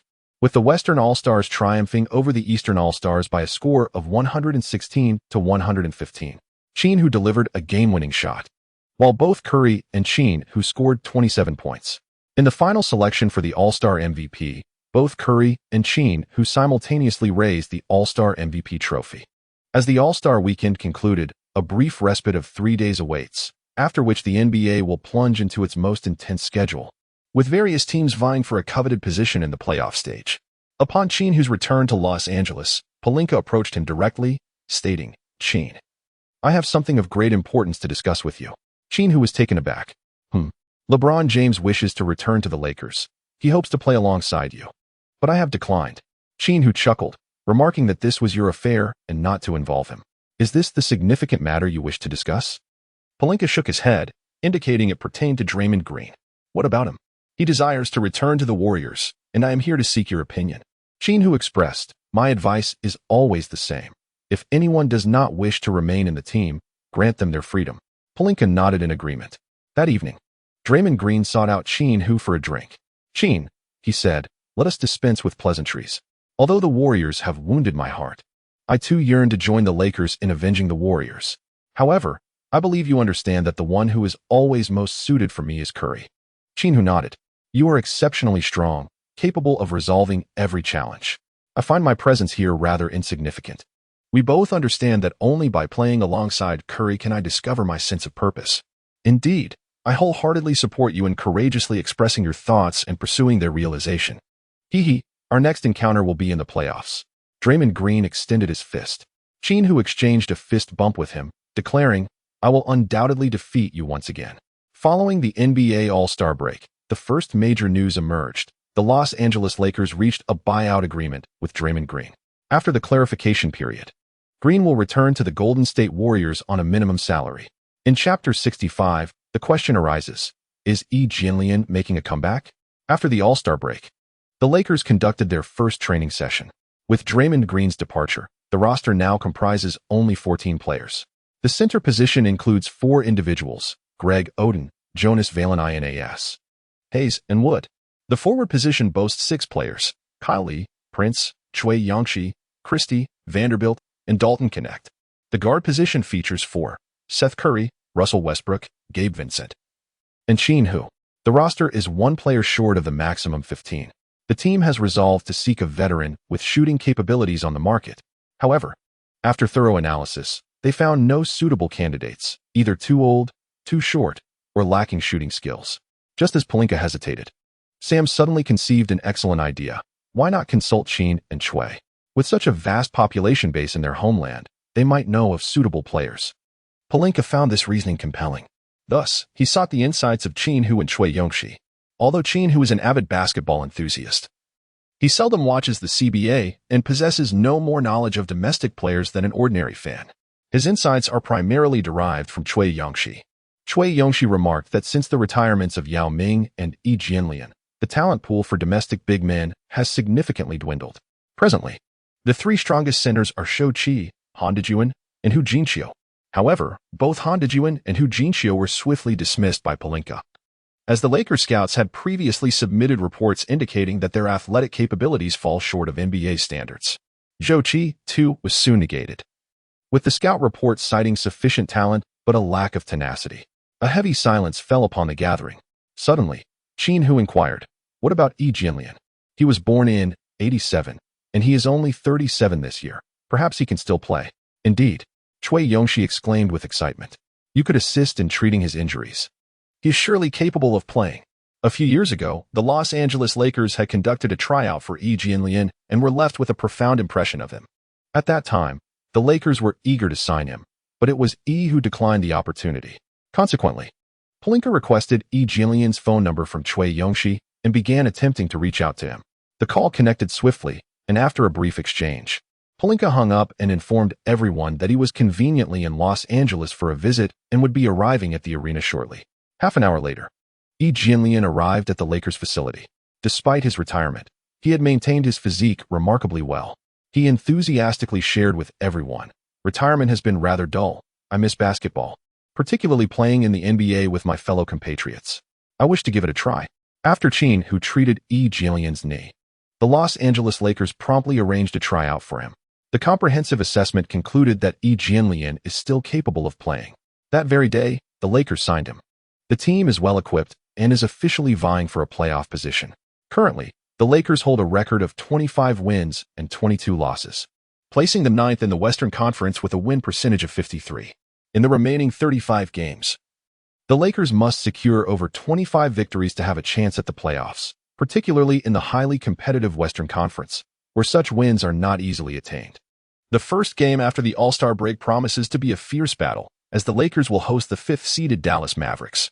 Last season, the Mavericks, led by Luka Doncic and Kyrie Irving, even reached the finals. That evening, Los Angeles spectators arrived at the arena early, eager to witness not only the clash of star players, but also the potential return of Jianlian, which adds an intriguing subplot to the matchup. As the match commenced, the Lakers' starting lineup was as follows: center, Greg Oden; power forward, Kyle Lee; small forward, Chui Yongxi; shooting guard, Qin Hu; point guard, Russell Westbrook. In this crucial phase of the playoff race, coach Phil Jackson opted for this starting arrangement, which boasts a balanced combination of defensive and offensive capabilities, devoid of any glaring weaknesses. The Mavericks' starting lineup featured center, Daniel Gafford; power forward, Jay Washington; small forward, Jones; shooting guard, Kyrie Irving; point guard, Luka Doncic. With the first possession of the game, the Lakers directly passed the ball to Oden in the paint. Since his return, Odin has maintained an exceptionally high standard, excelling in defense and rebounding, while his offensive skills, though somewhat raw, have shown promise. Coach Jackson decided to initiate the offense through Odin, as Gafford, though agile, lacks the weight and strength to contend effectively. Last season in the playoffs, he was overwhelmed by Zubac. Indeed, Gafford struggled to contain Odin. As Odin leaned in, Gafford stumbled, nearly losing his balance. Odin effortlessly spun and executed a powerful two-handed dunk for the score. The Mavericks retaliated with an offensive play, where Bronny called for a screen from Gafford and, facing Odin, successfully sank a three-pointer. This summer, Bronny has exerted considerable effort, as the sting of defeat in the finals has deeply affected him. He dedicates himself to rigorous training daily, shedding a portion of his weight while significantly enhancing his three-point shooting accuracy. Presently, he ranks third in the league's scoring leaderboard with an average of 31 points per game. The Lakers once again entrust the ball to Odin, but this time the Mavericks swiftly converge to double-team. Among the defenders is Irving, who leaves Westbrook wide open. Odin decisively passes to Westbrook, who confidently launches a three-pointer. It's in. Now, with his upgraded shooting skills, Westbrook has become an indefensible asset, a key reason why the Zen Master has elevated him to the starting lineup. Although he may have lost some of his peak explosiveness, he remains a reliable option in terms of defense and open shooting. The Mavericks' next offensive play is orchestrated by Irving, who signals his teammates to spread out, as he intends to take on Qin Hu in a one-on-one battle.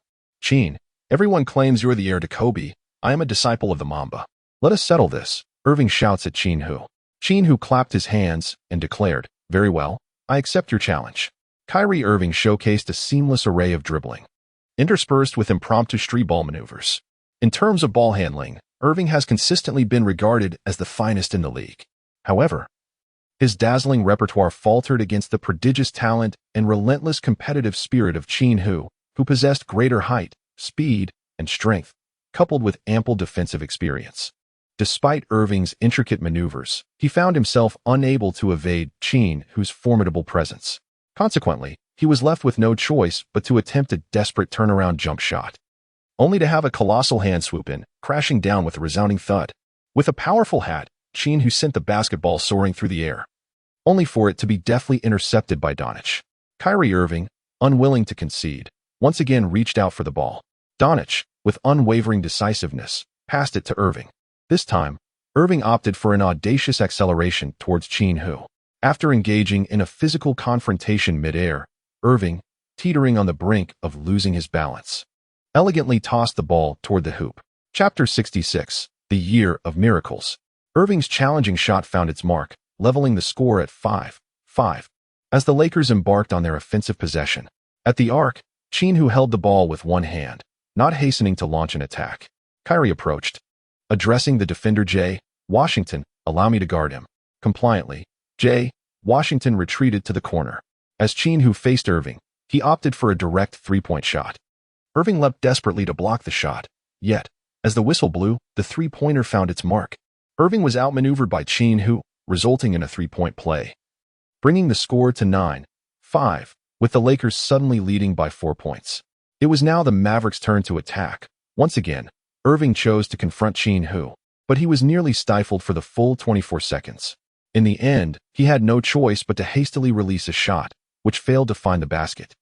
Qin Hu secured the rebound and advanced to the front court, choosing once more to await Irving's defensive positioning.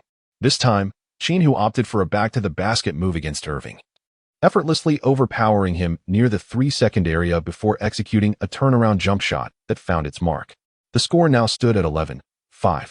Irving playfully patted Qin Hu, smiling as he remarked, "Hey, my friend, you've won. I concede gracefully." This once rebellious basketball prodigy now exuded a serene composure, evidently having reconciled with himself. If one cannot prevail, it is wiser not to force the issue. The Mavericks next turned to Bronny, who was particularly adept at utilizing high pick-and-roll plays to create opportunities, possessing excellent vision and precise passing.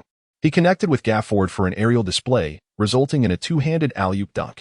The score read 11-7. Meanwhile, the Lakers continued to adhere to their initial strategy, allowing Odin to isolate against Gafford. As the first quarter concluded, the team scores were 34-26, with the Lakers leading by 8 points, Odin having scored 10 in the quarter. As the second quarter commenced, Odin and Lee Kaya took a respite. And the Lakers introduced a new interior combination featuring Valanciunas and E. Jianlian. The home crowd erupted into cheers and applause, with online fans equally enthusiastic, exclaiming, "Wow, is this real? E is back on the court and in the NBA. Qin Hu truly works wonders." The Lakers now boasted 4 national team players, heightening anticipation for their upcoming matches. Simultaneously, Vanderbilt replaced Qin Hu, and Seth Curry took over from Westbrook. The Lakers' on-court lineup now included Valanciunas, E. Jianlian, Choi Youngshi, Vanderbilt, and Curry. The Mavericks also executed extensive substitutions, with their on-court personnel comprising Lively, Powell, Exum, Marshall, and Donich. As the Lakers initiated their offense, Powell, responsible for defending E. Jianlian, received instructions from Phil Jackson along the sidelines to have E isolate against Powell, receiving the ball with his back to the basket. E executed a half-turn, confronting Powell's defense. Although Powell's defensive stance was low, indicating a loss of speed, his defensive tenacity remained intact. E. Jianlian dribbled right, then pivoted for a jump shot, a long-range attempt that posed considerable difficulty in terms of offensive and defensive execution. The basketball arced gracefully through the air, swishing effortlessly through the net. Wow, E. Jianlian is still as formidable as ever. I had a feeling he could play in the NBA. What a splendid performance by E. Jianlian.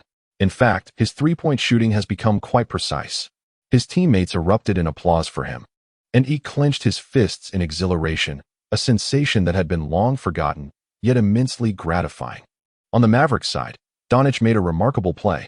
While the Lakers executed a pick-and-roll with Seth Curry and E. Jianlian, he opted for an outside shot, and Seth delivered a timely pass. He released a three-pointer with a textbook high arc, the trajectory impeccable. The ball swished through the net. Remarkably, he has scored 5 consecutive points, causing Sam to leap to his feet in excitement. Pelinka nodded in satisfaction. Once again, it was Donich for the Mavericks, who made a solo drive, followed by a spectacular alley-oop dunk from Powell. The Lakers returned the ball to E, stationed beyond the three-point line. Powell rushed to guard him, only to fall for a feint. He dipped his shoulder, dribbled past Powell, and charged towards the basket. LaFrance hurried to provide support, but E, with a sudden flick of his wrist, delivered a bounce pass to Valen Inas, who scored with a layup. Has he honed his passing skills? Indeed, just observe his timing in delivering that pass. It is a clear sign of progress. The Lakers' acquisition of him seems incredibly valuable. Powell was utterly unable to contain E. In the remaining minutes of the half, he made 4 out of 5 attempts, amassing 9 points, 3 rebounds, and 1 assist, fulfilling his role splendidly. By the time he was substituted out for the starters, the score stood at 51-40, and the bench, under Ye's leadership, even extended the lead further. I must say, this year the Lakers undoubtedly have a chance to contend for the championship. I concur. Their victories this season have predominantly come against formidable teams. Could it be that our Lakers are playing Robin Hood? The team is united, and the players possess considerable talent. A championship is within reach. But let us not celebrate prematurely. We must not forget our greatest adversary, the Warriors. I have been eagerly anticipating the Western Conference Finals. In the last match, the Lakers triumphed over the Mavericks with a resounding score of 127-112. The retired yet rejuvenated E. Jianlian dazzled everyone with an impressive performance, scoring 13 points, grabbing 5 rebounds, and providing 2 assists. Meanwhile, the team's cornerstone, Qin Hu, effortlessly amassed 58 points once again. Fans have become accustomed to Qin Hu's remarkable scoring, even deeming anything below 60 points in a game to be subpar.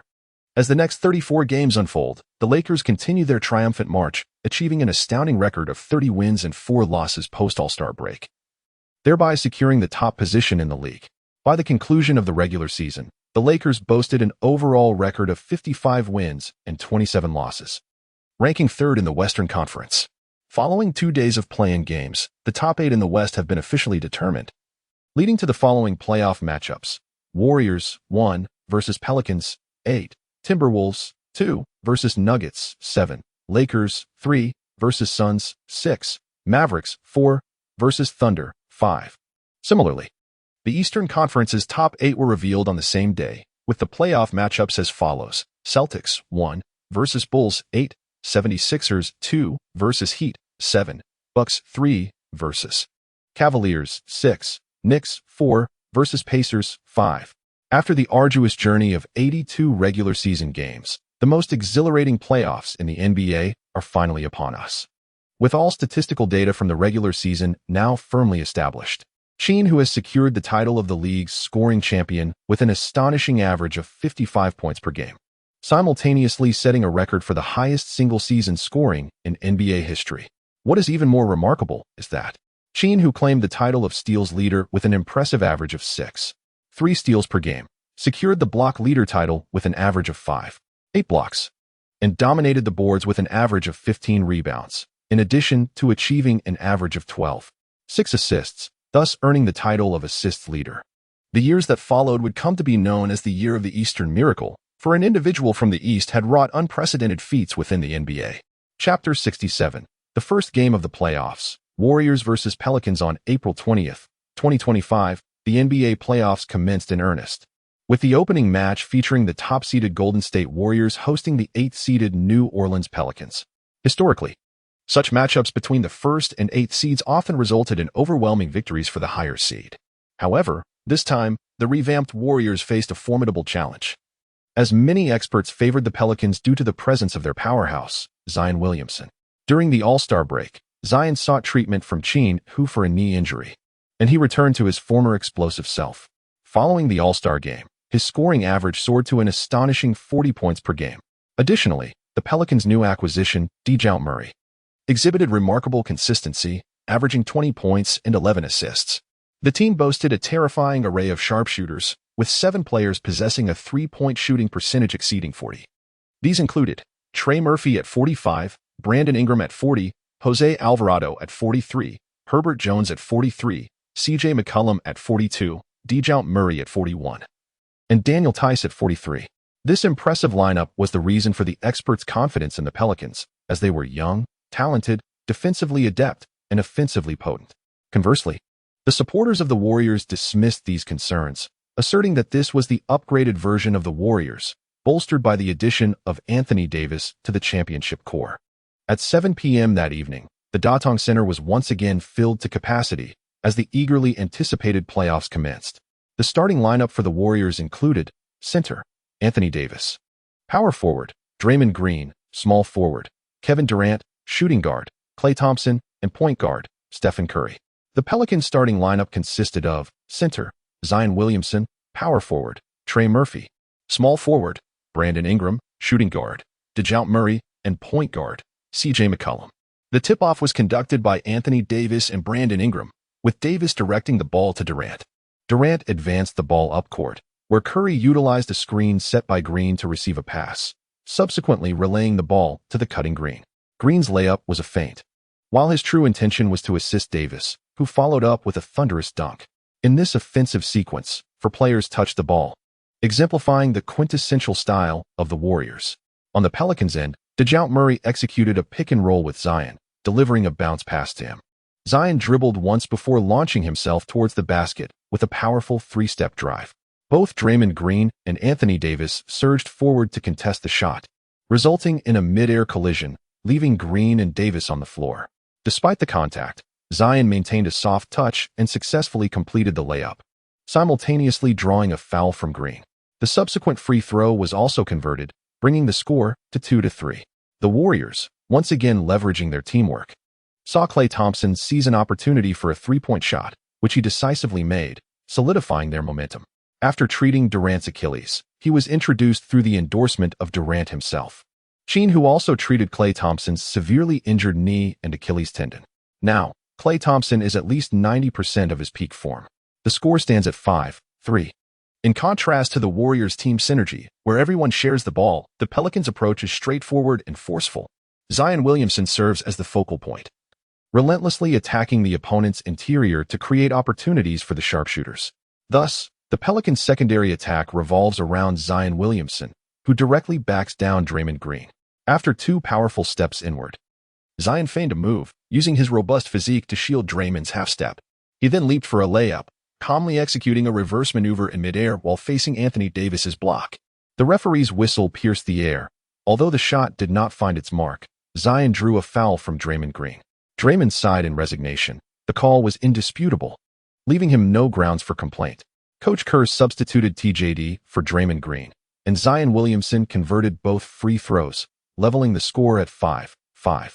The Warriors opted to have Anthony Davis back down Zion in the post. Despite Zion's immense strength, his height is a disadvantage, making him less adept at defending the paint. Anthony Davis effortlessly turned for a jump shot, bringing the score to 7-5. The Pelicans' strategy was clear.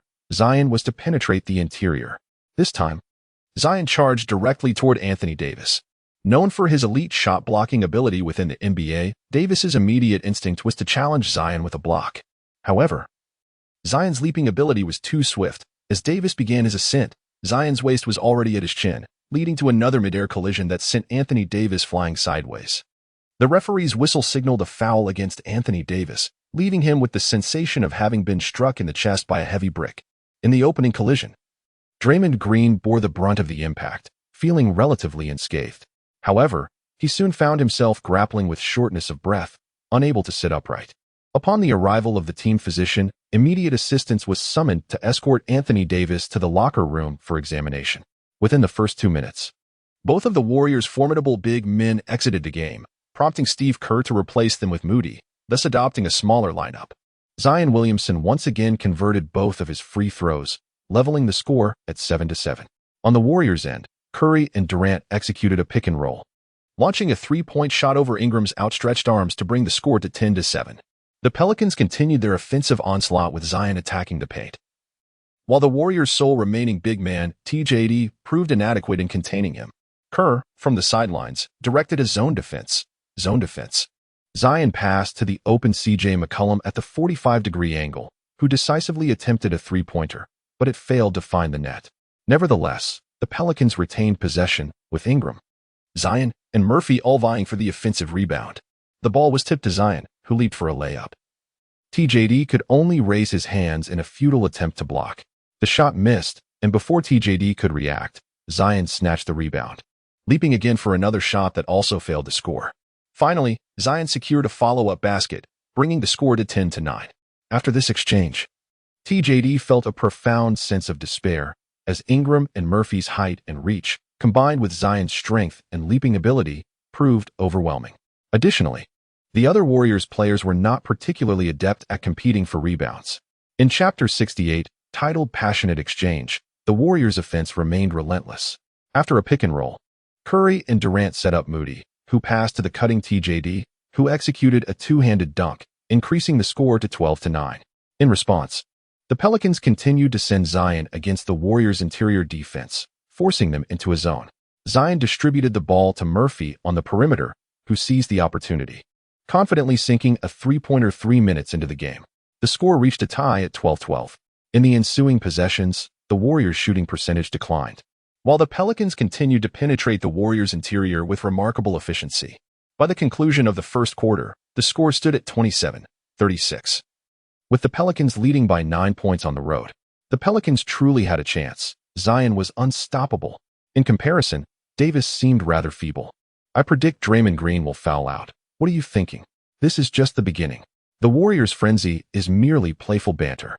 As the second quarter commenced, both Draymond Green and Anthony Davis returned to the court. The Warriors altered their strategy, directing every play towards having Davis face off against Zion. You may inflict damage upon me, but I shall retaliate. However, Zion was well prepared, opting not to exert himself fully on defense. Instead, he used his strength to hold Davis at bay, and when Davis attempted a turnaround jumper, Zion didn't even bother to jump for a block. The outcome depended solely on Davis's touch. On the offensive end, Zion transformed into a battering ram, relentlessly targeting the bodies of Draymond Green and Davis. By the end of the second quarter, the score was 54-66, with the Pelicans leading by 12 points. Compounding the Warriors' predicament, Draymond Green had already accrued 4 fouls in the first half, while Anthony Davis had 3, and TJD had an astonishing 5. The Pelican strategy had yielded significant results. Such foul counts meant the Warriors would have no interior defense in the second half. Inside the Warriors' locker room, the sound of fist striking chairs echoed. Draymond Green was furiously pounding the seat, exclaiming, "How on earth do we stop him?" Anthony Davis, shirtless with an ice pack on his chest, wore a look of despair. TJD threw up his hands, exclaiming, "This guy is unbelievable." Steph Curry approached, patting TJD on the shoulder. "Come on, brothers, let us rally. If we can't defend, we'll outscore them." Klay Thompson stood up, asserting loudly, "In terms of offensive explosiveness, they are merely the younger siblings." Kevin Durant clapped fervently. "Who are the Tsunami brothers afraid of? Let us just go for it." In the Pelicans' locker room, Zion Williamson, shirtless and showcasing his muscular physique, was the principal architect of the 12-point lead at halftime. Yet, his expression was grave, eyes filled with fierce determination. Head coach Willie Green delivered an impassioned speech. "Well done. Brothers, I am enamored with your performance." Their interior defense teeters on the brink of collapse. In the second half, it is imperative that we maintain our intensity. Our objective is to suppress Draymond, AD, and TJD entirely. Furthermore, we must anticipate a fervent counterattack from them. We are all aware of the Warriors' formidable prowess in the third quarter, so let us prepare mentally. We must elevate our intensity yet again in the third quarter. As the third quarter commences, the Warriors have altered their starting lineup. Steve Kerr has substituted Moody for Draymond Green. The 5 players on the court are Anthony Davis, Kevin Durant, Moses Moody, Klay Thompson, and Stephen Curry, a lineup with a markedly enhanced offensive capability. The Pelicans' starting lineup remains unchanged. With the whistle blown, the Pelicans initiate play. Zion Williamson surges towards the basket once more, while Anthony Davis opts not to leap. He merely raises his arms and stands firm. Zion effortlessly scores, bringing the score to 54-68, with the Pelicans leading by 14 points. Klay Thompson quickly inbounds the ball, and Curry races past half-court, executing a deft change of direction to shake off Murphy's balance before launching an extraordinarily distant three-pointer. A beautiful arc, and the ball swishes through the net. Following the basket, Curry roars and pounds his chest, exclaiming, "We have arrived. We have arrived." On the other end, as the Pelicans attempt to attack, McCollum inadvertently loses the ball to Klay Thompson. This leads to a fast break opportunity, with Thompson opting to shoot a three-pointer. Such confidence, and yet, the shot finds its mark. The score suddenly shifts to 60-68, showcasing the explosive scoring ability of the Splash Brothers. Willie Green promptly calls for a timeout, insisting that they must not afford them any opportunities for three-pointers, particularly for Curry. He emphasizes the need for decisive double-teaming. He would rather allow others to score than let Curry go on a rampage. As the pause concluded, Will Green substituted Herbert Jones for McCollum. Jones, tall and long-armed, was tasked with shadowing Curry throughout the court. Dejounte Murray dribbled and executed a pick-and-roll with Zion Williamson, who cut towards the paint, drawing the full attention of the Warriors. Murray capitalized on the moment, sinking a mid-range jumper, bringing the score to 60-70. The Warriors initiated their offensive play, and from the moment of transition, Herbert Jones adhered closely to Curry, mirroring his every move. After a couple of back-and-forths along the baseline, Curry suddenly dashed to the top of the arc to set a screen for Moody, who cut in for a layup, scoring and making it 62-70. Zion Williamson charged once more at the Warriors' interior, while Anthony Davis opted not to foul. Unfortunately, Zion's layup attempt failed, allowing Davis to secure the rebound. At the far end, Durant was already on the fast break. With a long pass, Davis found Durant, who faked an attempt, eluding Ingram's soaring block, and effortlessly sank a three-pointer. The score shifted to 65-70 as the Warriors responded. The Pelicans were in trouble. The familiar third quarter, the familiar Warriors. The Splash Brothers unleashed their fury, akin to a roaring tsunami. A moment of silence for the Pelicans. Yet, the Pelicans did not falter.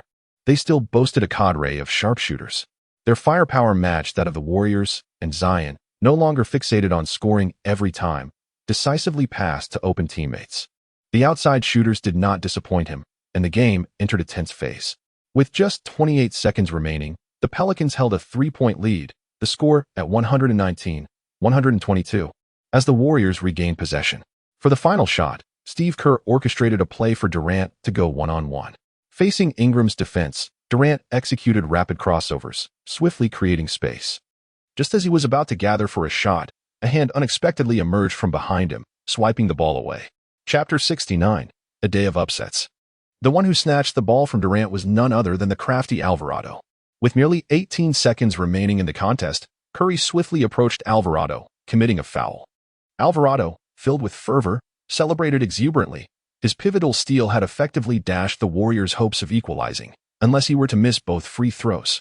However, Alvarado, a player of remarkable composure, confidently sank both shots from the charity stripe, altering the score to 119-124. The Warriors now required 2 successful offensive possessions to level the score. Coach Kerr utilized the team's final timeout, instilling hope. In these 18 seconds, we must swiftly score a three-pointer, then apply full-court pressure for a steal. We must not relent. Kerr rallied his team. Upon resuming play, Anthony Davis was tasked with inbounding the ball. Durant circled from the baseline to receive it at the arc, executing a swift turn for a jump shot from beyond the three-point line. Ingram nearly blocked the shot, yet it narrowly eluded him. The ball swished through the net.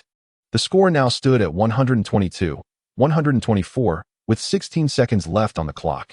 The Pelicans regained possession, and DeJounte Murray skillfully evaded Klay Thompson's risky attempt at a steal, advancing the ball into the front court. By the time Curry caught up to foul him, Murray had already consumed 10 seconds of game time, leaving only 6 seconds remaining. Murray calmly converted both free throws, pushing the score to 122-126. The Warriors, devoid of timeouts, had no choice but to inbound from the backcourt. Davis passed the ball to Curry, who took 2 seconds to dribble before launching a two-handed, full-court three-pointer. The ball soared through the air for 2 seconds before gracefully descending into the hoop. The score was now 125-126, with just 2 seconds left on the clock. The Warriors still had a glimmer of hope. At this moment, the Pelicans found themselves devoid of timeouts, with all players positioned in their own backcourt. A simple, steady inbound pass would secure their victory, while the Warriors needed to intercept the ball to have any chance of equalizing or clinching the game. Ingram was tasked with the inbound pass as the 5 Warriors players aggressively pressured the 4 Pelicans on the court, with no one finding an opportunity to receive the ball. 5, 4, 3, 2.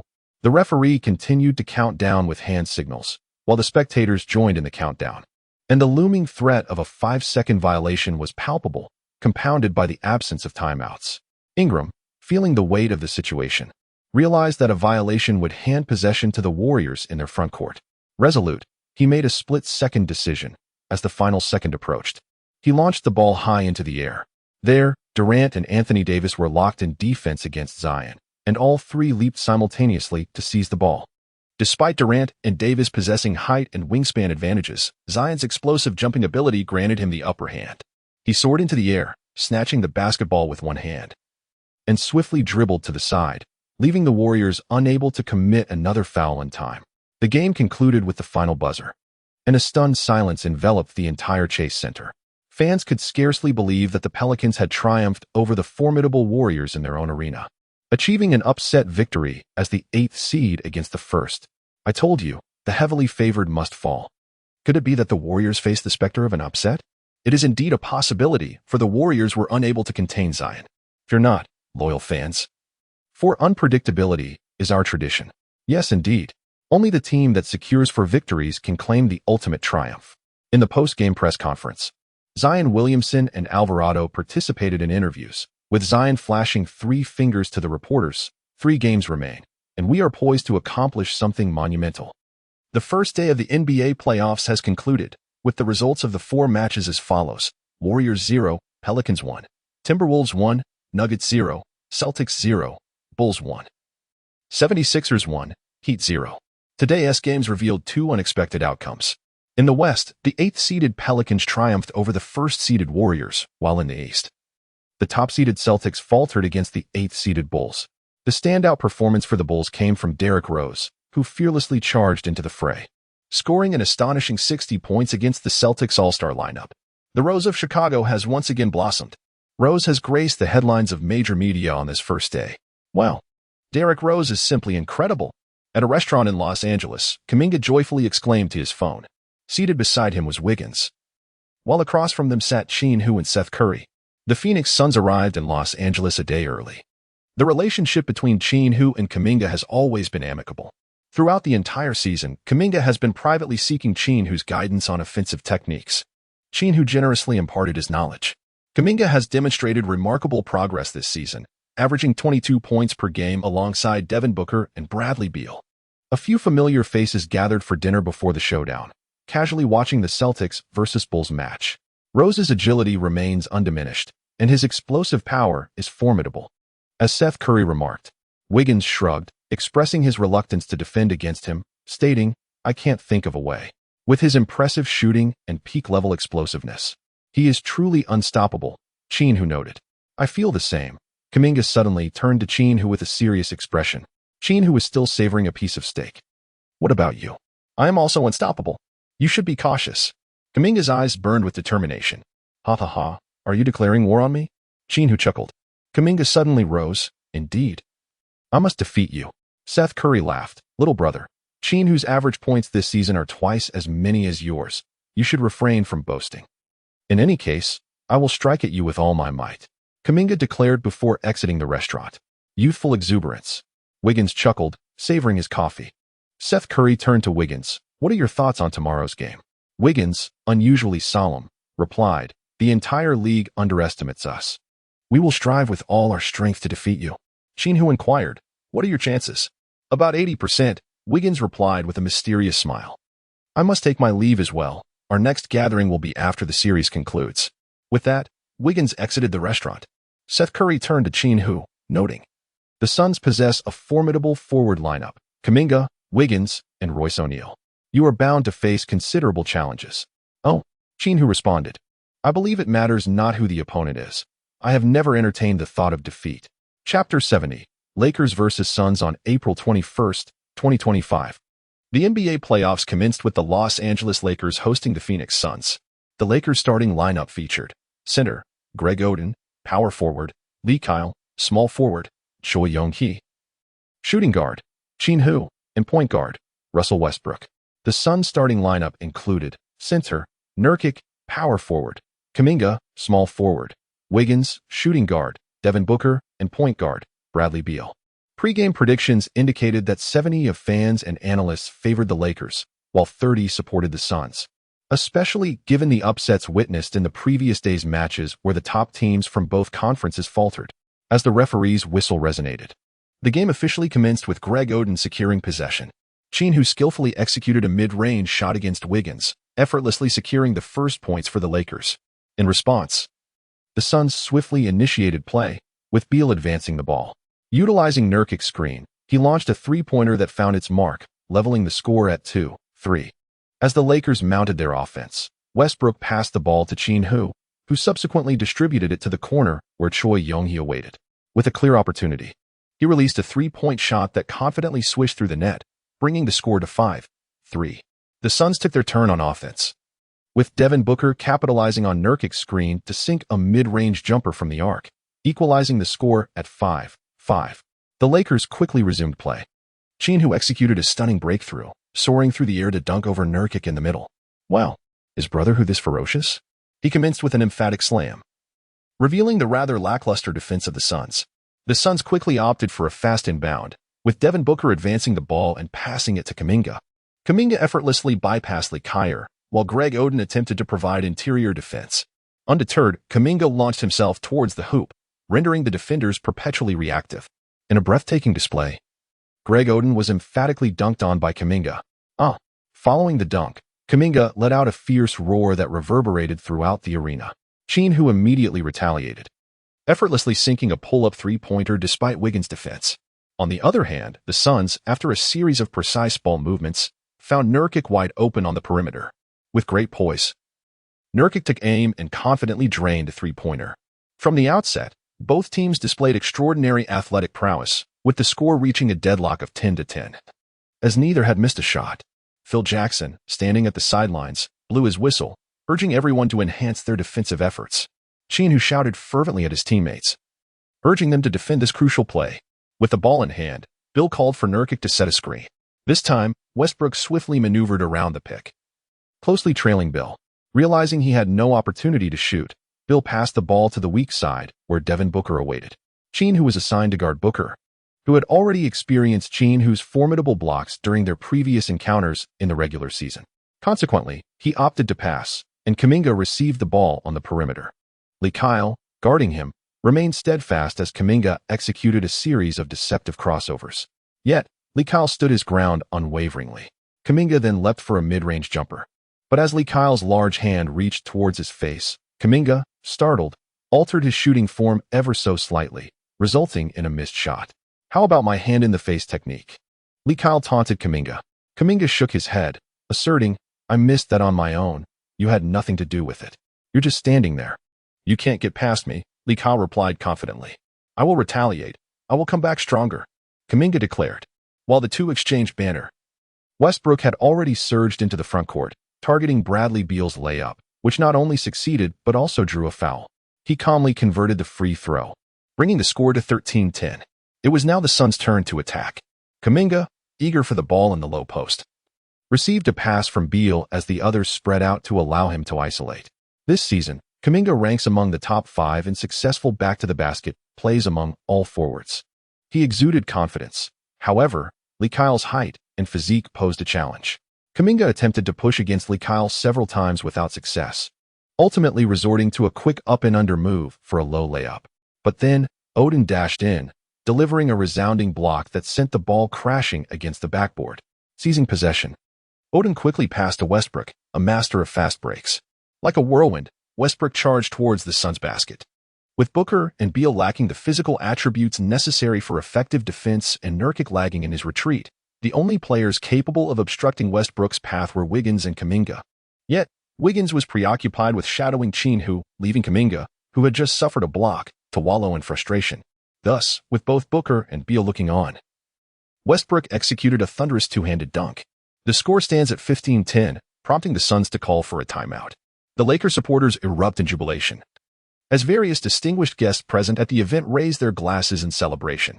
Go, Qin Hu, a jubilant lady exclaims. As Qin Hu was making his way toward the bench, he suddenly noticed a girl in the 5th row waving at him. To his surprise, it was Mimi, accompanied by 2 other girls. Qin Hu recognized them all. One was Ife, and the other was Reba. Qin Hu waved at them before settling back onto the bench. I wasn't mistaken, was I? He is even more handsome in person, Mimi remarked to her 2 close friends. Ife nodded repeatedly. Indeed, his physique is quite impressive. Reba exclaimed, Mimi, please introduce us to him. Mimi smiled mysteriously. After the game, I'll show you his abs. On the Suns' bench, Booker was giving Kuminga a few pointers. Brother, you are our only advantage in this matchup. Make the most of your speed. You cannot try to take on Kyle one-on-one. His basketball IQ is high. You must attack him with absolute speed. Do you understand? Kuminga's eyes sparkled with determination. Yes, I understand. As the timeout concluded, neither team made any substitutions. The Suns inbound the ball, with Kuminga dribbling it down the court. Kyle maintained a step's distance for defense. Kuminga's shooting speed was not rapid. Kyle allowed him that space, capable of defending against his drive while also disturbing his shot. Kyle's decisions were perpetually astute. However, this time, Kuminga disregarded conventional play. He accelerated towards Kyle's right side. Despite the distance, Kyle's feet were too slow, allowing Kuminga to easily penetrate the paint. Facing Odin's help defense, Kuminga executed a low pass to Nurkic, who caught it and dunked for a score. Yes, that is how it's done, Booker shouted at Kuminga. Chapter 71. Jianlian strikes. Kuminga discovered the correct approach to attack Kyle, continuously breaking through, either scoring or passing. His efforts revitalized the Suns' overall offense. While the Lakers maintained their efficiency, by the end of the first quarter, the score stood at 36-30, with the Lakers leading by 6 points. As the second quarter commenced, both teams began their substitution rotations. Suddenly, applause and cheers erupted throughout the arena. Jianlian was stepping onto the court. Impressive, alien. Finally getting to play in the NBA playoffs. I am astounded. The Zen Master effectively utilizes his players. I eagerly anticipate the explosive performance of Jianlian. The lineup for the Los Angeles Lakers at the onset of the second quarter is as follows. Center, Jonas Valen INAS, power forward. Jianlian, small forward. Vanderbilt. Shooting guard, Seth Curry. Point guard, Gabe Vincent. The Zen Master, Phil Jackson, remarkably implemented a 5-in, 5-out substitution strategy, a bold move indeed during the playoffs. Meanwhile, the Phoenix Suns fielded a lineup featuring 2 starters alongside 3 substitutes. Center, Mason Plumlee, power forward. Jonathan Kuminga, small forward. Royce O'Neal, shooting guard. Grayson Allen. Point guard, Bradley Beal. On paper, the Suns undoubtedly possessed the upper hand. Right from the start, Beal opted for a one-on-one against Vincent, whose defense was rather lackluster, allowing Beal to glide past him effortlessly. Upon encountering Valen INAS's help defense, Beal executed a high-arcing bank shot, bringing the score to 36-32. Returning to the Lakers' offensive possession, Beal struggled to contain Gabe Vincent, who, with the aid of Jianlian's pick, penetrated the paint with ease. Subsequently passing to Vanderbilt in the corner. Vanderbilt decisively launched a three-pointer, but alas, it clanged off the rim. Kuminga leapt to seize the rebound, only to have a pair of long arms snatch it from above, none other than Jianlian. After securing the rebound, he dribbled once, faced with Kuminga's defense, and executed a strong turnaround jumper, swishing through the net just as the whistle blew. The and-one was completed, eliciting a roar of jubilation from the crowd, while online spectators shared in the delight. I am amazed. ES athleticism endures. His court awareness has vastly improved compared to his younger days. He is now truly capable of matching the intensity of the NBA. With Qin Hu, Li Kaier, and Chui Yongxi, our national team boasts 4 NBA players. Haha. Who knows? Perhaps one day our national team will clinch the Olympic basketball gold medal. Jianlian, with remarkable composure, sank his free throw, bringing the score to 39-32. The Suns mounted an offensive, and Kuminga, still reeling from having the previous defensive rebound snatched from above his head, felt a profound sense of embarrassment. Determined to reclaim his pride, he charged directly at Jianlian. However, as he leapt into the air, he realized he had underestimated Yi's athletic prowess. His vaunted vertical leap proved insufficient, as Yi's arms dominated the airspace. A reckless shot could easily result in a rejection. Kuminga hesitated between shooting and passing, and by the time his feet returned to the ground, he had yet to make a decision with the ball, resulting in a turnover. The Lakers seized the opportunity to attack. This time, Jianlian demanded the ball in the paint. Seth Curry passed it to him, with Kuminga once again assigned to defend. He dribbled once, then executed a swift turn, performing a jump shot reminiscent of the graceful stance of a golden rooster standing alone. Utilizing a straight-arm shooting technique, he launched the ball from an exceptionally high point. Kuminga could only watch in dismay as the ball swished through the net, 41-32. Immediately, the Suns substituted Kuminga for Bol, whose height and reach allowed him to match Jianlian physically. On the court, Bradley Beal emerged as the sole offensive focal point, taking command of the attack. Faced with Seth Curry, Beal effortlessly executed a step-back three-pointer, narrowing the score to 41-35. Now it was the Lakers' turn to attack again. Observing Bol's physique, Jianlian recognized that he had no mismatch to exploit, so he positioned himself beyond the three-point line to create space. Unexpectedly, Coach Phil Jackson shouted from the sidelines, instructing them to give the ball to for an isolation play. Seth Curry promptly obeyed the coach's directive, passing the ball to who resolved to follow the coach's strategy. Bol crouched in defense, extending his unusually long arms, a rather peculiar sight, prompting to silently scoff. To be frank, Jianlian was not well acquainted with Bol, but he trusted that the coach had his reasons for the arrangement. Gritting his teeth, he chose to dribble towards the right, aiming for a breakthrough. Bol, possessing impressive agility, closely shadowed arriving at the front of the paint. Executed a jump stop, feigning a shot. Bol leapt into the air, but deftly sidestepped him, advancing a step inward before accomplishing a powerful two-handed dunk. It seemed that even the tall players shared a common flaw. They were too enamored with leaping and blocking shots. The score stands at 43-35, with Jianlian having scored 7 consecutive points. The Lakers bench erupts in jubilation. Beal swiftly dribbles into the front court, effortlessly evading Vincent once more, and scores over Valanciunas, bringing the score to 43-37. Phil Jackson commands from the sidelines, calling for defensive substitutions to intensify their efforts. Vanderbilt comprehends the strategy. After Valanciunas scores 2 points, he takes on the primary assignment of guarding Beal. Meanwhile, the two defensive liabilities, Seth Curry and Gabe Vincent, are tasked with containing the opposing 3D players, Grayson Allen and Royce O'Neal. Before the halfway mark, Vanderbilt nearly prized the ball from Beal, who exerts every ounce of effort to advance it into the front court amidst Vanderbilt's relentless pressure. Realizing he cannot engage Vanderbilt one-on-one, Beal receives a screen from Plumlee. Seizing the moment, Beal attempts a three-pointer, but Vanderbilt swiftly navigates through the pick, rejecting Beal's shot from behind. Vanderbilt seizes the ball, spins, and races down the court. Unopposed by any Suns players, he executes a thunderous windmill dunk, elevating the score to 47-37, prompting a timeout from the Suns. The Lakers bench, seemingly at a disadvantage on paper, has remarkably widened the gap, much to the disbelief of the Suns coach. With Beal unable to perform, Devin Booker substitutes in. Vanderbilt immediately applies close pressure on Booker, who, with irritation, attempts to push Vanderbilt aside. Brother, I admire your fighting spirit. But let me advise you, if you guard me one-on-one, I will exploit you. Chapter 72. A quartet of national players takes the court upon returning to the game. Booker begins to score consecutively, successfully executing 4 straight one-on-one plays against Vanderbilt. Meanwhile, the Lakers fall into a brief offensive slump as Jianlian and Gabe Vincent miss consecutive shots. By the midpoint of the second quarter, as the starters re-enter the court, the score narrows to 51-48, with the Suns closing the gap to just 3 points. Master Phil Jackson employs a rarely seen lineup: center Jianlian, power forward Li Kaier, small forward Cui Yongxi, shooting guard Qin Hu, and point guard Russell Westbrook, an all-Chinese ensemble. This is akin to sending the national team onto the court. Phil Jackson understands my sentiments. I strongly advocate for the naturalization of Westbrook. Support to the previous comment. Westbrook has a penchant for wearing tank suits. And he would certainly agree, haha. If we were to replace Westbrook with Guadailuan or Zhao Jiwei, this lineup would also be quite impressive. Indeed. Let us select the national team in this manner for the next tournament. Jianlian expressed his profound satisfaction with this lineup, and he excitedly remarked to Cui Yongxi that had you all been present during the match against Poland back in the day, victory would undoubtedly have been ours. Qin Hu remarked to Jianlian, Brother Lian, our horizons have broadened.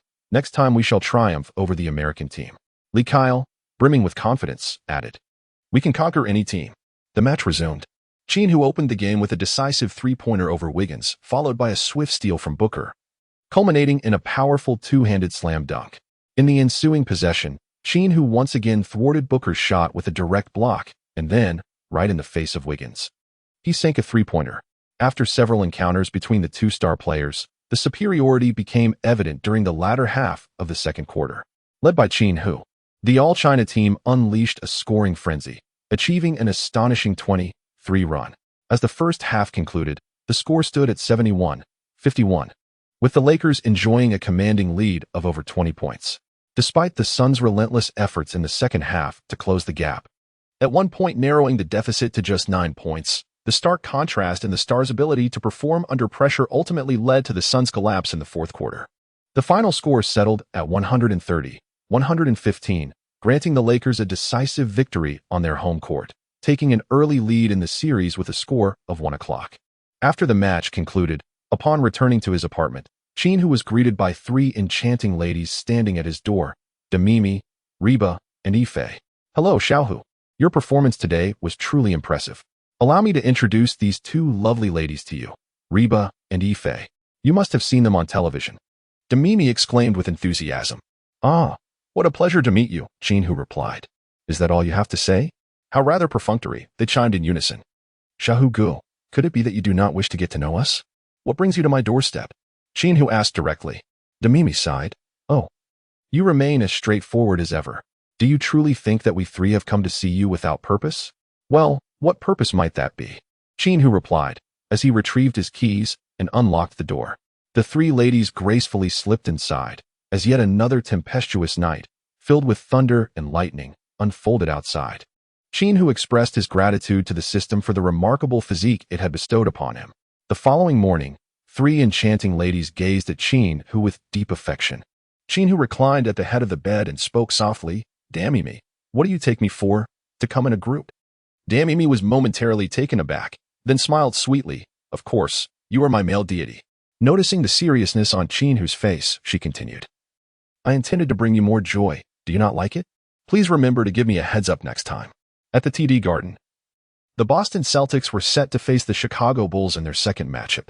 Prior to the game, Jason Tatum and his fellow stars expressed a resolute determination to secure victory. The Celtics starting lineup remained unchanged. Center, Kristaps Porzingis, power forward, Tatum. Small forward, Jaylen Brown, shooting guard, Drew Holiday, point guard, Derek White. The Bulls starting roster featured center, Nikola Vucevic, power forward, Josh Giddey. Small forward, Kobe White, shooting guard, Zach LaVine, point guard, Derrick Rose. The Celtics' home court transformed into a sea of green, with fans fervently singing team anthems to rally their squad.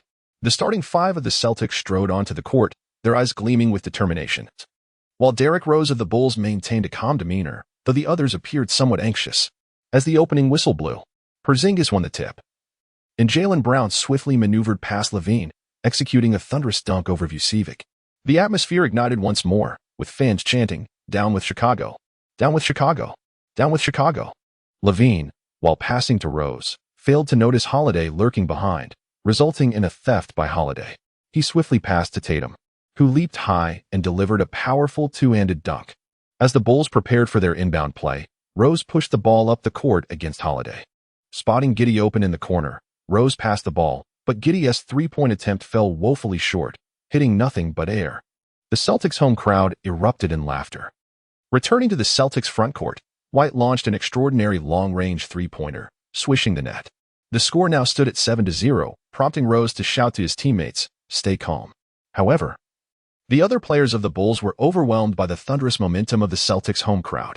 Kobe White's baseline inbounds pass was feeble and ineffective, leading to a steal by Holiday, who swiftly drove to the basket, bringing the score to 9-0 and forcing the Bulls to call a timeout. The atmosphere in the Celtics arena had reached a frenzied state, with the audience's enthusiasm surging to new heights. During the timeout, both head coaches had to shout at the top of their lungs for their players to hear their instructions. Bulls head coach Donovan yelled at Rose, urging him to make the next shot to silence the crowd, to quiet those raucous fans. Rose, maintaining a stoic expression, simply nodded in acknowledgement. Upon resuming play, the Bulls finally managed to inbound the ball. Rose gained possession, but immediately faced a double team from Holiday and White, as the Celtics had anticipated that Rose would take the shot. However, Rose executed a simple yet effective maneuver to break through the double team. He slipped between the two defenders, tossing the ball ahead and sprinting after it with blinding speed. Holiday and White were left behind in his wake. Jaylen Brown attempted to provide help defense, but Rose, undeterred, changed direction without losing pace, leaving Brown off balance. Tatum stood as the third line of defense, with Porzingis looming behind him. Rose made the bold decision to charge at both players, his body soaring like a rocket into the air. He glided through the air with grace, performing a magnificent reverse layup that evaded both defenders' attempts to block him, culminating in a high bank shot that found its way into the hoop. Chapter 73. Let the Rose of the Windy City bloom. Derrick Rose executed a breathtaking play, finally putting the Bulls on the scoreboard, narrowing the gap to 2-9. This remarkable shot silenced the previously boisterous Celtics crowd, leaving many spectators wide-eyed and slack-jawed in astonishment. Even the Celtics players shook their heads in disbelief, acknowledging that defensively, there had been no flaw in their strategy, yet Rose had effortlessly surpassed all 5 of their defenders. The Bulls players, reignited with determination, rallied together, chanting, "Defense! Defense!" As the Celtics prepared to inbound the ball, White advanced it to the front court. Holiday positioned himself in the low post, calling for the ball, with Rose tasked with defending him. It was a common strategy for the Celtics to exploit Holiday's physicality to overpower the opposing guard. However, Rose's defensive prowess was not to be underestimated. Holiday initiated a series of back-to-the-basket moves, culminating in a fadeaway jumper. Rose sprang into action, his athleticism causing Holiday to hesitate. The momentary delay in his release left him vulnerable to a potential block. Consequently, Holiday rushed his shot, which ricocheted off the back iron, failing to find its mark. In an instant, Rose leaped again, securing the rebound and igniting a rapid break down the court. "Stop him! Stop him!" shouted Celtics head coach Mazzulla from the sidelines. Jaylen Brown stepped up to defend, yet before he could effectively close the distance, Rose effortlessly bypassed him, sprinting from one baseline to the other in a mere 3 seconds. Once more, the Celtics failed to impede Rose's relentless advance, resulting in yet another acrobatic score. The scoreboard now read 4-9. And the atmosphere among the Celtics' home crowd shifted from silence to palpable fear, memories of Rose's previous onslaught, where he dismantled the Celtics' interior defense en route to a staggering 60-point performance, loomed large. This time, it doesn't matter if we can't stop Rose, we will outscore them. Brown rallied his teammates. The Celtics boasted a starting 5 ranked among the league's elite, each capable of passing and shooting with finesse, their strength deriving from their collective synergy. Throughout the ensuing contest, Rose proved to be an unstoppable force whenever he graced the court. Yet, when he momentarily rested, the Celtics swiftly capitalized, widening the score gap. Consequently, Donovan was compelled to extend Rose's playing time, and by the middle of the fourth quarter, Rose had only enjoyed a brief 2-minute respite. At this moment, the score stands at 112-119, with the Bulls trailing by 7 points. Signs of fatigue are evident on Rose, his speed noticeably diminished compared to the earlier quarters. Once again, it is Rose with the ball, attacking the basket.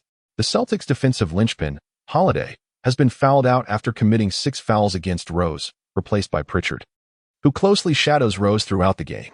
The other Celtics players remain poised to assist defensively. As it stands, Rose has accumulated 48 points, 9 assists, 12 rebounds, and 4 steals. His body is drenched in sweat. With a shoulder dip, he accelerates past Pritchard. As he faces Brown's impending help, he deftly changes direction without losing speed. Suddenly, however, Rose's pivot foot slips, and he falls to the ground, grimacing in pain as he clutches his thigh. The Celtics swiftly seize the opportunity to counterattack, with Tatum scoring a dunk, bringing the score to 112-121. The Bulls call for a timeout, and teammates along with the medical staff rush to assess Rose's condition. Could it be an injury?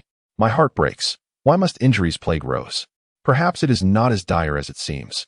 Let us pray for him. The fate of the Windy City. Rose seems cruelly intertwined with misfortune injuries. Begone. Meanwhile, fans also express their hopes for Rose's recovery. The team physician leans in anxiously, asking, "Derek, how are you feeling?" Rose, still clutching his thigh, replies, "It's a cramp. My thigh is cramping." Zach LaVine quickly lifts Rose's leg, applying pressure to his foot to alleviate the pain. After a brief treatment, Rose limps back to the bench. Coach Donovan approaches him, saying, "Derek, we are now trailing by 9 points with 3 minutes left in the game. Should we continue to chase the score or concede? The decision rests on your physical condition. Please do not push yourself. I want you to know that your health is more important than winning." Rose, placing an arm around Donovan's shoulder, responds, "Coach, I'm fine. It's just a cramp. We cannot afford to give up easily. Trust me, I know my body." As the game paused, Rose returned to the court once more. The crowd erupted in applause for him at the Celtics' home ground. Astonishingly, Rose had captivated the hearts of the Celtics fans. It was a relief to see him unharmed. Those who have experienced muscle cramps know that. Even upon returning to the game, the thigh struggles to exert power, affecting both offense and defense. Indeed, it might be wiser to rest entirely. Jaylen Brown approached Rose and inquired, "Hey, are you all right, brother?" Rose smiled and replied, "I'm fine, just a minor issue. I have great respect for you, but tonight, victory is beyond your grasp." Jaylen Brown immediately fixed a fierce gaze upon Rose, who merely smiled in response, not necessarily. Zach LaVine initiated the play, and Rose moved to receive the ball. This time, Jaylen Brown applied relentless pressure on Rose. As Rose dribbled into the front court, he paused momentarily, prompting Brown to anticipate a drive, which made him step back. Suddenly, Rose leapt high into the air and executed a smooth three-point shot. The arc was flawless, and the basketball crashed into the net. The score shifted to 115-121, leaving the Bulls trailing by 6 points. At this juncture, the game held no secrets. It was a battle of sheer strength. Tatum, navigating through a screen, seized the opportunity to isolate LaVine, overpowering him with his physique to score effortlessly, bringing the score to 115-123. Rose, refusing to grant the Celtics any time to set their defense, surged forward again, despite just having suffered a cramp. His expression alone conveyed the pain. One could only hope he would not sustain another injury. Rose barreled into the front court once more, launching another three-point attempt.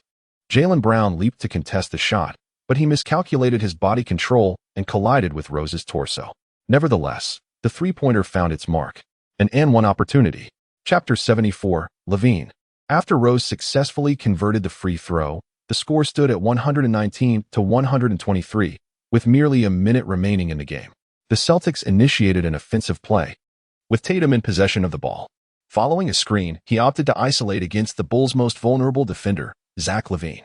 Tatum backed LaVine down, who was visibly struggling to withstand the pressure. With just 24 seconds left, Tatum executed a smooth turnaround jumper, a shot that not only consumed time but also appeared highly likely to score, a most pragmatic approach. However, Tatum overlooked one crucial factor: Derrick Rose. In the split second Tatum pivoted for his jump shot, Rose surged in from the side, soaring to deliver a resounding block, sending Tatum's attempt astray. As the basketball seemed destined to veer out of bounds, Rose, with lightning speed, dashed to the ball just in time, flicking it forward into the front court. Jaylen Brown and White, nearest to the ball, reacted swiftly, sprinting towards it, yet they were not swift enough. A red blur darted between them. It was Rose. He swiftly seized the ball, already nearing the three-point line. Without hesitation, Rose leaped and launched a three-pointer, only for White, in hot pursuit, to collide with Rose's back, sending them both tumbling to the ground. The ball swished through the net. An additional free throw. Another three-point play. I felt a surge of anxiety for Rose. Indeed, that collision with White had clearly disrupted his balance. Please, let him be all right. The players from both teams rushed to assist their teammates, helping them to their feet. Rose, grimacing yet resolute, stood up, adorned with several bruises from this fierce battle. Nevertheless, his injuries did not dampen his indomitable spirit. He confidently sank the ensuing free throw. The score was now tied at 123 to 123, with only 25 seconds left on the clock. The Celtics called for a timeout. Stay calm, they urged. The initiative is still ours. We just need to secure the final basket. I want the last shot. Mazzulla fervently applauded his team. As the timeout concluded, the Celtics entrusted the ball to Tatum. Tatum dribbled for 15 seconds before passing it to Jaylen Brown. Tatum's efficiency in the final moments was rather mediocre. Indifferent to who the team's star was, he opted to let Brown take the last shot. Faced with Rose's defense, Brown waited an additional 4 seconds before initiating his attack, utilizing his physique to step inward twice before executing a fadeaway jump shot. Rose leaped with all his might to contest the shot. The ball arced through the air in a diagonal line. It grazed the backboard. The shot is good, with only 3 seconds remaining. The Bulls had exhausted their timeouts. They swiftly inbound the ball, and Rose surged forward like the wind, crossing half court in just 2 seconds. This time, the Celtics were fully positioned on defense, presenting Rose with a formidable wall of defenders. With time running out and no opportunity to drive, Rose leaped high. Was it a shot? Tatum quickly sprang up to contest, but Rose, in midair, flicked his wrist and passed it behind him, where Zach LaVine was in perfect stride. The moment LaVine saw the ball coming, he leaped into action, releasing the basketball with remarkable speed. It was an alley-oop three-pointer from an extraordinary distance. LaVine's release point was just past the half-court line. Almost simultaneously with LaVine's shot, the game clock expired, and the red lights signaling the end of the game illuminated. The basketball traced a flawless arc through the air, striking the backboard and gracefully entering the rim. The score was 126-125. And Zach LaVine had clinched the victory against the Celtics. The Bulls players embraced each other in jubilant celebration, while Coach Donovan, shedding his suit, executed a dramatic slide on his knees. In a best-of-7 series, the Bulls now led 2-0 on enemy territory, with the next 2 games set to be held at their home court. Everyone recognized the immense advantage the Bulls had in this series. He was not merely LaVine. He was Curry of the Warriors. My goodness, could the Celtics truly be on the brink of a first-round upset? It seems quite possible, especially with the next games at the Bulls' home. I adore Rose. Truth be told, I watch with tears in my eyes. As a fan of Rose, I feel immensely fortunate, and I hope he secures a championship that he rightfully deserves. The third day of the NBA playoffs has concluded, revealing the following matchups. The Warriors stand at 1-1 against the Pelicans, the Timberwolves are tied 1-1 with the Nuggets, the Celtics trail 0-2 to the Bulls, and the 76ers lead 2-0 over the Heat. Additionally, several other matchups have yielded results from a single game. The Lakers lead 1-0 against the Suns. The Mavericks hold a 1-0 advantage over the Thunder. The Bucks are up 1-0 against the Cavaliers, and the Knicks have a 1-0 lead against the Pacers. These 4 series will continue tomorrow. The evening in Los Angeles is warm and inviting. Qin Hu, Choi Yongshi, Yi Jianlian, Seth Curry, and Lee Kyle had just finished watching Rose's game when they stepped out of the bar, engaged in conversation. Suddenly, a car sped towards them, coming to a halt before the group. Behind the wheel was Pelinka, his expression fraught with anxiety. To the hospital, Phil is unwell. What? Phil? What's wrong? I'm not sure. Let us hurry to the hospital. The group swiftly followed Pelinka to the hospital. Upon arriving at the emergency room, they found Jeannie Buss, Sam, and the families of Phil Jackson gathered, each face etched with concern. What has happened to Phil? Qin Hu whispered to Sam. He suddenly collapsed at home. Probably something related to cardiovascular issues, considering his age. Sam replied softly. They all silently awaited news outside the emergency room. An hour later, the door to the ward swung open, and several doctors emerged. The family members immediately surrounded them. He is stabilized and is out of danger now, but he needs peace and quiet. It would be best if you waited until tomorrow to visit, the doctor stated. Pelinka led the group out of the hospital. Thank goodness Phil is all right. We need to prepare ourselves for this series without him, Pelinka said solemnly. Qin Hu nodded, declaring their resolve to fight for Phil. Indeed. By the time Phil is discharged, they might have already eliminated the Suns. Tomorrow, the Suns will undoubtedly retaliate fiercely, and we must exhibit greater resilience. Regardless, victory in tomorrow's match is paramount, dedicated to our coach. Everyone expressed their sentiments. Pelinka felt an unsettling doubt in his heart. Was the Suns team truly so vulnerable? Chapter 75. The Suns' strategy. As the 2025 NBA playoffs reached their fourth day, the Los Angeles Lakers faced off against the Phoenix Suns at home. The Lakers maintained their starting lineup from the previous game. Center, Greg Oden; power forward, Lee Kyer; small forward, Chui Yangshi; shooting guard, Qin Hu; point guard, Russell Westbrook. The Suns, however, altered their starting roster, opting for a 5-small lineup. Center, Kuminga; power forward, Royce O'Neal; small forward, Wiggins; shooting guard, Devin Booker; point guard, Bradley Beal. Tencent had specifically dispatched a commentary team to broadcast the game live, consisting of Yang Yi, Ku Fan, and Zhang Weiping. Zhang Weiping, a longtime supporter of Phil Jackson, felt deeply saddened by Phil's absence due to illness, displaying a notably low mood and speaking little. Upon witnessing the Suns lineup, Ku Fan exclaimed, "Wow, is the Suns really committing suicide with this lineup? What do you think, esteemed commentators?" Yang Yi sniffed and chuckled, "I believe after the first game, the Suns have come to realize that playing normally will not suffice against the Lakers. Drastic measures are required to treat a terminal illness." Zhang Weiping remarked, "This will allow Oden to thrive." Ku Fan added, "I think Oden will easily dominate the Suns' interior. How can a group of little guys defend against him?" Yang Yi replied thoughtfully, "I believe it's not so simple. After resting for 2 days, the Suns have come out with this lineup, which must have undergone targeted training. They surely have strategies to address the interior issues and counter Oden. We shall see how it unfolds at the start. Let us hope the game does not conclude too swiftly." With the referee's whistle, the match officially commenced. Oden effortlessly seized the jump ball, and Westbrook dribbled into the front court. Oden immediately positioned himself in the paint, with Kuminga closely guarding him. "You have little respect for me," Oden remarked. "Hey, big guy. You're the one who will suffer in this game," he added with a grin. Kuminga smiled as Westbrook passed the ball to Oden. Oden, after a moment of hesitation with the ball, sensed that the Suns had no intention of double-teaming him. Thus, he decisively began to dribble, preparing for a one-on-one showdown. However, just as Oden lowered the ball, Royce O'Neal, tasked with defending Kyle, surged forward to trap Oden. Caught off guard by this sudden double team, Oden's shooting motion faltered, and the basketball was snatched away by O'Neal. Kuminga seized control of the ball, and the Suns raced forward like a whirlwind. Although Oden was relatively swift among centers, he paled in comparison to the fleet-footed forwards of the Suns. By the time Oden reached the midcourt line, all 5 Suns players had already established their positions in their half of the court, creating a localized 5-on-4 advantage. Kuminga charged directly towards the basket. As Qin Hu and Lee Kyer stood guard by the basket, Kuminga passed to Booker stationed in the corner. With ease, Booker seized the ball and sank a three-pointer, establishing an early lead for the Suns at 0-3. "See, I told you the Suns were well prepared," remarked Yang Yi, emphasizing their meticulous strategy.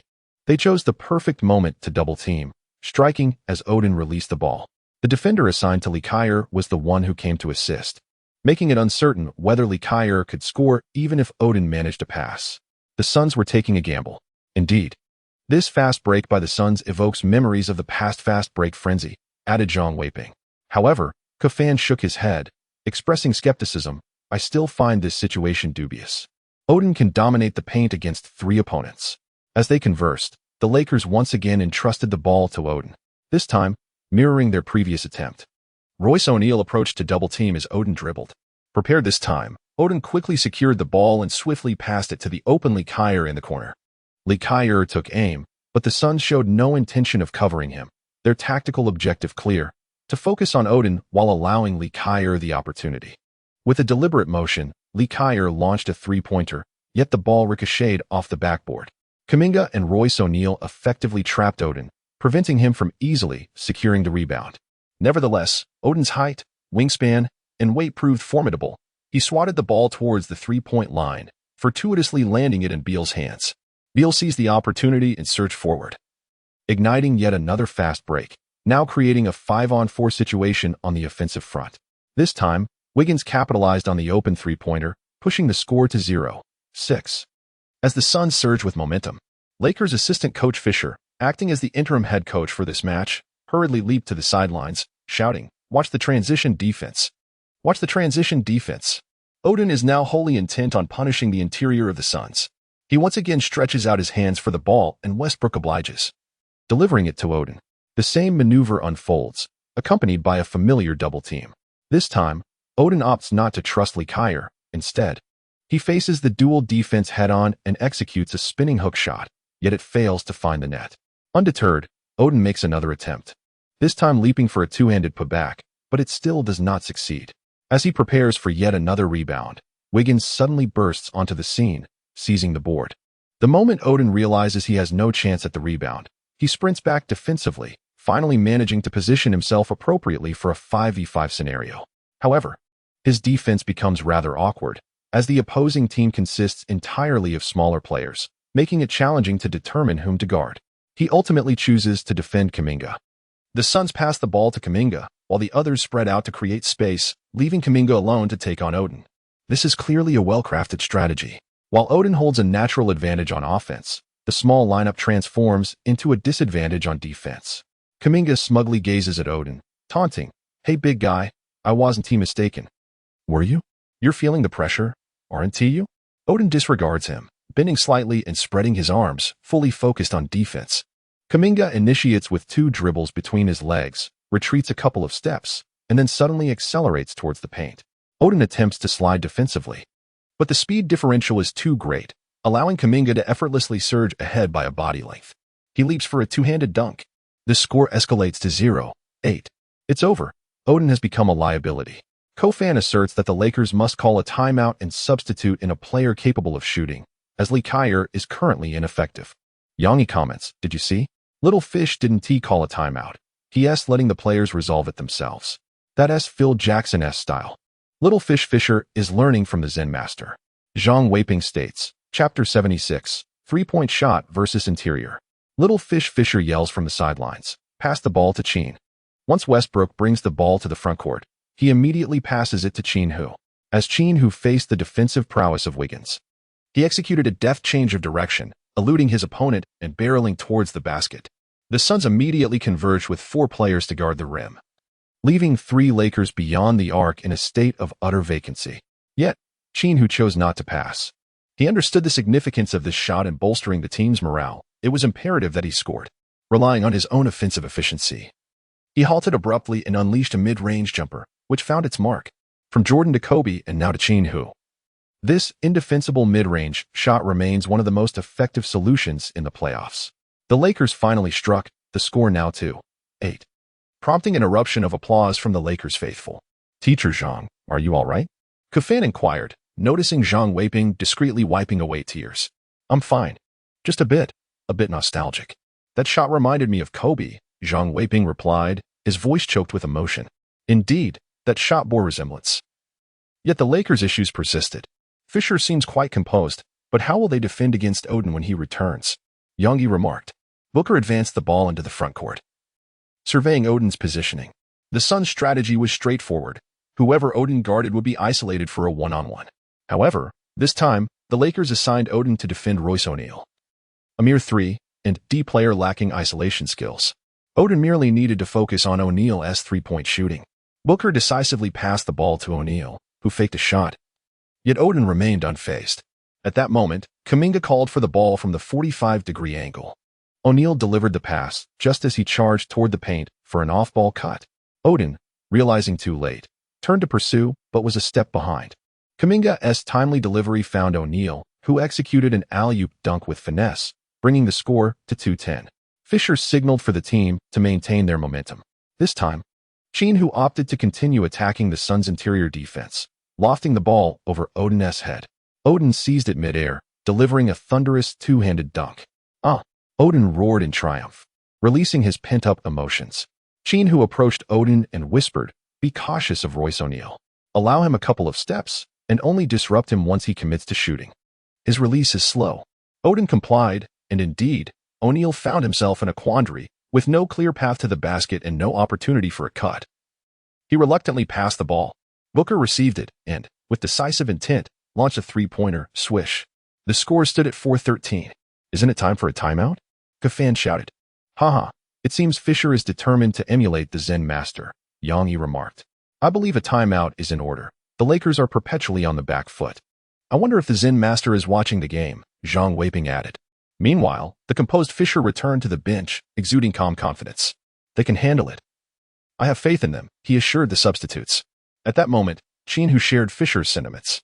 Odin, being the team's primary center, needed to dominate against the opponent's smaller lineup, rather than become a liability. Having intentionally fed Odin the ball on the previous play, he now dribbled, while keeping a vigilant eye on Odin's positioning. He noticed Odin establishing position in the paint, effectively sealing off Kuminga. Now's the moment. As Qin Hu executed a high lob, the ball descended near the basket. Odin, utilizing his physicality, subdued Kuminga, effortlessly catching the basketball with one hand before delivering a resounding two-handed dunk. The score stood at 6-13. You little brat. I will dunk on you with every single shot from here on, Odin shouted at Kuminga, who appeared somewhat disheartened. After several initial exchanges, Kuminga had been engaged in a fierce struggle with Odin, which had taken a considerable toll on his stamina. Although he had mentally prepared for this during the pre-game strategy session, the moment Odin's robust frame blocked him and he caught the ball with ease, a sense of despair washed over him. He realized that if Odin received the ball in the paint, the team would be utterly helpless. Kuminga glanced towards the coaching bench, where the coach signaled for the game to continue. It had turned into a contest of wills. You attack my inside, I counter with my outside, each delivering blows to see who would falter first. Kevin remarked, do you see this? The difference in skill is staggering. Qin Hu's ball handling is far superior to that of Westbrook. He set up Odin perfectly on 2 occasions, and when Odin has the ball, it's an automatic dunk. The Suns have no opportunity for a double team. This is the caliber of the league's assist leader. Yang Yi added, chuckling, The Lakers are recovering. It seems Fisher has learned his lessons. As the Suns launched their offense, Beal took control of the ball while Odin continued to defend against Royce O'Neal. This time, O'Neal moved up to set a screen for Beal, who exploited the pick to drive towards the basket. Odin had no choice but to follow in an effort to protect the rim. Beal, glancing back, delivered a pass to O'Neal, who found himself wide open. O'Neal steadied himself momentarily before releasing a three-pointer, which swished through the net. The score now read 6-16. What are you so cocky about? We're the ones in the lead, Kuminga yelled at Odin.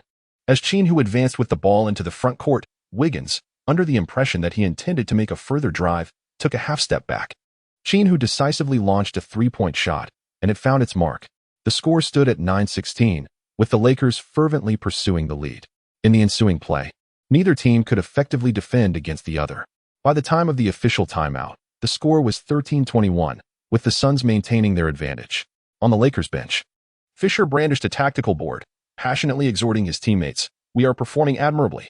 We must firmly believe that dominance resides with those who control the paint. Their lead is attributed to their accurate three-point shooting, but as fatigue sets in, they will inevitably falter. That will be our moment to reclaim the lead. Let us attack their interior and stay resolute. As the timeout concluded, the Suns opted to substitute Nurkic into the game, revealing the impracticality of relying solely on the super small ball strategy for the entirety of the match. Realizing his initial assessment was flawed, Fisher quickly shouted from the sidelines, set up for pick and rolls. Target Nurkic with pick and rolls. At this moment, the Lakers' on-court lineup was. The on-court lineup for the Suns includes Qin Hu, Gabby Vincent, Cui Yongxi, Vanderbilt, and Valanciunas, while Nurkic, Wiggins, Grayson Allen, Beal, and Booker represent the opposing side. As the Suns embark on their offensive play, Nurkic positions himself firmly in the paint. Booker passes the ball to Nurkic, who executes a deceptive handoff before swiftly spinning past Valanciunas to deliver a powerful two-handed dunk. Nurkic's roar reverberates through the arena, a manifestation of his frustration over being benched. Chapter 77. Nurkic's eruption. Following Nurkic's dunk, the score shifts to 13-23, marking the Suns' first double-digit lead of the game. The Lakers respond on offense as Gabby Vincent, utilizing Valanciunas' screen, decisively launches a three-pointer, which finds its mark. The score now reads 16-23. The Suns advance on offense once more, with Nurkic aggressively asserting his position. He executes a three-step jump hook, scoring while simultaneously drawing a foul from Valanciunas. The cost of underestimating me is steep. Nurkic let out a howl towards the heavens. Since his debut in the NBA, He has consistently been the overlooked and sacrificial figure. During his time with the Nuggets, he was usurped from the starting lineup by Jokic and subsequently traded to the Trail Blazers. There, he became merely a wall, tasked with setting screens for Lillard, creating opportunities for him to unleash his firepower. While Lillard seldom passed the ball to him, even when he found himself in advantageous positions. Later, he joined the Suns, yet his circumstances remained unchanged. Whether it was Beal, Booker, or last year's Durant, they all prioritized their individual plays, and he selflessly continued to serve as a barrier for them. However, in a pivotal second playoff game, the coach benched him from the starting position, inflicting a profound wound upon his pride as a player. Now, fueled by rage, he seeks to vindicate himself. Nurkic converted an additional free throw, bringing the score to 16-26.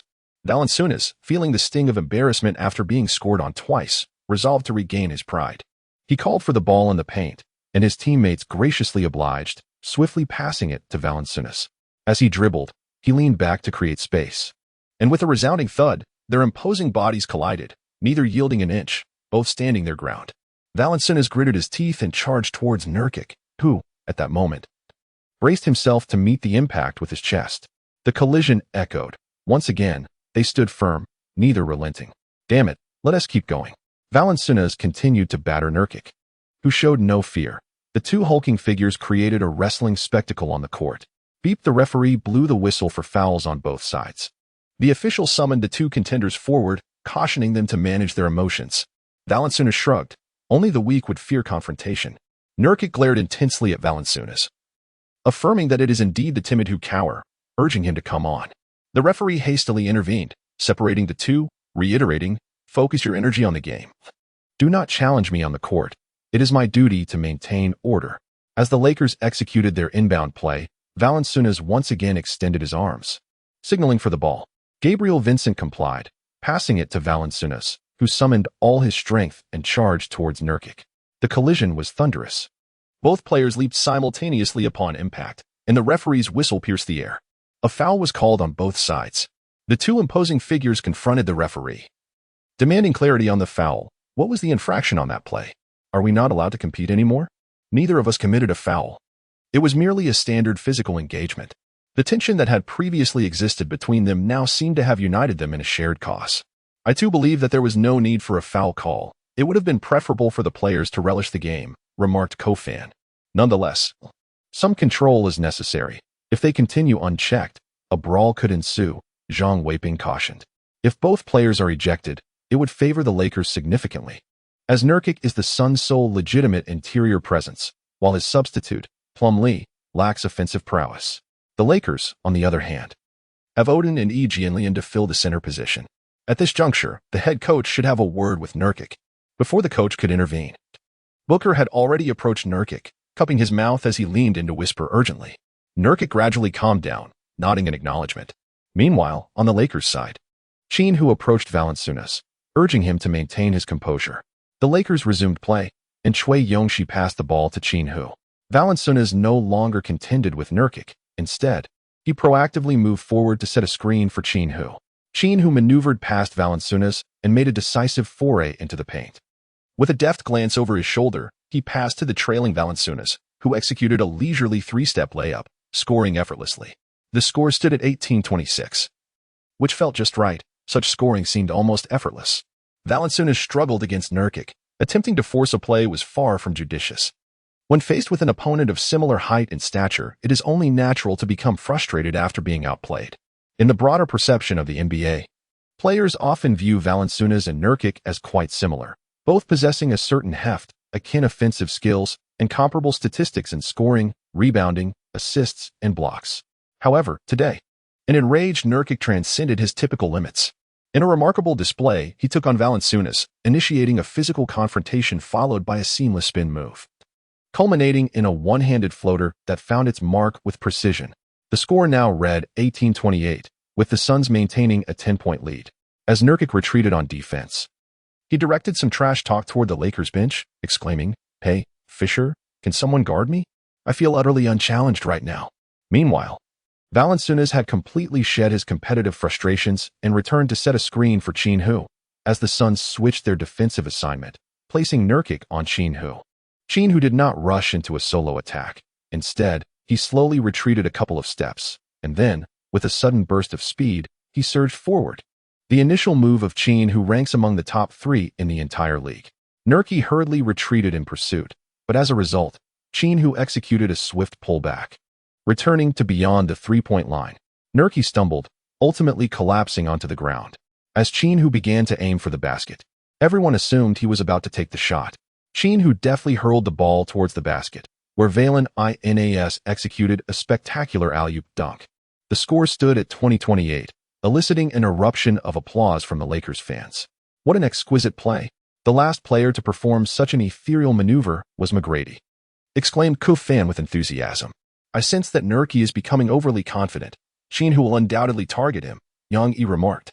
Indeed, everyone knows Little Tiger. He specializes in rectifying any defiance, Zhang Weiping added. Chapter 78, Thunder vs. Mavericks. As the game progressed, Qin Hu consistently scored over Nurkic, while Nurkic's efficiency began to decline as his stamina waned, leading to a series of missed shots against Valanciunas. The Lakers swiftly capitalized, narrowing the gap in the score.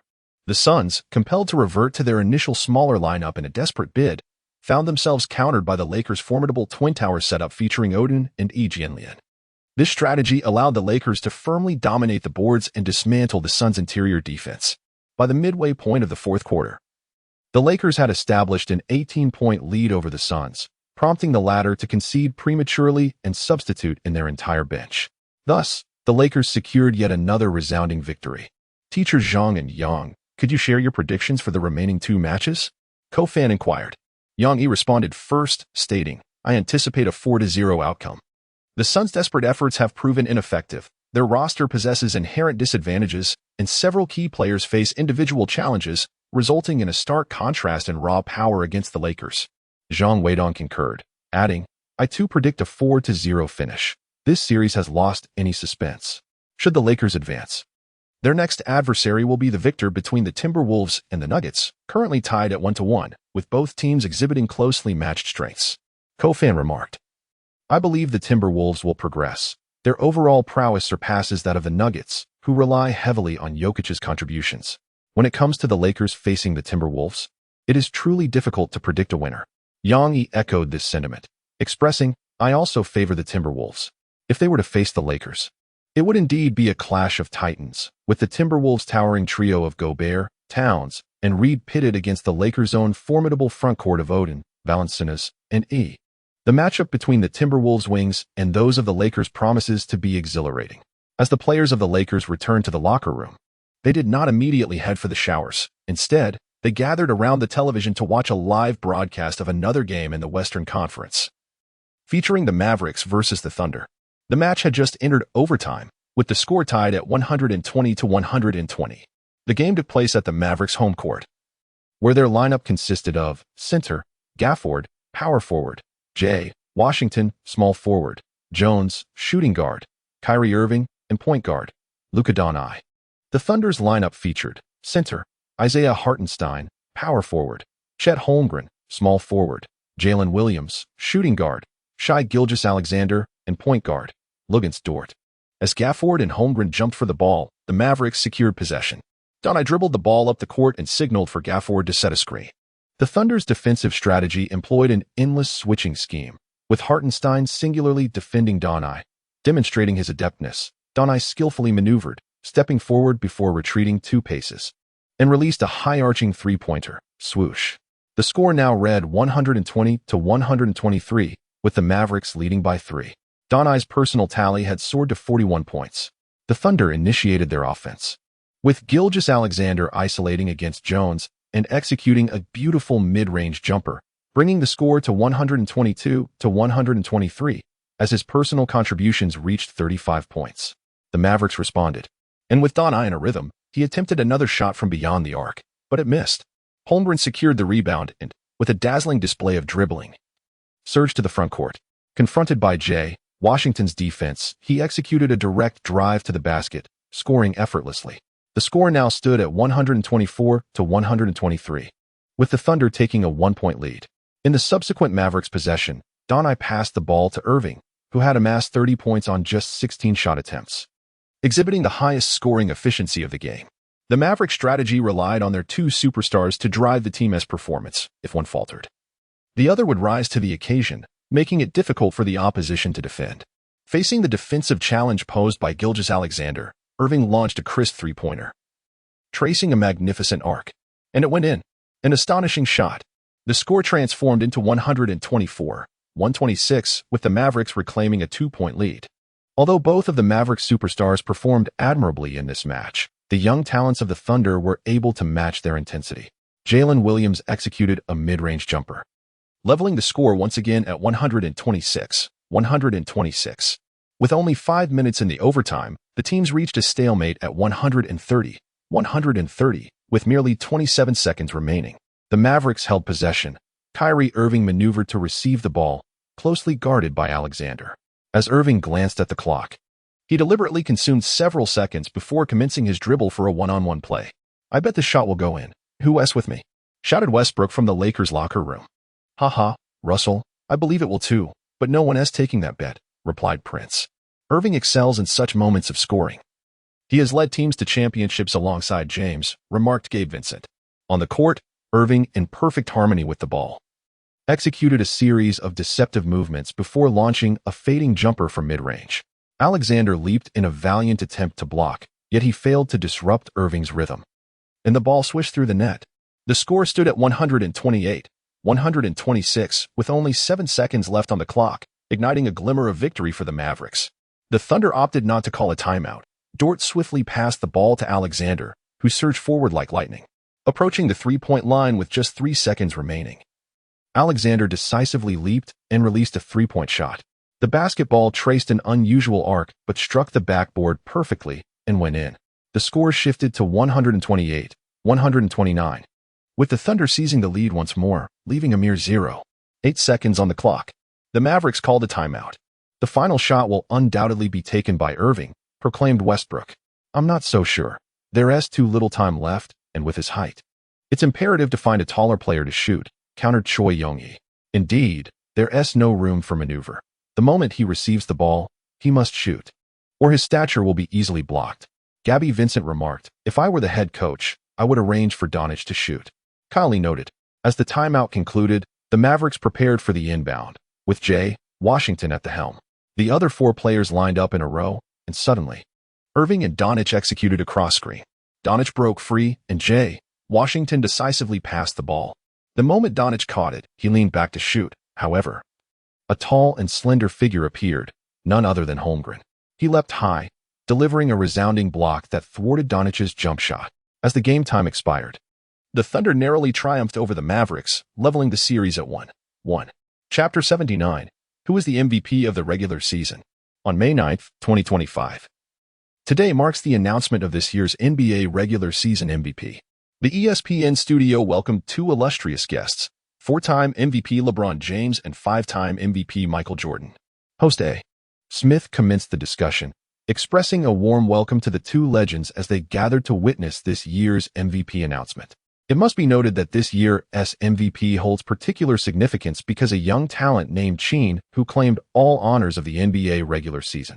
Scoring champion, rebounding champion, assists leader, steals leader, blocks leader, rookie of the year, Rhodey, and defensive player of the year, DPOY. Now, he is just one accolade short of achieving an unprecedented clean sweep of regular season honors, the most valuable player, MVP.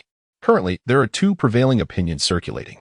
One asserts that Qin Hu does not deserve all the accolades, deeming it unfair to the other players in the league, while the other contends that Qin Hu's performance merits every honor. The media is rife with debates. A. Smith turned to James and Jordan, inquiring about their perspectives on the matter.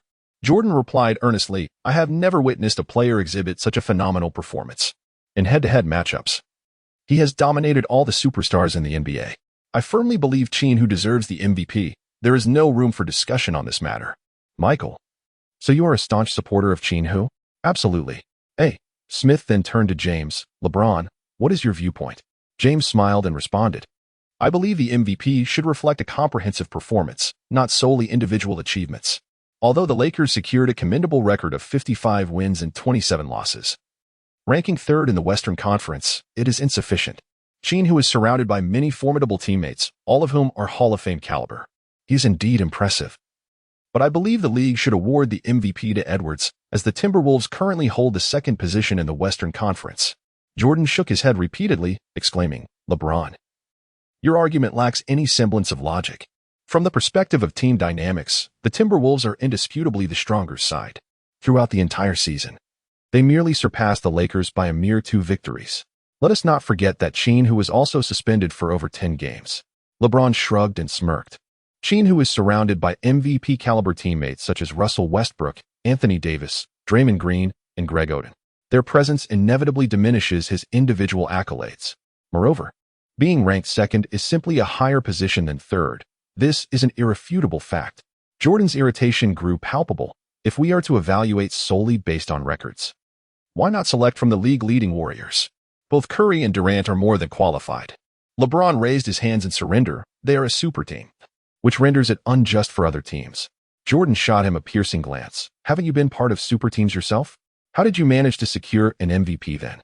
Hey, Smith interjected, Gentlemen, I have just received the results of the MVP voting.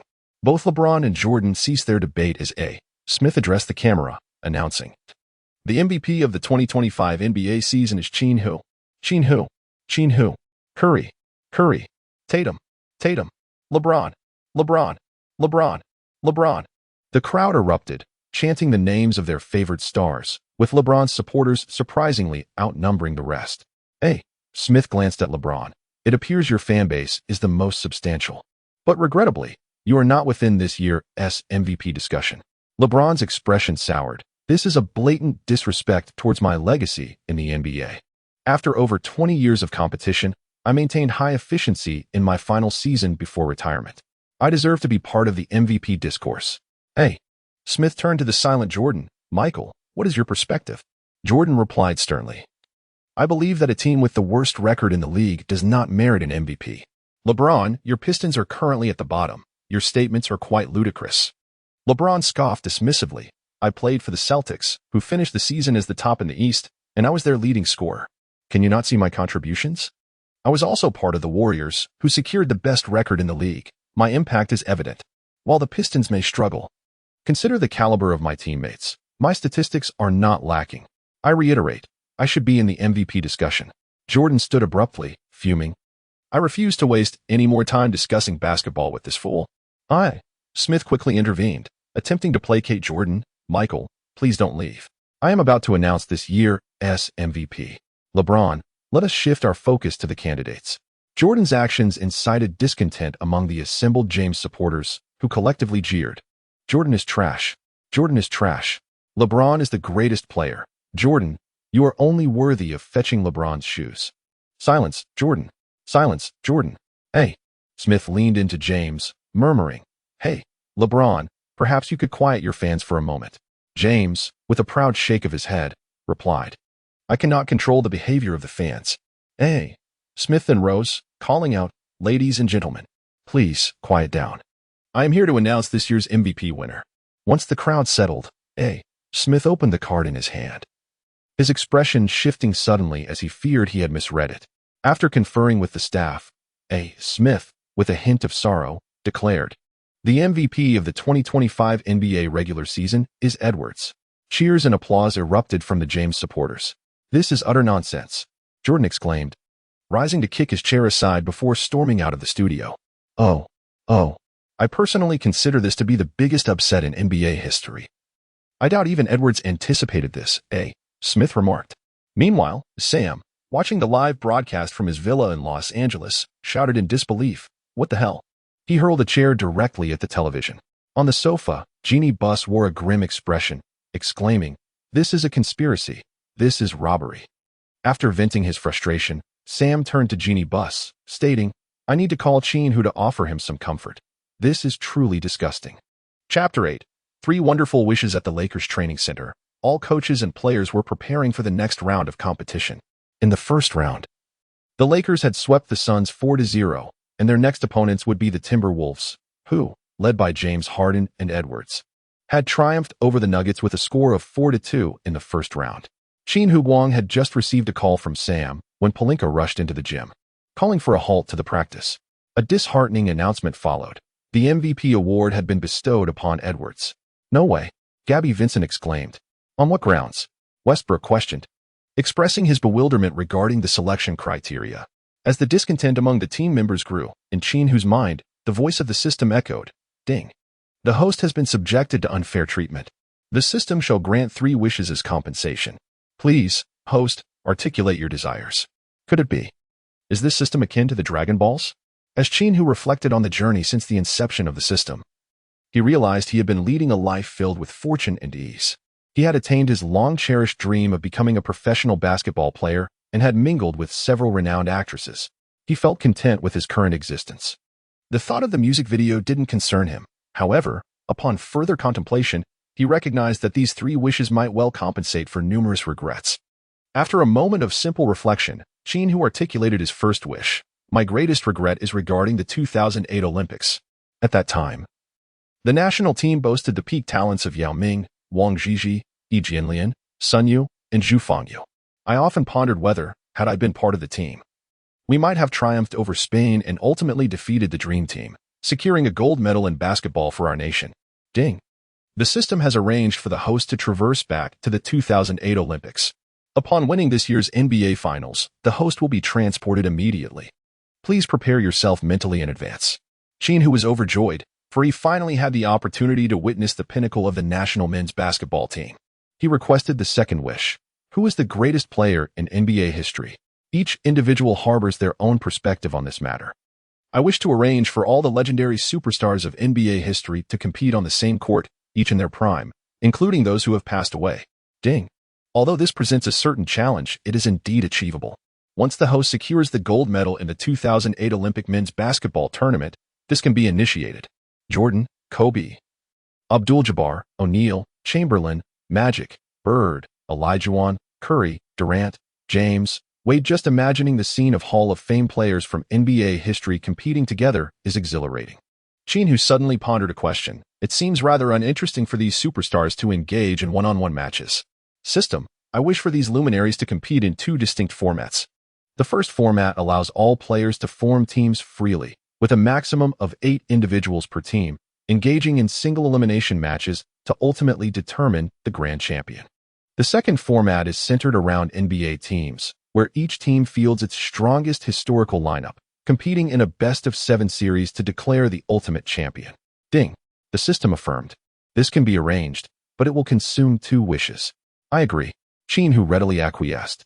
Envisioning a spectacular showdown among the legendary teams of NBA history, the 1996 Chicago Bulls, the 2017 Golden State Warriors, the 2000 Lakers led by Magic Johnson and Kareem Abdul-Jabbar, the notorious bad boys of the Pistons, and the Kings under Chris Webber's leadership. The mere thought of these titans clashing on the court conjured images of exhilarating chaos. Ding. The host's 3 wishes have been recorded. The first wish shall be activated upon the host securing this year's championship. Best of luck. Hey, Qin Hu, are you alright? His teammates inquired, mistaking his silence for despair. It's just a music video. We can win it next year. Tomorrow we face the Timberwolves. Show them what you're made of by dominating Edwards and proving those blind fools wrong. Seeing Qin Hu lost in thought, his teammates rallied around him, eager to offer their support. Suddenly, Qin Hu's eyes sparkled with clarity. I am perfectly fine, so please refrain from your baseless speculations. Am I truly such a fragile individual? Master Phil Jackson shouted. Continue with the training. Recently discharged from the hospital, Phil Jackson was brimming with vigor. Qin Hu approached Phil Jackson and inquired, Phil, I have a question for you. If the 1996 Bulls and the 2000 Lakers, both under your coaching, were to face each other in a series, who would emerge victorious? Phil Jackson paused, momentarily taken aback, then fell into deep contemplation. After a considerable silence, he shook his head and replied, Qin, I do not know. Both teams are formidable and present insurmountable challenges. The answer lies solely with the divine. Qin Hu approached Yi Jianlian and said, Brother Lian, may I pose a question to you? Considering the lineup of our national team during the group stage of the 2008 Olympics, do you believe that with my addition, we could triumph over Spain? Yi Jianlian was momentarily taken aback. Then he began to reminisce about the past. I believe we could. If you were part of the team, Spain would certainly not underestimate us. They would not fall behind by such a margin at the start. Ultimately, I am confident that victory would be ours. I genuinely wish to witness you play alongside Yao Ming. With a bold spirit, he continued, With my inclusion, do you think we could prevail against the dream team? Jinlian took a deep breath and responded, that team boasts peak performances from Kobe, LeBron, Wade, Howard, as well as Kidd, Paul, Anthony, Bosch, and Darren. My goodness, I have never dared to even imagine such a scenario. Qin Hu embraced Jinlian's shoulder and thoughtfully pondered their chances. Jinlian's gaze turned resolute. Perhaps there truly was an opportunity. During the peak of Yao Ming's prowess, he effectively subdued Dwight Howard.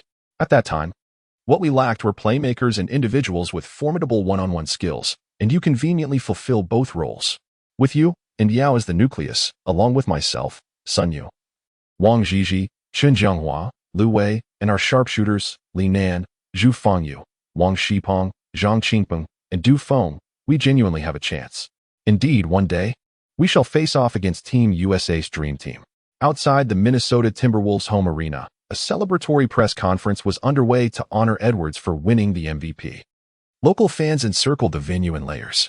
Some claimed that the MVP should have belonged to Qin Hu. The host then inquired Edwards' opinion on this matter. Edwards confidently waved at the fans, emphasizing, the key point is that I have earned it. This is the NBA's recognition of my abilities. As for Qin Hu, he too has his opportunities. We are players of the same caliber. Ultimately, I eagerly anticipate tomorrow's playoff against the Lakers. Chapter 81, Battle on Rose. At the Boston Celtics home ground, the North Shore Garden, fans were gradually filling the arena. Tonight's match marked the only Game 7 of the first round of the playoffs, featuring the Chicago Bulls versus the Boston Celtics. Under Rose's explosive performance, the Bulls had secured a commendable 2-0 lead on the road. However, the Celtics, being the reigning champions, possessed a significantly stronger overall team. Once they found their rhythm, they won 3 consecutive games. In the life-and-death 6th match, the Bulls narrowly triumphed thanks to Rose's last-second heroics, setting the stage for tonight's decisive Game 7.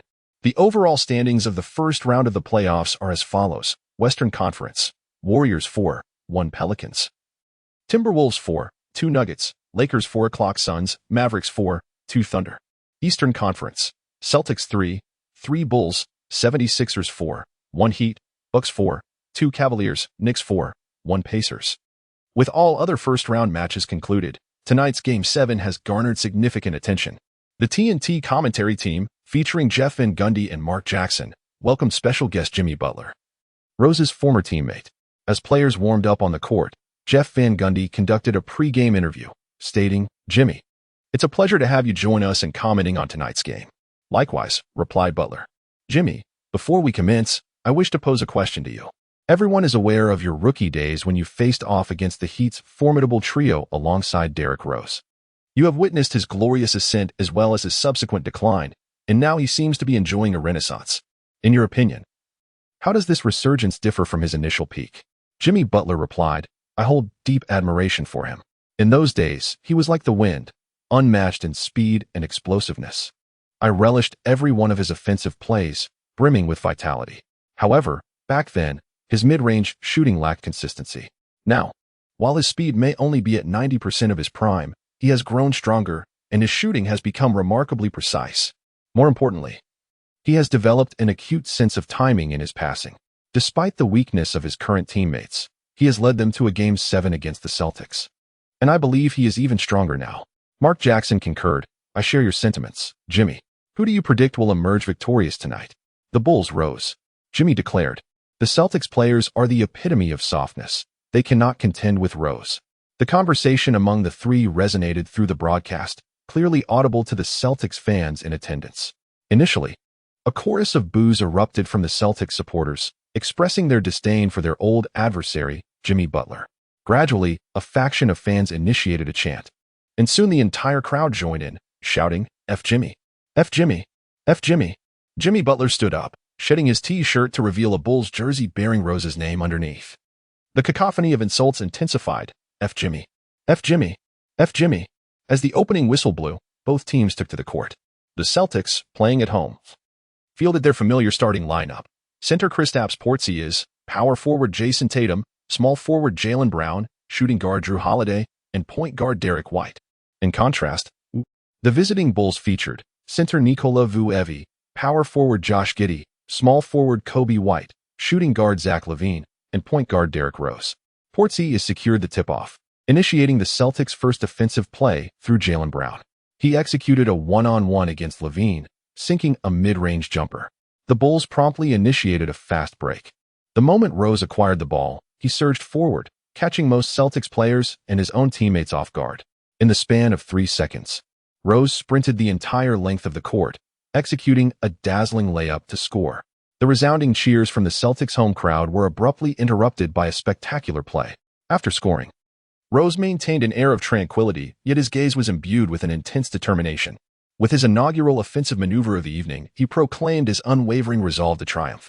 Throughout the 6 encounters in this playoff series, the Celtics had gradually deciphered the Bulls' weaknesses. Apart from Rose, the Bulls lacked any formidable players. Their overall defense was subpar.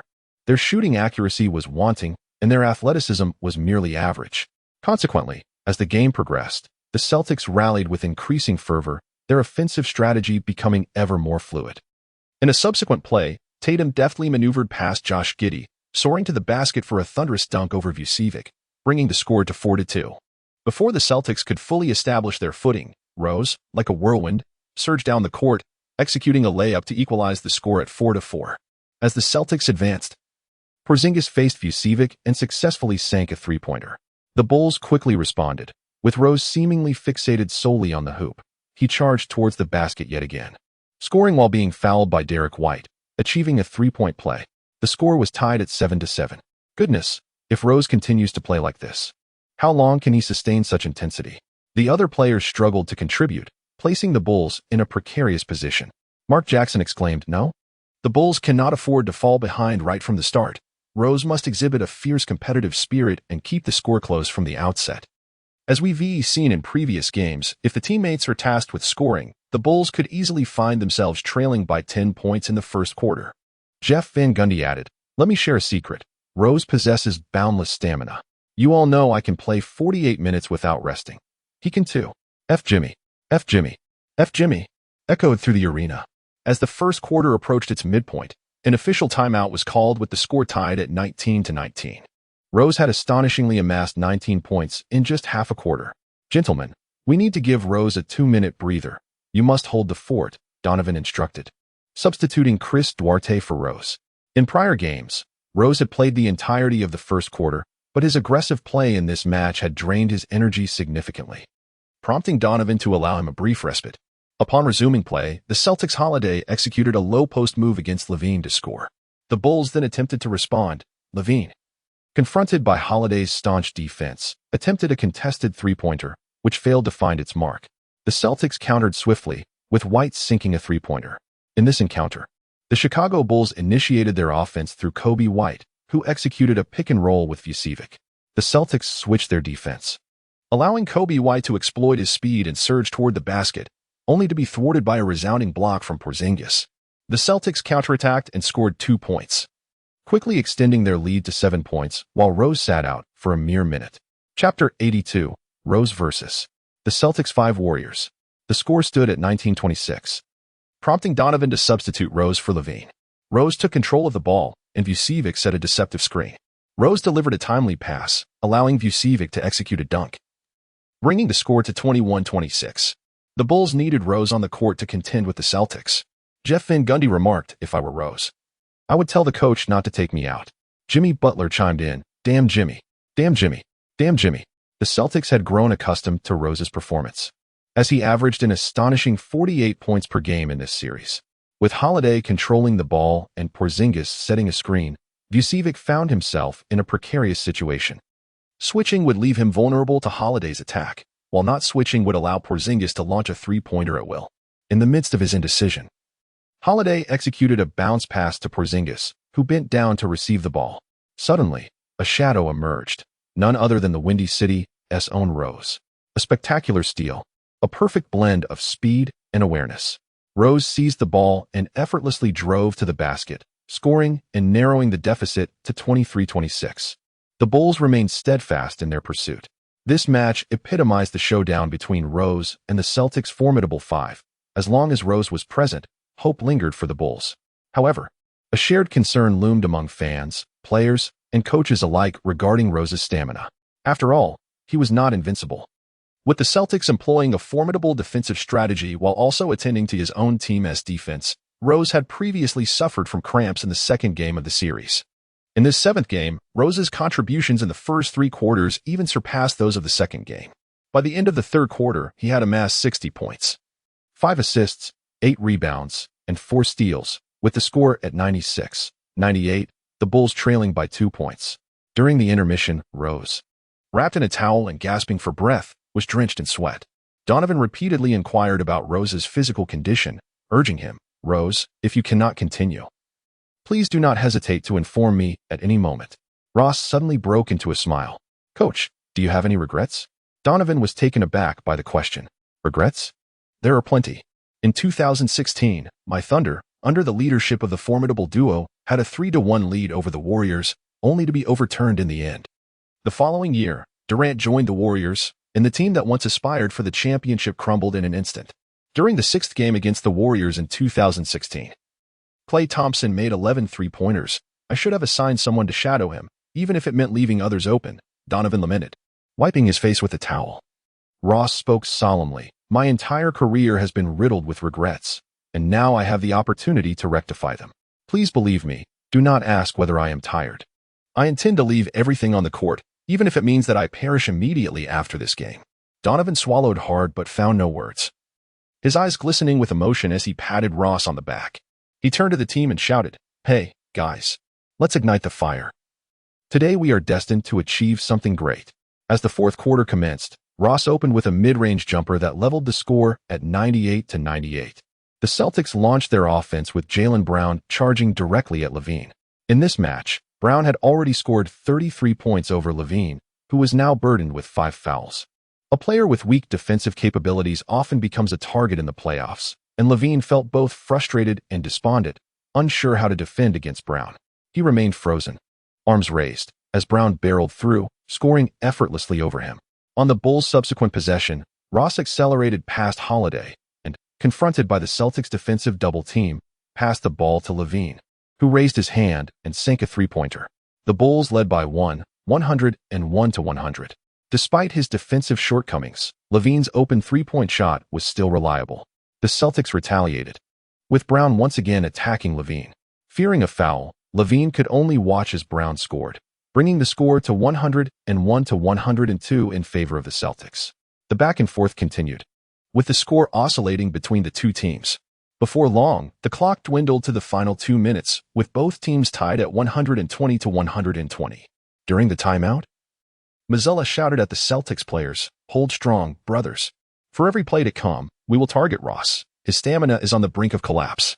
In the commentary booth, Jimmy Butler's initial jovial demeanor has transformed into a visage of profound concern.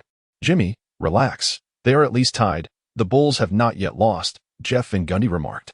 I just want to stand shoulder to shoulder with my brother. If I were there, I could share some of the burden." Butler's voice quivered as he spoke. "Come on, you're a Heat player." The Celtics fans in attendance continued their chant, "F Jimmy. F Jimmy. F Jimmy." As the timeout concluded, the Celtics initiated play. Derek White held the ball, guarded by Rose, while Tatum moved in to set a screen for White. The Bulls had to switch their defense, resulting in Rose now guarding Tatum. "You look tired, brother," Tatum remarked to Rose. Yet, Rose's focus was solely on the game. He scarcely registered Tatum's words. Tatum executed a feint for a jump shot, then drove in, leveraging his height and strength to power through Rose for a score, bringing the tally to 120-122. This offensive play drained Rose of considerable energy. The Bulls took possession, and as Rose advanced to the frontcourt, Jaylen Brown was tasked with his defense. Rose exhibited patience, delaying his attack until the clock ticked down to 20 seconds, at which point he suddenly accelerated and executed a quick stop for a jump shot, scoring.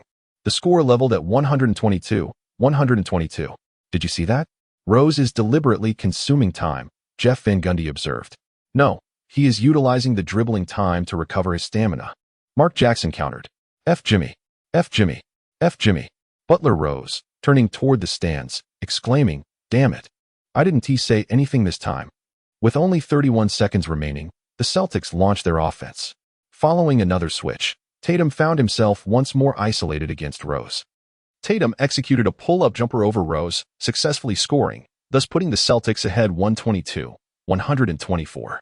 With merely 10 seconds left in the game, the Bulls inbound the ball to Rose. Donovan opted against calling a timeout, instead encouraging Rose with clenched fists. "Let's go, take them down, you're the MVP, Rose."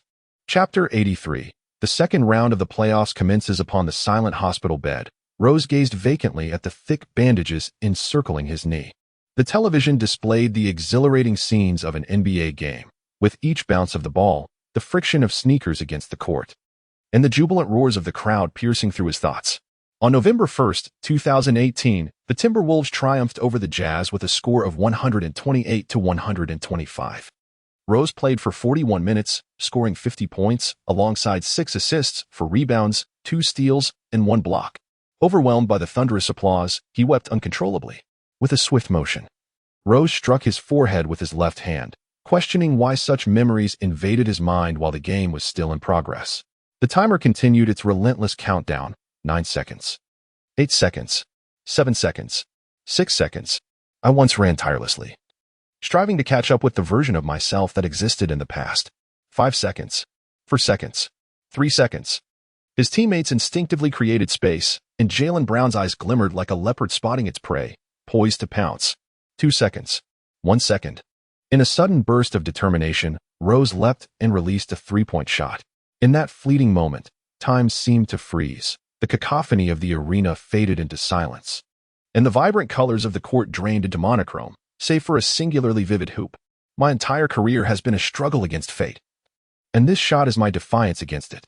As Rose's shot sailed through the air, the red light illuminated. The game clock had expired. The basketball grazed Jaylen Brown's fingertips, tracing a high arc before swishing through the net. 3 points. 125-124, a breathtaking victory.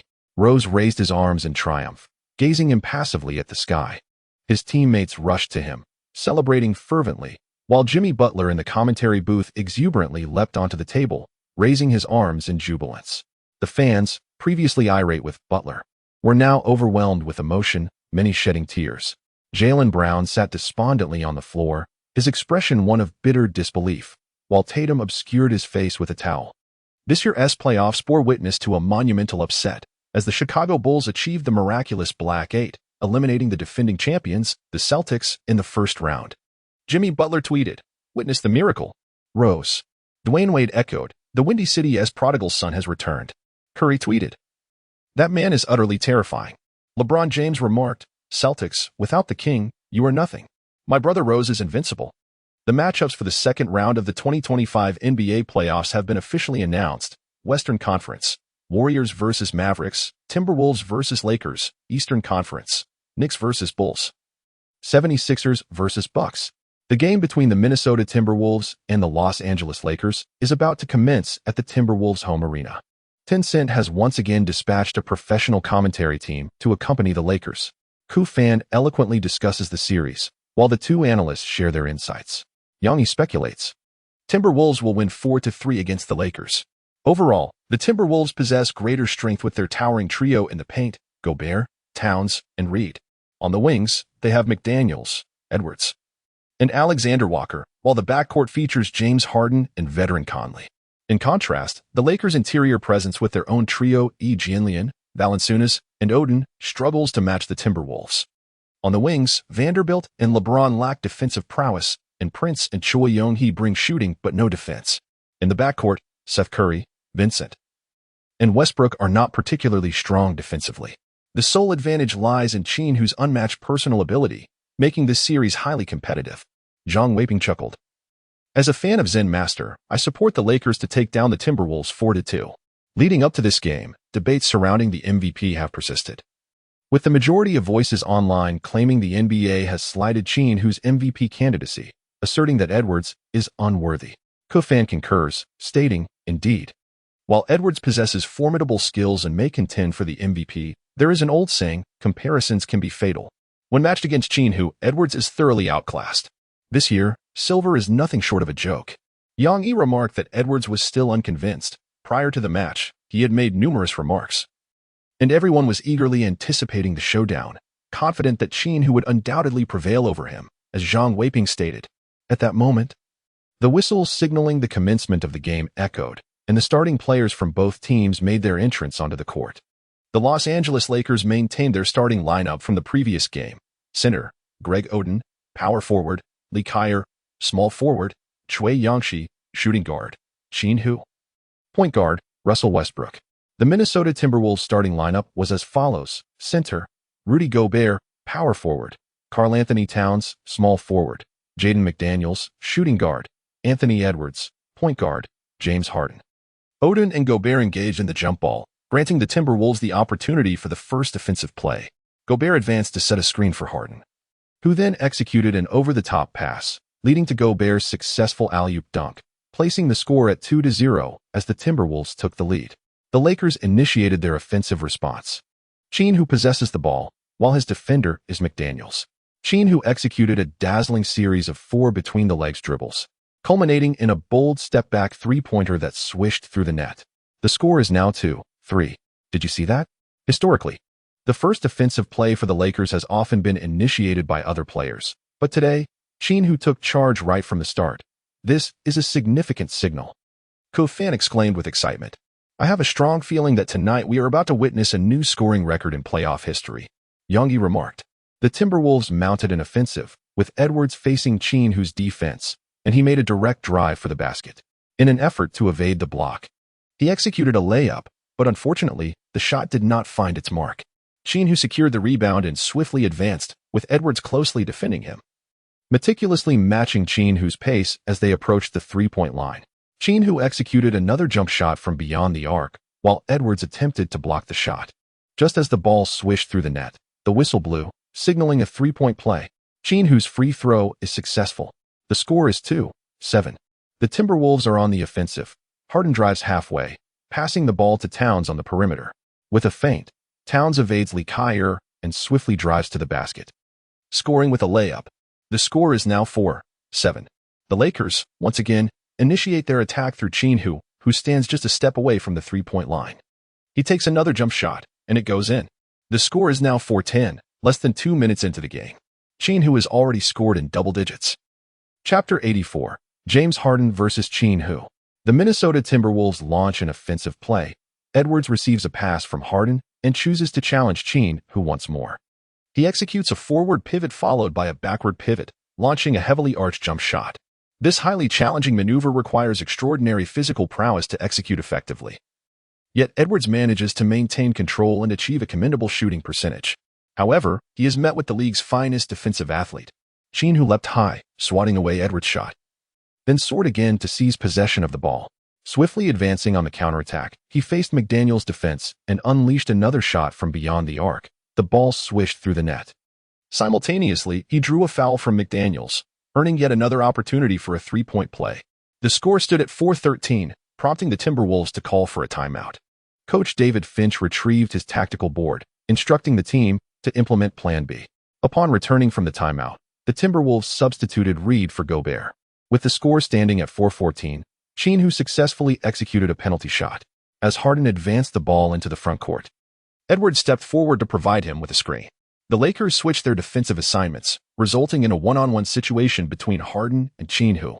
Could it be that Coach Finch's strategy is to allow Harden to take on Qin Hu alone? Qin expressed his bewilderment, noting that while Harden's form this year has been commendable, it hardly reaches the level required to take on Qin Hu in isolation. Even at his peak, Harden would struggle. Yang remarked, "We remain uncertain of what Coach Finch has in store for us." Zhang Weiping added, facing Qin Hu's defense, James Harden initiated a series of between-the-legs dribbles before suddenly accelerating from the left side to penetrate the paint. As Qin Hu observed his ball laid bare before him, he promptly reached out to strike it. Little did he anticipate that in an instant, Harden's arm would extend unexpectedly. Qin Hu's initial interception transformed into a foul. Drip. As Qin Hu committed a foul, Harden was awarded 2 free throws. After successfully converting both attempts, the score shifted to 6-14. The Lakers then initiated their offensive possession. Qin Hu executed a deceptive move beyond the three-point line, causing McDaniels to leap into action. Qin Hu surged towards the basket, executing a powerful dunk over Towns, bringing the score to 6-16. As the Timberwolves launched their offense, it was once again Harden who sought to create space for Edwards, leading to a one-on-one encounter between Harden and Qin Hu. In a sudden surge of anger, Qin Hu was determined to deliver a resounding block to Harden. In a chaotic display, Harden stumbled and maneuvered, raising the ball towards Qin Hu's armpit at the precise moment he secured possession. Qin Hu, with a powerful hat, sent the basketball soaring. The Lakers' number 10 committed a foul against the offensive cylinder, resulting in a violation and 2 free throws awarded. In the first quarter, Qin Hu was burdened with 2 fouls, prompting Phil Jackson to substitute him with Vanderbilt. It became evident to me that Finch, that cunning old fox, had devised a brilliant strategy. When unable to contend with Qin Hu, he opted to let him sit on the bench. As Kofan remarked, Harden appeared intent not on scoring, but rather on provoking Qin Hu into further fouls. The crux of the matter was that one could hardly contest this approach. Were I in Qin Hu's position, I would defend Harden with my hands behind my back, allowing him to shoot without creating opportunities for fouls. Yanni concurred, asserting that the Lakers could not afford to be without Qin Hu. Zhang Weiping added that Harden converted both of his free throws, bringing the score to 8-16. As the Lakers initiated their offensive, Westbrook passed the ball to Odin, who had established himself as the Lakers' second-in-command. Tasked with guarding Odin was Karl-Anthony Towns. Odin, leveraging his physique, powered down the lane, leaping with vigor to execute a resounding two-handed dunk over Towns. The score shifted to 8-18. The Timberwolves retaliated, with Harden orchestrating the play. He executed a pick-and-roll with Towns, who rolled outward. Odin failed to defend effectively, allowing Harden to deliver a bounce pass to Towns, who then elevated for a three-pointer, sinking it effortlessly. The score became 11-18. The Lakers responded swiftly, with Westbrook racing up the court. Confronted by Reed's defensive efforts, he charged toward the basket, but the ball circled the rim and fell out. However, Choi Yongshi was there to leap and secure the putback, making the score 11-20. Harden advanced the ball into the front court, where Edwards, utilizing Reed's screen, cut sharply to the basket. Harden lofted a high pass, and Edwards executed a two-handed dunk, bringing the score to 13-20. The Lakers continued their offensive efforts, with Odin once again attempting to isolate Towns. However, as he gathered the ball, Edwards swooped in for a steal, subsequently completing a fast-break layup, narrowing the score to 15-20. As the first quarter concluded, Qin Hu remained on the sidelines. The other Lakers players maintained commendable offensive efficiency, yet still faced a discernible gap compared to the Timberwolves' full roster. By the end of the first quarter, the score stood at a deadlock of 30-30 as the second quarter commenced. Qin Hu returned to the court, and Harden also took a 3-minute respite towards the end of the first quarter, rejoining the game alongside Qin Hu. Qin Hu approached Harden and remarked, "My friend, your style of play is truly distasteful. Can we not engage in a genuine contest? Get lost." Harden retorted, visibly annoyed. "Very well," Qin Hu replied earnestly. "I shall employ your tactics against you, and you will find yourself disqualified with 6 fouls. "What?" Harden expressed his disbelief. Qin Hu dribbled the ball into the front court, specifically calling over the defender, Harden, to execute a screen and roll, resulting in a matchup where Harden was tasked with guarding Qin Hu. With a swift acceleration, Qin Hu deftly maneuvered past Harden, who promptly turned to give chase. Qin Hu abruptly slammed on the brakes, and in the fleeting moment when Harden was about to collide, he launched the ball toward the hoop. The shot did not find its mark, yet the whistle blew. Qin Hu was awarded 2 free throws. After Qin Hu successfully made both free throws, the score stood at 32-30. Harden, with the ball in hand, once again engaged in a one-on-one encounter with Qin Hu. He executed a couple of swift changes in direction before suddenly driving to the basket from the left side. Just as Qin Hu approached, preparing to leap, Harden extended both arms forward, leaning his torso into Qin Hu's frame, accompanied by a dramatic cry, as his entire body fell backward. However, Qin Hu exhibited remarkable control over his body at the very moment Harden made contact. Qin Hu leaned back and collapsed onto the ground. It reminded me of a playoff year when Ginobili and Harden showcased their dramatic flair. Kofan remarked, "I admire Qin Hu's character. Whether you engage in subtle tactics or direct confrontation, he is ready to reciprocate, welcoming all challenges."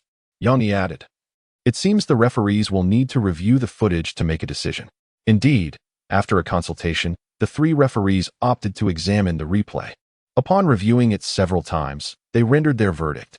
James Harden had made an aggressive shoulder movement, infringing upon Qin Hu's space, resulting in an offensive foul. Haha, what an amateur. Your acting skills are lacking. Shall I assist you in enrolling in a drama class? Qin Hu quipped to Harden. Chapter 85, Are you looking for trouble? The sarcasm of Qin Hu left Harden feeling utterly powerless. Once upon a time, when it came to drawing fouls, he, James Harden, feared no one. Yet, in recent years, the title of the foremost foul drawer has long been claimed by Joel Embiid.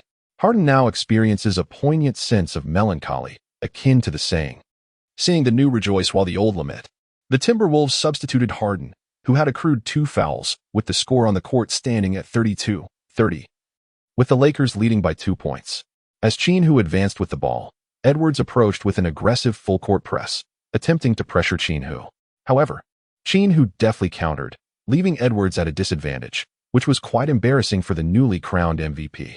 Determined to reclaim his pride, he began to escalate his physicality, taking advantage of the referee's leniency in the face of Edwards' tenacity. Qin Hu also opted for a direct confrontation, and the scene of their fierce struggle thrilled the audience. Oh, how I admire Edwards' style. With just a slight maneuver akin to dealing with Harden, the referees would hastily call a foul. Isn't it remarkable? Yet, Qin Hu remains unfazed.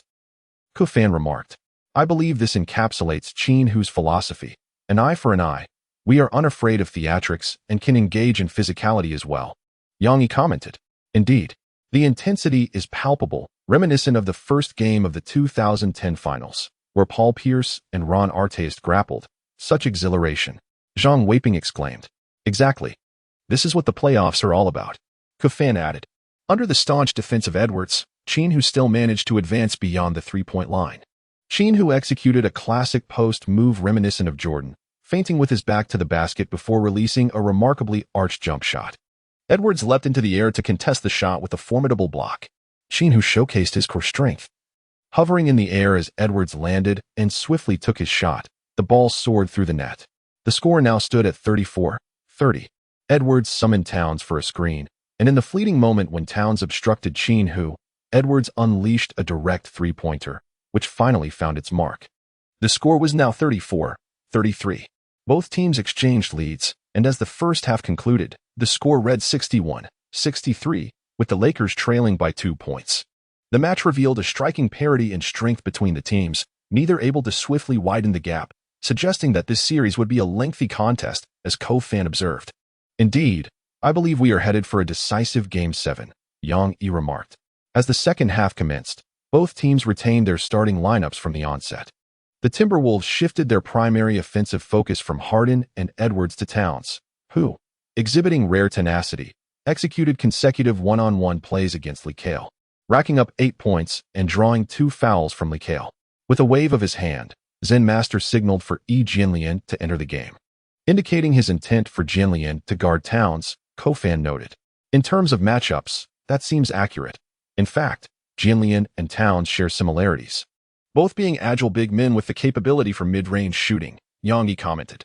"Jianlian is not intimidated by him," Zhang Weiping added. Indeed, upon entering the game, Jianlian immediately demanded the ball, preparing for a face-up one-on-one against Towns. He initiated with a feint to the left, then swiftly dribbled right, penetrating towards the paint. As he approached the 3-second area, he executed a signature move, a turnaround jumper with exquisite elevation and a fluid touch. The ball swished through the net. The score stands at 68-73, with the Timberwolves in the lead. Towns, in a splendid rhythm, receives the ball near the baseline. Jianlian approaches to contest him, but Towns executes a swift spin, evading and drives to the basket for a score, bringing the tally to 68-75. After the basket, Towns smirks and shakes his head, exclaiming that they cannot guard him. Jianlian hurriedly apologizes to his teammates, acknowledging his misjudgment of Towns' agility. He had underestimated the speed of Towns' maneuver, pressing too tightly in defense, resulting in being easily bypassed. This defensive lapse is evident in his anticipation. Transitioning back to the Lakers' offense, Westbrook and Jianlian initiate a pick and roll, leading to a bounce pass back to He executes a mid-range jumper, scoring and narrowing the gap to 70-75. The Timberwolves continue to focus on Towns, who now opts to receive the ball beyond the 3-point line. Facing off against Jianlian, he attempts to lower his center of gravity, preparing for Towns' potential drive. Towns feigns several tentative steps, but finding no suitable opportunity, he resorts to using his physique and speed to force his way left. He closely trails Towns, when suddenly, Towns performs an expansive retreat, creating space before swiftly launching a 3-point shot. Maintaining his position, rushes to contest, but is slightly late. However, Such a pronounced retreat can be challenging to control for a player towering over 210 centimeters. Towns' hurried attempt falls short, allowing Westbrook to seize the rebound and initiate a fast break. He outmaneuvers Conley and, confronted with Gobert's defensive presence beneath the basket, lofts the ball into the air. Following closely is Jianlian, who secures the basketball with both hands and, soaring above Gobert, forcefully slams it down. Ding! The ball goes in. Gobert is sent crashing down, and there is a chance for an additional free throw. Yes, a magnificent play, Alien, with his extraordinary talent. This is how his entire career should unfold. Indeed, his leaping ability is top tier among the yellow race. As Jianlian descends from the dunk, he reaches to help Gobert up, only to have Gobert disdainfully shake off Yi's hand. Alien, you must deal with this dog using a stick. Do not show him any kindness. On the sidelines, Li Kaier shouted at Jianlian, while Gobert excitedly sprang to his feet, rushing towards Jianlian, spewing a torrent of trash talk. Who do you think you are? What gives you the right to challenge me? I will obliterate you, you little nobody. His spittle nearly splattered across Jianlian's face. Throughout his illustrious career, Jianlian has always been known for his gentle temperament. He has never favored conflict. Ignoring Gobert, he simply turned and walked away, while Gobert continued to pursue him with incessant taunts. Suddenly, Qin Hu positioned himself before Gobert, his eyes glinting like those of a wolf. As he inquired, "Are you truly certain you wish to provoke us?" A chill crept over Gobert as he felt Qin Hu's penetrating gaze. He hastily replied, "I did not intend to. I merely needed to vent my emotions, you understand. I bear no ill will." Qin Hu smiled calmly, reaching out to pat Gobert, conveying that if you seek trouble, it shall be met with regret. As one of the most renowned tough players in the NBA, Qin Hu's reputation precedes him, and Gobert merely smiles. It is but a single match. And no one wishes to stir up trouble, right? Ha ha ha ha. Chapter 86, The Moment of Triumph. Jianlian successfully completes an additional free throw, bringing the score to 73-75. The Lakers remain steadfastly close in the competition, while the Timberwolves continue to rely on Towns as their primary offensive weapon. Once again, Towns confronts Jianlian's defense. This time, he opts for a powerful back-to-the-basket move, relentlessly using his shoulder to forge a path into the key. Approaching the 3-second area, he suddenly executes a delicate jump shot. Jianlian, caught off guard, fails to react in time. Meanwhile, Odin, poised to provide backup defense, seizes the moment, leaps high, and delivers a resounding block, sending the basketball flying away. Upon gaining possession of the ball, Qin Hu immediately launched a counterattack, while Edwards advanced to apply pressure on him. With a graceful maneuver, Qin Hu deftly evaded Edwards, and upon encountering the defensive double team from the Timberwolves, he turned and passed to the advancing Jianlian. With 2 meters of unguarded space before him, he confidently released a shot, and the three-pointer found its mark. The score stood at 76-75, with the Lakers reclaiming the lead. In response, the Timberwolves substituted Reed for Gobert, shifting their strategy to center around Harden. The current lineup for the Timberwolves featured Towns, Reed, Edwards, Harden, and Conley. Harden took charge of the offense, while the others spread the floor, forming a lineup ideally suited for his strengths. Reed set a screen, allowing Harden to penetrate, compelling the Lakers' defense to collapse. At the opportune moment, Harden delivered the ball to Conley in the corner, who secured the three-pointer with precision. The score now read 76-78. The ensuing match evolved into a fierce tug-of-war, stretching into the final 5 minutes of the fourth quarter. With both teams exchanging leads multiple times, the scoreboard displayed a deadlock at 100-100. Following a timeout, both teams deployed their ultimate lineups. The Timberwolves opted to forego their towering center Gobert, fielding Towns, Reed, Edwards, McDaniels, and Harden. The Lakers countered with Odin, Jianlian, Choi Young-hee, Qin Hu, and Westbrook.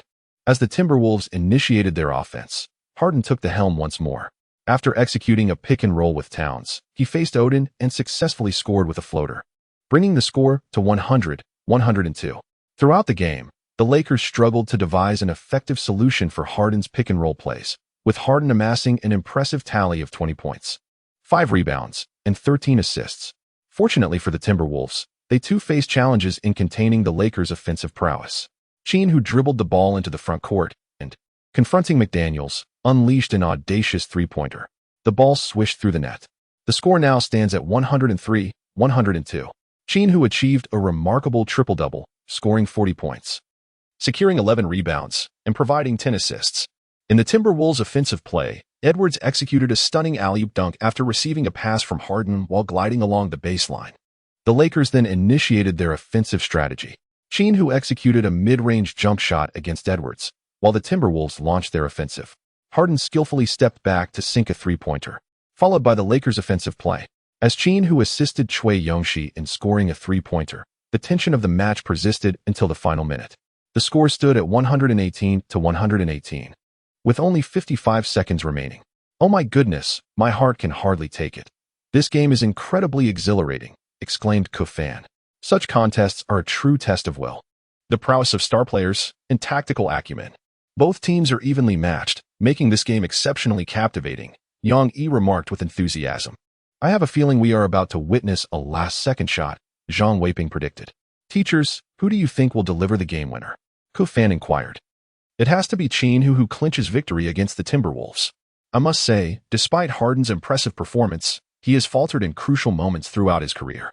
I am not optimistic about his final display, whereas once Qin Hu has the ball in the dying seconds, you know he will deliver," Yang Yi asserted. "Indeed.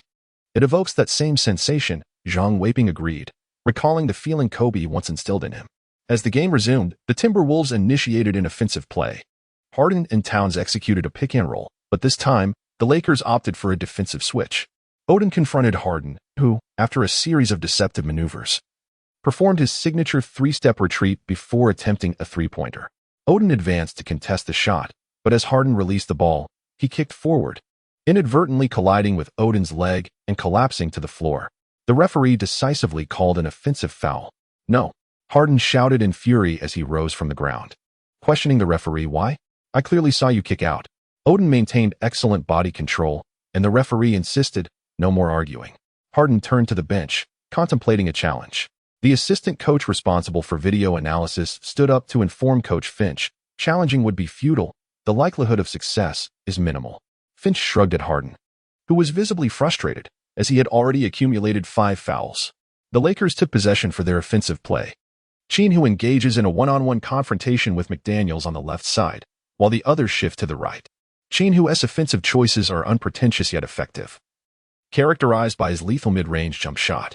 With a sudden halt, he leaps into the air for a jump shot, leaving McDaniels unable to contest the shot in time, merely witnessing the basketball gracefully descend into the hoop. The score stands at 120-118. As the Timberwolves initiate their offense, Edwards opts for a solo play, driving towards the basket while bearing down on Qin Hu. Just as he faces the imminent threat of a block, he deftly passes the ball to Towns on the perimeter. Confronted by the Lakers' defensive rotation, Towns swiftly redirects the ball to McDaniels in the corner. Upon receiving the pass, McDaniels unleashes a three-point shot, and it finds its mark. The score now reads 120-121, with merely 20 seconds remaining in the game and the Lakers opting not to call a timeout. Qin Hu dribbled the ball into the front court, while his teammates spread out on both sides, clearing the central lane for Qin Hu to engage in a one-on-one confrontation with McDaniels. As Qin Hu dribbled the ball, he lifted his gaze to check the clock. He intended to take his shot in approximately 10 seconds, and in the event of a miss, there would still be an opportunity for a rebound. Zhang Weiping interjected, "No. There are only 8 seconds remaining." Yang Yi, feeling the tension, exclaimed, "Could it be that he is waiting for the final shot? What if he misses?" Kufan, filled with excitement, counted down, 5, 4, 3. Qin Hu suddenly activated, swiftly breaking through to the right with an astonishing first step and an expansive stride. McDaniels exerted every effort to pivot and keep pace. Qin Hu executed a powerful leap, soaring high into the air, delivering a shot from the free throw line. This was reminiscent of Michael Jordan's iconic game winner in the 6th game of the 1998 Finals against the Jazz. Qin Hu, Qin Hu, Qin Hu. Kufan had already risen to his feet in a surge of excitement. "It must go in." Yang Yi also stood up. Phil Jackson recalled the first time he met Qin Hu, when they had engaged in a lengthy discussion about the choices in the final moments of an offense. Taking an early shot, though it might allow for an offensive rebound opportunity, could still leave the opponent with time to respond, gambling on the last shot. If it were to miss, all the efforts of the evening would be in vain. Who could guarantee success? Chapter 87. The Western Conference Finals are upon us. I was born for moments like this. The words spoken by Qin Hu still reverberate in Phil Jackson's ears, as time seems to stand still. The basketball glides gracefully through the air towards the hoop. The silhouettes of Michael Jordan, Kobe Bryant, and Qin Hu executing their jump shots play in Phil Jackson's mind like scenes from a film. A game-winning shot. The Lakers players rush towards Qin Hu, enveloping him in a frenzied celebration. Throughout this, Phil Jackson remains seated, calmly chewing his gum, seemingly unaffected by the tumultuous excitement unfolding on the court. Assistant coach Fish Fisher, after embracing the players in celebration, notices the composed Phil Jackson. Known for his zen-like demeanor, he has never been so unflappable. In the past, when Jordan and Kobe delivered game winners, he would raise his arms in exultation and embrace his players. "Hey, Phil, aren't you going to join the celebration?" Phil Jackson adjusts his glasses and responds with an air of tranquility. Qin Hu merely fulfilled his duties. There is nothing particularly special about it. In this round of the playoffs, the majority of experts and fans around the world deemed both teams evenly matched, expecting this to be the most suspenseful series. However, their predictions were utterly misguided, as the final score revealed a sweeping victory of 4-0 for the Lakers over the Timberwolves. Although the scoreline may appear to lack suspense, each game was fiercely contested until the very last second, with the Lakers winning their 4 matches by a mere total of 6 points against the Timberwolves. This left Timberwolves fans in utter despair. Qin Hu has delivered 4 decisive victories. This indicates that the Timberwolves have succumbed to the same fate on all 4 occasions. With the entire world aware of who would take the final shot, despite their utmost efforts to thwart him, Qin Hu still managed to secure the game-winning shot. Subsequently, Edwards has not uttered a single word regarding MV again. A few days later, the second round of the 2025 NBA playoffs concluded with the following results. In the West, the Warriors triumphed over the Mavericks 4-0, and the Lakers swept the Timberwolves 4-0. In the East, the Knicks defeated the Bulls 4-2, while the 76ers overcame the Bucks 4-1. The teams advancing to the conference finals are Warriors vs. Lakers and 76ers vs. Knicks. At the Los Angeles Lakers Arena, the entire team is preparing for the critical showdown against the Warriors. The video analysts presented the playoff performance of the Warriors, revealing a startling truth. The Warriors have grown even stronger since Draymond Green's return to the Warriors. This super team boasts the highest efficiency in both offense and defense in the league. They managed to score an average of 18 three-pointers per game with a shooting percentage of 50. When opponents focus on defending their three-point shots, Anthony Davis effortlessly scores underneath the basket. In their 4-game sweep of the Mavericks, they won by an average of 21 points per game. A remarkable feat considering the Mavericks were last season's finalists and their roster has remained largely unchanged. After the series, the Mavericks head coach lost his composure, vehemently criticizing Silver and accusing the Warriors of cheating, asserting that the league must prevent such teams from emerging. Kidd's remarks garnered support from numerous players, including former Warriors player LeBron James. In a program, LeBron stated that today as superstars in the league have no limits. They endlessly form alliances and take shortcuts, which he views as a detrimental trend that harms fans who seek fairness. When the host inquired, "LeBron, you also played for the Warriors. Did you not seek shortcuts as well?" LeBron shrugged, stating, "I find that rather uninteresting, which is why I opted out. Knowing the outcome of a game before it begins is tedious. I relish challenges." The host added, "Yet many claim you were the pioneer of forming super teams." LeBron, visibly agitated, retorted, "These are merely jealous of my achievements, attempting to tarnish my legacy. Throughout my career, I have never been part of a super team. My presence has elevated even average teammates to stardom." Upon witnessing James's interview, the Lakers were engulfed in laughter. "In the realm of interviews, I am invincible," declared Westbrook. He expressed a desire for a retirement tour, yet found himself mocked by away fans shouting for him to find his father. And he remains perplexed by the reason behind it, as Gabby Vincent noted. "Enough," Phil Jackson exclaimed, striking the blackboard. "Let us cease discussions about that jester. 80% of his career points were scored through traveling. What merit is there in discussing such a figure? Now, let us turn our attention to the Warriors' standard strategies." Fisher took on the role of the educator. Firstly, Green orchestrates from the top of the arc, with Anthony Davis and Curry executing cross screens, while Thompson and Durant incessantly seek opportunities. This is the Warriors' foundational strategy, characterized by constant movement and the potential for open shots. Secondly, either Green or Davis positions themselves on one side with their back to the basket, while others engage in mutual screens, either cutting or popping out. This is an evolution of the top-of-the-arc play. I believe that to counter these two strategies, we must exert ourselves, embrace physicality, and maintain tight coverage with effective switches. The third strategy, in my opinion, is the most challenging to defend, a pick and roll between Curry and Durant. If the switch is not executed promptly, Curry will take a three-pointer. If it is executed, Durant will exploit mismatches against smaller defenders. This tactic is typically employed during crucial moments. Fourthly, the pick and roll between Curry and Draymond Green sees Green rolling towards the basket, seeking an open teammate. The key to defending this play is to grant Green some space to attack the basket while denying him passing opportunities, thus challenging his finishing rate at the rim. Fifthly, the combination of Curry and Davis in a pick and roll also presents significant challenges. Curry's shooting, coupled with Davis's aggression towards the basket, is difficult to defend. Lastly, Durant or Davis may isolate, with the others spacing the floor. Beyond these 6 principal strategies, they possess countless ancillary plays. Coach Kerr adeptly utilizes collective teamwork. And combined with the individual prowess of these superstars, they remain undefeated. Pelinka, listening intently, remarked, "Fisher, having absorbed your analysis, it seems they are superior to us. How can we triumph over them?"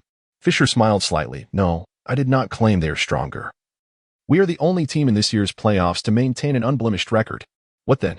Fisher slammed his fist onto the tactical board, raising his voice. "To hell with tactics. They are all nonsense. We shall be stronger, more resilient, and more relentless. The team that will reach the finals is undoubtedly us. Let us vanquish them. Let us conquer them." Chapter 88, Warriors vs. Lakers, an explosive Western Conference Final. San Francisco, Chase Center. The first game of the Western Conference Finals has officially commenced. The Tencent commentary team, consisting of Ku Fan, Yang Yi, and Zhang Weiping, has invited a special guest, Derrick Rose. Ku Fan expresses his excitement at Rose's presence, recalling their past collaborations during Rose's peak when he participated in various basketball events in China.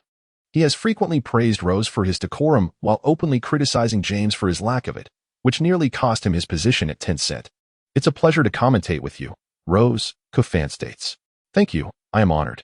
I am extremely grateful to Qin Hu for treating my injuries. I am here today to support him," Rose replies. As the game start time approaches, Yang Yi prompts, "Rose, reflect on your team's performance in the last round. I know the outcome was not favorable for you." Rose ponders for a moment before responding with a smile. "The Knicks, under Thibodeau's leadership, played exceptionally tough. Their defense was formidable. I must say, Thibodeau truly understands me. They devised an excellent defensive strategy. We fought hard against the Celtics for 7 games and, physically, we were a bit fatigued, unable to match the Knicks' intensity. Congratulations to them." Zhang Weiping nods and comments, "Rose, your current form is evident to all. You are now performing at a superstar level. Frankly, your teammates seem lacking. Have you considered joining a stronger team in pursuit of a championship?" Rose chuckles, "No, that is not my style. I intend to remain with the Bulls and grow alongside them. I don't favor taking shortcuts." Ku Fan, with a hint of emotion, interjects, "Yes, you and Iverson, the lone warriors, are truly admirable, unlike some who claim to be the GOAT while constantly seeking shortcuts and forming alliances." Stop. Don't speak carelessly, Yang Yi quickly interrupts Ku Fan. Ku Fan's expression changes. "Friends, I have said nothing, please do not speculate. I must clarify that I am currently a fan of James. In my eyes, he is the greatest of all time." At this moment, the referee's whistle signaled the commencement of the match, and the starting players from both teams assembled at the center of the court. The Golden State Warriors starting lineup consisted of center, Anthony Davis, power forward, Draymond Green, small forward, Kevin Durant, shooting guard, Klay Thompson, and point guard, Stephen Curry. The Los Angeles Lakers starting 5 included center, Greg Oden, power forward, Yi Jianlian, small forward, Choi Young-hee, shooting guard, Qin Hu, and point guard, Russell Westbrook. In a strategic move to bolster their interior defense against the Warriors, Coach Phil Jackson elevated Yi Jianlian to the starting position. As the teams vied for possession, the Warriors secured the ball. Durant held it at the top of the arc while Curry maneuvered into an open position, utilizing a screen set by Green. With impeccable timing, Durant delivered a crisp pass to Curry, who swiftly launched a three-point shot. The ball glided through the air with a silky touch, and it swished through the net. The Warriors took an early lead of 3-0. The Lakers responded with their first offensive play, directing the ball to the interior. Davis faced off against Oden in a one-on-one matchup. Oden opted to back down Davis, making 3 powerful moves before executing a turnaround floater. However, under Davis's relentless interference, the shot failed to find its mark. Davis secured the rebound, and Green quickly pushed the ball up the court. Meanwhile, Durant and Thompson raced toward the corners. Green executed a bounce pass to Curry, who was positioned at a 45-degree angle, well-versed in the chemistry developed with the Splash Brothers over the years. Knowing that a super shooter like Curry was in rhythm, he delivered the ball, and Curry, just 2 steps shy of the three-point line, took his shot. As the ball soared through the air, Curry had already turned to celebrate, raising his arms in triumph. A mere second later, the ball rippled the net. My goodness. Curry is on fire right from the start. My mother will surely question why I am watching the game on my knees. Brothers. It's so perplexing. Should I support Curry or Qin Hu? In just 28 seconds into the game, the Warriors had already established a 6-0 lead, prompting the Lakers to entrust the ball to Qin Hu. As Qin Hu prepares to isolate and take on Durant from the wing, Curry swiftly approaches to apply pressure on Qin Hu. Qin Hu passed the ball to the unmarked Westbrook, who, with unwavering confidence, took a decisive shot from beyond the arc. Yet, the force behind his attempt proved excessive, as the ball struck the back rim and soared high into the air. Davis skillfully established his position against Odin, while Draymond Green seized the rebound and initiated another fast break. Draymond, the orchestrator of this swift movement, propelled forward as if the other 4 players were mere wheels of a vehicle racing ahead. Suddenly, Durant halted mid-stride, setting a screen for Curry. Draymond, with impeccable timing, delivered the pass to Curry, who unleashed another long-range shot. 3 points, once more successful. The score surged to 9-0, prompting Phil Jackson to rise from his seat. Using 2 fingers to whistle and remind everyone to tighten their defense, the Lakers regained possession as Westbrook dribbled the ball into the front court. As Qin Hu received the ball, Klay Thompson swiftly approached to double-team him. Qin Hu decisively passed the ball to the open Cui Yongxi. However, Cui took a moment to stabilize himself, resulting in a lack of rhythm, and his 3-point attempt missed the mark. Durant secured the rebound, prompting the Warriors to launch a fast break. This time, the entire Lakers' focus was on Curry, with Westbrook closely shadowing him. Upon encountering a screen, he swiftly switched defensive assignments. Curry dashed along the baseline, making a couple of runs without finding an opening. Suddenly, he sprinted to the top of the arc, using his body to shield the defense from Draymond Green, who charged toward the basket with the ball in hand. At that moment, the Lakers' interior defense was absent, as all eyes were on how Green would execute a layup. With a swift 3-step motion, just as he was about to release the ball, Green unexpectedly flicked his wrist, passing it to the corner. At that very instant, Curry had just reached the corner, and the ball found its mark. With precision, Curry unleashed another 3-pointer, making the score 12-0. The Lakers called for a timeout. Goodness. This is utterly ruthless, missing an open layup only to pass out for a 3, Kafan exclaimed. This exemplifies the camaraderie and absolute trust among the veterans, Zhang Weiping remarked. In truth, the Lakers had not made any glaring mistakes. The Warriors immediately double-teamed Qin Hu, providing numerous open opportunities. Yet, the Lakers failed to capitalize. While Curry's last 3 attempts were all high-difficulty shots, each landing perfectly, how can one argue against that? Yang Yi lamented. Derrick Rose also weighed in, noting, "It seems clear that Curry's strategy is to double-team Qin Hu and challenge the others to defeat me. At this juncture, the Lakers role players must step up. But how can they do that when they miss open shots?" Kufan retorted, "I believe they should exercise a bit more patience. After all, with 2 players doubling Qin Hu, they have a 4-on-3 advantage. Rushing 3-point attempts against the Warriors is unwise," Yang Yi suggested. Chapter 89, Box 1 Tactics. Upon returning from the timeout, the Lakers replaced Westbrook with Seth Curry. What is going on? The Lakers can hardly contain the Warriors' offense, and they bring in a player with even weaker defense, Kufan commented. Perhaps Seth Curry understands Stephen Curry better, being his brother, Zhang Weiping observed. In terms of offensive open shots, Seth is indeed a touch more accurate than Westbrook, Yang Yi noted. On the court, Qin Hu was playing the point guard position, while Seth Curry took on the role of shooting guard. As Qin Hu just dribbled the ball into the front court, the Warriors immediately surrounded him with a double team. The player left unmarked was Yi Jianlian, who steadied his hand and confidently sank a 3-pointer. The score now stood at 12-3, marking the Lakers' first points of the game. As the Warriors launched their offensive, Draymond Green advanced the ball into the front court. The Lakers employed a defensive strategy known as Box 1, with Seth Curry specifically assigned to shadow Stephen Curry, while the remaining 4 players executed a zone defense. wherever Stephen Curry moved. Nearby Lakers players swiftly switched defensive assignments to double-team him. This was a tactic where one could risk losing the team battle. But Curry had to be contained at all costs. Box 1. My goodness, the Zen master is quite audacious, exclaimed Kufan. Indeed. The reason the Raptors coach dared to use this strategy against Curry in the 2019 finals was that the Warriors then had 3 non-scoring threats: Looney, Draymond, and Iguodala. It is essential to note that the current Warriors roster boasts stars like Davis, Durant, and Thompson. Now, the other players must step up, Yangi remarked. I believe this is a desperate measure. Curry is currently on fire, and the only option is to ensure he does not score, hoping the others falter, Zhang Weiping commented. Exactly. Over the past few years, the consensus among NBA coaches has been that you can afford to leave Clay, Draymond, or Durant open. But you must never allow Curry to get hot, for if he does, you are doomed, Rose added. Indeed, after a series of ball movements, Klay Thompson found himself with an open opportunity for a three-pointer. Without hesitation, Klay took the shot, and it went in. The score soared to 15-3 as the Lakers prepared to respond on their offensive end. Qin Hu once again found himself besieged. He lofted a pass to Odin beneath the basket, who executed a resounding dunk, bringing the score to 15-5. The Warriors initiated their offensive play, while the Lakers maintained their box 1 defense. However, this time they refined their defensive strategy, allowing Davis and Draymond Green to take mid-range shots while closely monitoring the Splash Brothers, resolutely denying them any opportunity to shoot. Draymond Green, from the top of the arc, took his time aiming.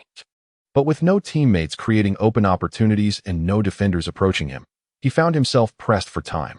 With only seconds left on the shot clock, he launched a desperate three-pointer, which fell woefully short, hitting nothing but air. The Lakers prepared for the inbound pass. Qin Hu swiftly dribbled the ball to the front court, and Klay and Durant immediately approached to execute a double team. However, this time, their timing in closing down was slightly delayed. With a surge of speed, Qin Hu deftly maneuvered between the two individuals, finding himself in an open space before him. Guarding the rim was none other than Davis. Qin Hu stepped within a stride of the free throw line and leaped effortlessly for a thunderous dunk. Upon witnessing Qin Hu's ascent, Davis was reminded of a past moment when he had been overpowered and swiftly maneuvered to evade the impending slam. After a magnificent glide, Qin Hu executed an immensely powerful slam dunk. The score stands at 15-7. Oh, this is the most astonishing dunk I have ever witnessed, Kufan exclaimed loudly. It is truly remarkable. One cannot deny that Qin Hu's talent epitomizes the pinnacle of our nation. The height of his jump, the force behind it, and the distance of his glide left even Anthony Davis astounded. This play is a tremendous boost to our morale, Yangi remarked. Qin Hu should play this way. One cannot simply rely on teammates when faced with double teaming. While passing to teammates, one must also maintain personal offensive intensity, Zhang Weiping stated. Returning to the Warriors' offense, the Lakers continued their defensive strategy from the previous round. Draymond Green stood at the arc with the ball, yet found himself in a state of bewilderment, akin to drawing a sword and looking around in confusion. Out of desperation, he attempted a low-angle three-pointer, but it still failed to find the net. Qin Hu seized the rebound and swiftly initiated a fast break, confronting Durant directly. Qin Hu executed a remarkable long-range three-pointer, and the ball swished through the net. The score now stands at 15-10, narrowing the gap to 5 points. The Warriors have called for a substitution. Draymond Green steps off the court, while Rui Hachimura enters. In contrast to Green, Hachimura excels in shooting. The Lakers maintain their defensive strategy, ensuring that no matter how Stephen Curry maneuvers, he is denied any opportunity to shoot. This time, the Warriors found an open shot with Davis, who, just a step inside the three-point line, confidently sank a long-range two-pointer. The score is now 17-10 as the Lakers prepare to attack. Qin Hu expertly dribbled the ball into the front court. Yet the Warriors continued to apply their relentless double-team pressure. Qin Hu passed the ball to Seth Curry, who quickly retreated to bolster the defense. Seth Curry then delivered the ball to the unmarked Yi Jianlian. Yi Jianlian took a brief glance at the hoop as Davis charged from the paint to provide support. It was merely a feint. Yi Jianlian deftly maneuvered past Davis, driving straight towards the basket. Hachimura swiftly arrived to reinforce the defense, yet Yi Jianlian completely disregarded Hachimura, executing a powerful two-handed dunk that not only scored but also toppled Hachimura in the process. Since Hachimura was within the restricted area, the referee called a blocking foul on him. Yi Jianlian converted the ensuing free throw, bringing the score to 17-13. The Warriors proceeded with their offense. And this time Durant seized the fleeting opportunity, making a mid-range shot, thus elevating the score to 19-13. Returning to this side as Qin Hu delivered a pass, the unmarked Seskuri successfully sank a three-pointer. Both teams exhibited a fiery offensive prowess, rendering defense futile against one another. As the first quarter concluded, the score stood at 35-30, with the Warriors leading by 5 points. With the onset of the second quarter, both teams transitioned to their rotation lineups. The Warriors' five on the court comprised TJD, Durant, Moody, Gary Payton, and Rivers, while the Lakers fielded Valanciunas, Leclerc, Vanderbilt, Gabe Vincent, and Prince. As the Lakers initiated their offense, Valanciunas' height and weight became a tactical advantage. They strategically focused their attack on Valanciunas, who backed down TJD, effortlessly powering his way to the basket. However, unbeknownst to him, the true rim protector in the Warriors lineup was Durant, who emerged unexpectedly from behind TJD to deliver a resounding block, sending Valanciunas' shot soaring. The ball fortuitously landed in Leclerc's hands, who executed a slow three-step layup, successfully converting the attempt. The score was now 35-32. The Warriors resumed their offense, with Durant assuming the role of the primary scorer, while the others strategically positioned themselves on the opposite side of the court. Durant faced off against Vanderbilt, employing his signature wide-ranging dribble to maneuver past Vanderbilt's defensive stance and confidently sinking a mid-range jumper. The score shifted to 37-32. The Lakers continued their attack, once again relying on Valanciunas to isolate against TJD. However, as Valanciunas forcefully drove inward, he suddenly slipped, exclaiming in pain as he fell to the ground, clutching his knee. Chapter 90. The stalemate phase. Noticing the severity of Valanciunas' injury, the referee promptly halted the game. The team physician rushed onto the court, and after a thorough examination, Valanciunas was carried off on a stretcher, suffering a severe knee sprain that would prevent him from continuing in this match, as conveyed to Phil Jackson by the physician. Consequently, Phil Jackson had no choice but to substitute E. Jianlian in the center position in light of Valanciunas' unfortunate injury. Qin Hu found himself powerless, as the healing abilities bestowed upon him by the system could not be utilized during the playoffs. The game continued with the Lakers initiating play. Gabe Vincent and LeBron James executed a pick-and-roll, with LeBron receiving the ball beyond the three-point arc. The Warriors' strategy became apparent as they collapsed their defense to protect the paint, particularly against players like LeBron and Vanderbilt, who were known for their inconsistency in three-point shooting. They completely disregarded the threat of a three-pointer from these two. In an astonishing turn of events, LeBron, with the slowest release in the league, launched a three-pointer that found its mark. The score stood at 37-35. However, in the ensuing 3 minutes, the Lakers fell into a scoring drought, while the Warriors, led by Durant, unleashed a scoring surge. By the time the main players returned to the court, the score had escalated to 48-37, with the Lakers trailing by double digits once more. The Warriors' lineup on the court comprised Davis, Draymond Green, Moody, Curry, and Klay Thompson, while the Lakers' lineup was composed of, in the midst of the action, Qin Hu, Odin, Choi Yongshi, Prince, and Vincent found themselves engaged in a gripping contest. The Warriors, led by the ever-dynamic Stephen Curry, maintained possession.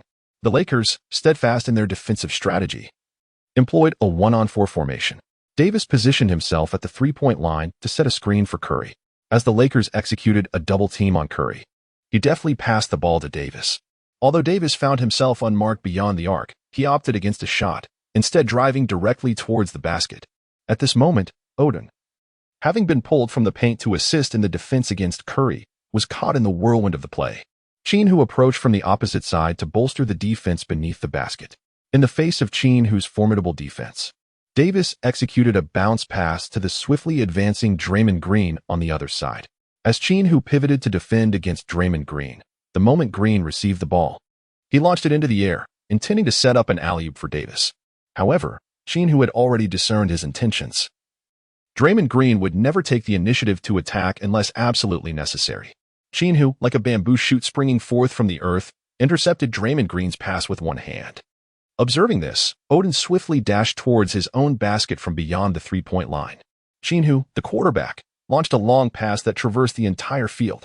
Odin caught the ball and executed a powerful two-handed slam dunk, bringing the score to 48-39. The Warriors were on the offense. This time, Curry opted against calling for a screen. He understood all too well that such a maneuver would inevitably invite a double team. As he faced Vincent's defense, Curry leaned in, swiftly executed a step back, and released a rapid three-pointer. Vincent rushed forward to contest the shot, but it was too late. He lost his balance and collided directly with Curry, resulting in a whistle as the ball swished through the net. An additional free throw was awarded, 3 points plus 1. To date, Curry had made all 5 of his three-point attempts in this match, and the Lakers found themselves in dire straits. Curry's performance was nothing short of explosive. Kufan remarked, "Curry is undoubtedly one of the most prolific scorers in the game." Yang Yi added, "What would you do, Ross, if you were faced with a Curry in such form?" Ross shook his head in resignation. "There's little one can do. When he gets in a groove, he is simply unstoppable. However, I would focus on wearing him down on the offensive end, chasing him relentlessly." "Indeed, Ross, that's a sound strategy. I wonder why the Lakers haven't adopted it." "In recent years, most teams facing the Warriors have aimed to exhaust Curry," Zhang Weiping observed. As Curry sank the free throw, the score ascended to 52-39. Qin Hu approached Gabby Vincent and said, "Gabby, in the next round, I shall take on the responsibility of guarding Curry." The Lakers initiated the play, and Gabby Vincent dribbled the ball into the front court. As Qin Hu received the ball, the Warriors swiftly converged upon him. Qin Hu passed the ball to the open Chui Yongxi, who took a three-point shot and scored. The score is now 52-42. The Warriors are inbounding the ball when Curry suddenly realizes that his defender has transformed into Qin Hu. Qin Hu possesses impressive height and long arms, coupled with remarkable agility, allowing him to effectively shadow Curry. However, Curry is unlike other basketball stars. He can operate without the ball, ceaselessly darting across the court, occasionally leveraging screens to create opportunities. Qin Hu pursued Curry with the tenacity of a cat chasing a mouse as the offensive play unfolded. Qin Hu discovered that defending against Curry was indeed more exhausting than guarding any other superstar. However, Curry was quite accustomed to such an intense pace of running. With a smile, he said to Qin Hu, "My friend, you shouldn't waste your energy trying to guard me." As the two engaged in their cat-and-mouse game, Moody from the Warriors scored with a mid-range shot, bringing the score to 54-42. Qin Hu smiled wryly. "You are right. After defending against you for an entire match, I need not launch an attack." Qin Hu summoned Vincent, and in the next round, it will be your turn to pursue Curry. The Lakers are on the offensive. Qin Hu passed the ball to the interior player, Odin. In the face of Davis's defense, Odin executed a graceful hook shot, successfully scoring. The score now stood at 54-44. The Warriors commenced their offensive play, while the Lakers' defensive formation reverted to a box-and-one. With the defense vacated, Draymond Green dribbled towards the hoop. Qin Hu stood beneath the basket, his gaze fixated on Draymond Green with a malevolent intensity, as if he had discerned his every thought. Draymond found himself ensnared in a moment of indecision, torn between the options of shooting and passing. Suddenly, the referee's whistle pierced the air, signaling a traveling violation against Green. Frustrated, he protested to the official, "I only took 5 steps, while LeBron James gets away with 6. The referee shot him a stern look and retorted, "Are you James?" Meanwhile, the Lakers launched their offensive. Qin Hu once again found the open Chui Yongxi, who effortlessly sank another three-pointer. The score stood at 54-47. As the Warriors launched their offensive, Draymond Green positioned himself at the arc, while the Lakers players kept their distance, focusing all their attention on guarding others. Currently, Curry was burdened with the weight of the game. Kufan remarked, "If Draymond Green intends to shoot, he must do so, the longer he hesitates, the more his confidence wanes," Yang Yi commented. Draymond Green executed a shooting fake, yet no Lakers player advanced to challenge him. Seizing the opportunity, he drove towards the paint, with Odin blocking Davis behind him, showing no intention to contest the shot. Just as Green was about to lay it up, he surprisingly opted to pass, tossing the ball over Davis's head. In his anticipation, he expected Odin to come over for a defensive block, leading him to set up Davis for an alley-oop dunk. However, the Lakers had a clear strategy to thwart his passing. Odin remained stationary, and as the pass approached, he leaped and intercepted the ball, promptly relaying it to Qin Hu. Taking advantage of the Warriors' transition from offense to defense, Qin Hu swiftly dribbled the ball up court. Faced with Klay Thompson's solitary defense, he executed a three-point shot that found its mark. The score stood at 54-50 as the Lakers made a comeback. Chapter 91, Securing the Championship. As the first half concluded, the score read 62-56, with the Warriors retaining a 6-point lead. Surprisingly, at the onset of the second half, the leading Warriors opted for a lineup adjustment. as Coach Kerr substituted Moody for Draymond Green. This alteration transformed the Warriors' on-court roster to include Davis, Durant, Moody, Clay, and Curry. I believe Kerr's proactive adjustment was remarkably astute. It was evident that the Lakers capitalized on Draymond Green's inability to score, allowing them to abandon his defensive pressure on Curry. Now, the Warriors' lineup appeared flawless, leaving no one unguarded, commented Young E. Well, this certainly won't sit well with Draymond Green, who voluntarily returned to the Warriors only to be removed from the starting lineup, remarked Fan. Draymond Green is a person with a keen sense of self-awareness. He likely won't let this matter disturb him, Young E noted. The Lakers continued with their starting five from the opening. The first offensive play of the second half was initiated by the Lakers. Westbrook and Odin executed a pick-and-roll, with Odin rolling to the basket. Westbrook delivered a bounce pass, and Odin finished with a dunk, bringing the score to 62-58. The Warriors took their turn on offense, while the Lakers altered their defensive strategy to man-to-man. Westbrook diligently pursued Curry, who utilized Davis's screen to receive the ball. Odin promptly switched on to Curry, leading to a one-on-one situation. Curry deftly maneuvered past Odin, executing a smooth layup to score, making it 64-58 as the Lakers prepared for their next offensive effort. Qin Hu, with the ball, engages in a one-on-one against Durant. The Warriors' strategy in the second half has also undergone a transformation. They no longer persist in double-teaming Qin Hu immediately. Instead, they rely on Durant to defend him individually, while the others remain poised to provide support as needed. Qin Hu accelerated past Durant, executing a seamless layup over Davis, bringing the score to 64-60. Throughout the entirety of the third quarter, the Warriors maintained their characteristic high efficiency, reminiscent of their famed Crazy Warriors style. Meanwhile, the Lakers displayed commendable performances across the board, keeping the score tightly contested. As the game transitioned into the fourth quarter, during the critical juncture where starters and substitutes intermingled, the Lakers bench, led by Westbrook, continued to press on, maintaining the scoreline. With merely 1 minute remaining in the match, the scoreboard reflected a narrow 122-121 in favor of the Warriors, who held a slender lead of just 1 point, with the Lakers in possession of the ball. As Qin Hu faced the dual onslaught of Curry and Thompson, he executed a graceful fadeaway jumper, scoring and bringing the tally to 122-123, with the Lakers now leading by a single point. Only 45 seconds remained on the clock. The Warriors launched their offensive, with Curry and Durant executing a pick-and-roll. Curry then unleashed a remarkable long-range three-pointer, propelling the score to 125-123 and allowing the Warriors to reclaim a 2-point advantage. With just 32 seconds left, Curry had impressively converted 10 out of 13 attempts from beyond the arc, amassing a total of 41 points. The Lakers initiated their offense. As Qin Hu faced Durant's formidable defense, he gracefully executed a three-point shot, bringing the score to 125-126, allowing the Lakers to regain the lead by a mere point. With only 25 seconds remaining, the entire audience rose to their feet, enveloped by an electric atmosphere that filled the arena. The Warriors launched their offensive, and like the Grim Reaper wielding his scythe, Durant sank a mid-range jumper, shifting the score to 127-126. As the Warriors reclaimed the lead by a single point with just 10 seconds left on the clock, Qin Hu swiftly advanced with the ball into the front court, while Cole directed his players to initiate an early double team against him.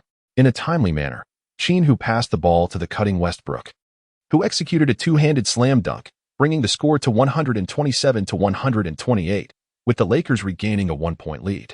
Only 3 seconds remained on the clock when the Warriors called a timeout. Teachers Yang and Zhang, who do you think the Warriors will designate for their final shot? Fan inquired. Durant, Yang E asserted with conviction. At this moment, only Durant has the opportunity to take a contested shot. I concur, it must be Durant, Zhang Weiping added.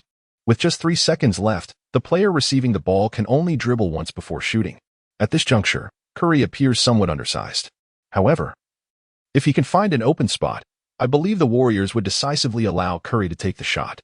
Ross expressed his agreement with both perspectives, noting Durant's height and wingspan make him the most suitable candidate for a game-winning shot. As the timeout concluded, Coach Kerr substituted in Draymond Green to handle the inbounds pass. The players gathered, and with the referee's whistle, Curry was the first to sprint out. Yet, Westbrook closely shadowed him, leaving Curry with no opportunity to receive the ball. Durant emerged from the opposite side. Qin Hu closely pursued Durant, who abruptly halted, using his body to shield Qin Hu while extending his arms to receive the ball. Draymond Green passed the ball to Durant, who dribbled once and effortlessly launched a three-point shot. In a swift leap, Qin Hu thrust his middle finger into the air, making contact with the basketball, which veered off its intended trajectory and ultimately struck the backboard. Odin seized the opportunity to grab the ball, just as the final whistle blew, signaling the end of the match. The Lakers triumphed over the Warriors with a score of 128-127, taking a 1-0 lead in the series.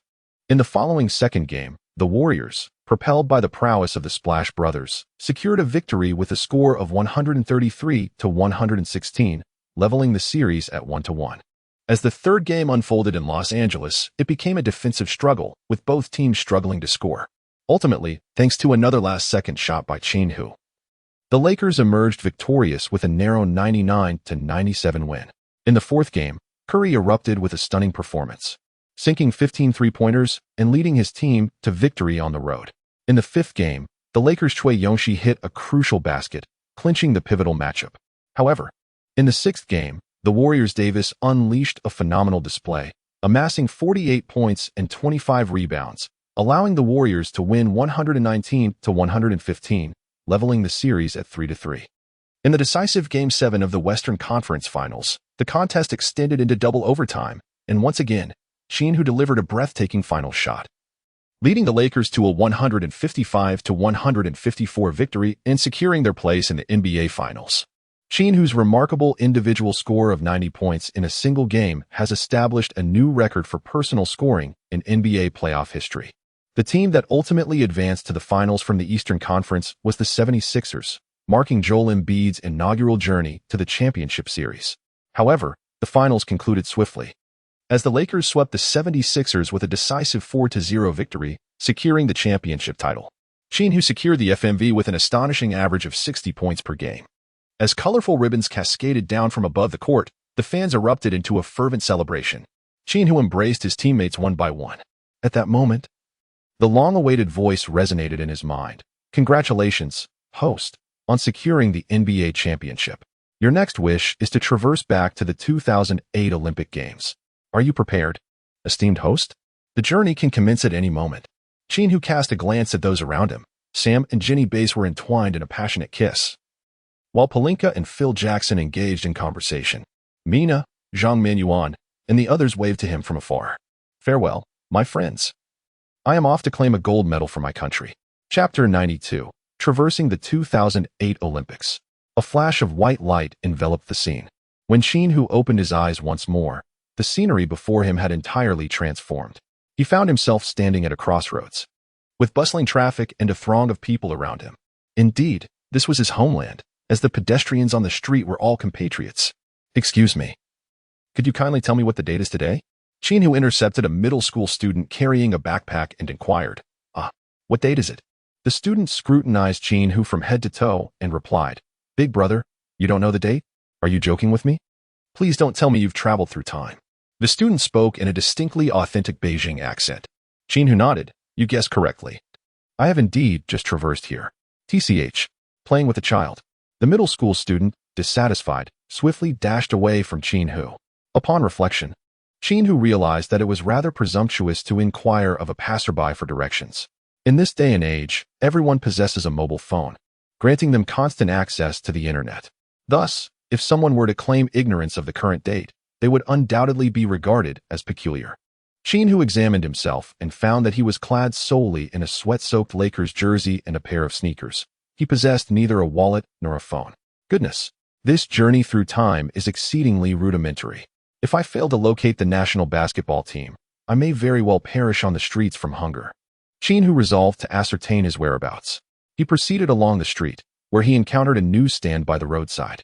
Qin Hu approached and picked up a newspaper. The date reading June 3, 2008, just 2 months away from the men's basketball team's first match on August 10th.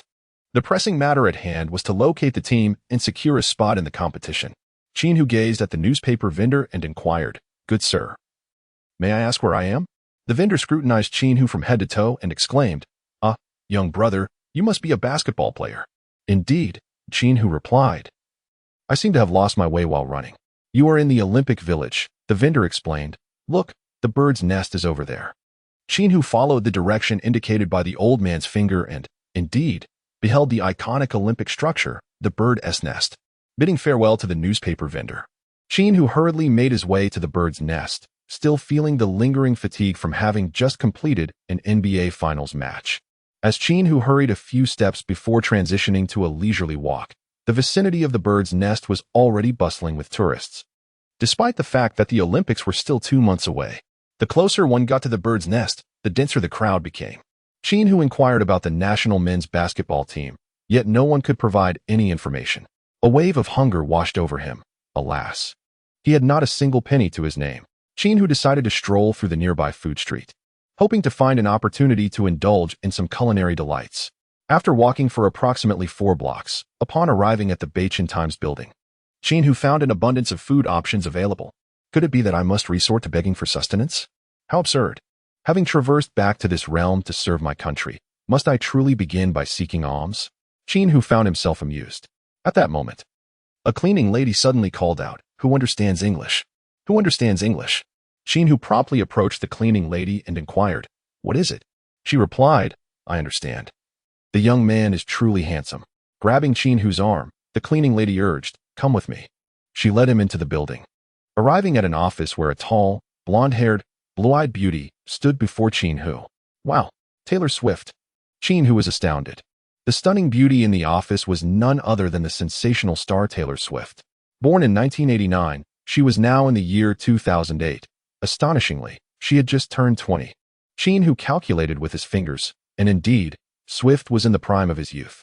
"Supervisor, this young man is proficient in English," remarked the cleaning lady. A young man rose from his workstation and said, "Hello, could you please assist in translating what this lovely lady's request is?" Qin Hu glanced at Swift, who happened to meet his gaze. Their eyes locked, and Swift's cheeks flushed slightly. "Do you understand English?" she inquired. "Yes, I am studying in the United States," he replied. "That's wonderful. I've misplaced my wallet. Could you kindly inform them and assist me in retrieving it?" Qin Hu promptly conveyed the message. The staff at the mall announced through the loudspeaker that a foreign friend had lost her wallet, kindly requesting anyone who found it to return it to the service desk. The response was immediate. Before long, someone brought the wallet back. Swift leaped with joy, exclaiming, "How wonderful. Thank you all." She then turned to Qin Hu, expressing her heartfelt gratitude. "I truly do not know how to thank you." Qin Hu chuckled, "Please treat me to dinner." Of course, Swift readily agreed. Standing at a height of 180 centimeters, she appeared delicate and petite beside Qin Hu. Swift led into an upscale restaurant nearby, where they sat facing each other. "Mr. Qin, did you just finish a run?" Swift inquired curiously, noticing that he was clad solely in a sports jersey. "Ah, don't mention it. I've lost my phone and wallet. And now I need you to treat me to dinner. Otherwise, I would go hungry." Given their unfamiliarity, Qin Hu felt no obligation to divulge his peculiar circumstances. "After dinner, where do you plan to go? Is your home in Beijing?" "I live outside the city, just arrived in Beijing, and I was planning to sleep on the streets tonight." Taylor Swift covered her mouth with a mysterious smile. "I could lend you some money to stay at a hotel tonight. I've lost my ID as well, so I can't check into a hotel." Taylor Swift bit her lip, her eyes darting around. "If you help me once, I will help you. You can stay at my place tonight. My suite is spacious enough." Qin Hu readily agreed. The two began their meal, and Swift ordered a bottle of red wine. They shared a toast. "Qin Hu, are you a basketball player?" "Indeed. I am preparing to join the national team." Swift became intrigued. "So, does that mean you could participate in this year's Olympic Games?" "It's quite possible. However, I am currently unable to reach the team." Swift gazed at Qin Hu. "You truly are a mysterious man." "Cheers." Qin Hu raised his glass. And as the wine diminished, Swift's gaze became increasingly intense. "I am a singer. I wonder if you have heard of me?" "Of course," she replied with a smile. "I have your poster on my bedside. In the stillness of the night, I find myself gazing at it." Swift smirked. "What exactly do you do while staring at my poster?" With a mischievous grin, Qin Hu decided to keep his secret for the moment. After dinner, the two hailed a taxi to Swift's hotel. During the ride, Swift suddenly seized Qin Hu's arm, exclaiming, "By the way, I can get in touch with Yao Ming." Chapter 93. The eve before joining the national team, Taylor Swift had reserved her hotel room 2 months in advance, solely for the convenience of attending the Olympics. As a devoted fan of Kobe, she inquired, "Do you know Yao Ming?" Qin Hu responded, "We have participated in events together and exchanged phone numbers." Swift admitted, however, We have never contacted each other. Upon arriving at the hotel, Taylor Swift handed Yao Ming's number to Qin Hu, saying, "I'll go take a shower first." Qin Hu utilized Taylor Swift's mobile phone to dial Yao Ming's number. After a few rings, a voice responded, "Hello, who is this?" It was indeed Yao Ming's voice. Qin Hu is quite certain that Yao Ming does not possess Swift's phone number. However, it is understandable, as he is, after all, in a relationship. "Hello, Yao. I am a basketball player with skills comparable to Kobe's. Could you do me a favor? I aspire to join the national team." Qin Hu hastily expressed his intentions, but the call was abruptly terminated on the other end. Qin Hu had no choice but to dial the number once more. "Hello, my brother. Do you truly believe what you were saying?" he inquired. "I am unaware of how you obtained my number, but please refrain from harassing me any further." Yao Ming replied with a stern tone. "Wait a moment, Big Yao. I assure you that I am genuine. My abilities are indeed exceptional. If you allow me to join the national team, we could secure the gold medal this time." The line went dead with a beep. Qin Hu, undeterred, dialed the number again, only to be met with a persistent message indicating the call could not be connected. It seemed he had been blocked. At that moment, Swift emerged, wrapped in a towel, her long, smooth legs strikingly apparent. Unable to make contact was one thing. He would devise another plan tomorrow, she remarked, with that stench of sweat. "It is high time you took a shower," she added, her gaze towards Qin Hu tinged with a hint of flirtation. Qin Hu, a seasoned veteran, lifted Swift's chin and kissed her directly.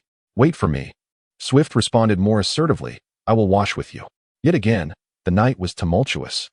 Filled with thunder and lightning, horses galloped freely across the grasslands while fish swam exuberantly in the waters. The following morning, after an intimate exchange, Swift found herself completely captivated by Qin Hu. She resolved to remain inseparable from him during the Olympic period. "Shall we visit the General Administration of Sport together?" Swift readily agreed.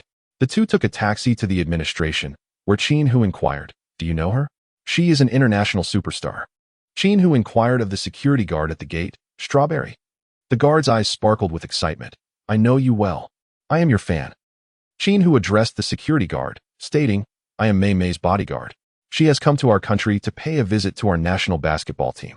The security guard replied, "The national team is currently training at Wuxang. Only the leaders from the headquarters are present here. Could you kindly relay the message? Mei Mei wishes to conduct an interview with the leaders first." The security guard, delighted to assist his idol, promptly communicated the request to the captain via the intercom. Soon after, the captain emerged for confirmation, then hurried back inside to report to the leaders. Approximately 10 minutes later, the captain returned and said, "Follow me. The leaders have agreed to meet with you." Qin Hu and Swift followed the head of security into the office building, traversing a lengthy corridor. Before halting in front of a door marked Director's Office, the head of security knocked and announced, "Director Hu, they have arrived." A middle-aged man's voice responded from within, "Please, come in." As Qin Hu entered the office, the leader had already come to the door to greet him. He warmly extended his hands towards Swift, saying, "Hello, Miss Taylor. Welcome to your visit. I am Hu Isher, the basketball supervisor." After a brief exchange of pleasantries, Hu Isher inquired about the purpose of Swift's visit. Out of courtesy for an international celebrity, he received her with utmost respect, yet he felt it necessary to clarify the reason for her unexpected appearance. Swift smiled charmingly and replied, "This is Qin Hu, my Chinese cousin. He is exceptionally talented and wishes to serve his country." All of Hu Isher's attention was now focused on Swift as he began to observe the towering figure beside her. The final roster for the men's basketball team had already been decided, and they were in the midst of the last training session. It seemed that there might not be any opportunities left. Qin Hu contemplated his words. "What do you believe your current lineup can achieve?" Hu, with a wry smile, replied, "We have been placed in the group of death: Greece, Germany, Angola, the United States, and Spain.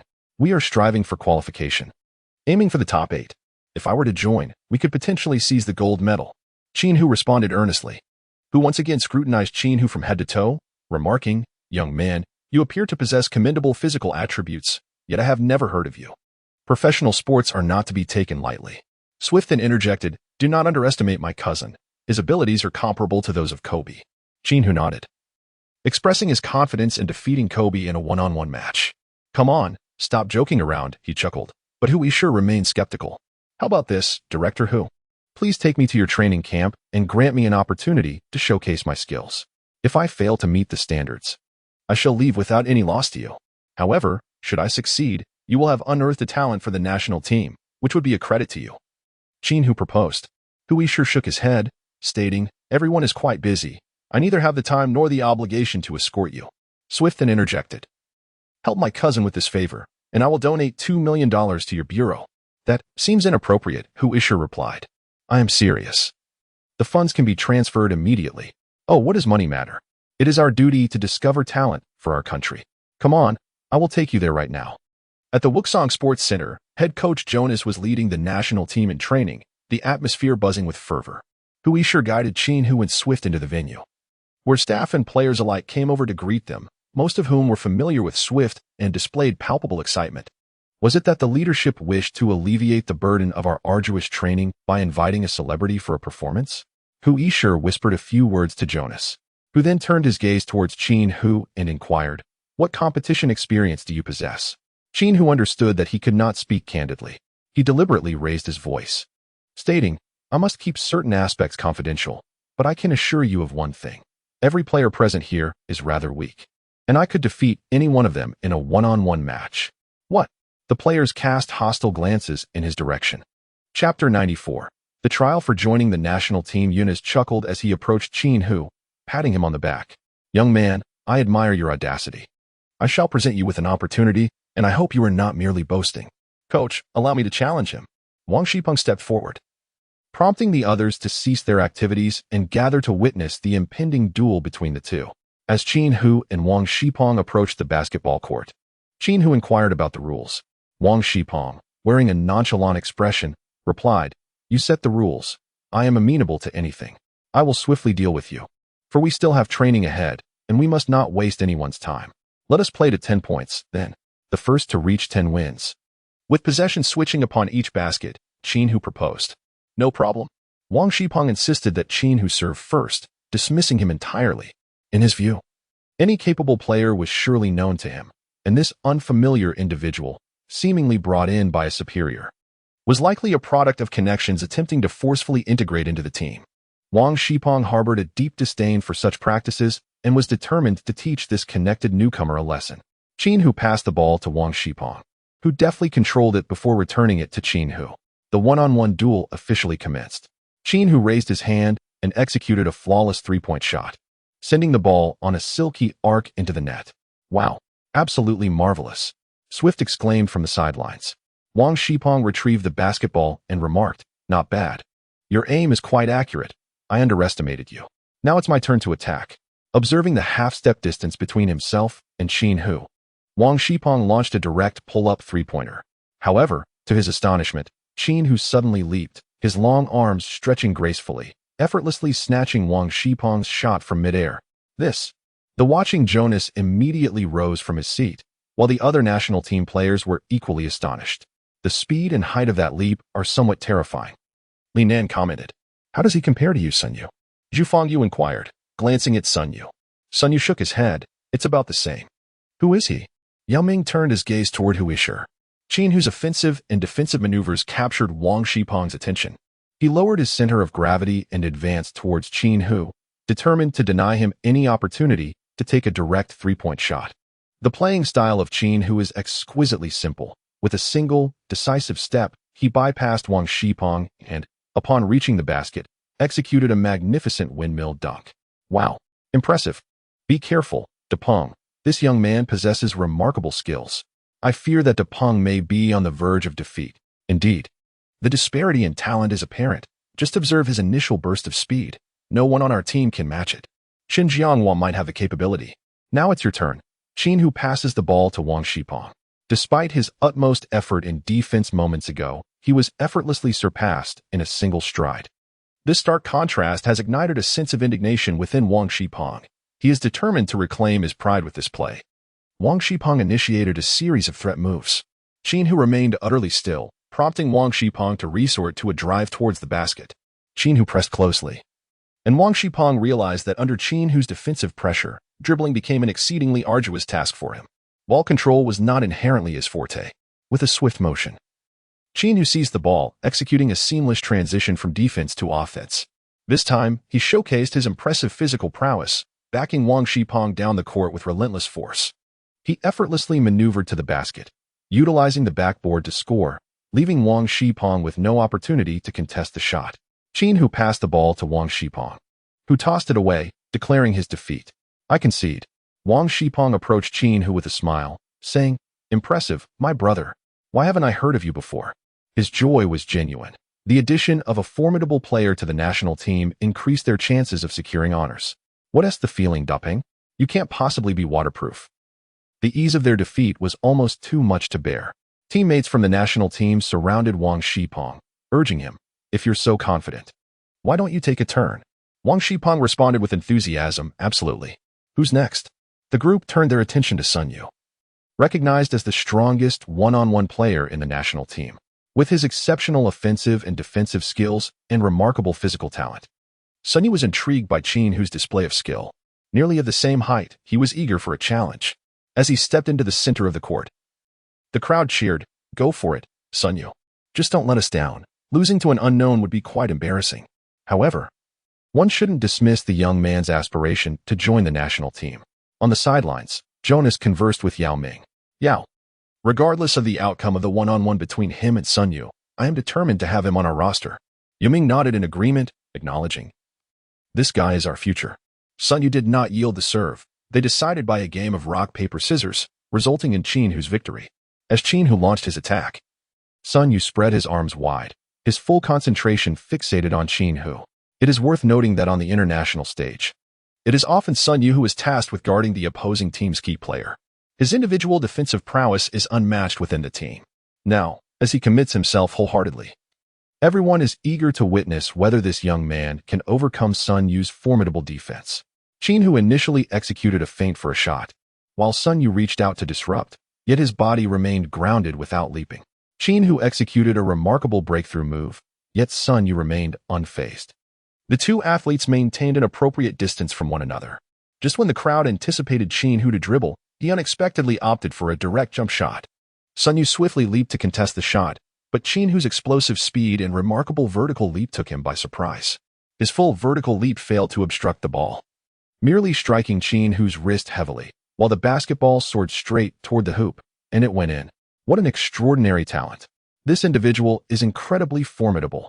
Everyone recognized the significance of that shot. Facing Sun Yu's direct jump shot, it was a feat that, even among NBA superstars, could only be matched by legends like Kobe and Durant.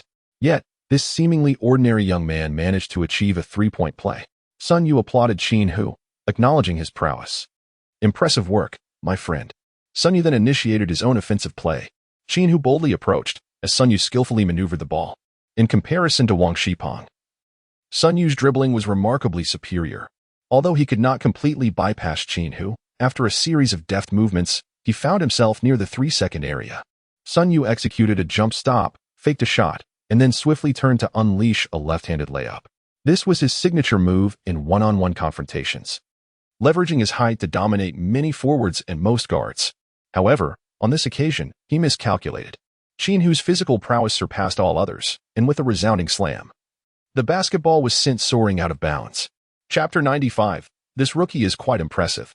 Sun Yu stood in stunned silence as he watched the ball fly 10 meters away.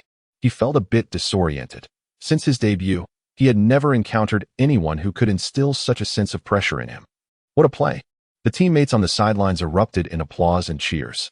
"Hey Yao, doesn't he resemble your teammate T-Mac?" Wang Zhizhi remarked. "Not just resembling.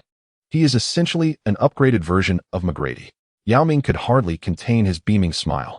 As the opportunity arose for Qin Hu to attack once more, he executed a swift change of direction, leaving Sun Yu behind, and smoothly sank a mid-range jumper.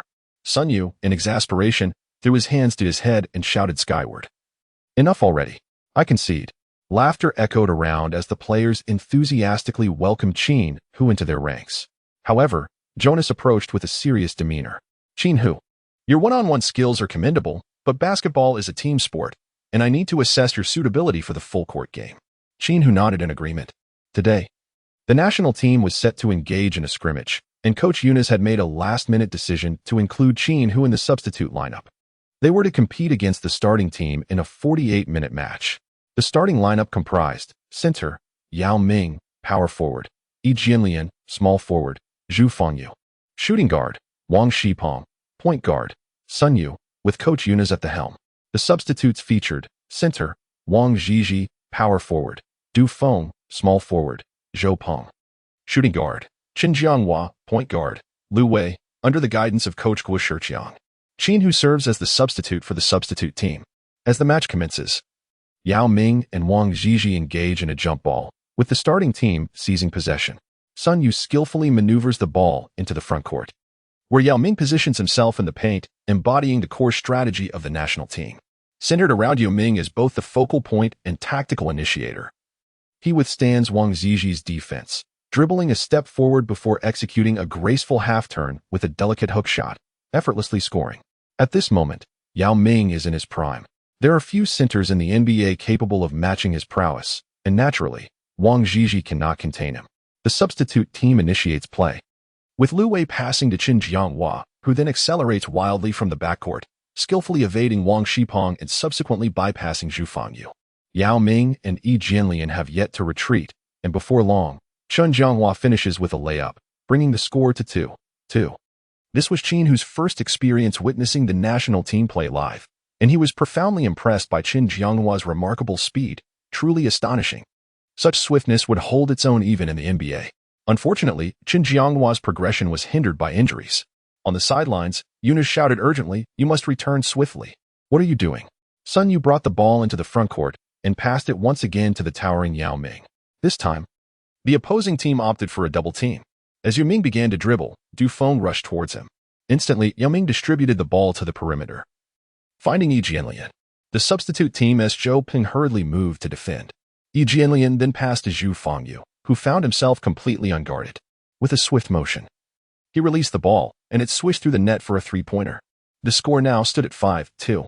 Upon witnessing Zhu Fangyu's shooting, Qin Hu felt that he possessed the prowess to rival Klay Thompson in the art of shooting from an open position. The substitutes swiftly executed an inbounds pass, aiming to exploit their speed against the starting team. Qin Jianghua made a rapid advance into the front court, but this time, Yao Ming had already retreated to his defensive position.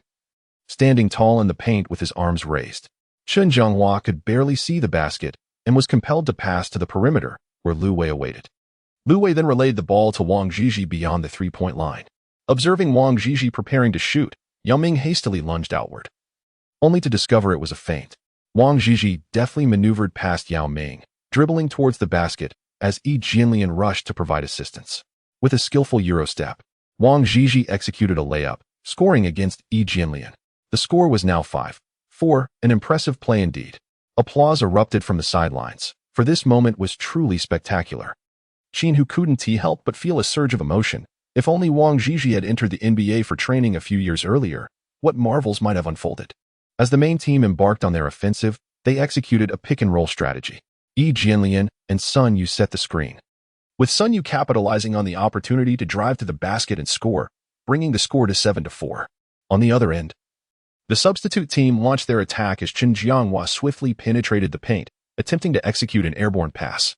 However, Wang Shipeng anticipated his move perfectly, intercepting the ball with a decisive steal. He then dribbled down the court with remarkable speed, recognizing the substitute team's sluggish defense. With unwavering confidence, Wang Shipeng unleashed a shot from beyond the arc, and it found its mark. This moment was smooth and decisive, a testament to the confidence and skill that only a top-tier sharpshooter possesses. Qin Hu sighed once more. In this lineup, there are Zhu 8 and Wang 7, two premier sharpshooters. On the bench, we also have the likes of the swift little Li Nan, and Zhang Qingpa. During this era, the national team certainly does not lack for shooters. Yet, a decade later, we find ourselves struggling even with free throws, particularly during the match against Poland, which Qin Hu watched live as a high school student. He was nearly driven to despair. How is it that we seem to regress with each game? Qin Hu could not fathom where the issue lay. With the score standing at 10-4, Coach Guo Shiqiang requested a substitution. Qin Hu, which position do you play? Guo inquired. I can play anywhere, Qin Hu confidently replied. Then replace Qin Jianghua, Guo commanded. Qin Hu stepped onto the court as the match resumed. Lu Wei from the substitute team dribbled the ball, gesturing with one hand to convey tactics. However, before he could proceed, Sun Yu swiftly snatched the ball away from Lu Wei. Realizing he could not catch up, Lu Wei decisively abandoned the chase. Sun Yu's strides were too expansive, leaving him clearly outpaced. Yet, from behind, a figure emerged, Qin Hu, exerting every ounce of his energy to pursue Sun Yu. Just as Sun Yu was about to make a layup, Qin Hu executed a powerful slam, driving the ball forcefully against the backboard. Astonishing. His physical prowess is truly remarkable. Impressive indeed. Applause erupted from the sidelines. Qin Hu seized the basketball and swiftly advanced to the front court, accelerating past Zhu Fangyu. Guarding the rim was none other than Yao Ming. Qin Hu resolutely decided to challenge Yao Ming. He executed a three-step layup directly against Yao Ming, their bodies colliding midair. Qin Hu executed a deft waist twist, stabilizing his body before making a daring scoop shot that found its mark. Simultaneously, he drew a foul from Yao Ming. Incredible! Wang Zhizhi approached, giving Qin Hu a supportive shove. I can't believe it. It's the first time I've seen someone play so boldly against Big Yao. Zhu Fangyu remarked to Wang Shipong beside him, and Yao Ming himself raised his thumb in approval. Quite impressive indeed. Qin Hu successfully sinks a free throw, bringing the score to 10-7. The starting team advances with their offense, once again entrusting the ball to Yao Ming. Yao skillfully uses his physique to overpower Wang Zhizhi, executing another exquisite hook shot that finds its mark, truly unparalleled. The score stands at 12-7 as the bench team prepares to inbound the ball. Qin Hu advanced the ball to the front court, and with Sun Yu's defense closing in, he executed a swift pull-up three-pointer that found the net.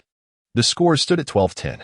As the starting team prepared for the inbound pass, Coach Guo Shiqiang suddenly shouted from the sidelines, "Full court press, apply relentless pressure." Chapter 96. The Clash of Starters and Substitutes. The substitute team immediately initiated a full court press against the starters. Qin Hu was acutely aware of the national team's vulnerability against relentless full court pressure. He approached Sun Yu, the most skilled ball handler, and applied intense pressure. After a few attempts to maneuver past Qin Hu proved futile, Sun Yu was compelled to pass the ball to the awaiting Zhu Fangyu. However, Zhu Fangyu struggled even more under Du Feng's aggressive defense and hastily secured the ball. At that moment, Sun Yu rushed forward, eager to receive a pass once again, prompting Zhu Fangyu to quickly release the ball. Yet, this half-step was deliberately left open by Qin Hu, who seized the opportunity. Lunging forward to intercept the pass with one hand, he skillfully relayed it to the unmarked Wang Zhizhi at the far end. Wang Zhizhi launched a three-pointer, and it swished through the net. The score was now 12-13, with the substitute team taking the lead. Yunus called for a timeout, reminding the players that on the Olympic stage, they would encounter even more formidable full-court pressure. He urged them to rely on collective strength and to handle the ball with greater intelligence. Yao Ming rallied the team, encouraging them to display their utmost determination, insisting that they could not be outdone by the substitutes. Upon resuming play, the starting team unexpectedly employed a full-court press against the substitutes. Lu Wei's pass was intercepted by Sun Yu, leading to a dunk by Yi Jianlian, bringing the score to 14-13. As the substitutes advanced, Lu Wei utilized Wang Zhizhi's screen to push into the front court, but his jump shot failed to find the mark. Yao Ming secured the rebound, and the substitutes continued their full-court pressure. This time, the starting team countered with more organization. Yao Ming personally shielded Sun Yu, using his imposing figure to block Qin Hu. Sun Yu swiftly advanced into the front court, while Zhu Fangyu and Wang Shipong executed a cross-screen. Wang Shipong cut towards the basket, and Sun Yu delivered a timely pass, allowing Wang Shipong to score with a layup. The score was now 16-13. Following the basket, the starting team immediately transitioned back into full-court press mode. Du Feng inbound the ball, but Lu Wei found himself tightly marked by Sun Yu, unable to create an opportunity for a pass. As the 5-second violation loomed, Qin Hu rushed over with outstretched arms, eagerly requesting the ball, and Du Feng promptly passed it to him. As Qin Hu received the pass, he swiftly pivoted, evading the attempted steal by Wang Shipong, while Sun Yu lunged forward. Without reducing speed, Qin Hu executed a swift maneuver, evading Sun Yu, with the next defender being Zhu Fangyu. Qin Hu swiftly surpassed Zhu Fangyu, while Yi Jianlian positioned himself at the three-point line. As Qin Hu performed a slight bow, Yi Jianlian had just begun to elevate his center of gravity. In a flash, Qin Hu surged forward, facing the last line of defense, Yao Ming. This time, Yao Ming had mustered all his strength, determined to show the newcomer what he was made of, ready to leap for a block at any moment. However, Qin Hu's agility surpassed Yao Ming's expectations. He spun around Yao Ming like a top, and by the time Yao Ming turned back, the ball had already found its way into the basket. The score stood at 16-15, and a wave of applause erupted from the sidelines, accompanied by Swift's exhilarating screams. At that moment, Jonas's gaze sparkled with the thrill of discovery as he glanced at Guo, who was equally exuberant, his fists clenched tightly in excitement. "Old you. He can play the point guard. We will no longer fear full-court pressure." Guo shouted towards Jonas. The starting team prepared to inbound the ball, with the strategy still centered around Yao Ming. This time, Qin Hu was the one tasked with double-teaming Yao Ming, demonstrating remarkable precision and timing. As Yao Ming hesitated between shooting and passing, Qin Hu struck, knocking the ball from Yao Ming's grasp. After Qin Hu received the ball, he launched a swift counterattack, effortlessly evading 3 defenders along the way. Faced with Jinlian, he executed a powerful dunk, bringing the score to 16-17 as the bench team reclaimed the lead. "You are the Flash. You are the fastest man," Swift shouted from the sidelines. "You're the one who is fast. Your whole family is fast." Qin Hu, however, dismissed such praise. In the subsequent match, while the starting team boasted the indomitable Yao Ming, the bench team had Qin Hu as their unstoppable force. The game remained intensely competitive. With only 1 minute left on the clock, the score was tied at 118. At that moment, the bench team center, Wang Zhizhi, paid a hefty price for defending Yao Ming, having committed 5 fouls and been disqualified. Consequently, the bench team had to send Du Feng to defend Yao Ming from the front, while the starting team was resolutely focused on passing the ball to Yao Ming. Qin Hu advanced to launch a coordinated attack alongside Yao Ming. Yao, standing resiliently against 2 towering forwards exceeding 2 meters in height, spread his arms wide to create space. Sun Yu deftly lobbed the ball towards him. Yao, without even leaping, received the pass and executed a mid-range jumper, scoring flawlessly. The score now stood at 120-118. For the first time, Qin Hu truly realized the arduousness of defending against a towering opponent. Previously, he had faced formidable players such as Anthony Davis and Joel Embiid. Yet none had imparted the suffocating sensation that Yao Ming did. Enveloped beneath Yao's outstretched arms, he found himself utterly unable to locate the basketball. The substitute team prepared to inbound the ball. In this match, Qin Hu has already amassed an impressive 57 points, earning the recognition of the substitute team members as the core player. Shen Jianghua passes the ball to Qin Hu. Qin Hu dribbled the ball to the front court and launched an extraordinary long-range three-pointer, which swished through the net. The score now stands at 120-121. The main team initiated an offense, and Yao Ming scored once more in the paint, bringing the score to 122-121. At this moment, only 30 seconds remain on the clock, as Qin Hu dribbled the ball to the front court. He faced the formidable defensive Sun Yu and unleashed a spectacular long-range three-pointer. Just as Qin Hu was about to release the ball, Guo shouted from the sidelines, imploring, "No, no, no." What a shot. He realized that Qin Hu was in such a transcendent state that he was oblivious to the voices around him. Most importantly, the ball found its mark. The score stood at 122-124. Returning to the main team's side, Yao Ming executed another decisive play in the paint, bringing the score to a deadlock at 124, with merely 10 seconds remaining in the game. Qin Hu received the basketball and gestured for Guo not to call a timeout. He dribbled forward with determination, urging for immediate intervention. On the sidelines, Jonas shouted fervently, "Game winner! Qin Hu, game winner! Let's go!" Swift cheered passionately for Qin Hu. Qin Hu deftly maneuvered past Sun Yu and subsequently evaded the defensive efforts of Zhu Fangyu. Having just crossed the halfway line, he now confronted the formidable defense of Jinlian. Qin Hu took 3 strides directly. What kind of technique is this? A 3-step layup beyond half-court? On the sidelines, Guo expressed his bewilderment. Qin Hu executed a remarkable 3-point shot, the basketball soaring through the air in an elegant arc before gracefully settling into the net. The score stood at 124-127.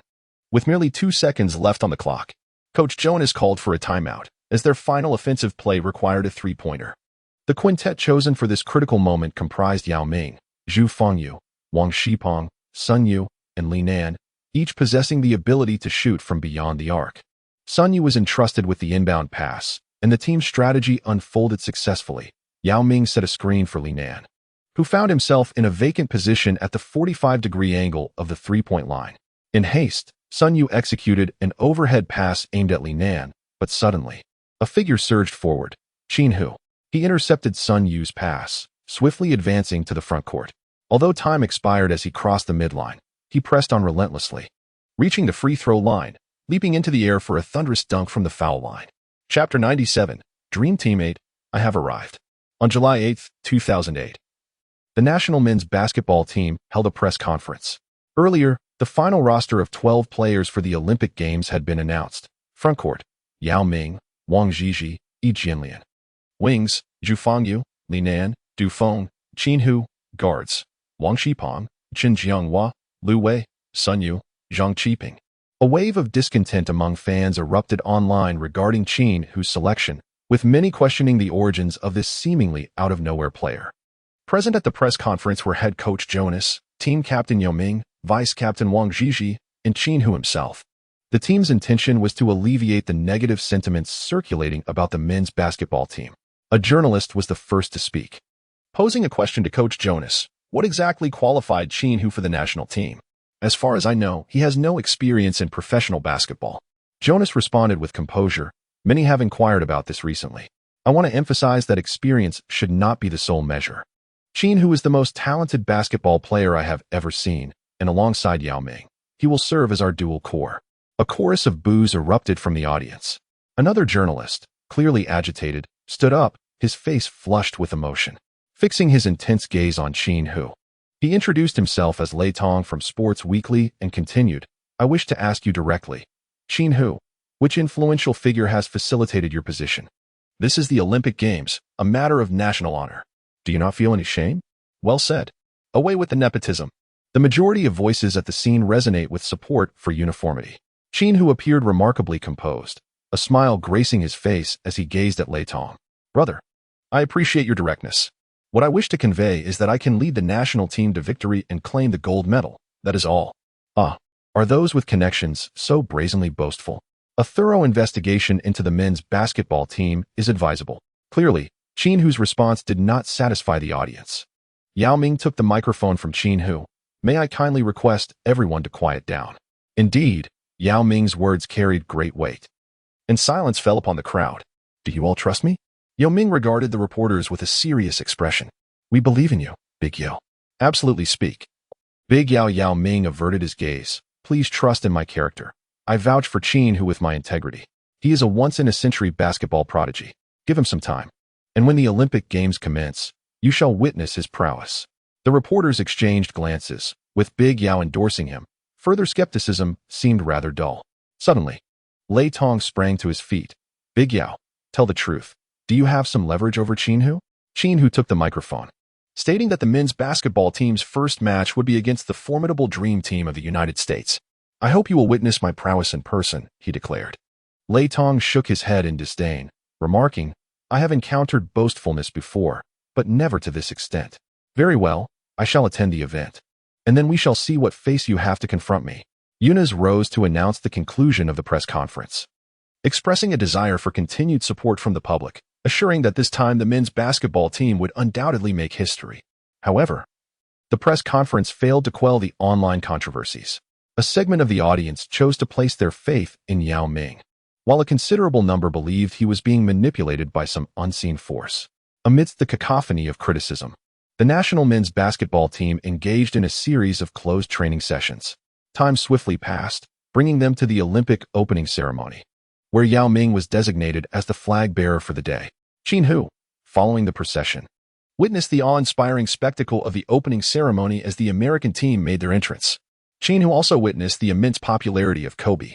2 days later, on August 10, 2008, at 22:15, the first group match of the men's basketball team officially commenced, with their opponents being the formidable Dream Teammate, renowned for their potential to rival the legendary Dream Team. The roster of the Dream Team 8 featured 12 exceptional athletes: Carmelo Anthony, Carlos Boozer, Chris Bosh, Kobe Bryant, Dwight Howard, LeBron James, Jason Kidd, Chris Paul, Tayshaun Prince, Michael Redd, Dwayne Wade, and Darren Williams. This lineup, a harmonious blend of seasoned veterans and promising young talents, showcased the finest players from the NBA, positioning them as the most formidable contenders for the gold medal. Amidst the deafening cheers of the audience, both teams' starting players took the court. The national team's starting 5 included center, Yao Ming; power forward, Yi Jianlian; small forward, Zhu Fangyu; shooting guard, Wang Shipeng; and point guard, Qin Hu. As the announcer pronounced Qin Hu's name, a wave of boos echoed from the stands, as many spectators voiced their support for Sun Yu. What qualifications does Qin Hu possess to replace Sun Yu as a starter? The starting lineup for Team USA is as follows: center, Howard; power forward, Anthony; small forward, James; shooting guard, Kobe; point guard, Kid. With the referee's whistle signaling the commencement of the match, Yao Ming and Howard engage in the jump ball. Yao Ming deftly taps the ball to Qin Hu, granting the national team the opportunity for their initial offensive play, as Qin Hu advanced with the ball. The cacophony of boos from the crowd had notably diminished since the pregame moments. Qin Hu is, after all, representing the national team in this competition. Qin Hu, I am watching you. A heart-wrenching voice echoed through the arena. The journalist named Lei Tong stood in the second row of the audience, desperately shouting towards Qin Hu. He was clad in a t-shirt that bore the inscription Sima, the well-connected one, referencing the player responsible for defending against Qin Hu, named Kid. Qin Hu raised his gaze to scan the faces of the compatriots in the audience, exclaiming, I have awaited this moment for far too long. Though Kid is a point guard, his defensive prowess is formidable. Most NBA stars find themselves at a disadvantage in his presence. Confronted by Qin Hu, Kid, taking note of the young man's dribbling coordination, instinctively sensed through his years of defensive experience that this young individual was no ordinary player. As Qin Hu positioned himself beyond the three-point line, Yao Ming occupied the post, while Dwight Howard relentlessly pushed forward behind him. The attention of Team USA was entirely focused on Yao Ming from previous warm-up matches. It was evident that successfully containing Yu provided an 80% chance of overcoming the national team. Qin Hu's first shot was a declaration of war against Team USA. Facing Jason Kidd, he opted for a direct pull-up three-pointer. Kidd's height was utterly insufficient to disrupt Qin Hu's shooting. The ball arced beautifully through the air and swished through the net. 3-0. The crowd erupted in applause and cheers, the atmosphere electrifying. Team USA swiftly initiated a quick inbound pass. Their strategy of full-court pressure and fast breaks was their winning formula, bolstered by their superior physical prowess and an inexhaustible bench. Chapter 98. A flawless start. Qin Hu understood Team USA's offensive and defensive tactics. Following his basket, the entirety of Team USA dashed forward, with Kid passing the ball to LeBron James, who surged ahead with the dribble. Suddenly, Qin Hu emerged from the side, intercepting James's dribble with precision. He charged towards the basket, executing a powerful two-handed dunk that brought the score to 5 o'clock. Wow, Qin Hu is truly formidable. Go, national team. The arena erupted with excitement, the crowd's cheers rising to a deafening crescendo. The Dream Team resumed play, and this time, Kid skillfully dribbled the ball into the front court. Kobe moved to receive the pass, with Qin Hu assigned to defend him. It seemed that Kobe sensed the intensity emanating from Qin Hu. He gestured to his teammates to create space, signaling his intent to engage in a one-on-one duel with his idol. Qin Hu, embodying a fierce presence, extended his arms wide, his gaze firmly fixed on Kobe's center of gravity. Kobe, with a series of deft dribbles and agile movements, sought to elude him. The defense of Qin Hu remained steadfast. As Kobe approached the free throw line, he executed a backward pivot followed by a forward turn, culminating in a fadeaway jump shot. With this particular maneuver, Kobe has amassed countless points. However, this time, it was not so straightforward. Qin Hu's long arm loomed in front of Kobe, poised to block the shot. Kobe's fadeaway was no ordinary maneuver. As he perceived Qin Hu's impending block, he swiftly arched his back, momentarily suspending himself in the air, intending to release his shot once Qin Hu descended. Yet, Qin Hu's physical prowess surpassed Kobe's imagination. He possessed an astonishing ability to suspend in midair. With a resounding thud, he emphatically slammed a block onto the ball. Qin Hu seized the basketball and deftly dribbled towards the front court, while Kobe immediately pursued him with fervor. Confronted by Kobe's relentless defense, akin to a tenacious adhesive, Qin Hu could not help but acknowledge that this was the most formidable defense he had ever encountered. Kobe's defensive statistics failed to capture the intensity of his effort. He relentlessly pressured Qin Hu's dribbling space, not with the aim of stealing the ball or executing a block, but rather to deplete his opponent's stamina and psychologically undermine his resolve. Yet, Qin Hu had transformed into a marvel of basketball history. Standing at 203 centimeters tall with a wingspan of 216 centimeters, exhibiting remarkable speed in his drives and extraordinary leaping ability.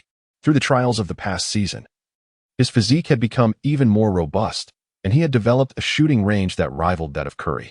Qin Hu almost carried Kobe to the three-point line. And with determination, he made yet another three-pointer. The score stood at 8-0. Kobe looked at Qin Hu in disbelief. "Who are you, my friend?" In Kobe's understanding, no one could shoot over him like that, not even Jordan. Qin Hu smiled. "A person destined to vanquish you." Kobe's gaze instantly filled with a fierce intensity. "Very well, bring it on," he declared.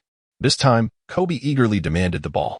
Confronting Qin Hu's defense, he lifted his jersey, signaling his seriousness. "Look closely. Kobe is fully committed. Our Qin Hu is truly formidable.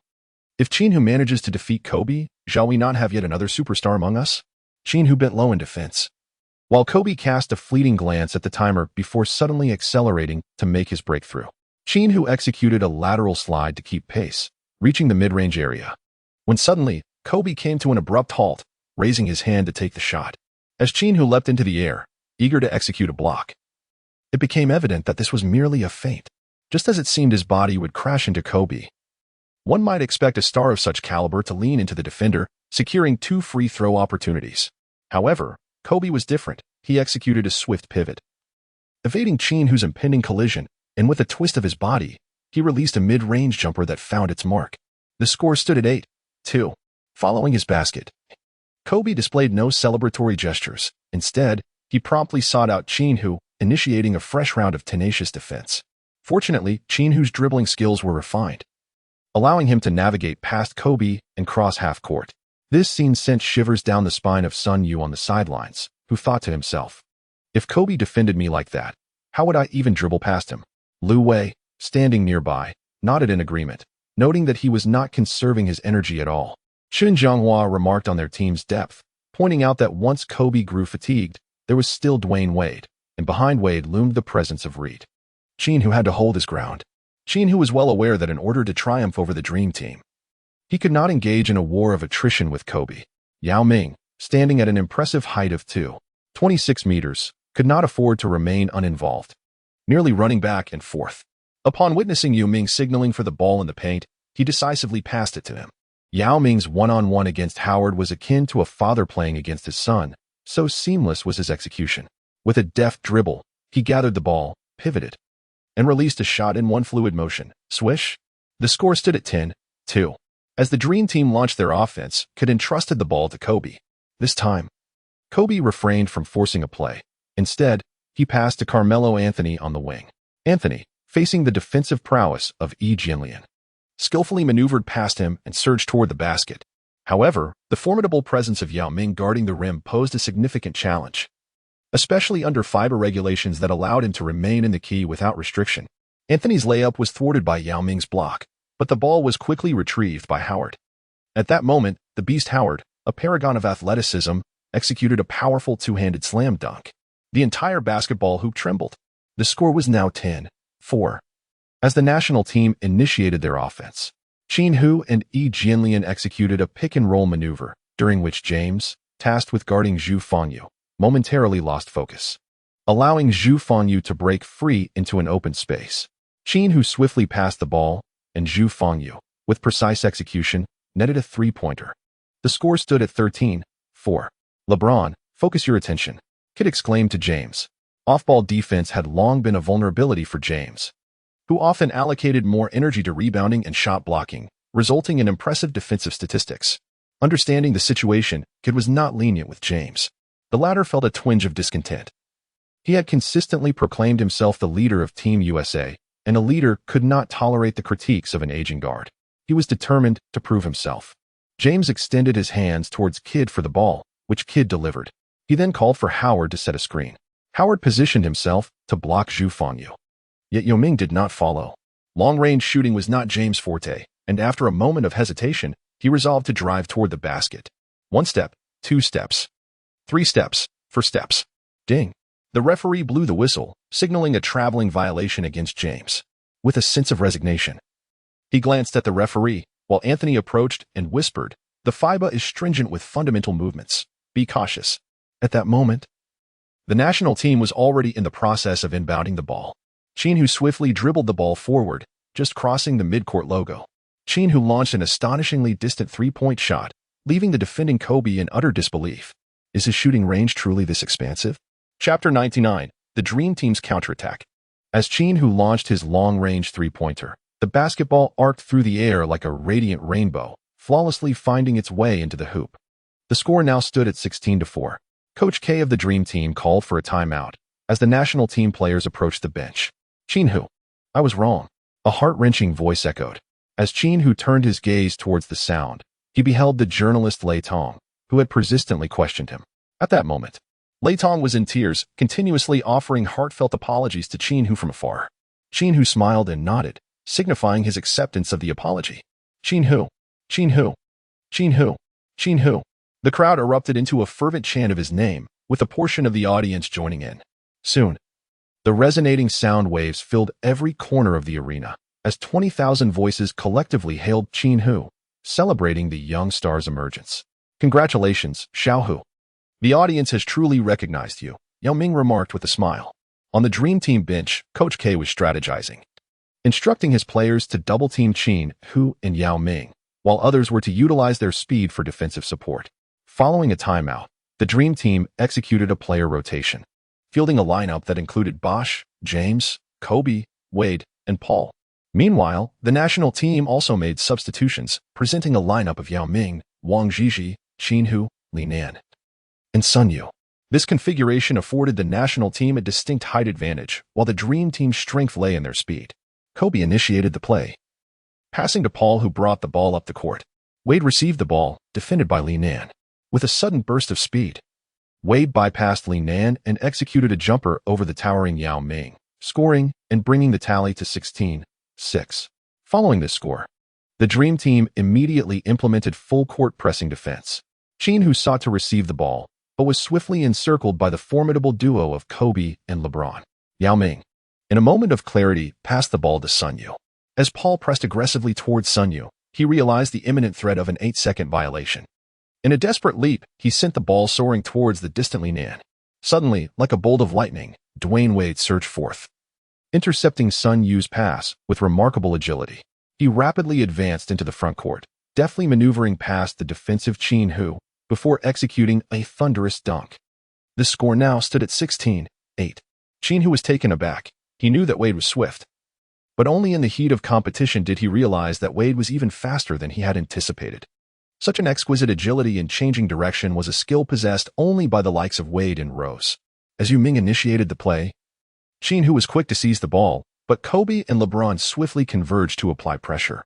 In a remarkable display of teamwork, Qin Hu passed the ball to Sun Yu, who, utilizing Wang Zhizhi's cover, advanced to the front court.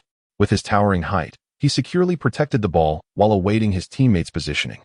Once Yao Ming established his place in the paint, Sun Yu delivered the ball to Qin Hu. The defender assigned to Yao Ming was Bosh, whose weight could not compare to that of Yao. As Yao pushed inward, preparing to execute a hook shot, four members of Team USA converged to double-team him. In an instant of brilliance, Yao Ming passed the ball out to Wang Zhizhi, who was positioned beyond the three-point line. With a swift release, he launched the shot, and it swished through the net. The score now stood at 19-8. Team USA then inbound the ball, whereupon Chris Paul and Kobe Bryant executed a pick-and-roll. Kobe, seizing the opportunity, decisively took a three-point shot, which also found its mark. The score was now 19-11. Despite Team USA's intensified defensive pressure, they struggled to close the gap, as each member of the national team was in excellent form, capitalizing on every open opportunity. As the first quarter concluded, the score was an astonishing 30-21, leaving the world astonished as the star-studded Team USA found themselves trailing by 9 points. In Olympic play, each quarter lasts only 10 minutes, and a 9-point lead is a significant advantage. During the intermission, Coach Yunus meticulously devised strategies. Knowing that Yao Ming would need rest at the start of the second quarter, an inherently vulnerable period for the national team. Fortunately, with Qin Hu's presence, Yunus pointed to him, emphasizing that in the 2 minutes without Yao Ming, Qin Hu would be the tactical focal point. Stay confident, everyone. Be decisive when opportunities arise. As the second quarter commenced, the national team's lineup included Wang Zhizhi, Qin Hu, Li Nan, Lu Wei, and Zhu Fangyu, while Team USA fielded Howard, Anthony, Wade, Paul, and McGrady. Once again, the ball found its way back to Wade. Qin Hu discerned that Wade was the vanguard of the Dream Teammate, despite his role as a substitute. His tactical significance surpassed that of many of the primary players. Qin Hu resolved to personally guard Wade. While the remaining players of the Dream Team spread out to create space, Wade faced off against Qin Hu at the top of the arc. Qin Hu had just experienced Wade's speed and was particularly cautious this time. He lowered his center of gravity, allowing half a step of space for Wade. This way, he could interfere with Wade's shot and prevent being easily surpassed should Wade accelerate to break through. Wade disdainfully shook his head at Qin Hu, for there were few in the NBA daring to defend him one-on-one like this. Qin Hu's gaze resembled that of a leopard fixated on its prey. Wade, after several dribbles beneath his legs to adjust his stance, suddenly accelerated to the right, embarking on a decisive breakthrough. Qin Hu swiftly sidestepped to keep up. After a couple of steps, Wade executed a rapid change of direction, breaking through from the left side. Qin Hu swiftly shifted his center of gravity to the left. In a flash of electric sparks, Wade executed another change of direction, veering once more to the right. This series of movements, under the circumstances of one-on-one defense in the NBA, boasted a success rate of over 90. His rapid pace and low center of gravity were astonishing.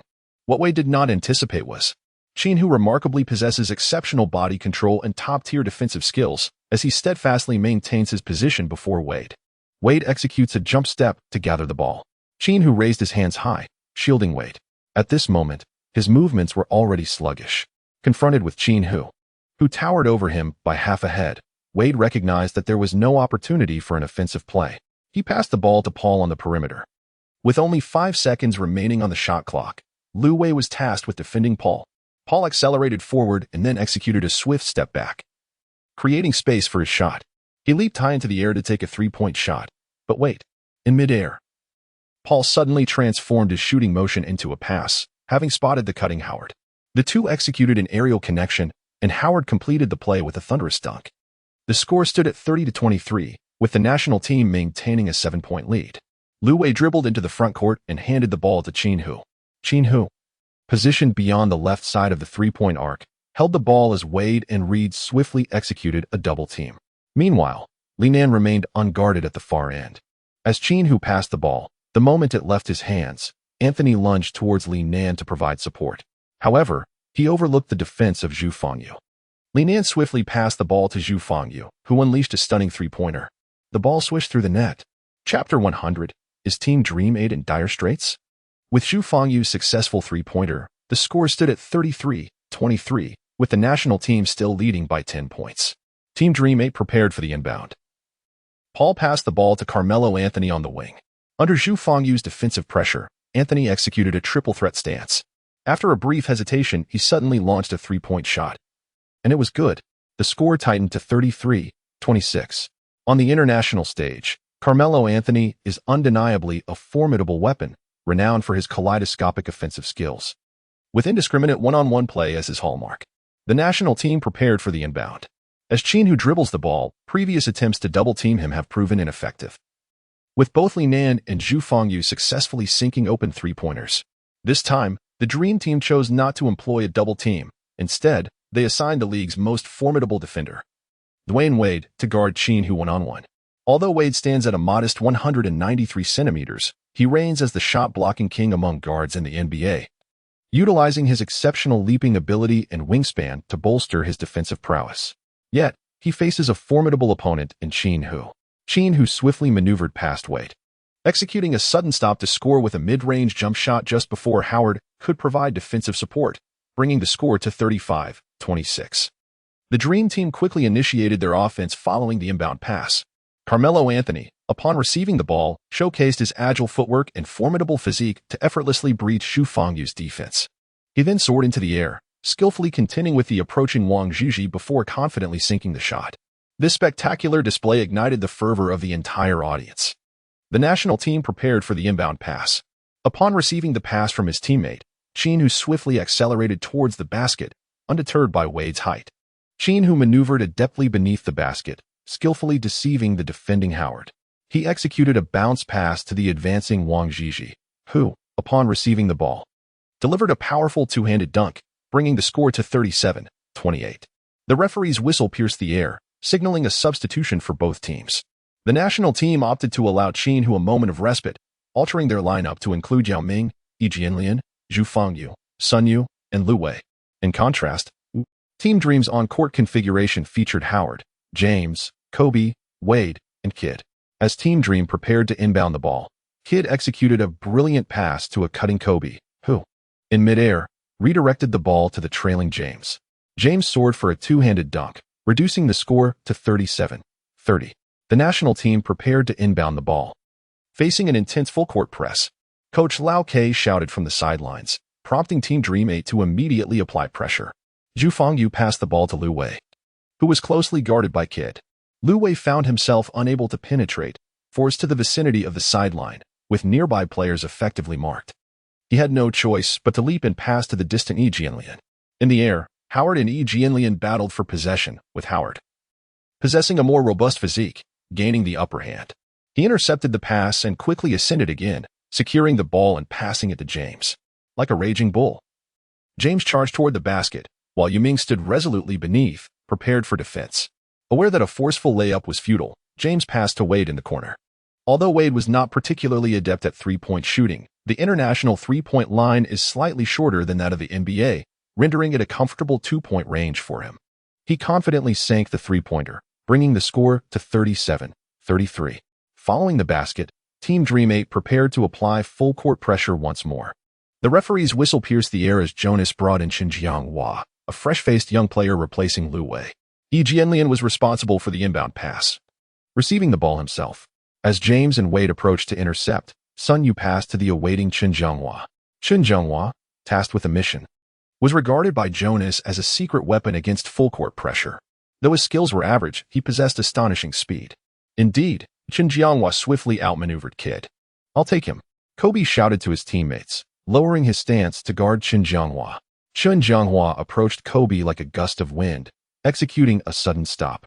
His ball handling was not top tier, and seeing the ball drift slightly away from his body, Kobe lunged to attempt to steal. However, Qin Hua's agility exceeded Kobe's expectations. With a graceful pivot, Qin Hua evaded Kobe's risky steal attempt and smoothly passed him. Wow! The audience erupted in admiration as Qin Hua, like a whirlwind, executed a dazzling layup. Incredible! Huazai, keep it up. The score now stood at 39-33. Watching Qin Hua's live figure, Kobe was reminded of that summer in 2001, when the solitary hero Allen Iverson stood across from him on the NBA Finals stage. One must not underestimate this young man. Kobe signaled to his teammates, indicating his intent. Those familiar with Kobe understand that following a defensive error, he typically seeks to redeem himself on the offensive end. Kobe called for the ball, and Kid obliged, while the other players wisely created space. The defender assigned to Kobe was Sun Yu, who had just been selected by the Lakers that summer.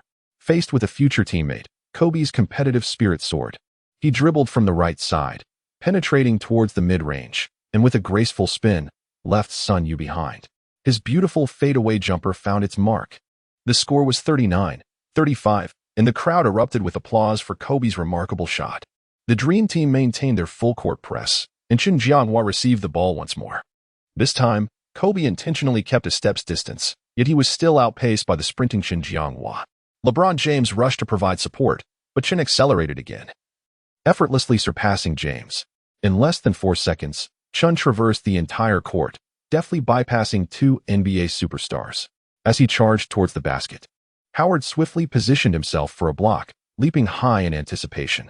However, Qin's passing instincts were sharp. He executed a behind-the-back pass to Yi Jianlian, who soared into the air, delivering a powerful two-handed slam dunk. The score now stood at 41-35, with only 3 minutes remaining in the first half, prompting the Dream Team to call for a timeout. During the absence of Qin Hu, the relentless pressure from the opposing team was surprisingly breached. Should the game devolve into a stalemate, there exists no one capable of containing Yao Ming within the Dream Team 8. Today, however, the national team's sharpshooters exhibited remarkable precision, leaving them hesitant to double-team Yao Ming. What, then, shall we do? Coach Lau K wore a grave expression. Gentlemen, let us rally our spirits. We are the Dream Team 8, destined to avenge our standing in the global basketball arena. Henceforth, we must demonstrate our true prowess. Chapter 101.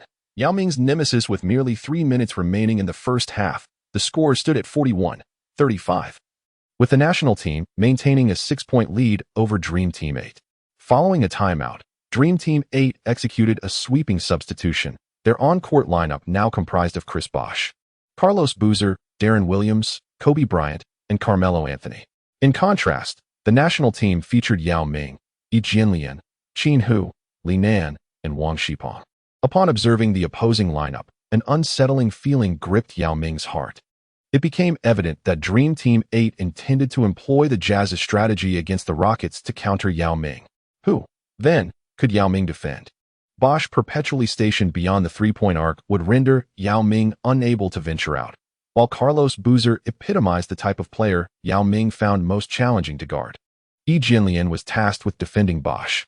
In a defensive matchup, Qin Hu guarded Kobe, Li Nan defended against Anthony, Wang Shipong took on Deron, while Yao Ming was left to contend with the slowest of them all, Carlos Boozer.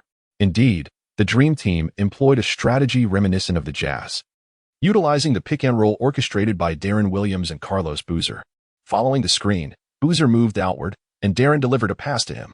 Yao Ming struggled to keep pace with Boozer, helplessly watching as Boozer made a mid-range jumper, bringing the score to 41-37. As the national team initiated their offense, Qin Hu assumed the role of point guard in this lineup. As Qin Hu skillfully dribbled the ball into the front court, he discerned that Yao Ming was facing considerable difficulty in receiving the pass. This predicament arose due to Boozer engaging in a physical contest with Yao. Opting for a frontal defensive strategy, Boozer effectively positioned himself against Yao, applying relentless pressure and encroaching upon his space. Should Qin choose to pass to Yao at this moment, the reception would undoubtedly be precarious, and the risk of a turnover loomed large. Qin Hu resolved to engage in a one-on-one confrontation, with Kobe serving as his defender. It is no trivial matter to take on Kobe in a solo matchup, after several intense exchanges of strength, as Qin Hu, undeterred by Kobe, successfully executed a challenging mid-range jumper. The score stood at 43-37. The Dream Team 8 prepared for the inbound, employing a strategy centered around a pick-and-roll between Deron and Boozer. Boozer used his substantial physique to effectively obstruct Wang Shipong, who was defending Deron. Yao Ming quickly switched to cover, resulting in a one-on-one confrontation between Deron and Yao. With his signature move, Deron smoothly executed a double dribble, effortlessly evading Yao and sinking a three-pointer. The score tightened to 43-40, leaving the Dream Team 8 with but a single possession. An unsettling premonition loomed. In this critical moment, with the national team on the offensive, Boozer continued to engage Yao Ming in a physical battle for position. Under normal circumstances, Boozer, lacking in both height and weight compared to Yao, would struggle to gain the upper hand. However, after a grueling 1.5 quarters, Yao's stamina was severely depleted due to the intense pace of the game, while Boozer, a fresh force, had yet to step onto the court, brimming with energy. His sole objective at this juncture was to wear Yao down, targeting him offensively. Boozer pressed against Yao's knees, provoking Yao to frustration. In response, Yao extended his arm to nudge Boozer's back, sending him sprawling to the floor. The referee called an offensive foul on Yao, eliciting his exasperated head slap. The Dream Team 8 resumed play with another pick-and-roll aimed at Yao. This time, Yao exerted himself to block Boozer's shot. Yet, Boozer feigned, slipping past Yao for a layup, narrowing the score to 43-42. As the prospect of being overtaken loomed, Yao's frustration intensified. He resolutely fought for position in the paint, determined to leverage his strength to propel his team forward. As Qin Hu observed the intense struggle between Yao Ming and Carlos Boozer, it was evident that either player could be penalized at any moment. Boozer's potential ejection would scarcely affect Team Dream 8, whereas Yao could ill afford to commit numerous fouls. This was not a time for prideful displays. "Yao, I'm here for you," Qin Hu shouted, prompting Yao to suddenly realize that he was no longer fighting alone. Remarkably, Yao positioned himself beyond the three-point line, catching Boozer by surprise. Surely, one could not engage in grappling beyond that arc. At that moment, Qin Hu initiated an offensive, using his swift first step to evade Kobe, while Boozer hurried to provide defensive support. As Qin Hu cast a glance back, he delivered a pass to Yao Ming, stationed beyond the three-point arc. "No way," Carlos Boozer murmured. "Rebound, rebound, he can't make it." Carmelo Anthony shouted. Yao Ming steadied himself, his shooting posture for the three-pointer mirroring that of a free throw, equally poised. The ball swished through the net. The score stood at 46-42, and the crowd erupted. "Wow, Yao Ming is invincible. Go, Big Yao, take him down. Let's go, Big Yao." The audience fervently cheered for Yao Ming, their frustration towards the opponent palpable. After scoring, Yao raised his arms in triumph, yet defensive issues remained unresolved. Deron Williams and Boozer executed another pick-and-roll, with Boozer slipping past Yao once more. This time, Jianlian rushed in to provide support, but Boozer found Chris Bosh wide open at the baseline. Bosh launched a left-handed three-pointer, and it went in. The score tightened to 46-45, igniting cheers from the Dream Team's bench. "Yes, well done, Bosh," Wade shouted from the sidelines, while LeBron, seated, wore a satisfied smile. A vision of unity began to take shape in his mind. If only our golden generation could play on the same team. The national team prepared to inbound the ball. Qin Hu made a breakthrough and passed to the open Jianlian, who unleashed a long-distance two-pointer, scoring. The score now stands at 48-45. With merely 20 seconds remaining in the first half. This time, they opted not to utilize the pick-and-roll with Darren Bledsoe, instead entrusting the final possession to their most reliable star for a one-on-one play, adhering to their tradition. Kobe received the ball, while the others spread out. As Qin Hu defended, Kobe exhibited no urgency in his offensive approach. He cradled the ball at his waist, his gaze fixed on the timer. 11 seconds. 10 seconds. 9 seconds. 8 seconds. Kobe executed a feint, simulating a drive. Qin Hu adjusted his steps without hesitation. 6 seconds. 5 seconds. 4 seconds. 3 seconds. Suddenly, Kobe unleashed a shot. It was an extraordinary three-pointer from an immense distance. Qin Hu did not anticipate that Kobe's shot would be executed with such confidence and determination. By the time he reacted, Kobe had already raised the ball above his head. Qin Hu exerted every ounce of his strength in an attempt to block the shot, only to inadvertently graze Kobe's wrist. The ball sailed through the net. A foul was called. A three-point play. Kobe's piercing gaze turned towards Qin Hu, as if to say, "Young man, our struggle is far from over." Chapter 102. Kobe versus Qin Hu. With Kobe's successful three-point play, the score shifted to 48-49, granting the Dream Team a one-point lead. Just 1 second remained on the clock, and the national team inbound the ball, yet they had no opportunity to shoot. The halftime whistle echoed, signaling the end of the first half, as players retreated to their locker rooms for respite.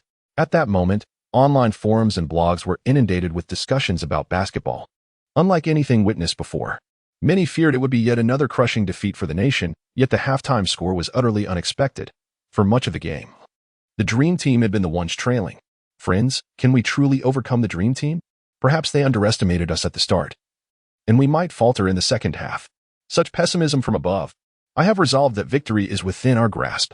Today, our spirit is unlike any other. Indeed, our young Qin Hu can stand toe-to-toe with their superstars, which is quite remarkable. It is certain that Qin Hu will enter the NBA in the new season. Let us speculate where he might land. I would willingly trade 5 years of my life for this victory. As the second half commenced, the players emerged from the tunnel, greeted by a thunderous roar that filled the arena. Kobe remarked that, given the fervor of their home fans, this match would prove to be a formidable challenge. The starting lineup for Team USA in the second half remained unchanged. Center, Howard, power forward, Anthony, small forward, James, shooting guard, Kobe, point guard, Kidd. The national team also retained its initial five: center, Yao Ming, power forward, Jianlian, small forward, Zhu Fengyu, shooting guard, Wang Shipeng, point guard, Qin Hu. The score stood at 48-49. As the whistle blew, the second half commenced, with Team USA launching the first offense. Carmelo Anthony faced off against Zhu Fengyu, attempting a mid-range jump shot, but it missed its mark. Howard's athletic prowess was on display as he soared above Yao Ming and Jianlian to secure the rebound. With a deft turn, he executed a soft hook shot, bringing the score to 48-51. Following his basket, Howard beamed with delight, despite Yao Ming's defensive presence. He was apprehensive of being blocked, rendering him unable to see the hoop when he released the ball. Yet, remarkably, it found its way through the net. As Qin Hu dribbled the ball into the front court, he passed it to the towering Yao Ming in the paint. Howard attempted to maneuver around, yet his lower body strength paled in comparison to Yao's, rendering him incapable of displacing the formidable center. Yao established his position, deftly catching the high pass from Qin Hu with one hand. Taking a step forward, he executed a powerful one-handed slam dunk, bringing the score to 50-51. On the Dream Team's side, LeBron James exploited his speed to break past Jianlian, delivering the ball to Jason Kidd on the perimeter. Kidd, after a moment of contemplation, suddenly faltered and passed to Kobe Bryant, who had utilized Anthony's screen to find an open position. Kobe released a mid-range jumper, which swished through the net with precision. elevating the score to 50-53. The national team prepared to respond on the offensive end. Qin Hu advanced with the ball into the front court. Qin Hu observed that in the second half, the Dream Team 8 altered their strategy, abandoning the full-court press in favor of a more star-studded approach.